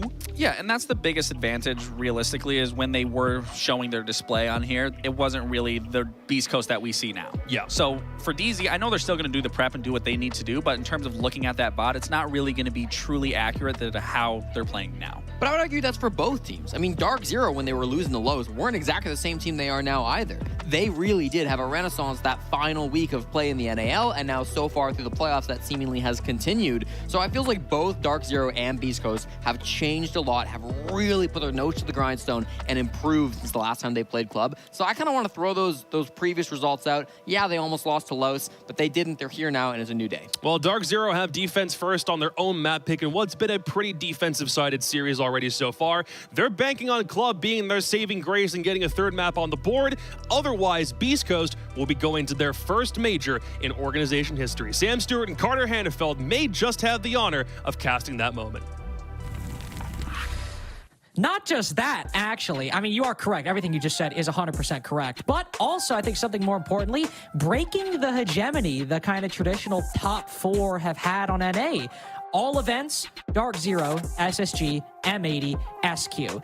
Not only Beast Coast qualify, but with Sonics already in the LCQ, Dark Zero OXG fighting for a spot tomorrow, SSG in the LCQ, Beast Coast taking a spot there means those 4 teams that had a stranglehold over international events last year, a couple of them will be missing where they should have been, or well, where they have been before. Yeah, our international events just, over the entirety of this region for what feels like eons at this, point in time, right? These 4 organizations have been representing North America for forever. So this is something that is definitely going to be a big change for quite a few people, especially if BC take this in 2-0 fashion. That would be something quite prolific at that moment in time. But we'll have to see. It can only come with time, and as we delve deeper into this night, I'm sure the answer will come along too. Dokkaebi and Ying are going to be our offensive bans here on Clubhouse. Pretty traditional when it comes down to it. You can say the same for Fenrir, things already close quarters, so provide a blinding mechanism and things get all the more difficult for the offense. Both teams just repeating the same ban phase that we saw in Consulate. Dark Zero obviously repeating the same ban phase they've repeated an innumerable amount of times leading up to this matchup. But the real question is how these teams are going to change up their play, because as the desk pointed out, when we last saw these teams on Clubhouse, they were shadows of the teams they are now. I would say maybe more so for Beast Coast just because of how dramatically different they look compared to back then. With Dark Zero, I mean, we still see a lot of similar issues, but the positives are just more at the forefront. It's more the Dark Zero we knew, flaws and all. Beast Coast, it's just an entirely different team, Sam. It's just not even like remotely comparable. Yeah, you know, Beast Coast, Best Coast. That's what we say nowadays, right? Like, they're just a completely different team. Like I said at the very beginning of this series, they walk along to a different beat, to a different drum, and they've found a way to make it to where this team clicks on a higher level. And at the very center of that is Hot and Cold. He's provided a new level of synergy to Beast Coast, and I mean, it's very, very just emblematic of what their future could potentially hold for them. You know, I mean, especially a map like what we just saw, a map like Consulate. That is a true pressure test right there, Carter. They go down 1-5. They go over to the defensive side, which clearly they had so much put into that, so many well-thought ideas on how that could potentially go, and it goes off practically flawlessly, given all the circumstances, right? Maybe a clutch here, maybe a clutch there, but for Beast Coast, we'll call it perfect. And that's quite impressive, especially up against a team like DZ. I mean, there's so many talented players on this roster, and the key thing being something that you mentioned as well as the desk being, DZ does not miss LAN events. It's something that just never happens. And right now, there's a possibility that's starting to build with BC sitting at the helm of that. Yeah, Beast Coast, a lot of trends can be broken with a victory either here or on border. The advantage, of course, they have now by taking Consulate. Now moving up 1-0, just one more map win on either of these maps can send them to Manchester, a first in the organization's history in Rainbow Six. Something I'm sure this roster would be more than enthused to have associated with their names. But to start, minute in, Canadian inside a kitchen, hops out the window, will make a lot of noise with that mute. Will even force, I think, the panic flashbang out from the player outside. But with the kitchen hatch soft, he will rotate back, not accomplishing much. He's lost the C4, he's not got a kill, and he's opened kitchen hatch for the attack. So a gamble not entirely paying off for Dark Zero.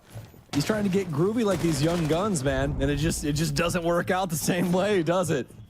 BC slipping through the cracks, or at least slipping away from Canadian's presence. He hops out that window, and now BC have full control over the mid-floor area. Amira in this space too that could potentially play back onto Diffuser, but it's not the angle, it's the Nitro Cell from Bo. A gas canister will repel Hot and Cold for a while. Dark Zero have set themselves up for success in this basement defense. We've also seen that Beast Coast are going for one of their Monty executes.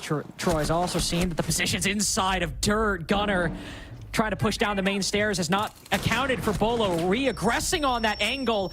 But that's the risk you take with the vertical angles opened up. Spirits can get the trade as Bolo walks back down.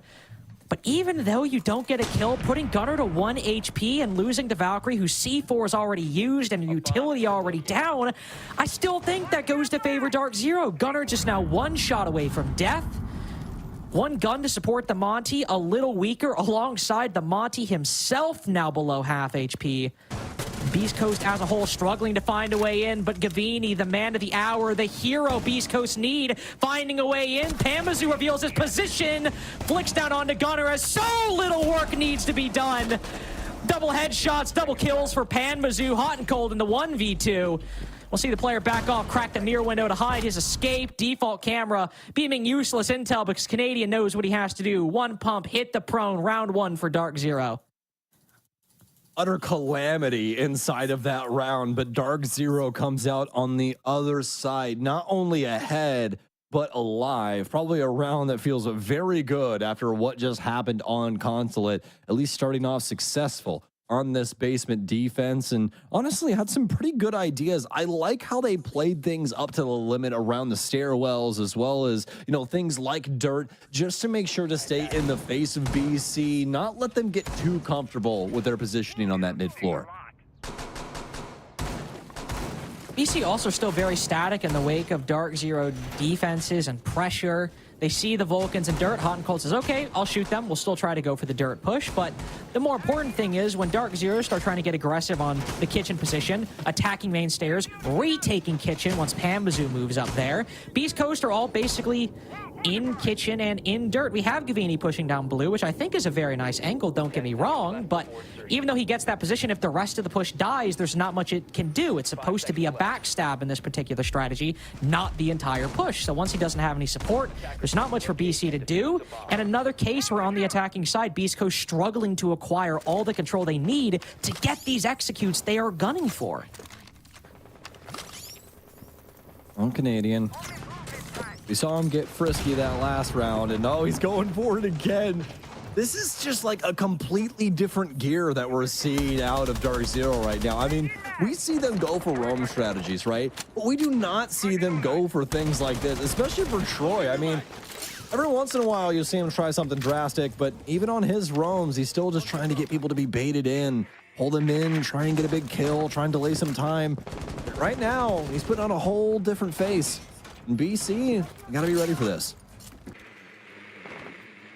I gotta hope you don't fall prey to that. So just a standard execute from Beast Coast to start, or standard clear to start. Opening up a hole in the jacuzzi wall, can try to fully open it up with the Maverick in a second, though I think they'll have the Selmas use it instead. As I'm sure you guys noticed as well, over on the plat wall, we've got that mirror window setup that we've seen a lot more of recently. Standing hole actually made in the jacuzzi wall, telegraphing at least to us that Beast Coast definitely want to send it through the jacuzzi side. Oh man, well, and that's a bummer. That's so annoying.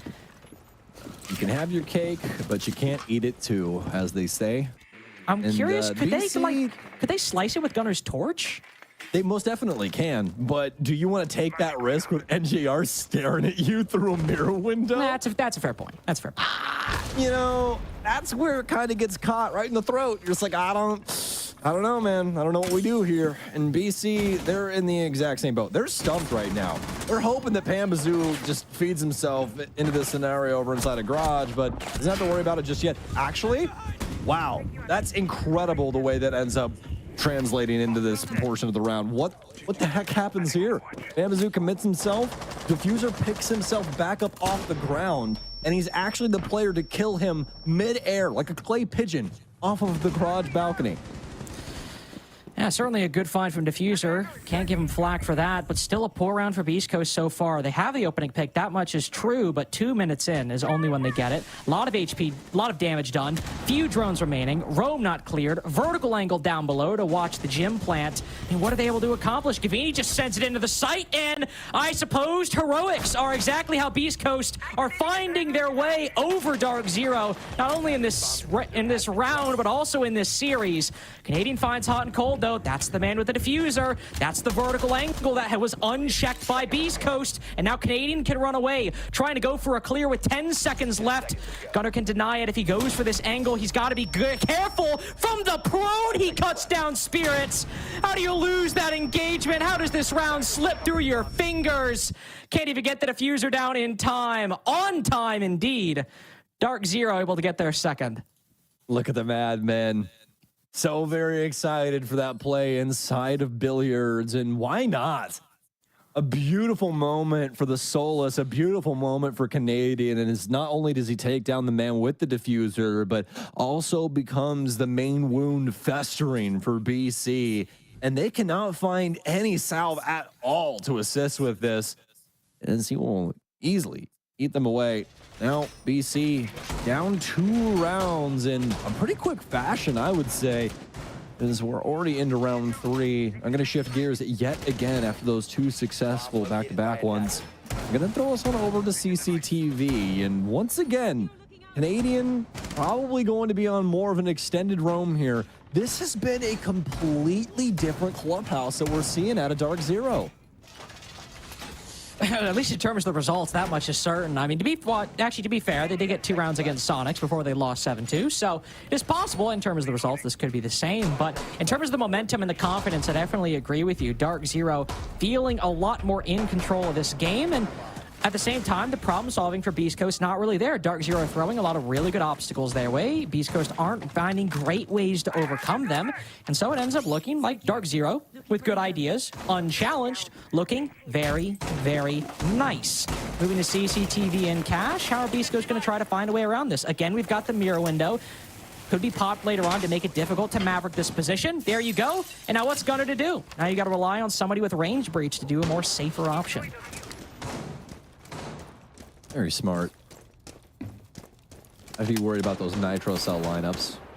Oh, there's a couple people are probably like, what the heck? Why does he have to back off right there? And that's what you're worried about. Maybe those lineups flying through. If Pambazoo or Bolo just gets some proper placement at Mav dies as he tries to get this wall open. Nave's going to be here to try and bandit trick this, but I'm sorry, sir. You've chosen wrong. It's actually the far side instead. We'll just replace that bandit battery up close in case another Selma does get added, but they won't feel that's necessary.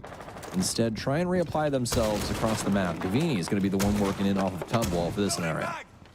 Gavini just adding a bit of additional pressure. Certainly in NA, we've seen a bit of a disinclination towards garage pushes. A lot of teams seeming to favor this con side instead, which if you're able to properly predict the positions the defense is holding, could go your way. But of course, leaving garage undealt with, leaving and betting a lot of it on winning gunfights on the site.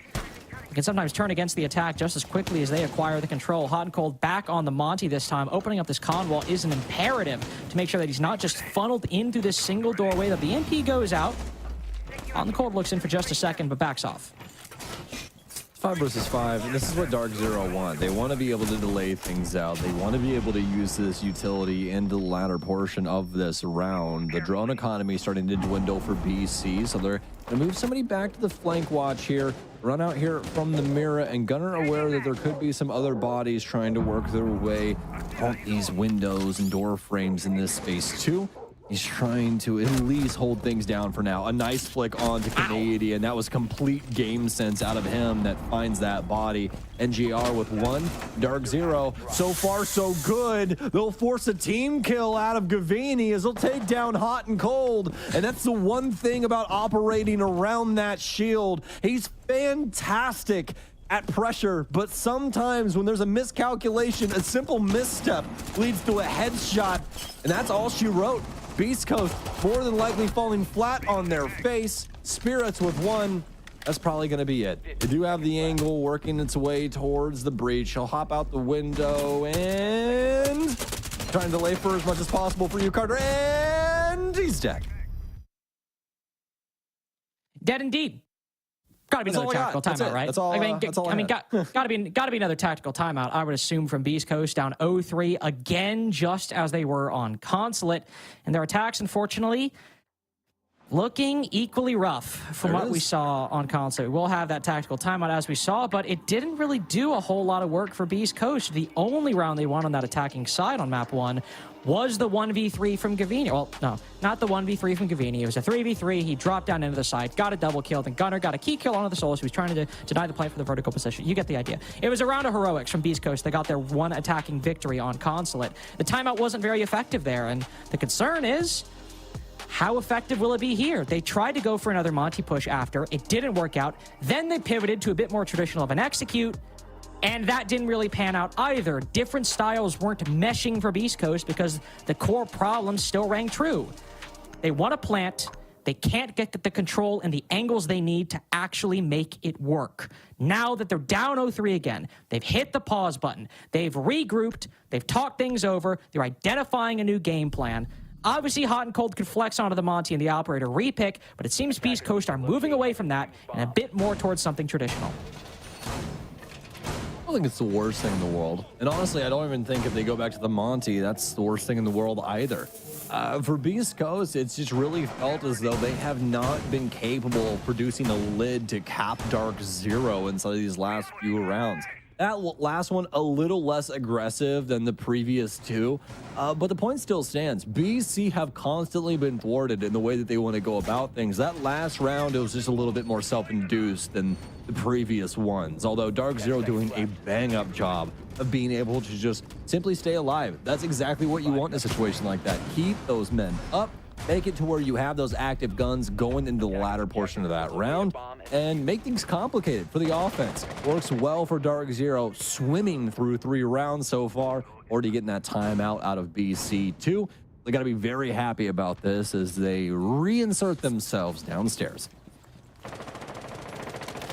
with a completely different look as well after the tactical timeout. Going back down to basement, maybe, but with the addition of the castle, the exit of the Solus and the Valkyrie from this setup, no roam, well, no intel on the roam whatsoever. As you can see, there are a couple defenders on top or around the map. Canadian finds Spirits. And where was that? Well, that's on a very classic play. Just Canadian sitting in con on top of a mute jammer. We see Foltz running that exact same play on Clubhouse. Not exactly anything crazy, and yet he finds Spirits, the Thatcher, when one of those operators Dark Zero are bringing that they didn't bring before is Cade. That's the thing for BC as well. You look across the board, I mean, how many operators can you really lose? There's so much value here when it comes to how things are set up downstairs. I mean, especially when it comes to something like a Thatcher, you're gonna want to try and get access to these hatches, and that's dwindling very quickly. Not only that, but you want access to these hatches, it's probably just Gunner that's going to be able to give you that. If you want access to something like the church walls, it's going to be all hot and cold with those Selmas from range, probably from the bottom of main, I would assume. And now things get all the more difficult for BC. All the more difficult. A little reliant on Dark Zero giving away some opening. Vini will use an Ash Charge to open up the, well, colloquially referred to as Ash Wall. Does see somebody sitting on top of one of the boxes in Arsenal. Not able to find the kill. Dark Zero just need to not get antsy. It's really all they need to do right now. Once Beast Coast obviously push in, they'll need to react, but in the 5v4, they've got the advantage. They even have the 3 Zotos to maybe throw on a wall, throw on a doorway to make it harder for Beast Coast to actually flood in. They even got the C4s and the smokes, the more standard utility from Canadian and Panbazoo as well. If they were ever around to go 4-0, it would be this one. Just don't overplay your hand. Don't overextend. Don't give Beast Coast the opening they're seeking. 30 seconds remaining, Sam. It seems Dark Zero in a good position to close the round out in that way. Well, Carter, I hope you like circuses, because this is going to be a pure funnel right here. They're trying to work their way down hatches. They're trying to work their way down door frames. It's the hatch that comes first. Nothing working out. And Dark Zero putting them on a pike. It's a flawless round from DZ. And the energy now coming back to this roster that's been at it for, what, potentially 8 hours of siege by the end of this? This is truly insane. I mean, insanity is definitely one way to put it. I mean, I hate to start getting negative. I really do, but these attacks from Beast Coast, I mean, the only round we've got this whole series is off of a heroic play from Gavini. That's the only attack Beast Coast have to their name. To be fair to them, Dark Zero aren't exactly a lot better on their attacking side. They've lost 6 as well. But Dark Zero have started on defense both times. They've got these leads early. On their map pick, you expect Beast Coast to be a little more convincing. And here, on a map that they played before, they talked a big game about how they've improved, about how they've retooled, how they've changed, and undeniably, they have. They got first in the group stage after all. You got to improve if you want to get that number. But the attacks are looking with like the same issues on Consulate. Even without the Monty, all they can end up getting is a kitchen drop in a 4v5 with nobody pushing from blue, really, or successfully. No additional angle from dirt or bottom main successfully. It's all a kitchen drop, all a funnel. Beast Coast down 0-4 again, and maybe relying on another heroic play to give them a fighting chance at the side swap. Yeah, I think the main thing is whenever you see your biggest issue being Canadian on a routine basis, you know something's got to be drastically going wrong. And that's no knock against Canadian. That's just like usually routinely when their team is doing really well. Again, he just has those really high value, low amount of kill situations, or just has situations where he's able to delay things out or use utility in a really positive way. But instead, he's been the whole kit and caboodle that has been taking it to BC. They have not had a chance inside of these rounds, and a lot of it has been because of Canadians' efforts. It's not going to be the start for him. It's going to be Panbazoo instead for this round. 3-1 to start off here. Ready for the next swing, but so is Gavini, as he won't even be touched on that gunfight. Diffuser will also be able to claim 1-2. Now Beast Coast, they'll pull ahead when it comes to the man count. And you gotta give them credit, at least for this. They can hit their shots. This team on the attack has been saved. Their consulate was saved just by a couple key players hitting their shots at the exact right time. Here, it's got them the 4v3. They've had advantages before in their attacking half, and they've lost them a couple times already. So that doesn't mean the round is Beast Coast. We still have a player in the wind from Dark Zero. The Beast Coast have at least hit their shots. They've cleared out this roam, and on Gym Bedroom, that was more than they accomplished last time. 100%. And honestly, with this position, this is looking really solid. A lot of time, they can get their player over on balcony that's necessary, get things set up inside of construction. And not only that, but they can also accomplish something that's been needed over on Jacuzzi. Although as soon as I say that, we will have a nitro cell out of Nape. That's actually going to be the last one. So you do get some solid positioning when it comes to the setup on the site to plant. I might come back to bite Dark Zero, but I mean, honestly, probably a better idea to just keep that Jacuzzi wall locked up. Take that away from Beast Coast and make it to where they have to go more horizontally, or at least more in front of Dark Zero. They can't really stretch him as thin as previously. Well, flashbangs going in. NJR will dodge it. Logi drop incoming, trying to power the Legion inside of this position, but both kills go his way. Peeks the bedroom window, maybe a little unnecessarily, but there's Canadian to lend a helping hand. 1v2 now for Hot and Cold. Doesn't know one is off site because of that kill acquired by Canadian. So he can find this 1v1. Knows he's now over by the Jacuzzi wall, but looks the other way, worried about the con angle. He's got to isolate this 1v1. He's given time for Canadian to rotate back, but he's so lacking on information, so indecisive about what angle to peek. Commits to the Jacuzzi swing, but the player's backed off to main. Dark Zero playing this so well, not giving away the advantage. Too late now to bait out the true swing for Hot and Cold. Nafe will just rotate around to give Dark Zero their 5th defense in a row. A perfect defense so far from Dark Zero. Even when they're pressured on the extremities, when it comes to the spine of this defense, it is quite strong. Drinking their milk, clearly, man, is they're doing a lot of heavy lifting when it comes to this. BC not capable when it comes to getting these executes to go off. And not only that, not really capable of finding another kill through what could have been a pretty easy trade as they try and set things up, but they put a lot of things, they front load a lot of things into logistics, into dropping into that portion of the site and trying to take a fight with that player inside of gold. And I cannot understate how very wrong things go for BC in that moment. Nothing's gone right for them so far. They've tried the Monty. They've tried to bring important execute operators, Grim, Capital. They've only brought those a couple times, to be fair. I think the Grim especially has only been brought like one singular time. So they're not exactly giving themselves a lot of advantages in these fights beyond betting it on secondary utility like those flashbangs. And when NJR can just turn around and look back, it's pretty easy for him to get those kills because Beast Coast are anticipating him to be flashed. NJR catches them off guard, gets those picks.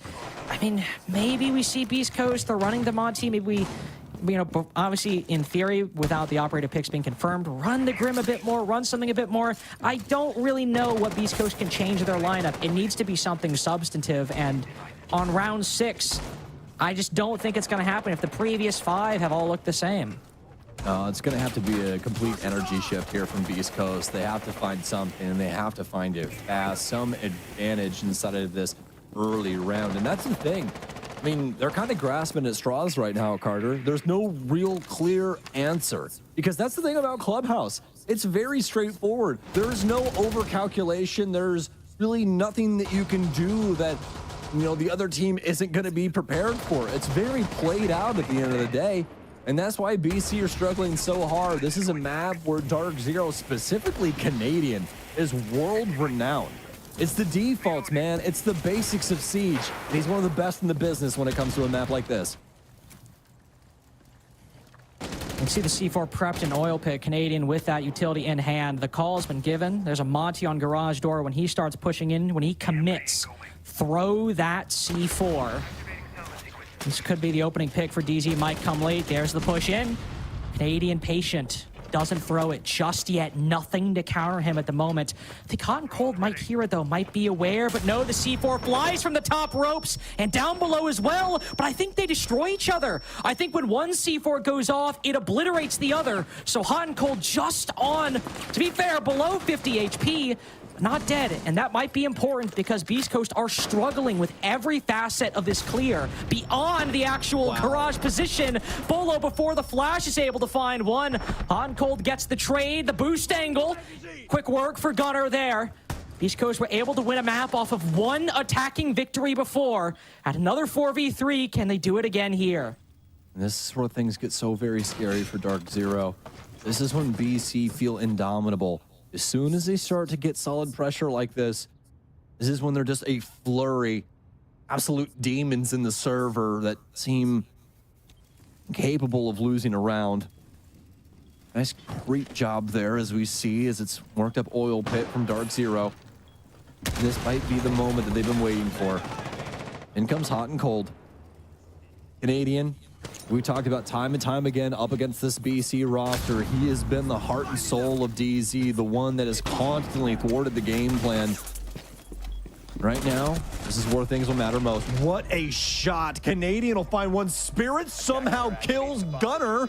It's a 2 versus 2. They have to try and find Diffuser. Hot and Cold's gonna be locked behind this shield, but this is it.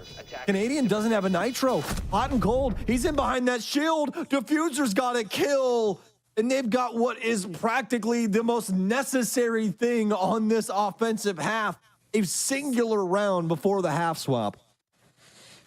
They got their one. They got the one round on the attack, and I suppose this time there isn't any major heroics. They just brute force Garage over the course of 2 minutes. But really, maybe it's that C4. Destroying the other, only damaging Hot and Cold instead of killing him.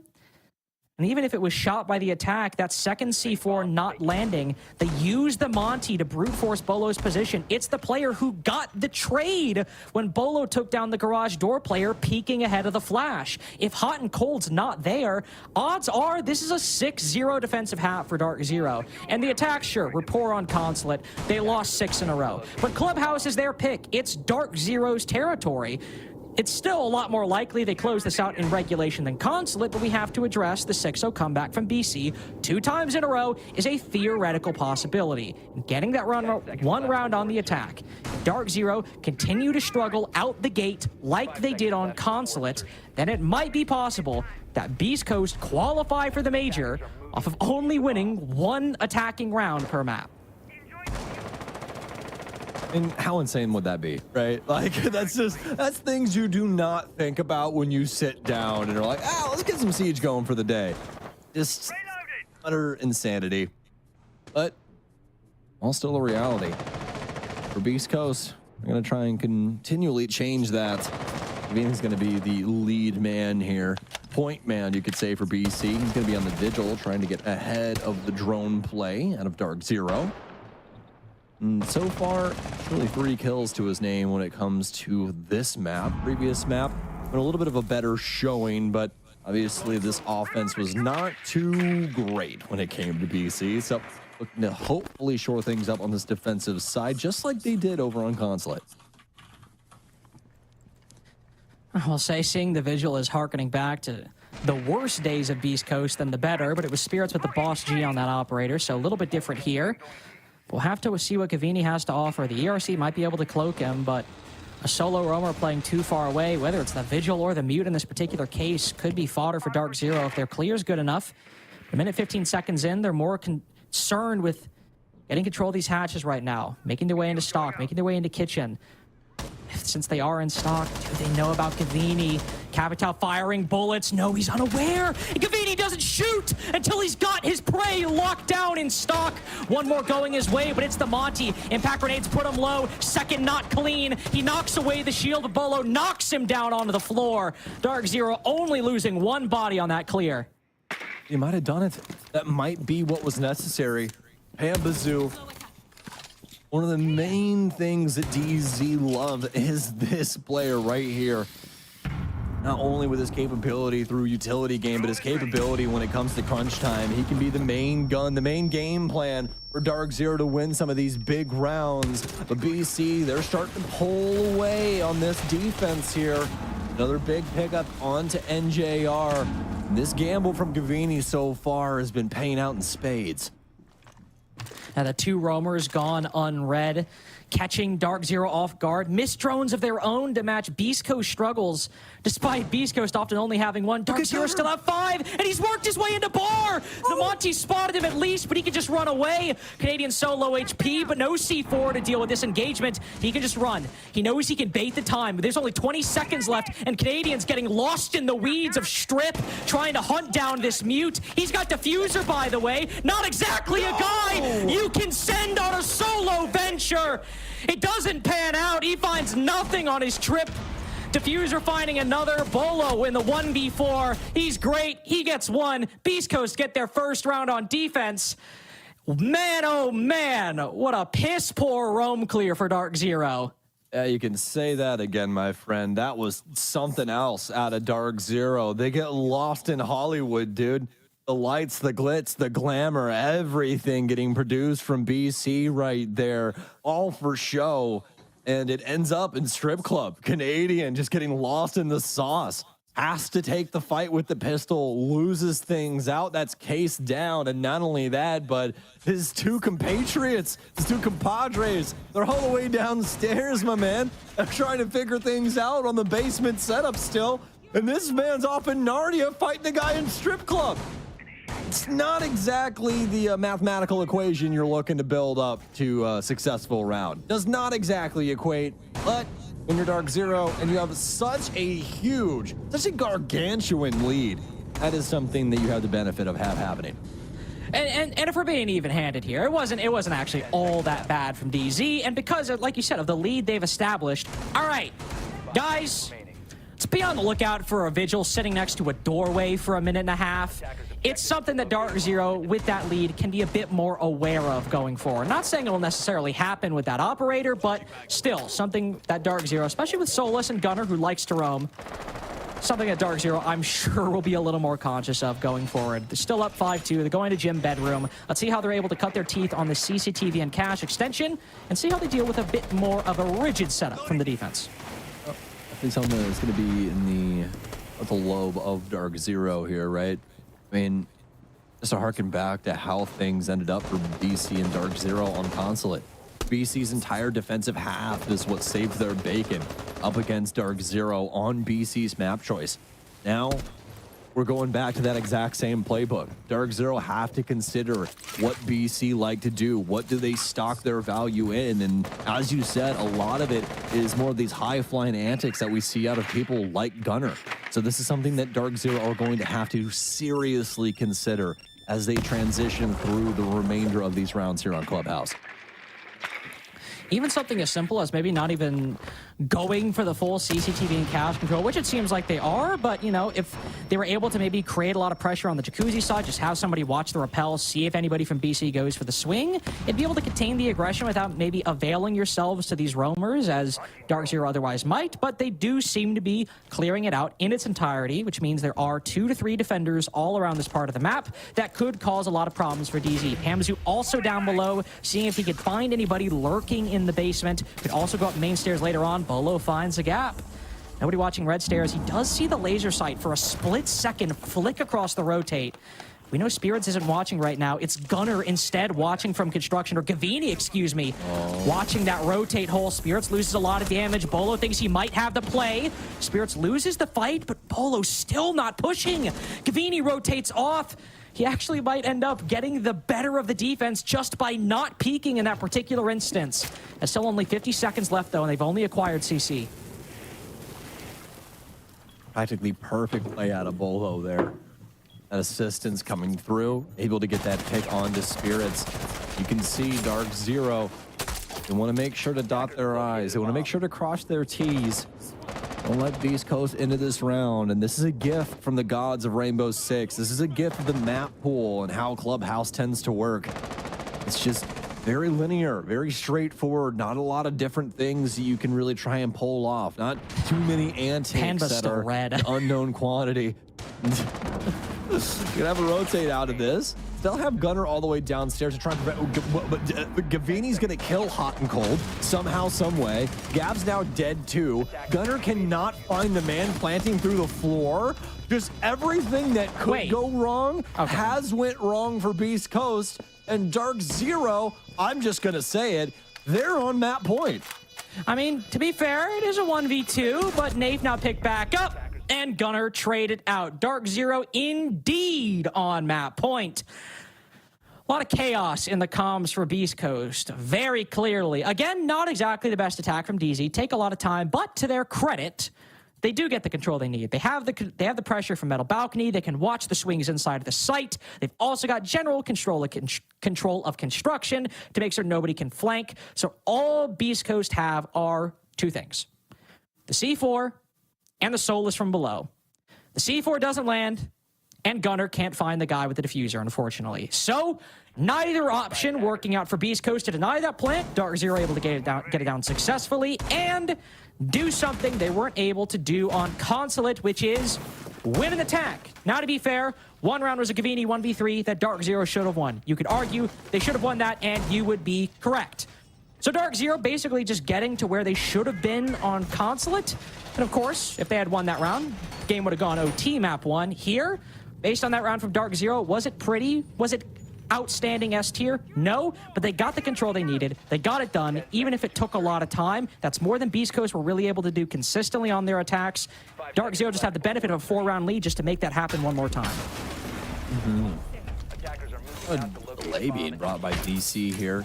Something that could be very beneficial to them, especially if Dark Zero wants to try and line things up for more garage-esque take. We've been seeing a lot of teams start to favor things like construction. Gunner, you absolute psychopath. He kills Pamba. I'm scared for the player on the window. Why did I know that would happen? Gunner gets 2. And he practically decides the fate of this round in one foul swoop.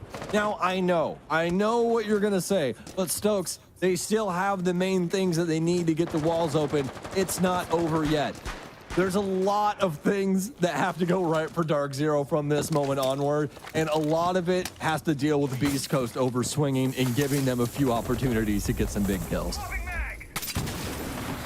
Nave now looking to take down the default cam, pre-aiming it through the barricade. I mean, yeah, Dark Zero, like you said, they might have all they need, but those big kills from Beast Coast, the 5v3 established, should be winnable round unless some people start to do some trolling or Dark Zero able to isolate some really important gunfights.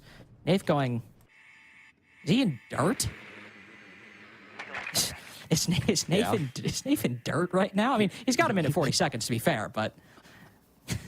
He is in dirt. And the best part is that there's nobody playing secret. There's nobody even playing like swamp / like, you know, lounge. Like there's nobody down here at all. He's just honestly doing this for his own leisure.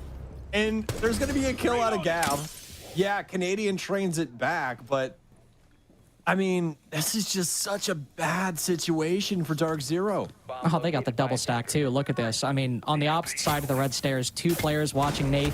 He'll melee the barb, give away his position. Spirit's even rotating with the clash just to deny the lurk from Nate up the staircase. Gunner is put to very low HP as he's the only player actually on the roam. They've got time to try to find this guy, and they will. So now 2v3 for Dark Zero. And if you want to be specific, Clash doesn't have a gun. Only 2 guns on 2 for Beast Coast versus Dark Zero. But Spirits has the intel on where Nafe is rotating, has the intel on where he's pushing. One player now wrapping around inside a garage. Cam is down, so they won't be able to spot it. And Nafe will actually be able to use his final Selma on the plat wall breach. So now a bit of an angle opened up, but with so little time remaining, so little control, Dark Zero still just trying to figure out how they want to end this round. With the Clash staring them in the face, Nate finally decides to go up red stairs to fake the pressure. On the initial engagement, loses a lot of HP, isn't able to finish off the Diffuser, doesn't finish him off on the re-swing, and with the pistol, Diffuser for 2 to wrap up that round, get the 6-3 deficit for Beast Coast. Very well done. Great discovery there from Gunner off rip, and yeah, that's how that round is supposed to go from a moment like that onwards. There's really nothing that you can do as long as BC trades things out appropriately, as long as they're able to hold on to these pivotal areas around the basis of the actual site. Things are going to continue to go their way with a situation like that. This is exactly what we see. After that early success, after Gunner hops out a window, kills one that decapitates Bolo on the re-swing, BC are well within their right to be able to claim another. But Still a long run ahead of them still, as they need 3 rounds to tie things up with Dark Zero. They were able to net a lot in the row earlier, but still, again, when Dark Zero have that lead, it's very difficult. Going back down to Church Arsenal, we saw that Vigil roam from Gavini. We will not see it this time. A lot more utility-focused from Beast Coast on the retry of Church and Arsenal. Tuber out, into the lineup. Cade, into the lineup. And then, of course, we still have the Mira, Mute, and Warden like we had before. But now Beast Coast can focus a lot more on denying those hatches from Dark Zero. So how will we find Gunnar getting aggressive in the first minute? That's what I'm still curious, because surely he's going to do it. It's definitely something I'd never take away from him. Oh, there he is. That's what you mean. We found him in Con. He was cooking in there. He made this inside a Con with a box of scraps. Solo, he's feeling like cooking. Inox on. I have a feeling that there's somebody in the area, and the Inox will confirm it, won't he? Oh, who can deliver? That's the real question. It's usually Bo, but this time it's Gunnar with the gun-E. The SMG-11 does him in. Going for the Last trade. time, I believe it was the P90, but my God, man, Bo just cannot get the ball rolling up against Beast Coast. No, he cannot. I thought Pamazoo was actually going to go in for that trade, but he's still outside of Con window. Dark Zero have accepted going down to the 5v4. And of course, because of that mute jammer, Canadian tries to use a death mark, and it doesn't end up working because Gunnar just walks through a mute jammer, it deletes the drone, and my boy is still up here? He's not rotated back. I mean, he's screaming. He knows he just got away with highway robbery. He can play his life now at this point. He's already used his C4. When you're in the 4v5, you say, all right, maybe I should rotate back, because if I die, it's a 4v4. Now, it does not matter. Play your life. Try and win as many fights as you can. Triple kill now for Gunnar. He's even got intel on his position. Canadian sending it to Nath and himself. Finally, Nath stops his reign of terror on the top floor, but this round is chalked. Back-to-back rounds where Gunnar just single-handedly decides how the rest of the round is forced to be played out. What is going on for Dark Zero? They cannot set themselves up for success. They cannot find something as simple as a player over in logistics, just off on his own island. Carter, there's no help there for him at all. There's no reinforcements. There's no mute jammers. There's no nothing. It's just Gunnar. That's it. And he's getting so much value out of this. Yeah, he dies, but like, what more could you want from a mute of all operators rolling around the top floor of Clubhouse? Especially when he's just winning 1v1 after 1v1 given to him. No pinches, no utility, nothing.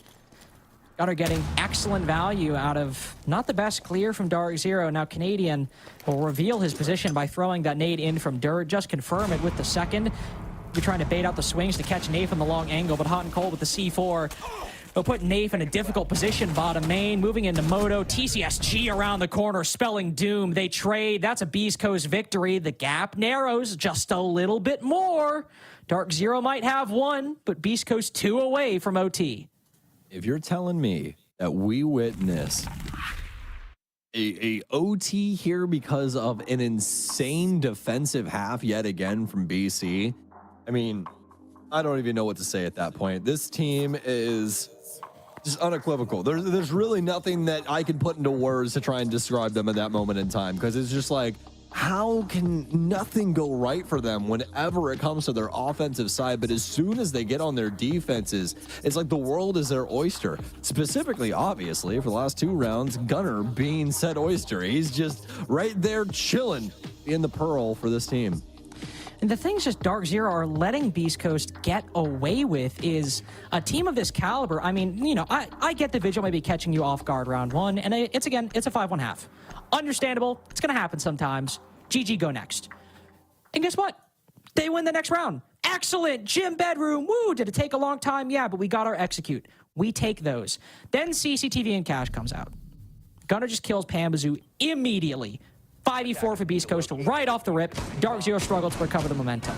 All right, not great, but again, you have the lead. But then again, one guy upstairs. Canadian ran the exact same roam on their defensive half. And all they're able to do is throw 1v1s at him it's just not a great look from DZ on their attacking side. And, you know, again, let's be fair. Beast Coast have had very poor attacks today as well. It's a theme for both teams. Neither one can really get a lot going. For Beast Coast, they can't really get to their plants. For Dark Zero, they can't really deal with Beast Coast roams. There are problems for both of these teams. But Dark Zero have got one. If that's all they can get, Beast Coast have a shot at taking this to overtime. And then on Clubhouse, in OT, DZ at least start defense on that side, thankfully. So maybe they'll be able, if it goes to OT, close it out there. Dark Zero pulling out all of the stops. Bolo is on an LMG. First of all, that's the number one. Canadians went on over to Monty. Pamela with the 5.52, but I mean, that thing also has a name. Her name is IQ.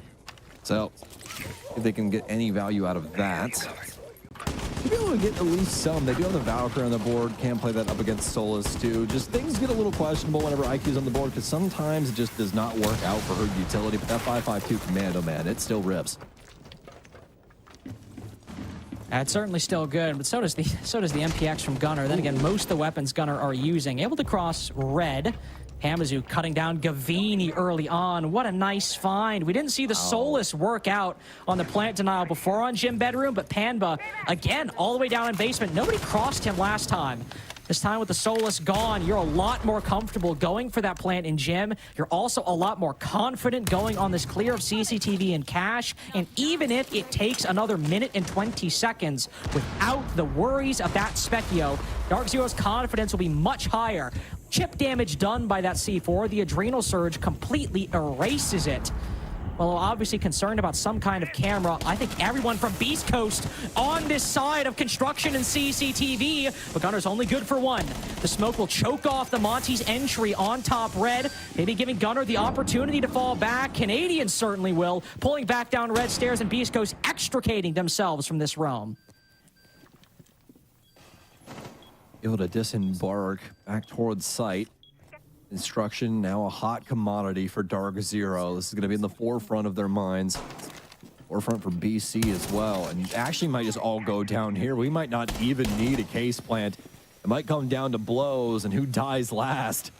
Gunnar maintain this cross, just trying to assist his team hot and cold, up close and personal. It's down to the info game here. Who knows what? Do they know about these positions? Hot and cold's ready for the hop out the window. He'll find one himself, and now he's gonna have to try and drop down and reinsert himself on the main stairs. Gunnar will be able to take out 1-2, and it was a great gamble here from BC. They doubled down on this positioning here in construction, tripled down honestly with the amount of bodies that they had in the area, but now it's down to DZ to try and do their due diligence, try and find some space, and they've done exactly that. Canadian, a master pilot when it comes to shields, especially in the common day. They'll find a big kill here inside of Waits, but they still need a place to put this case down.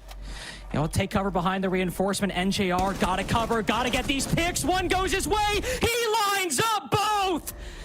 They get the attack they need, two on their side. The comeback not happening from Beast Coast. 7-4 for DZ on their pick. We have map 3 on the cards, both major qualification games, nothing but bangers. That was quite something, wasn't it?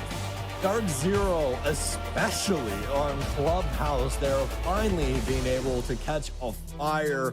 Although Gunnar, for a split second there, seemed as though he was going to be the fire extinguisher. Dark Zero having more capability on Clubhouse than Consulate. Clearly, they will force things onto a game 3.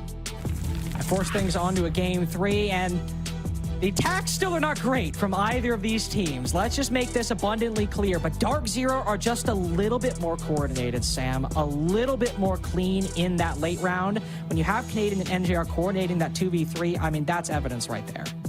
Oh yeah, 100%. You know, especially with the way that BC tried to deal with that too, it felt as though BC were going to have a really great understanding of how like the host of that round was going to go as they tried to go in and move in for that plant, but clearly just not really having a good understanding of how things were going to go with that Monty being implemented. I mean, Canadian just runs roughshod over the entire round, Carter. He walks right through the bomb site, bullies the man inside of Waits. I mean, come on, somebody help this guy. Yeah, it's unfortunate stuff to lose that 3v2 for Beast Coast, but they still have one map to try to save their chances at qualifying to Manchester via the upper bracket semis. Map 2 done. We have a quick break, and then the desk for the breakdown and the setup right after this.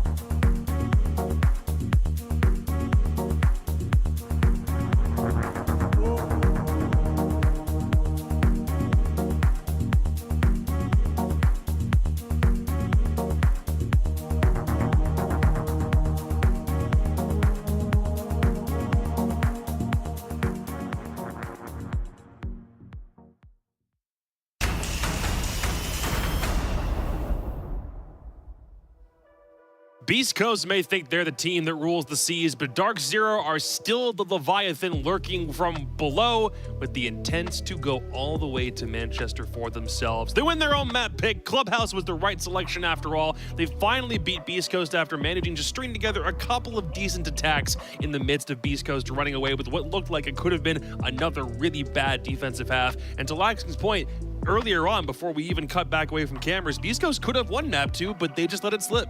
I was jumping for joy. I was like, they got their one attack. Defense is looking solid in that last round specifically.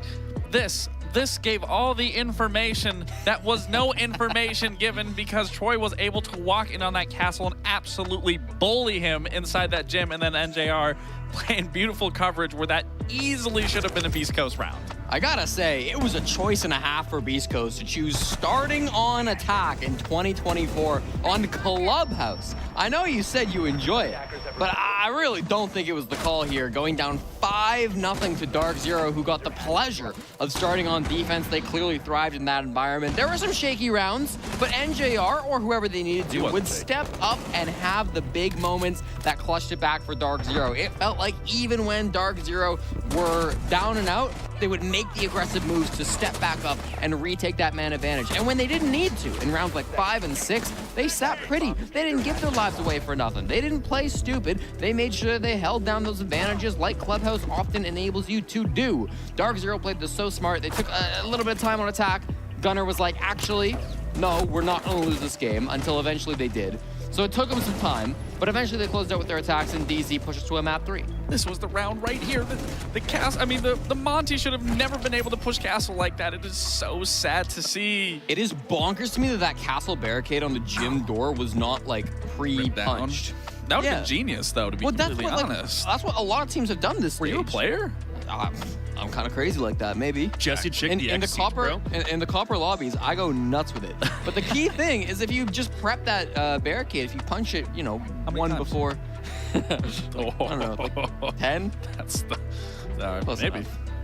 I don't know. We've gone off the rails at this point. It's basically 1 in the morning. One thing to point out, though, this was a tale of 2 very different kitchen jump outs of all things. Like, we saw Canadian do it at the very beginning. We saw Gav do it later on, but they were 2 very different rounds the way this played. When I saw Canadian do this, first of all, he's in kitchen. There's a guy out in spawn. He shoots at the outhouse and the tires, and then somehow, against all odds, he makes it out. What was There's that? a guy outside freezer. There's people outside the window. He is never punished, and then he gets the final kill of the round 2. And it's only Pamba upstairs. That's winnable 1v1 otherwise. And then Gunner says, Troy, old man Canadian, I'll show you how it's done. I'll show you how a real gamer does it. Does he get punished? Absolutely not. He fries the gridlock as well. And the craziest thing is I'm pretty sure they lost that round. I'll be honest. That was the most unorthodox beginning to a start of a map.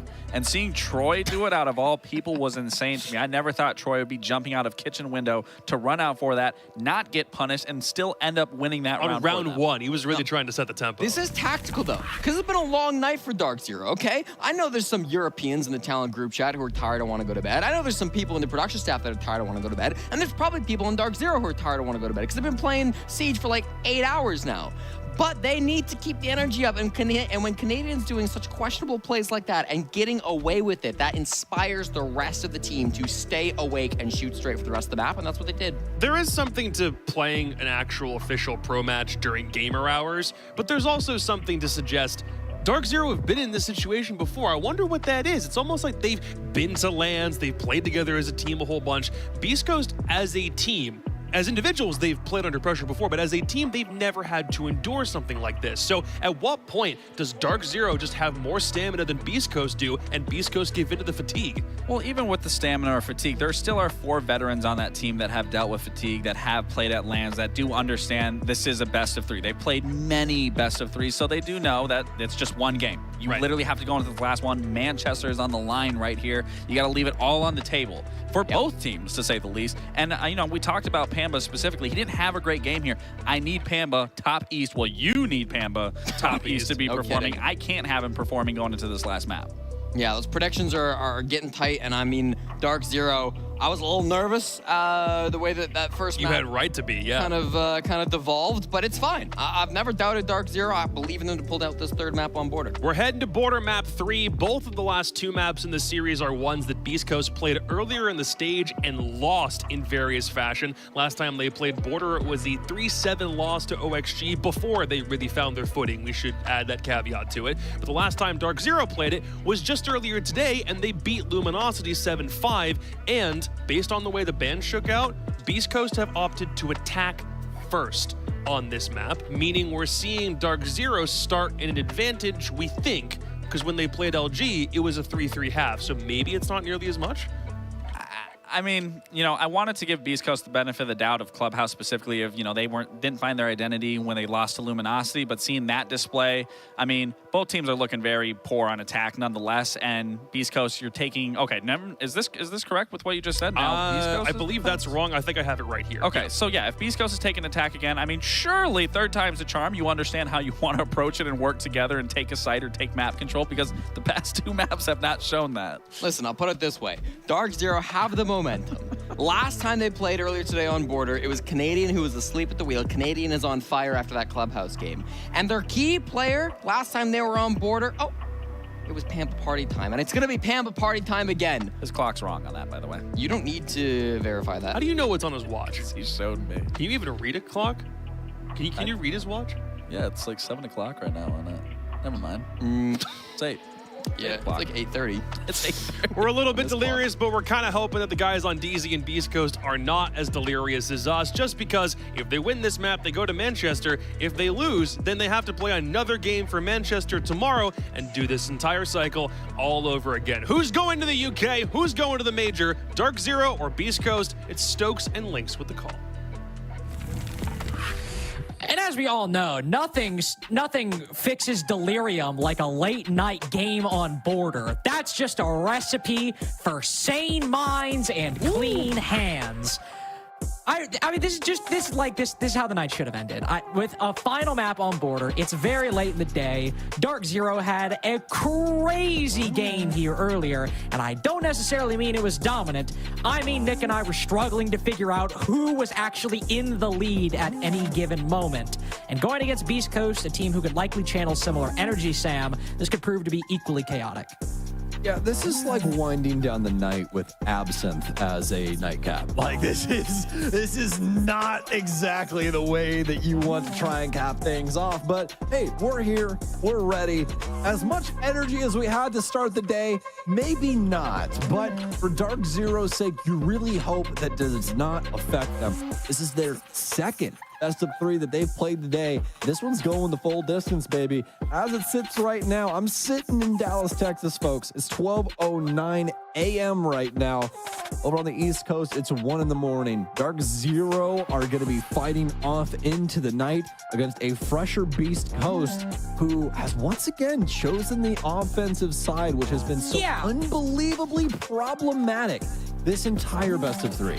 Yeah, obviously, they don't know their attacks are going to be poor before the game starts. However, hindsight being what it is, not maybe the best decision, unfortunately. Again, they didn't know that. It's not their fault. It wasn't an actual mess up, but only achieving 1 round on the attack every time they've tried the map so far is not a great omen for Beast Coast as they try the attack on a 3rd time, specifically when Dark Zero, specifically Panda, how many times can I use an adverb in one sentence?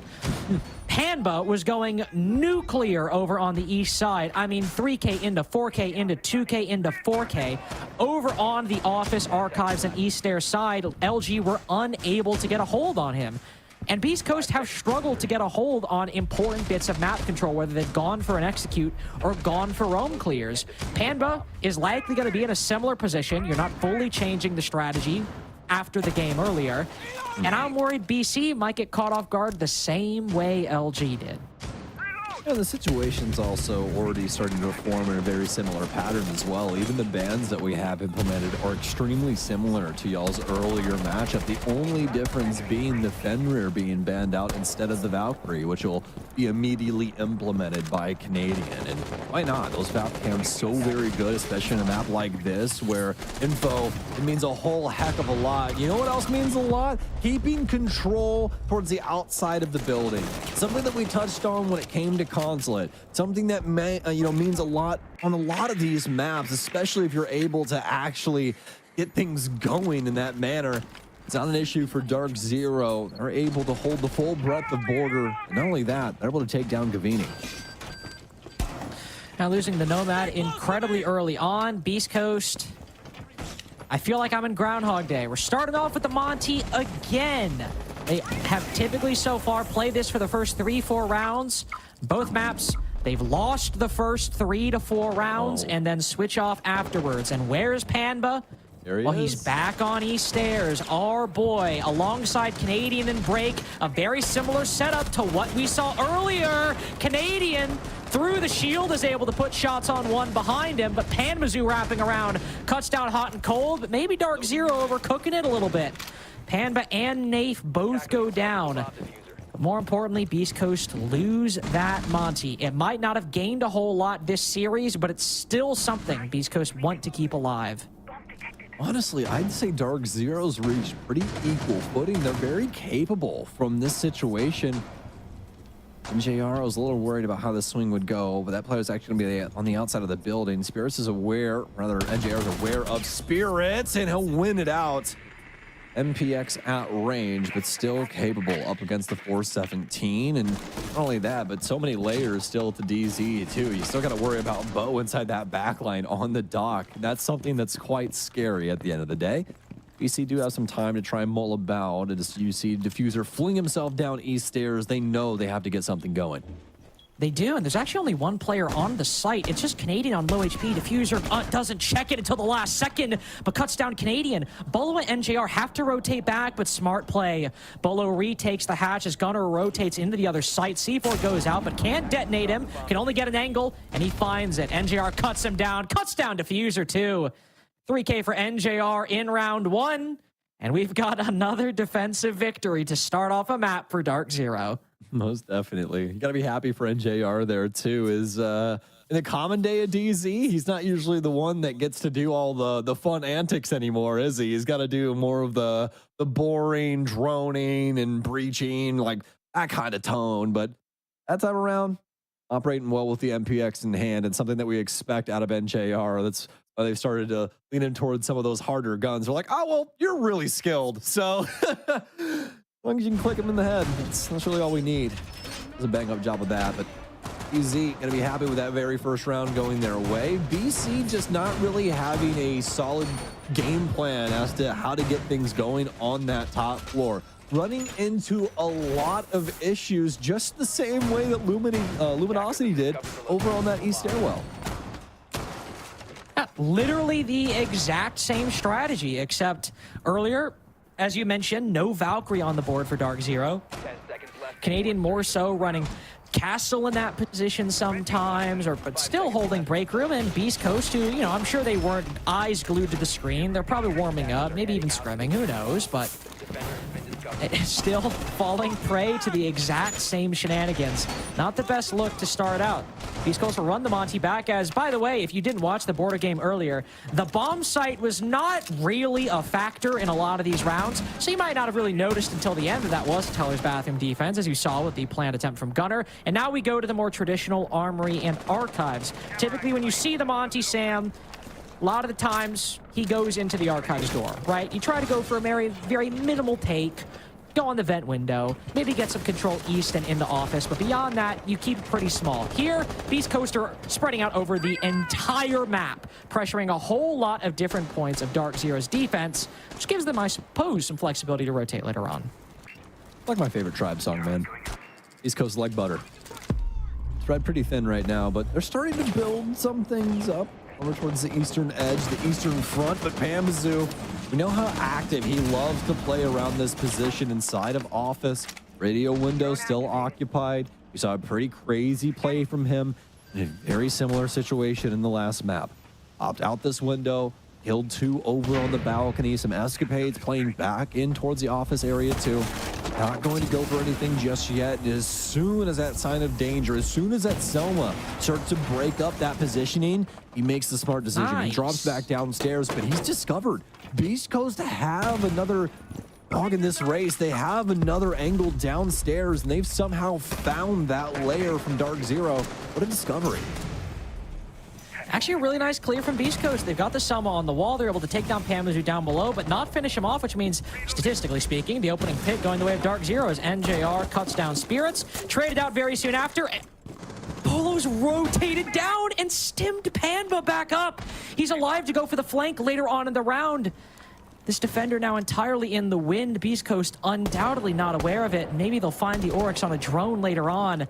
But that is such A very quick heads up and smart play from Dark Zero to take that risk and chance it, because now they've got the 4v4, and Beast Coast have so little control. They're trying to push in from Office and Archives, but they're only just now starting to pressure Fountain. They don't have anybody on the vent window. There's still CCTV for DZ, so they could pressure Fountain later in the round as well. This execute is coming together very, very late for Beast Coast, and they've got to get a handle on this swing. Panbazoo cut down, Nafe down below a little too late. Hot and Cold planting in the off spot. The C4 goes for the default on the door, so now Canadian wraps around, but it's Dark Zero in the disadvantage. He'll move up the 90 hallway, but Beast Coast are slowly fleeing the building, going outside on the rappel while leaving Hot and Cold to gain intel inside of the site. All the impact to Canadian's name, so Hot and Cold should remain alive unless the dancing from Beast Coast can find an angle on his feet. Gunnar instead moves into the window, takes the fight with Nafe, takes the fight with Canadian. Was it a bit over-aggressive? Perhaps. But am I going to fault him for getting a two-piece to get Beast Coast there first? No, I will not. Yeah, I can't exactly knock him for that. And you can't knock Beast Coast for how adamant they were about that office side push, man. I mean, they forced the peel back from Dark Zero. Yeah, some nice adjustments from DZ. I love the fact that we see Bo make that adjustment, drop downstairs, get that res with the dock stem. Well, they got that 4 versus 4. It's a great idea. But as that's going on and we have those two players down low, at the exact same time, BC are making an active play onto the bomb site, getting that pace down inside of Archives. And from that moment onwards, it gets extremely problematic for the defense. There's no real chance to try and re-entry, especially with Hot and Cold constantly feeding info to these remaining bodies from Beast Coast. Dark Zero get gunned down in the end by Gunnar. A cheeky little multi-frag to get Beast Coast first round on the attack, and everyone celebrate. It comes before a tactical timeout. Didn't need to take one this go around. Doesn't really come from any major heroics either, though admittedly a very late clear, and Gunnar needed to be clean there. It was even just a good off-plant spot from Hot and Cold. A decent attack from Beast Coast, and while they've only gotten one on each of these maps so far, it coming this early is just a nice breath of fresh air at the moment. Moving over to Dark Zero's defenses, though, as Beast Coast, you could probably gather what the game plan's going to be there at this point. 3 maps into the series. Dark Zero played all 4 bomb sites in their game against LG earlier. Ventilation Workshop at Customs, alongside Teller's Bathroom and Armory that we've just seen. Right now with Ventilation Workshop in the cards, maybe we'll see Customs later. But Dark Zero will roam. They will hold Break Room. They'll likely hold Armory and Office as well, and slowly peel things back once Beast Coast starts applying this pressure. Short Canadian on the extension here again. But, I mean, what really isn't an extension on border, right? I mean, like, you go into the next room over, it's basically considered an extension with how little real estate there is on this map. It's so annoying sometimes. You got to defend the whole map on border, like for most of these sites. Maybe one room isn't defended, but you really have to spread out far. Yeah, 100%. And that's exactly why we see Beast Coast constantly putting Hot and Cold back onto this shield, and why we see them really just putting him on this character in general. Because it's kind of a master key. Border is just more of a display of that than anything, because he can walk on through, tell exactly where everybody is to the remaining bodies of BC like he did in the last round. Make their life a little bit easier. Gunner's already got a double kill inside of this round. To be honest, I didn't even know he'd killed Panbazoo. He shot him through the wall, I think. So either way, on a very long angle. It's working out for Beast Coast and specifically Gunnar so far. 7-1 after that huge multi-kill in round 2. Still some work for Beast Coast to do to actually get close to this execute. Vertical control still a priority and a desire for them. Bolo currently standing in their way alongside Nafe on the hatch. He'll drop down, but not fully. On a bit of, I guess, the opposite of a boost angle, though Hot and Cold anticipates it. Bolo also drops down. Not exactly going as well as they wanted. Nafe obliterated by the pistol. And Hotton overcooking it a little bit, but Diffuser will drop down, trying to get the trade. Put to 1 HP is Bolo, now prone on the floor as Diffuser wraps around, removes the Aruni from the equation, but NJR not long for this world either. Beast Coast, a monstrous, a miraculous 2 rounds on the attacking side, better than anything they've achieved on the previous maps.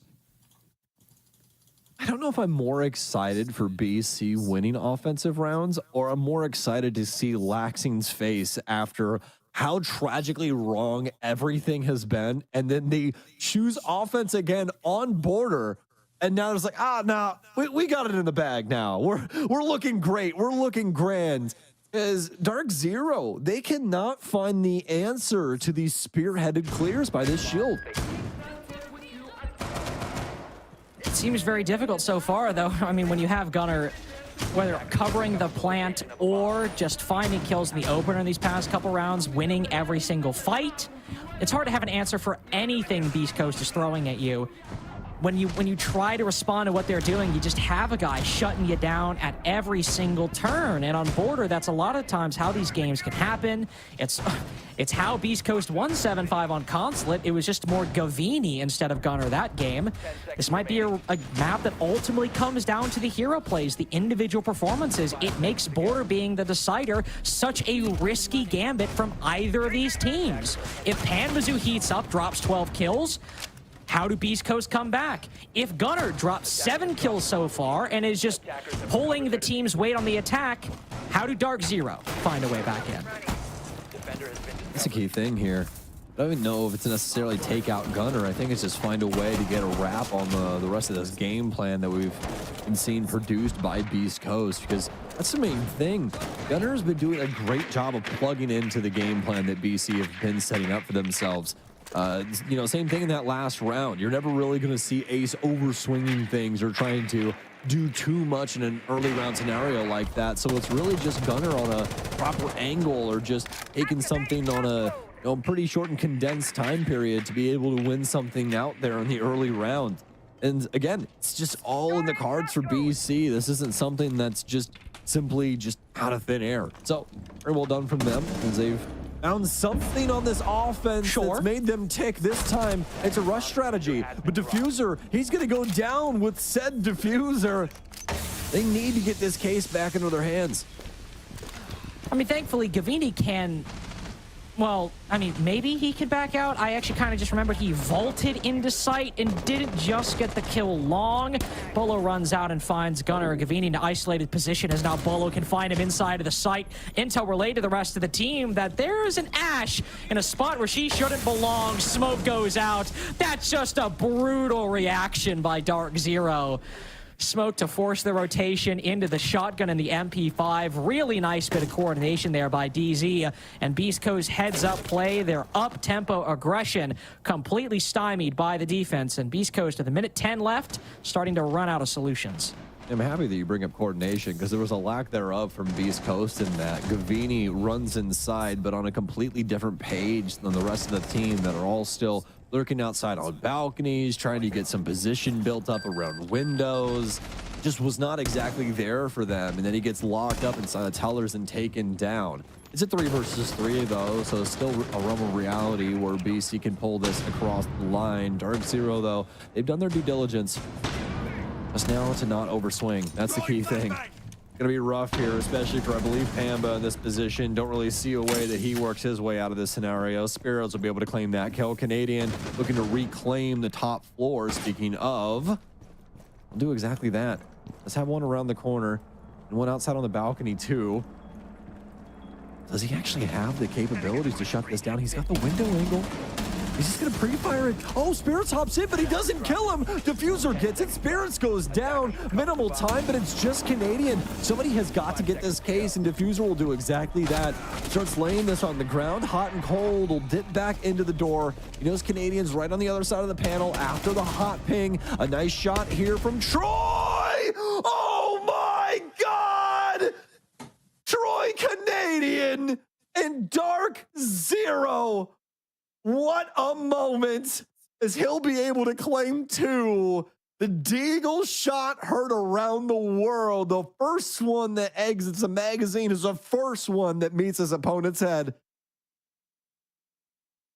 Dark Zero with heroics of their own, I suppose.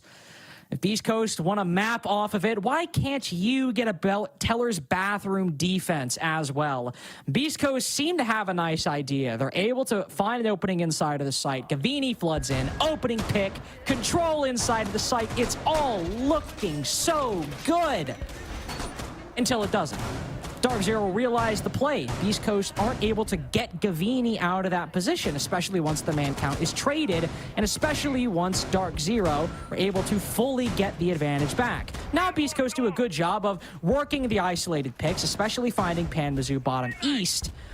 But the low time and sort of the fumbling mid-round that Beast Coast went through is what ends up costing them, because Spirit's put to 1 HP on that pre-fire. Not finished off, but he steps into a goo mine, goes down. You have to recover the diffuser. You're low on time. Diffuser falls off the initial plant because he feels like he's got to help Hot and Cold on the swing. So when he goes back on the plant and Hot and Cold loses the fight, he can't fall off because he's got 5 whole seconds at 000. He's got to stick that. Really nice round by Dark Zero. Again, maybe some heroics from Canadian, but still a round with a lot of openings and a lot of ways they fought back.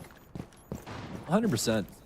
That's the key thing. They got to find some difference makers in these rounds. Like you said, Beast Coast, they kind of run off of energy. They run off of their capability to kind of stand tall with some of their key figures of this roster. Hero, virtuoso type things going on. For Dark Zero, they can make some magic of their own, and that's exactly what we see inside of that last round. It just comes from Canadian, and it has been routinely coming from him inside of this series, and that's been the strangest thing. Better's gonna get some access from down low. NJR gets taken out. That's 2 Claymores that have claimed lives now on this offensive side. NJR falls on the aggressive play. Hot and Cold outside now trying to take the position, take the control inside of CCTV, can relay the intel of 2 remaining defenders playing around this top floor. Diffuser now rotating to use those beasts to try to enact or act off this acquired information. Still not a whole lot of other angles just yet, but now with the bees going out, a long angle from Bolo could still prove dangerous to anybody trying to peek behind that shield. Monty put to half HP, 3 drones remaining for Beast Coast as well. They've got the pick on NJR, sure. But when it comes to actually clearing out these defenders, Dark Zero are very much retreating and playing on their own terms. Bolo decapitates Gavini behind him. There might be a Monty right in his face, but he's finding a way through this, finding a way to survive until Diffuser cuts him down. At the door of Armory, the bees come out. Spirits cuts down another. Might be Canadian retaking and Panmazoo hopping out, but that signals to Beast Coast that Armory itself is clear. So they'll move in to put the diffuser down, but Canadian wrapping around. Panmazoo falls. He's got to win this fight. He's got to land it here, but we're in the post. Beast Coast are moving back. They finished off the bandit, and the bees go out just for safekeeping. They've spotted him from the outside. They've sealed up the round. Beast Coast retake their lead. Beast Coast finding themselves on this offensive side once again, and it's the big picks, man, as well as the follow through on the map clear.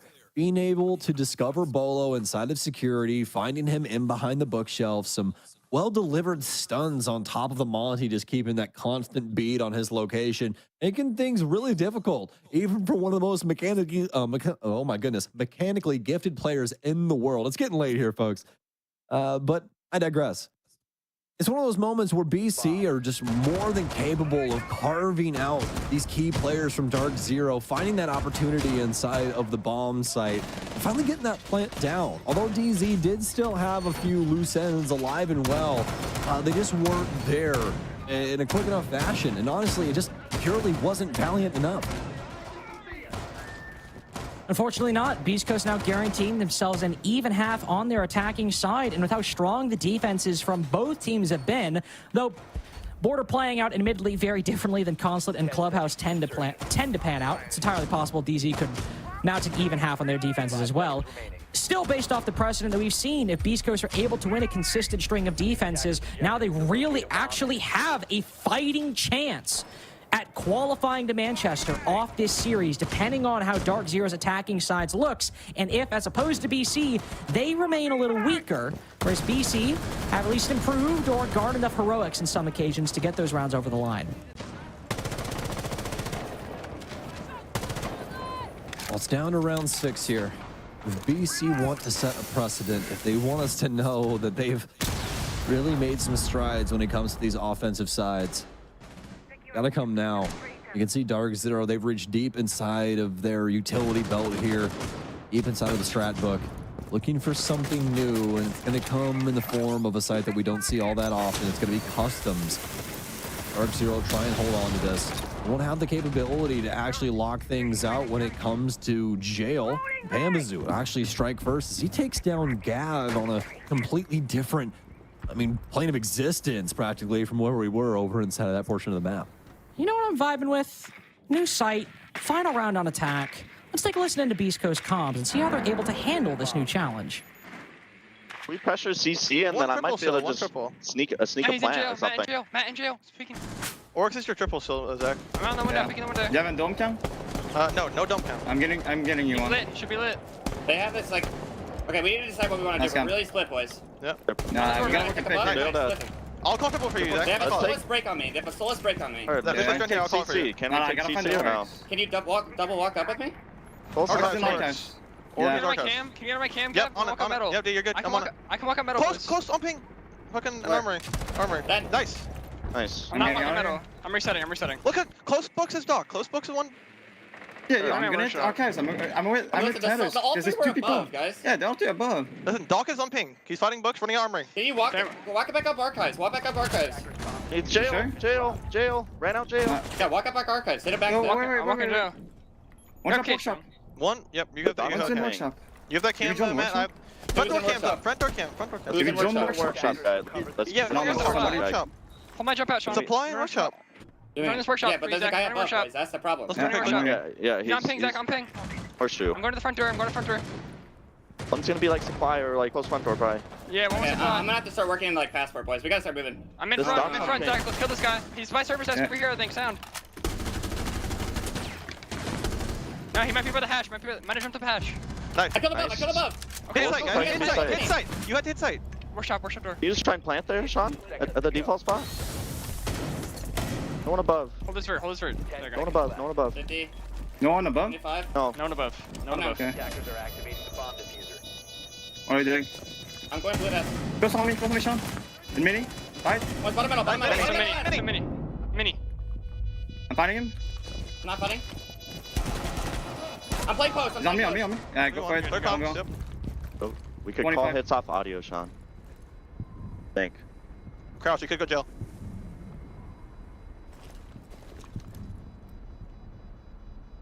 Defenders have located the. You might think you're above. Nice, Sean! Good fucking shot. Not the cleanest round from Beast Coast. You can see really struggling with that workshop position and fully clearing that out. But the thing Beast Coast have been so good at throughout this whole series is winning key 1v1s when they need to. And Gunnar dealing with the vertical position. The workshop player also eventually at least being somewhat contained or dealt with once they're able to start pivoting over to the other site. It wasn't clean, it wasn't pretty, but Beast Coast have a 4-2-half starting on the attack, Sam, finally making good on their promises, picking this side to start. Yeah, it definitely was not clean cut, was it? But, I mean, they got the job done, and that's what matters. This offensive side has been so hard fought for both of these teams throughout this entire series thus far, and it has not worked out for any party up until this moment. Beast Coast are going to get a 4-2. They're going to shift on over to the defensive side now, and now they are the ones that have the reins when it comes to border. Yeah, Dark Zero, they are playing offense, but we all know who really holds the keys to the castle when it comes to this map. It's the defense. Let's see what BC want to do, and specifically, what's our 12-2 Gunner going to do in a scenario like this? He's been so on form this game. I mean, matching Panmazu's scoreline when Dark Zero were swapping off their defenses earlier, though obviously doing it on the attacking side. Panmazu was so instrumental for Dark Zero's efforts on border against LG. Gunner here bringing Beast Coast so many rounds, so many plays. I mean, that customs round probably does not go their way if Gunner does not get that kill on the vert and then get the diffuser down and win the 1v1. On defense, he might maybe get a little over aggressive, but 12-2 on the Solus. He's a threat that Dark Zero have to worry about, and Canadian will immediately concern himself with. Drone going out, Gunner will consider it, but then back off from the main door position. There are a lot of players from Dark Zero hovering around this middle floor. Panmazu creeping in, will spot the Solus, but overflicks by just a hair, and Gunner's able to land the shots, will be traded out. But Buck in turn for Solus, a lot of promising utility lost, but given that it's a second floor site, Oh my God, I was about to say, maybe you'd wish Gunner was alive to deny the vertical, but Hot and Cold's ratting in shower. A lot of things going on here for BC. A few hidden doors, a few tripwires too. Dark Zero have to make sure that they're aware of all quantities, all different ways that this equation can go, all solutions that lay in front of them. 4 versus 4, they've got some time under their belt. Drones that are going to be quite successful at finding a good amount of utility. Also some Twitch drones still at the Canadian, but he's going to lose that at the top of metal. Well, does still have some flashes too, as he is inside the area, but not exactly on the same plane. He's going to be more vertically disadvantaged at the bottom of metal for now. And 15 now remain for DZ as they're looking about on this top floor, seeing exactly how they want to try and entry this. Still trying to lean on this info game as much as possible because BC have slowed things down quite a bit after that gunner pick. They're all just holding back behind these castle barricades, using these mute chambers to like intel diffuser. Be careful, my friend. You're in the 4v4. Dark Zero starting to get low on time. Don't give them the opening they see. Gavini's got the right idea. Still sitting behind. Oh, Bolo can't thread the needle. Gavini almost losing his life. Would have been a great shot from Bolo. Could have even been a better cutoff, but Gavini somehow gets away, and Diffuser somehow gets the pick on NJR. 4v3 for Beast Coast, and now they can fully start hanging back on a long angle. Gavini won't exactly take my advice. Still press the issue. An angle Bolo was not expecting. Canadian Nafe stuck outside of round 7 in such a disadvantage. Gavini will give away 1. Spirit's good on the trade, though. Good for the 1-for-1. Canadian stuck on Armory balcony, will find Diffuser. Excellent pre-fire. He's got 1-1VX so far. Can you find the next 2 with 5 seconds remaining? Not Spirits, unfortunately. 5-2 now for Beast Coast. Just 1 round away from Manchester qualification point. Man, oh man, is BC making these defenses complicated. Constantly making it to where Dark Zero cannot get a clean opener, cannot get a clear footing, not a clear path in front of them really to try and work too much. I mean, yeah, they're able to get some picks, but I mean, BC's ability to, especially in that last round after that pick from Gunner, just slow things down, make it to where DZ are forced into kind of some of their old escapades, right? Allowing that timer to dwindle down so very far before they really start to get active again. And BC, once that critical mass is reached, are more than capable of sweeping that round under the rug. Causes a Dark Zero timeout, and I really don't know how effective that's going to be for them. I mean, obviously, you'd hope it'd be effective if you want this series to be competitive, if you want Dark Zero to keep their shot at qualifying for Manchester a bit more alive than it would be. Now, I mean, to be fair, last stage, they did have to qualify through the bottom spot, through the 3rd place position. And even then, they almost dropped that game against Wildcard. Coincidentally, if maybe Polo isn't subbing in for Merc in that game, they actually have to go through the LCQ and Wildcard qualify. So it won't be an unfamiliar position for Dark Zero, but given the struggles they have had this stage, it isn't even as confident a bet as it was last year. So losing to Beast Coast when the attacks from both teams have looked this way, to be fair, but Beast Coast have at least been a bit more consistent on, oddly enough, the heroic plays we often deem to be too inconsistent to win rounds off of. After this tactical timeout, round 8 has to be a win for DZ. It's not an unwinnable game, but betting on them winning becomes so much more difficult if they can't find an answer, a solution, and a comeback after that timeout going into round 8. I mean, this has to be a success story, right? This has to be where they start to get some traction on this offensive side, because if not, Beast Coast are 1 round away from punching their ticket to Manchester. And that's something that just can't be the case for Dark Zero. DZ changing things up for themselves, hoping that this changes their fate too. Canadian going to shift back to the shield. We've seen him try and find very true results in recent past. I'm going to lean on that for round 8 to hopefully find some success. Now, we've seen the game plan with the Monty. I mean, it's always to try and go for those executes. Of course, you can also use that Monty to try and brute force some control in particular positions, especially on Armory. If you can get Canadian on the balcony, looking in those head holes, or looking at CC, looking through the window, or the head holes, the doorway, what have you, there's a lot of pressure that could be found. There is one player that Canadian spots close on the Armory balcony. So he'll just sit here. He can spot both, and Nath can cut down Gunner in admittedly a very silly position. I think this is high time at this point with that odd kill onto Gunner, and the mini execute starting to come about. To take a listen to DZ's comms as the Monty faces a lot of pressure. Swing in. And then one Armory door. I pressure from your deep. I can maybe Splash my books. Running out books. Knocked down. Any flash rock, Down, I'm down. Watch this ball. Walk triple. Walking safe. In safe. By the With it, Mira? Bad ping. Yes, prone safe.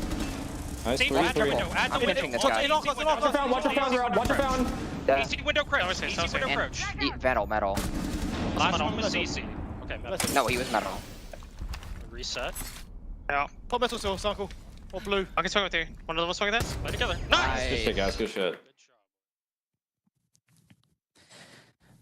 Extremely chaotic. Extremely chaotic, that round. I mean, what, I wouldn't even start with that. I mean, we've got the Monty on the Armory balcony, right? Facing a lot of pressure. Bolo gets timinged because he's got an air jab out. Both end up falling. Pambazu's able to walk into Armory and get a kill. And then all hell breaks loose in the comms. Everyone's yelling over each other. Bolo screaming at Rob to check his fountain. And thankfully, Dark Zero do get that round over the line, but put together second by second. Yeah, that was definitely on a moment-to-moment basis, wasn't it? And it was never really clean cut how it was going to go, especially after that swing like you were touching on with Bolo outside on the balcony. I mean, it could have gone either way, but fortunately enough for Dark Zero's sake, they're able to pull things back across the line. After those two big deaths, they're able to convert with some big kills of their own and open things up on the actual bomb site. Making things a little bit harder for BC, but they still have quite a few rounds to try and find their groove too when it comes to these defenses. So hopefully they can do exactly that. They're already going to throw themselves into a different bomb site. They go down to the bathroom as well as tellers to try and hold on to things. I like this addition of Gunner on the Mira here too. This application on the top floor looks like it might provide a pretty solid layer for Beast Coast to work around. And we saw Gunner kind of playing here in that game against OXG at the start of the stage. Then again, it's not exactly an uncommon position to play. You put the mirror on the single panel, allows you to fight East Stairs. This is something I imagine Dark Zero will have in mind for how to deal with when it comes into their prep for this game. I like this from Bolo. Always like it when we see teams take quick control of customs, because on Teller's bathroom, they can cut down or cut off the rotate back from East Stairs, can pressure the hallway. Just have to make sure you don't end up dropping the fight to Diffuser. The castle caught lacking. Bolo, a free pick right there. 5v4 for Dark Zero, and now they have the benefit of being able to focus on the rest of the execute. They can start looking at that top floor, flexing upstairs, while still retaining such a key bit of map control acquired essentially for no cost at the attack. This positioning here now. Although they've lost a few, BC have had the ability to slow things down and keep things at least kosher. And that calculative nature here, at least on border, will find them Pambazu. We saw how effective Pambazu was earlier on in the day, even earlier on in this series, where he had some pretty serious bright moments. Now he'll be riding the bench for the remainder of round 9. Olo, we're going to see if he can find something over inside of Customs. The rest of the team trying to form around him. You can see them over inside of the... I thought that was them over inside of that area there, but the outline color a little different. They were the blue team the last time, but not this time around. Instead, it's going to be Nate from the outside of the building. So instead, he's going to shift gears too. Much better idea. There's nobody actually around in that neck of the woods to really be able to assist them. Oh, Canadian tagging up Spirits through the break room wall. Able to down as Spirits hops over into the courtyard. Highly doubt Canadian even is necessarily aware of that. But at least we know it is a 4v3. Well, maybe just an effective 3v3 as Gavini with the C4 and with the gun earlier in the round have got the advantage. A triple at this point, undealt with inside of Workshop. Another clutch situation for Bolo and Canadian, or for Dark Zero as a whole. Gunner pops up. There's a mirror window looking at him, though. On the breach, Bolo's not aware. Canadian got to bring this one back, but Diffuser in the control of the defense. Canadian revealing his position over by East Stairs. He's still got the mirror window to watch him. C4 goes out. Shots land. Gunner, a sigh of relief. And a joyous scream afterwards. Match point, qualification point for Beast Coast. And organization first in their palm of their hand if just one more defense goes their way. It all comes down to this for Beast Coast. You said it yourself, something that hasn't happened in org history for BC. And let me tell you, BC's been around for a very, very long time, ladies and gentlemen.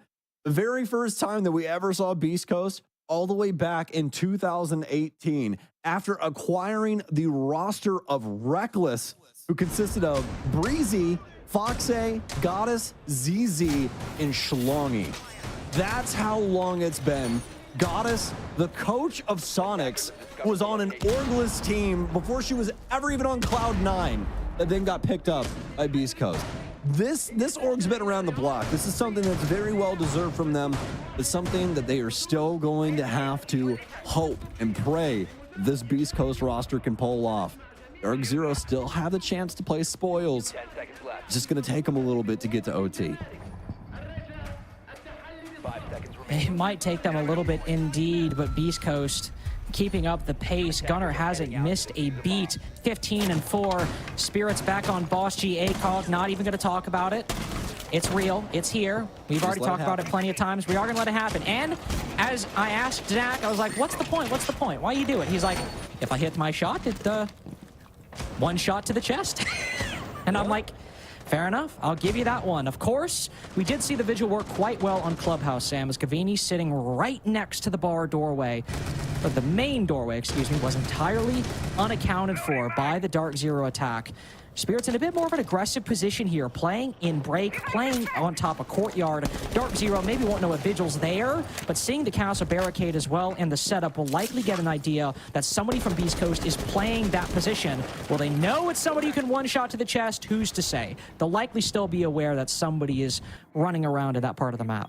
I mean, what a story it would be if Dark Zero's hopes, at least in this moment, are dashed away by a Boss G ACOG. That would be quite something, but it would obviously have to come to fruition first before we really talked about it. Dark Zero working their way in on this top floor, at least when it comes to the drones, but BC have done their due diligence, holding steadfast, not only when it comes to some of these extremities, but also when it comes to this bomb site. Making it very difficult to try and not only get any info, but try and get any gameplay going on when it comes to a few of these angles. I mean, you can see the difficulty Nafe is having right now with that gunfight top metal. He's already used the bees. Pamba lurking down below. But Hot and Cold's taking down the vent player. They want to go for this rappel they went in against the LG game earlier. Nafe is supposed to smoke in, or sorry, rappel in off the back of the bees. Try and put the diffuser down, but with the ventilation window player gone, it's much more difficult to stomach it. He'll rotate to the vent window instead. And now it seems off the back of the OSA.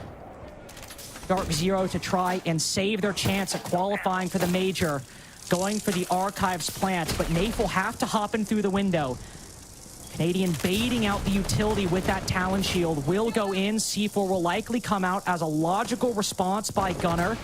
He'll hold it, he'll wait. Gavini and Hot and Cold both follow up with 2. Gunner sends it over. Canadian blown sky high. Bolo in the 1v5 on Armory Wall can't do a damn thing.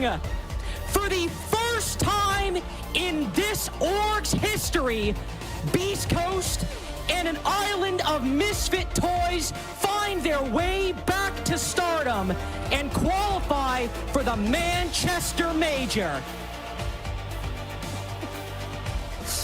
Beast Coast, best coast, baby. For the very first time, Carter, that phrase means something, damn it. Oh, wow. What a Oh my God, Gunner is yapping so hard. Dude, I would be too, man. You just made a major. I mean, you said it yourself. This is practically the island of misfit toys. These were all the players that people were like, we don't know if we exactly think they fit into these other mainstay rosters. So they made their own, and then they beat the rest of them. That is absolutely insane. BC, congratulations. From Lynx, from myself, congratulations to all of you. This is truly something else. We cannot wait to see you in Manchester. This is very, very well deserved, but we just got to sing his praises. It's hot and cold, man. His capabilities,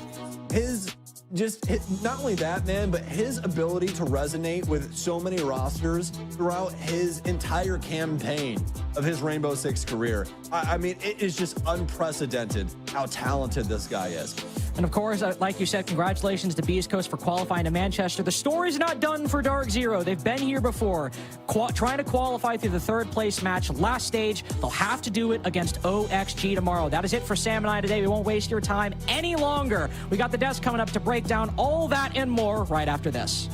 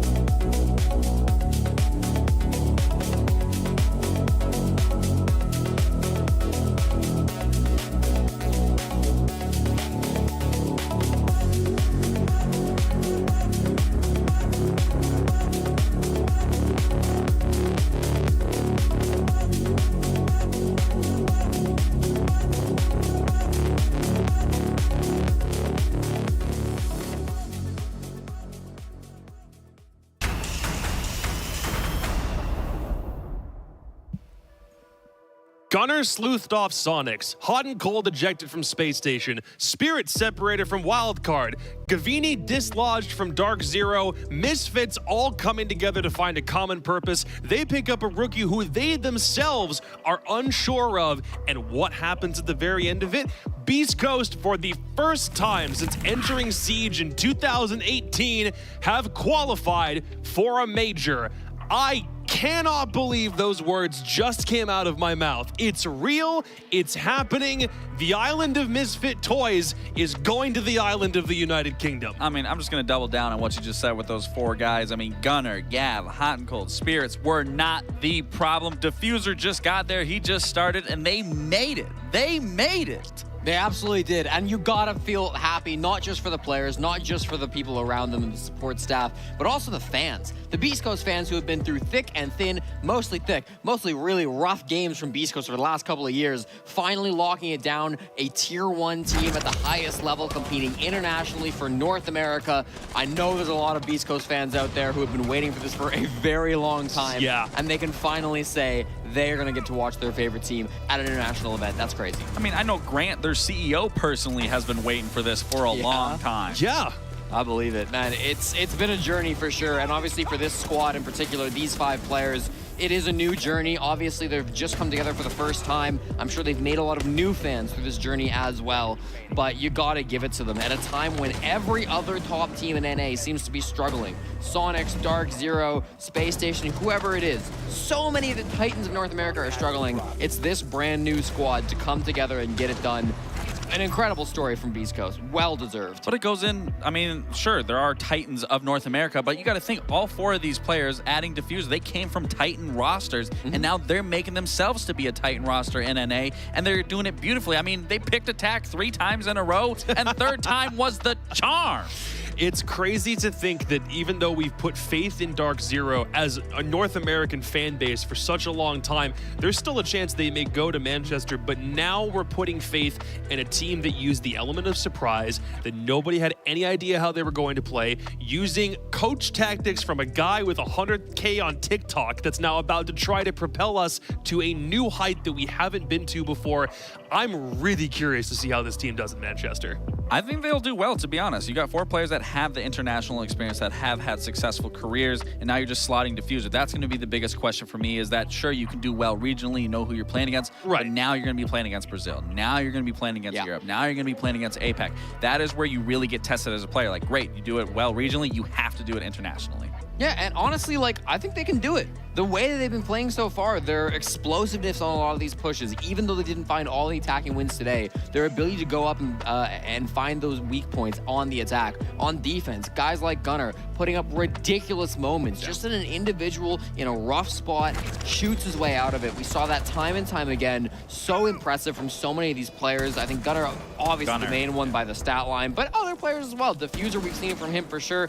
Gavin's had some great games. Spirits, especially at the start of the stage, was playing really, really well. And then Hot and Cold, the maestro behind the team, just orchestrating it all beautifully. And just something quick. I mean, now that they are going to go to an international play, they have a 8-9 map pool now. Like, it's insane. Like, you're going into an international competition where you are looking solid on every single map. I gotta say as well, I cannot believe that not a team decided we're gonna ban the Monty against these guys. Like, yeah, there were the maps here and there. Monty was never banned. Dark Zero, obviously, I mean, in their contracts, they've got to ban Dokkaebi every map. So, and obviously they play a lot of Monty themselves. But it's crazy how much they're able to play with this playstyle, and it continues to work for them every single time. 3 guys from teams that made international appearances last year. Spirits on Wildcard had to find his own way.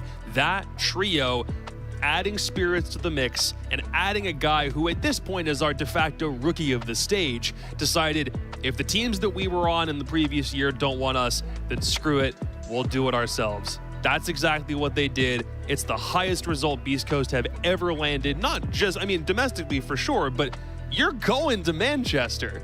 I don't know what any of those dudes happen to be feeling right now, but the fact that this experiment worked out when it had no rights to be this well right out the bat. Well, Jesse saw it happening. Jesse was the prophet, that's true. I forgot about that. It's the best roster Beast Coast has ever produced, undoubtedly. We thought it might be true at the start of the stage. After the first 2 weeks, we thought maybe it's actually not. Maybe we gotta bring back Mr. B. But now we can confirm this is the best roster Beast Coast has ever had, and they should feel very proud of themselves. Talk to our MVP of this series. Gunnar is on the line.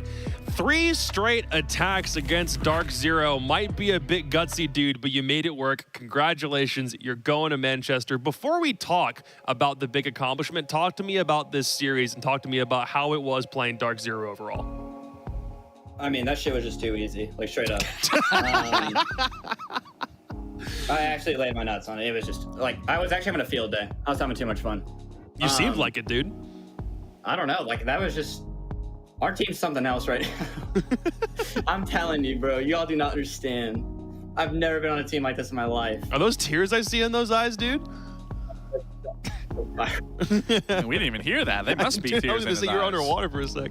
Well, I gotta ask you, Gunnar. I mean, going into this series, you guys obviously had a huge bounce back. You talked about hot and cold being a big factor of that. You guys all coming together, finding the teamwork that you wanted to play off of, and then you find yourself in this situation. You obviously lose that last map. Then you go into this. I mean, what was the play? What was the mindset going into this border?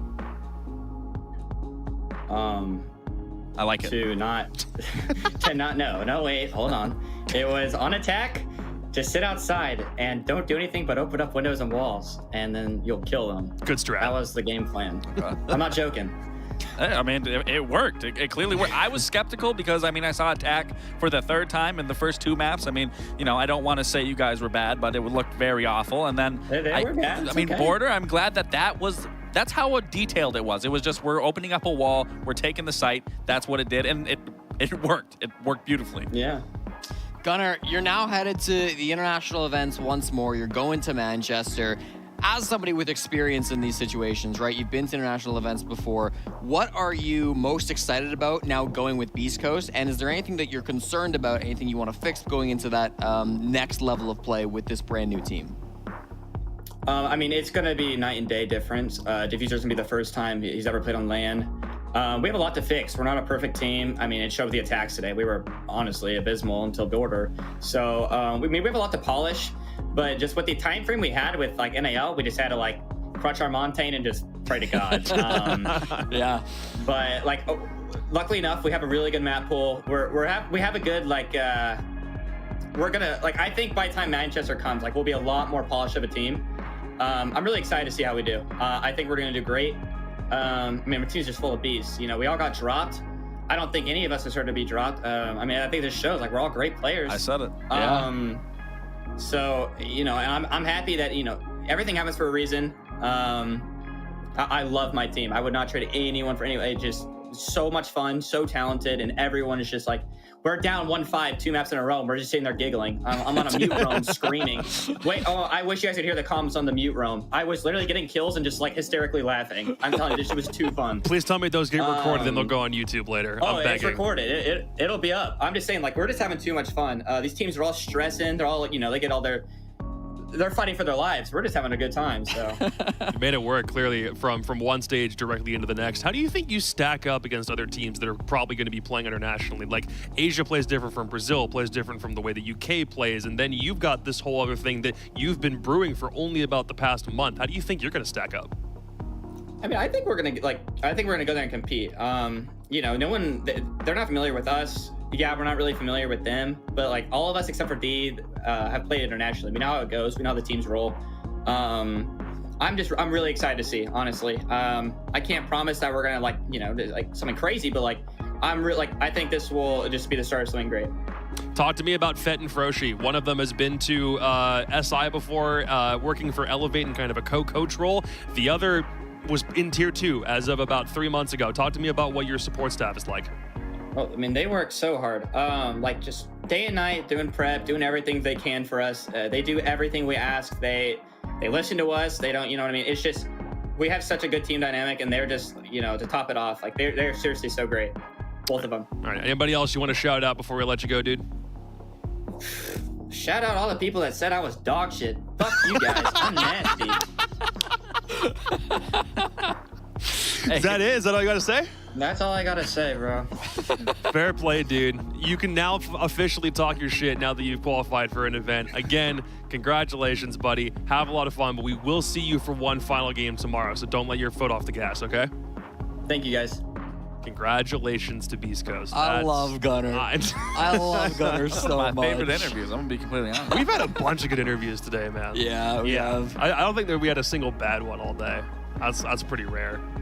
That's it, dude. That's 2 teams qualified for Manchester off rip. Dark Zero are not done. They will still have a 3rd place game against Oxygen tomorrow to decide the 3rd participant from North America going that doesn't have to worry about LCQ. But right now, let's just bask in Beast Coast glory for a second. Oh, absolutely. I mean, again, I know we've touched up on this 100 times, but it's hard not to talk about. This was a team that realistically in the beginning, this is not where you would have saw them finish throughout the stage in first place, and then let alone now attending Manchester. It's incredible. I mean, it's really a testament to the individuals, and he said it best himself. None of them should have been dropped. If I'm any team other than I guess M80 right now, I am looking at this roster that's just qualified, and I'm going, darn it. Shoot. I mean, crap. Why did we drop that one player that's now on Beast Coast? I want to say this. Now, this is a honeymoon phase, 100%. They are everything is working. Like, sure, they did start out a little weak, but this is 100% a honeymoon phase. They are finding a lot of success very fast. Not to say it's not hard work that's being put into it, but every team eventually will run into this. I've ran into it through my career, and once you hit that bump in the road, it can really hurt you. That might be the case for Beast Coast as it stands. But think about the teams that dropped all of these guys. Space Station, LCQ. Sonics, LCQ. Wildcard, LCQ, but they also did a complete reforging. Dark Zero still obviously could qualify, but everybody who's dropped one of those guys, for the most part, isn't going to Manchester before Beast Coast is going to Manchester. That is the craziest part of this entire cycle right now. Yeah, and I mean, for Dark Zero, it's going to be a tough one for them, going up against Oxygen, who for a long time were the best team inside of North America at the start of the stage. And also, you've played an insanely long day of Siege today. You got to go to bed, wake up, and play again tomorrow. There is no downtime, no rest. I'll say it here. If there's any roster that you want to be seeing put to the test who could come through, it is Dark Zero, who have more experience than almost any other roster inside of North America. Fair. But it is still an incredibly tough task for them. Oxygen Esports is going to be no easy feat tomorrow. I mean, I'm a little worried for Oxygen too. They found themselves in a very similar situation last stage where they could have possibly have made it. Now you're going against Dark Zero, where Dark Zero, for some reason, every single time I played against them, and even now, they like to power up against Oxygen. So, I mean, I'm worried for Oxygen. Yeah, I mean, it's even like going into the top 4, you know, 3 of the 4 teams are going to qualify, right? You got pretty good odds. You're Oxygen, you're sitting there. We got top 2 seed. Wow. Come on, we're pretty much guaranteed to go. 75% chance. It's down to a 50-50 now, and it's all going to come down to a single best of 3. So the stakes are just getting higher and higher, and obviously, other than the LCQ, there's no more second chances if you lose that 3rd place game. Well, we got 2 games still left to go. One of them is for the Stage 1 NAL Championship, and the other is for qualification to the same stage as at Manchester that both M80 and Beast Coast themselves have already qualified for. Those are the only 2 games that we have to worry about for this whole stage left. We're not counting the LCQ in that number. That is a whole other thing that we'll have to break down when we finally get down to it. But 1 spot remains for Manchester in a non-LCQ context, and that will be decided tomorrow. For all of us here in Philadelphia, thank you very much for joining us on Selection Saturday of the NAL. We'll see you tomorrow, one final time. Have a good night.